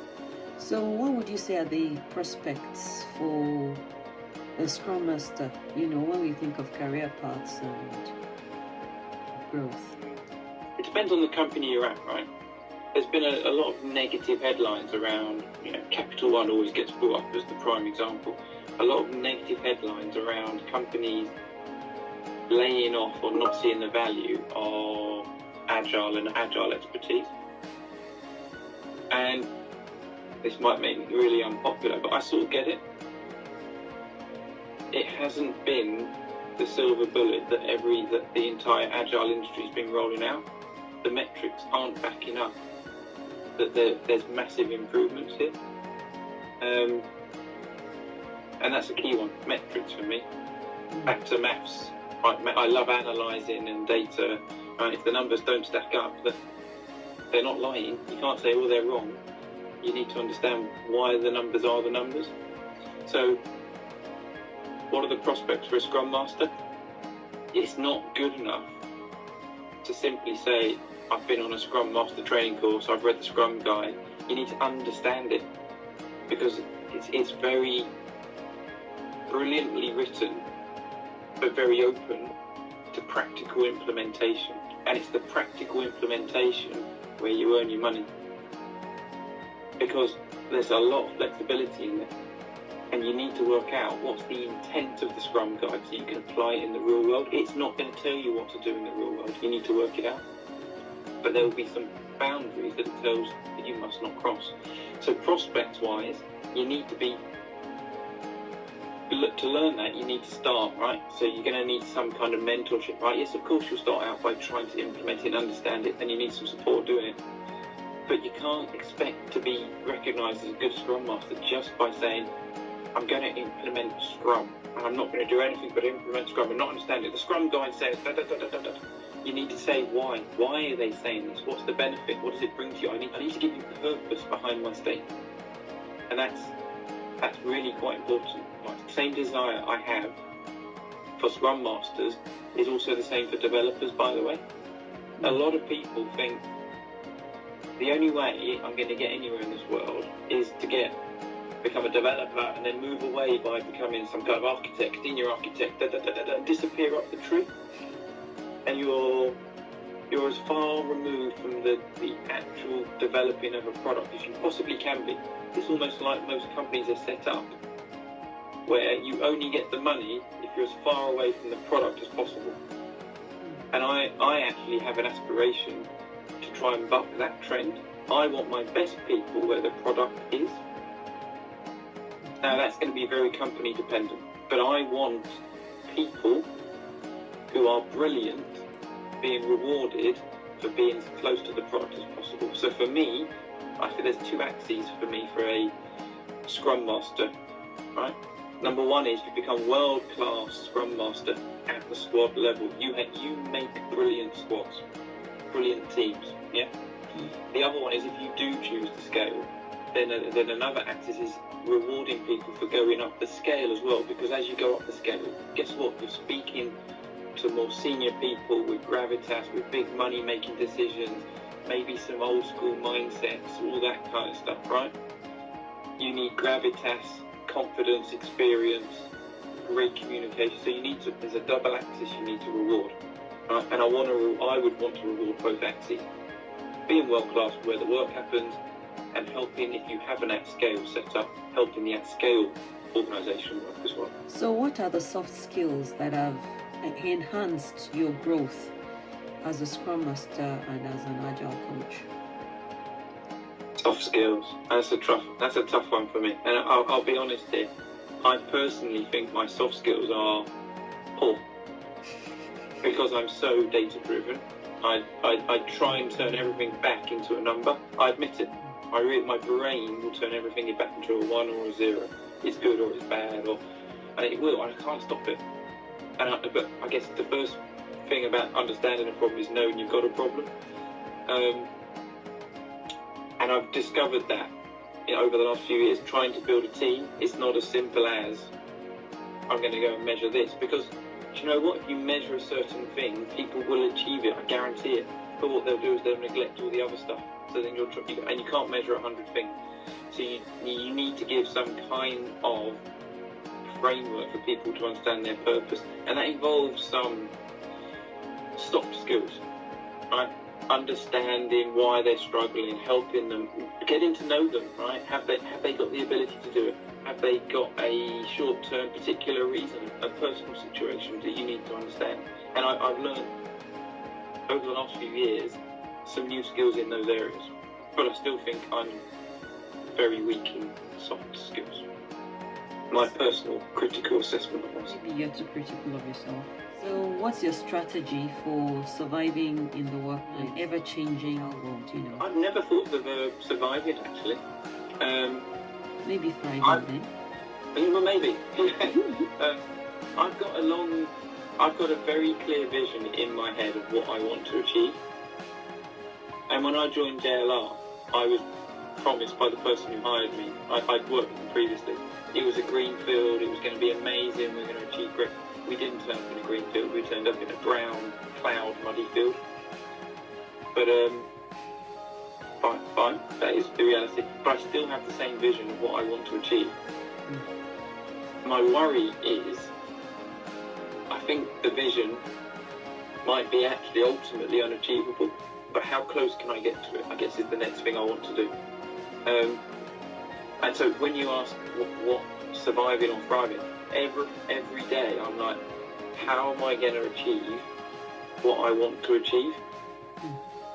And one of the key things was, there's only one of me, so to achieve that, I can't do that on my own.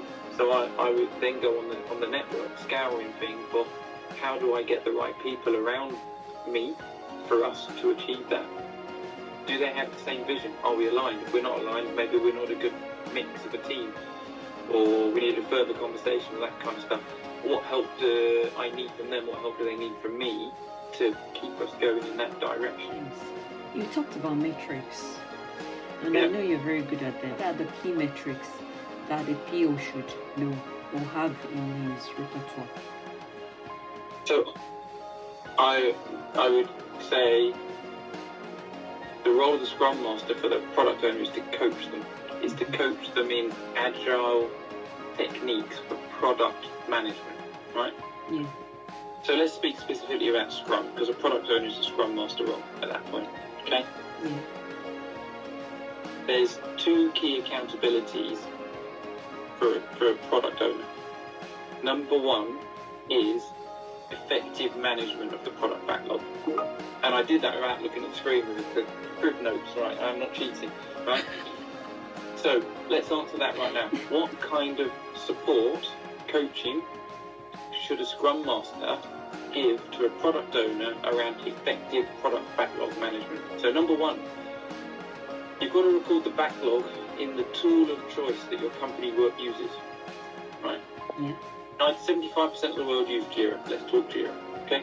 Mm-hmm. So if your product owner is new and has no idea how to use Jira, how on earth can we expect them to effectively manage the backlog unless we tell them how to use the tool? Okay. And what I'm keen on is the Scrum Master is never the secretary or the admin. The product owner needs to be excellent at using Jira to manage their backlog. They need to understand how to create and how to prioritize.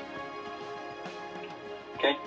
So, use of the tool to record the backlog. And this isn't in the right order, but this is logical steps. Number two, I just mentioned it, prioritization. What techniques can the product owner use to make sure the work's in the right order? And we can't list them all here, but there are many that you might need to go through. And the other one is, how do you know what you should be putting into your backlog?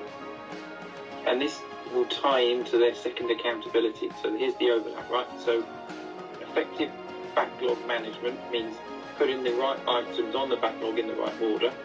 Okay? To get the right items on there, you're going to need to do some analysis on your customers' problems. So the clue's in the name, you're an owner of a particular product. Who are your customers and what problems do they face? Where are the customers' inefficiencies? And what can you change in your product to make their life better? Let's call that value, right? Yeah. Where can you add the most value? So, right items on the backlog, prioritized, using the tool properly. As a Scrum Master, you can definitely help with all of those things. Number one, how to use the tool. Number two, prioritization techniques. Number three, understanding your customer's world. For me, I'm a huge fan of the value stream method. What is your business process? How long does it take? What are the actors involved? What are the systems involved? As a product owner, you should have that to hand of how your customer uses your product and where are the inefficiencies in that product and how much does it cost to run that product. Have you got 8 systems? Can you consolidate it to 6? The customer doesn't see it, but the company benefits. They're all open to you, and that will give you that ability to prioritise. Before I move on to the second accountability about value, if you're only going to be able to do the second accountability, which is delivering value, by the way, if your team understand the backlog. So your developers in the team need to understand the backlog. So you need to have the backlog items refined to ready before you commence any commitment to deliver that work, which Scrum does through sprint planning. So as a Scrum Master, I'd expect you to help the product owner understand how far away they are from being ready to run sprint planning. So in Jira, you might create a dashboard that says distance from ready. Our velocity is X. Our ready stories are Y. If Y is less than X, we are not ready. We need more focused refinement time. Something simple like that to help the product owner. Yeah? The second accountability, and I've alluded to it, is maximizing the value of the effort you spend. So anything you ask your development team to do by prioritizing the backlog for them, you're going to be measured on how much value you've delivered back to the company.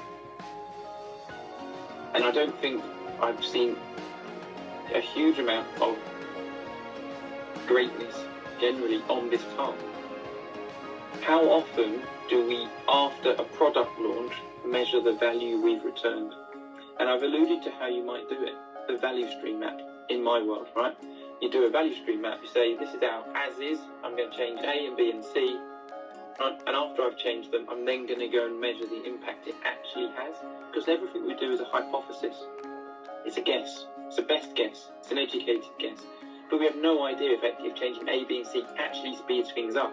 Or we might actually slow it down because we didn't realise X, Y and Z was happening in the background. In which case we've then got more work to do to recover or make the product better again or something. But if you don't measure it, how do you actually know you've delivered value? And delivering stories and story points aren't value. That's a metric that Scrum Masters use to be able to predict the future. It's nothing about value add. Value add is asking your customer, has your life got better? Amazing stuff.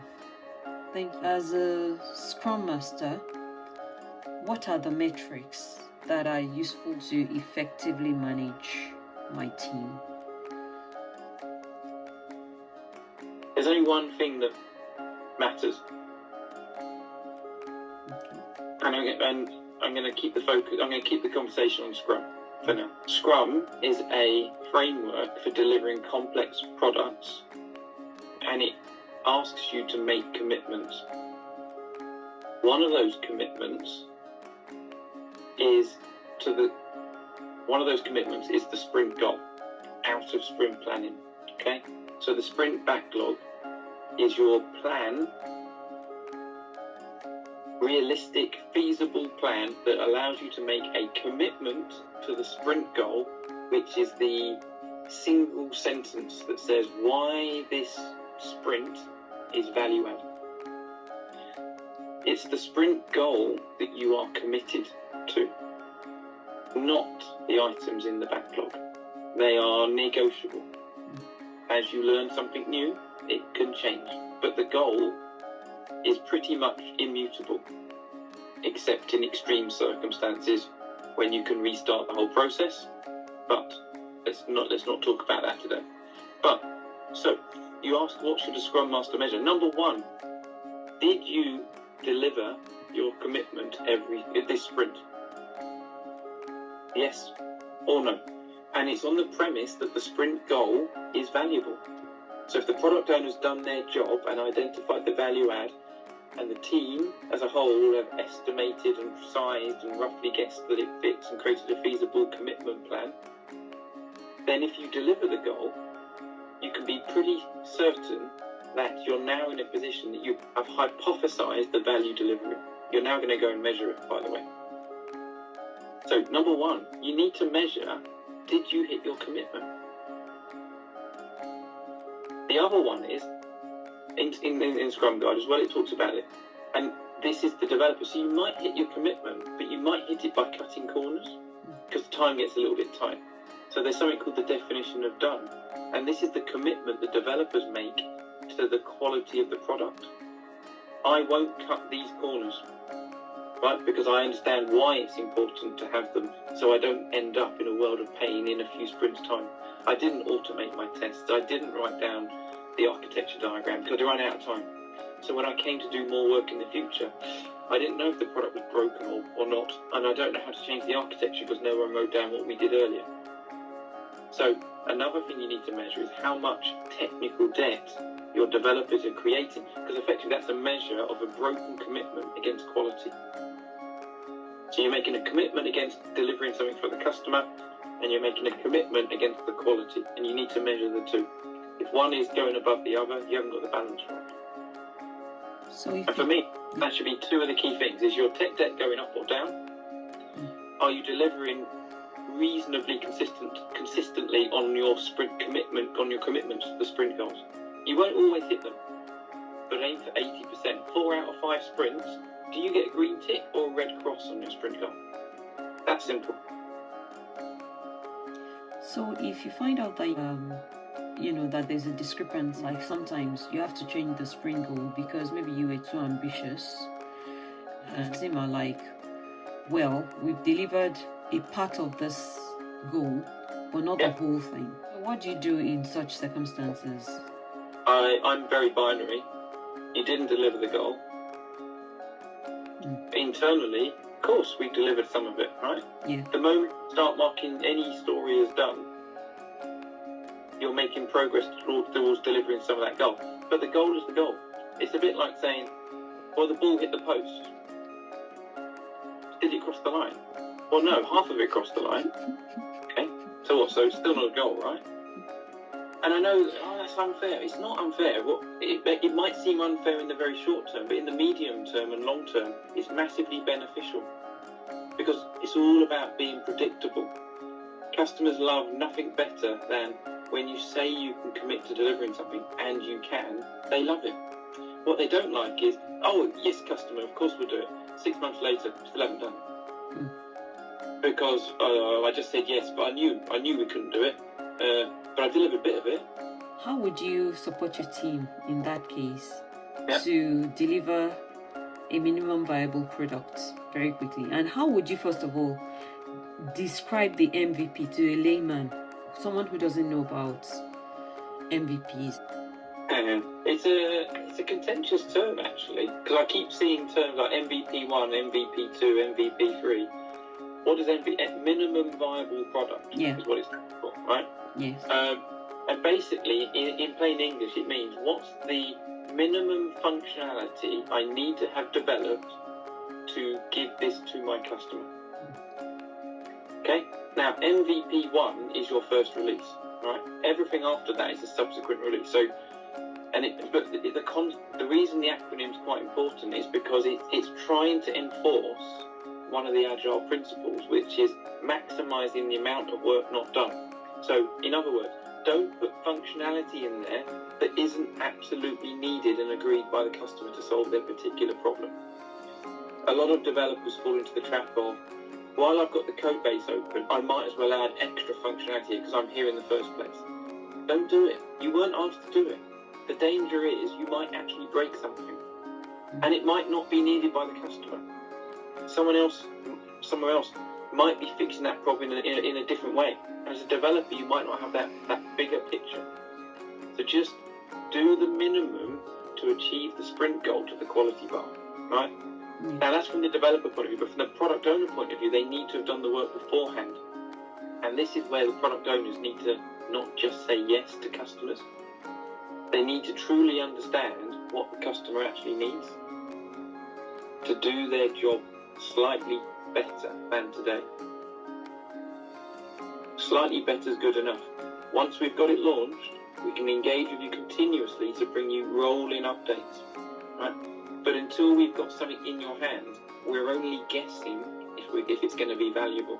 That's why it's so important to get something to your customer early, because then you get the feedback. That's the concept of the MVP. What I would say is the product owners need to be saying, what you're asking me to do is very expensive, right? And the people who estimate expense is the developers, because they're the people who do it. So they need the technique of, hey developers, you've come back and said this is going to cost me X. I can't afford X in the time frame I want to deploy. Which parts of the ask is driving you to make it this expensive? Oh, you want the system to be responsive in less than 1 second. It's the performance part, yeah? Or it's the AI algorithmic generation of X, of some function, yeah? But you need to get from the developers the thing that's worrying them to put that price tag on it. Once you know that, you can effectively get a menu. This. These are the driving factors in the cost of the release, the MVP. You can go to the customer as a product owner and then negotiate. You can either wait for us to do all this, or we can defer the performance, right? We'll get you the results in 10 seconds, not 1 second. Is that okay as a first release for you, customer? We promise that we will prioritise at some point, based on your guidance, functionality or performance coming up next. Your choice. But we can get you something that gives you an answer in 10 seconds, not 1. Yes or no? So you enter a negotiation phase with the customer. Have you worked in a waterfall environment before? Probably. It's hard to answer because no one does pure waterfall, right? But we all do in a way, right? Yeah. Even we do with our annual budgets, right? And our annual commitments, yeah? So we write down where we are now. We're going to commit to these high-level goals in return for you giving us X pounds. Is it waterfall? No.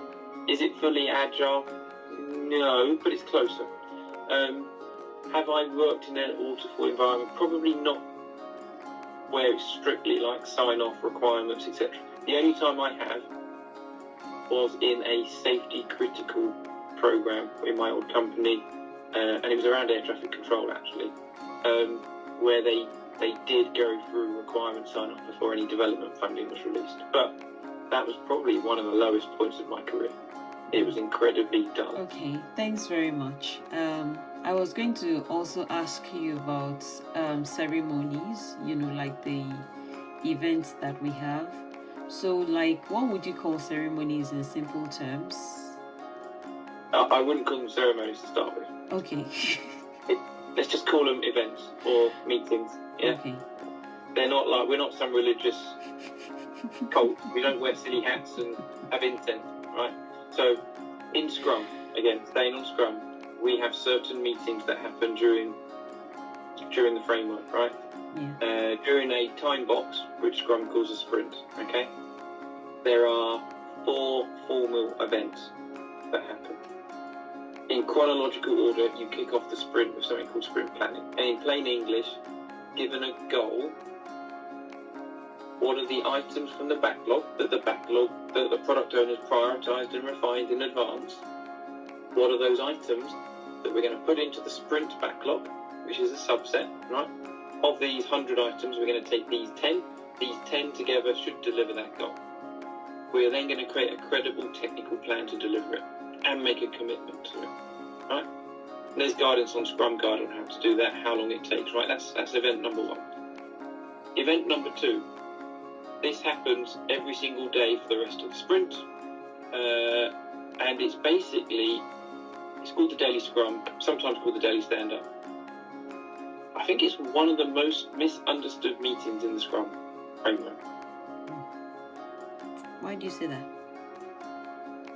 Because I think the Scrum Master and the product owner misuse it most of the time. Because it's not actually for either of those roles that I've just said. A really good test of a high-performing team that understands what the purpose of the daily scrum is, if you were to observe it, you wouldn't have a clue who was the scrum master. The meeting is for the developers to have a time period, a very short time period, where they talk about, since we last spoke, I've learned some really valuable information that I need to share with you that is directly affecting our commitment to the sprint goal. And based on that, I need to talk to you, you and you after this meeting.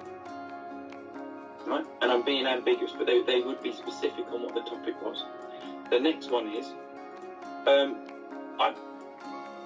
what I'm planning on doing today are addressing these things, tasks, subtasks, whatever you want to call them, plans, items, action points. I'm planning on doing this in the next 24 hours.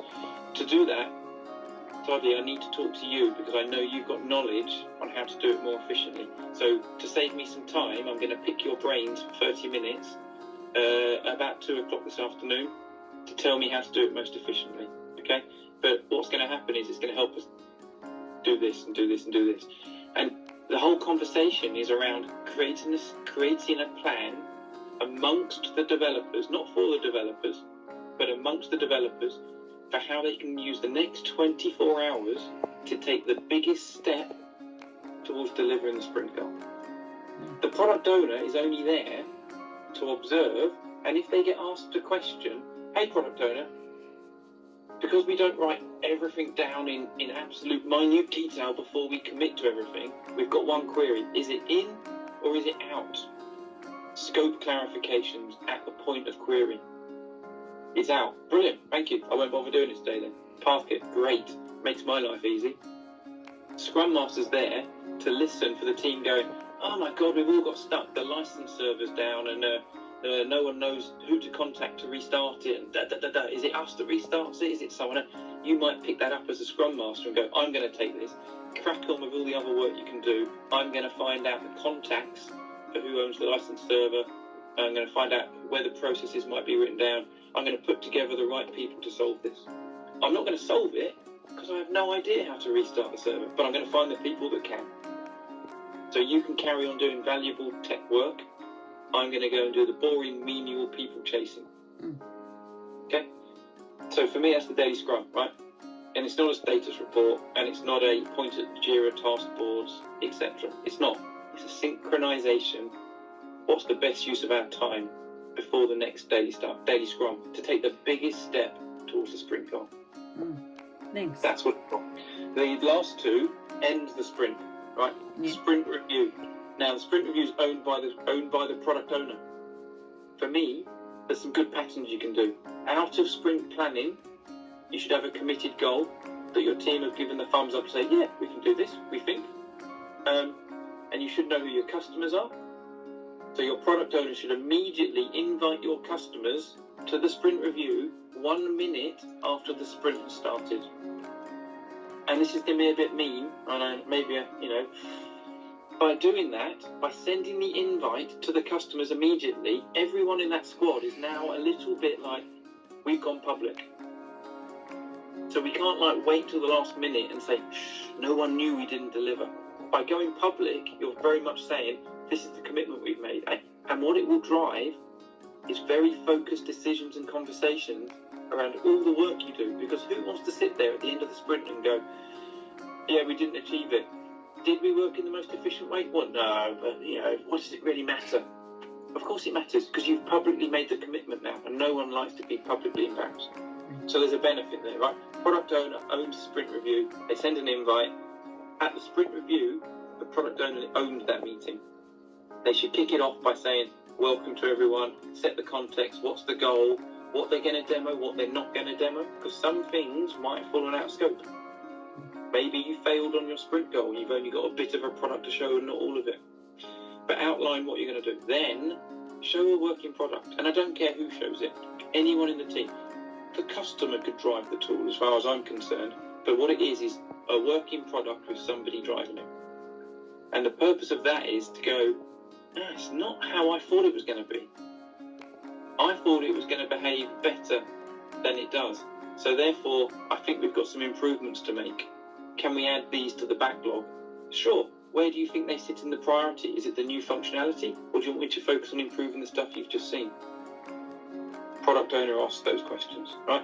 The inspect and adapt. You're inspecting the product and you're adapting your backlog based on the feedback. So is the priority new stuff or fixing what you've just seen? Customer, help me.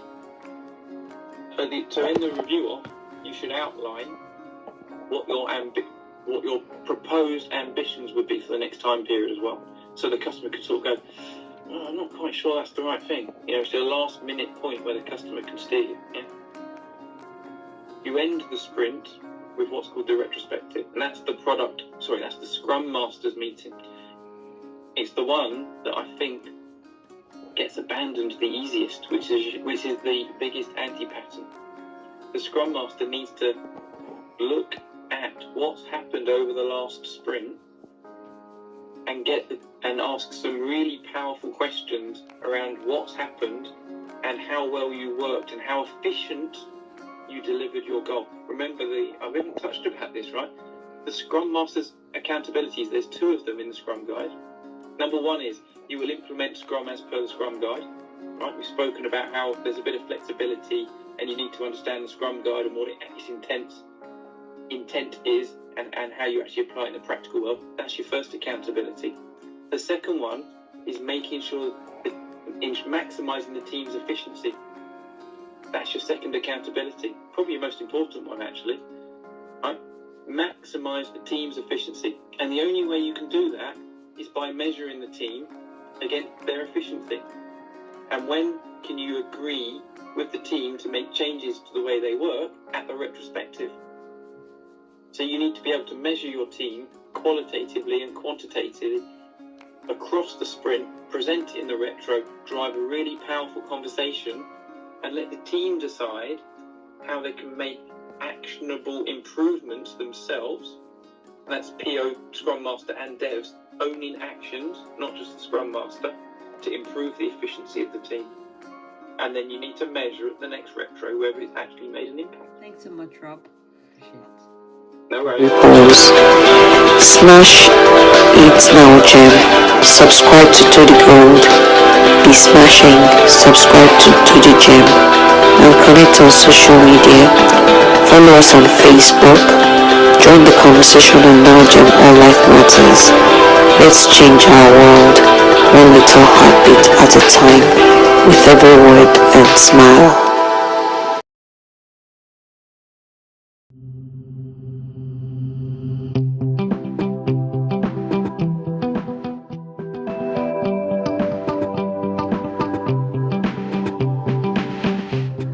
Welcome everyone to Smashing Scrum, and today I have Petra Saxby with me. She's a PO. I'll be asking her a few questions. Petra, why do you think it's necessary for us to discuss our ways of working and share knowledge? Well, in a Scrum team, all the roles are integral to one another. It's vital that they work together for the practice of Scrum to be effective.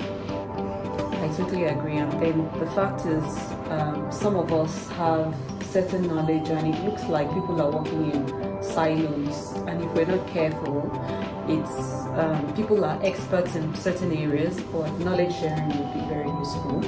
So what advice would you've been working in Agile for, I think you said 18 years now? 8 years, 10 years prior I was working in technical operations, which was more BAU, but for the last 8 years I've been working in Agile software development.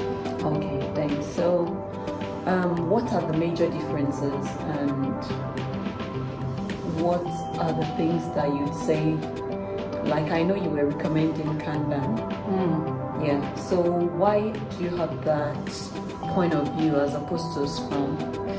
Well, I think I don't have a preference. Well, that's not true. I personally do prefer Kanban because in a way sometimes it's more achievable, whereas Scrum, it requires more discipline and can be less achievable, particularly if there's conflicting demands and you've got to, each individual has to be really diligent in managing their time boxing and risk and keeping the team informed so delivery can be executed in Scrum practice, which is basically the difference between Scrum is you bring the people to the work, whereas Kanban, you bring the work to the people.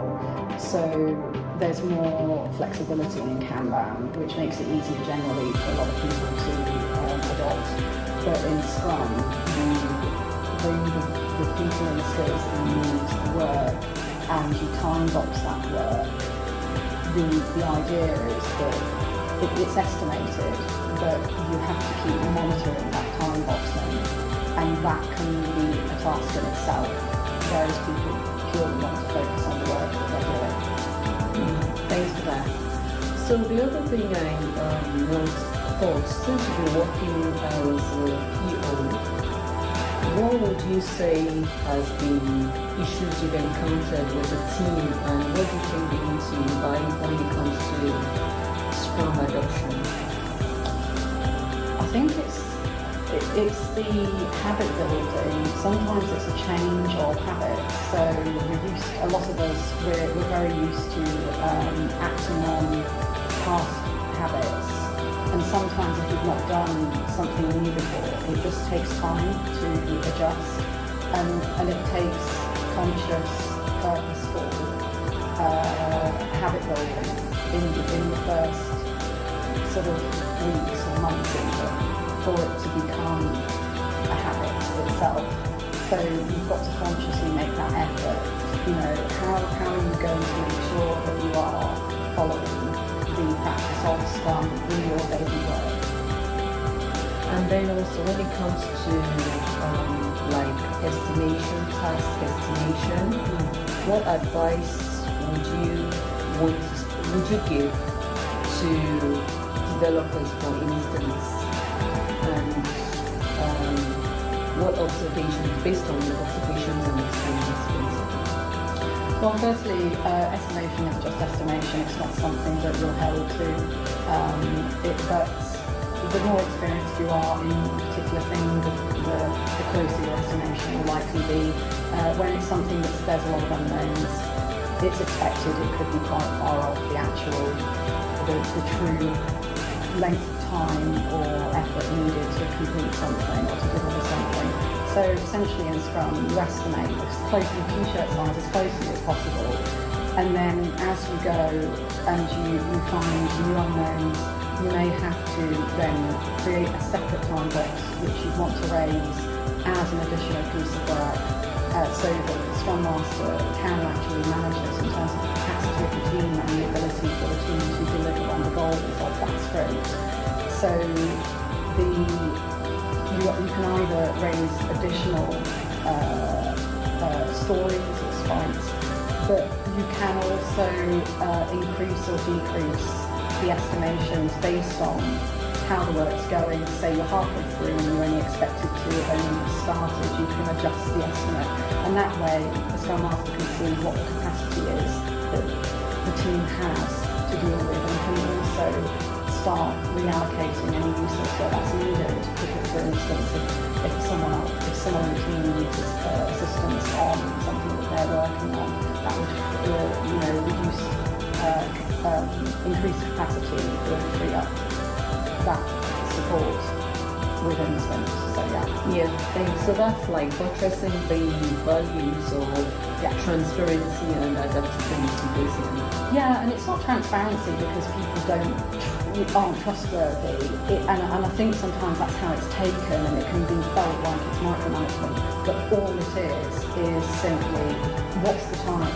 The Scrum Master is responsible for the capacity of the team, both at planning and in monitoring that throughout delivery, and knowing whether we're going to meet the goals that we set. So it's really important that the Scrum Master knows that whether we are going to use it, or whether there is actually additional capacity that can be allocated. Very important.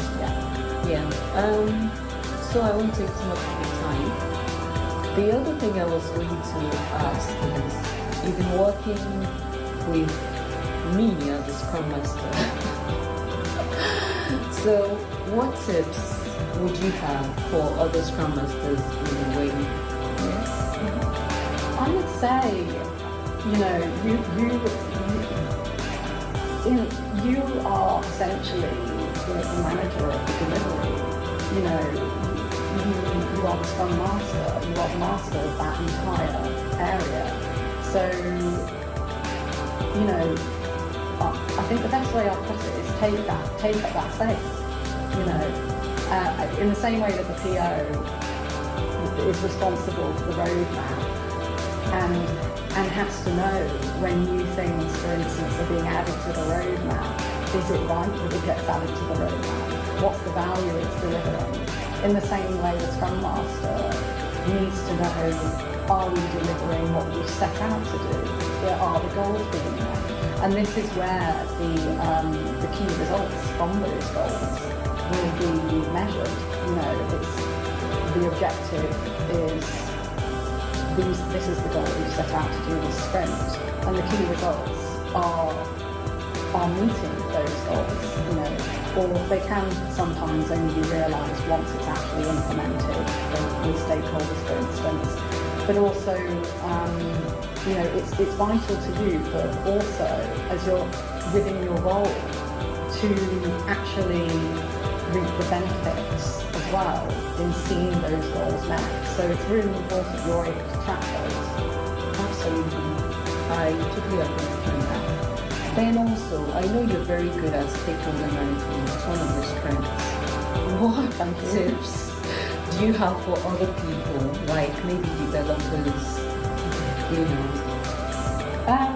I know I've not always been the most confident in stakeholder management. I can remember when I first started out, I was somewhat reserved.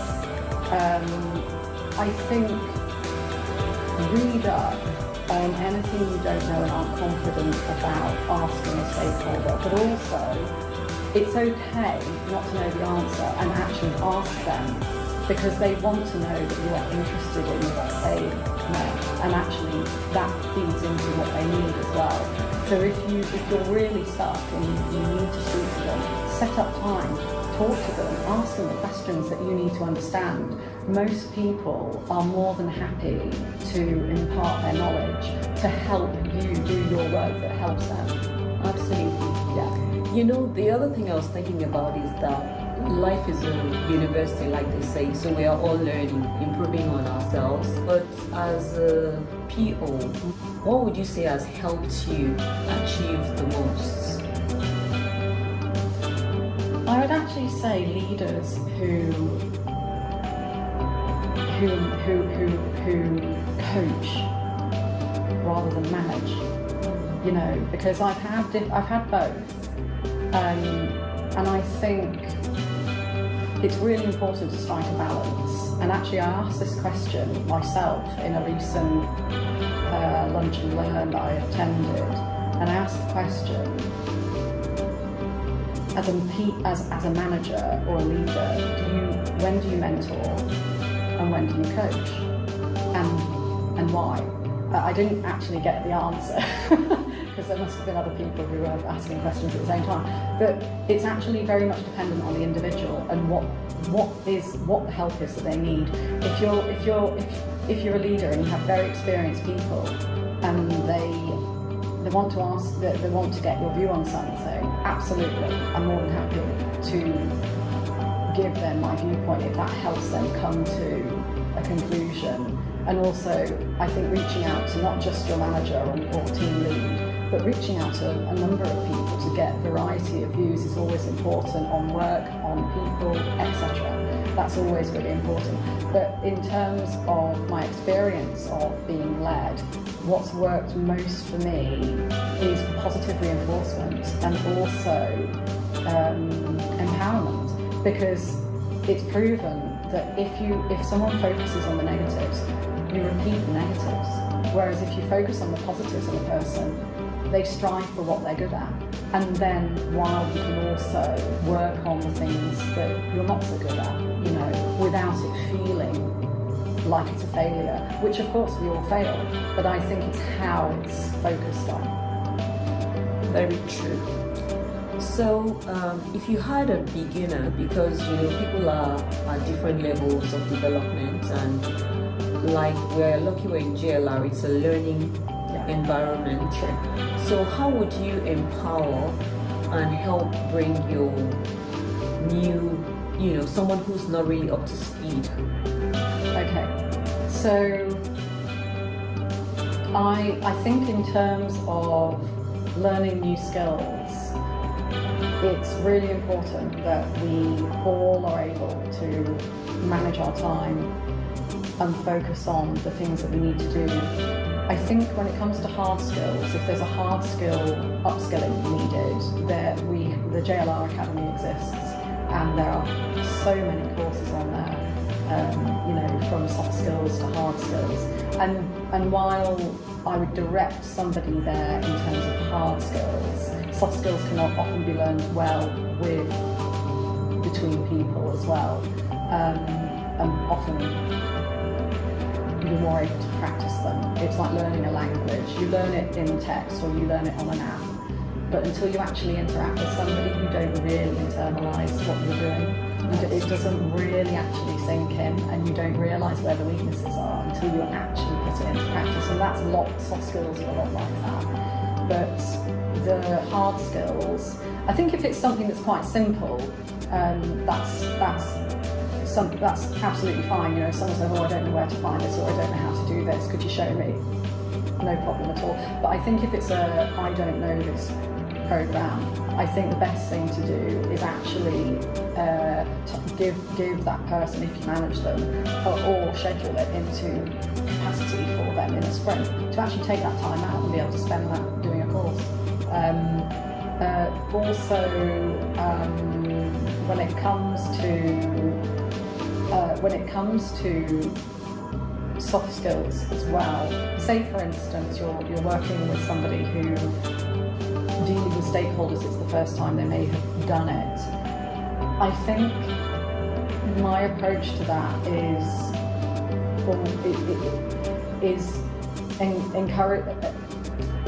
encourage them to be confident about not knowing and asking the right questions. Because and what I always say is, when people say, I'm not that confident reaching out to somebody, I don't know what to say. I've had two people, one who I said, don't wait for me to reach out to a stakeholder. Please feel free to approach them yourself if you're happy to do that. And for that person, that was the best way, because they developed a direct relationship with them, and this was about seeking opportunities. But another person I've worked with is, they've worked in a very, what should we say, work-facing role previously, and never really had to interact with stakeholders to inform that work. So it's about again, teaching them how to create the habits of, if they're not sure, if they don't have the answer to something, remember that there are people out there to ask, and if they're not sure, approach their PO, approach their Scrum Master. Also, within JLR we have chapters of practice and technology. So I'm a PO, I'm in the product management community of practice, because it's another broad chapter. But most tech-orientated roles are in chapters, and that's where they'll get the most support in terms of their actual knowledge relating to their role. But in terms of stakeholder management, this is something everybody needs to learn at some point in their career, and my approach has been to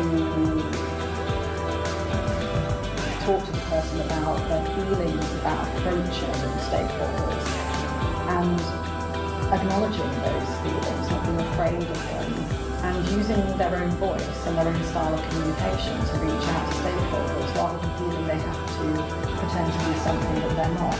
Yeah. And that is my approach. Yeah. In I would say mentoring, because you're actually advising them what to do. But coaching is helping someone come to the answer themselves. But if someone's at the very beginning of a journey, I think mentoring is more important than coaching. Absolutely. And thanks for that. Thinking about people who are just new to Scrum, how would you, or maybe who are thinking they want to start a career as a PO, as a Scrum Master, as a developer, how would you explain Scrum in a few words? So we all know the textbook, right? We know the textbook definition. Or using your own words, how would you communicate what Scrum is about to them? Now, every time I describe this, I get someone saying, no, that's not Scrum. Because everyone's got their own opinion of how it's described. Essentially, I would describe it as a simple, incremental way of delivering change and products at speed.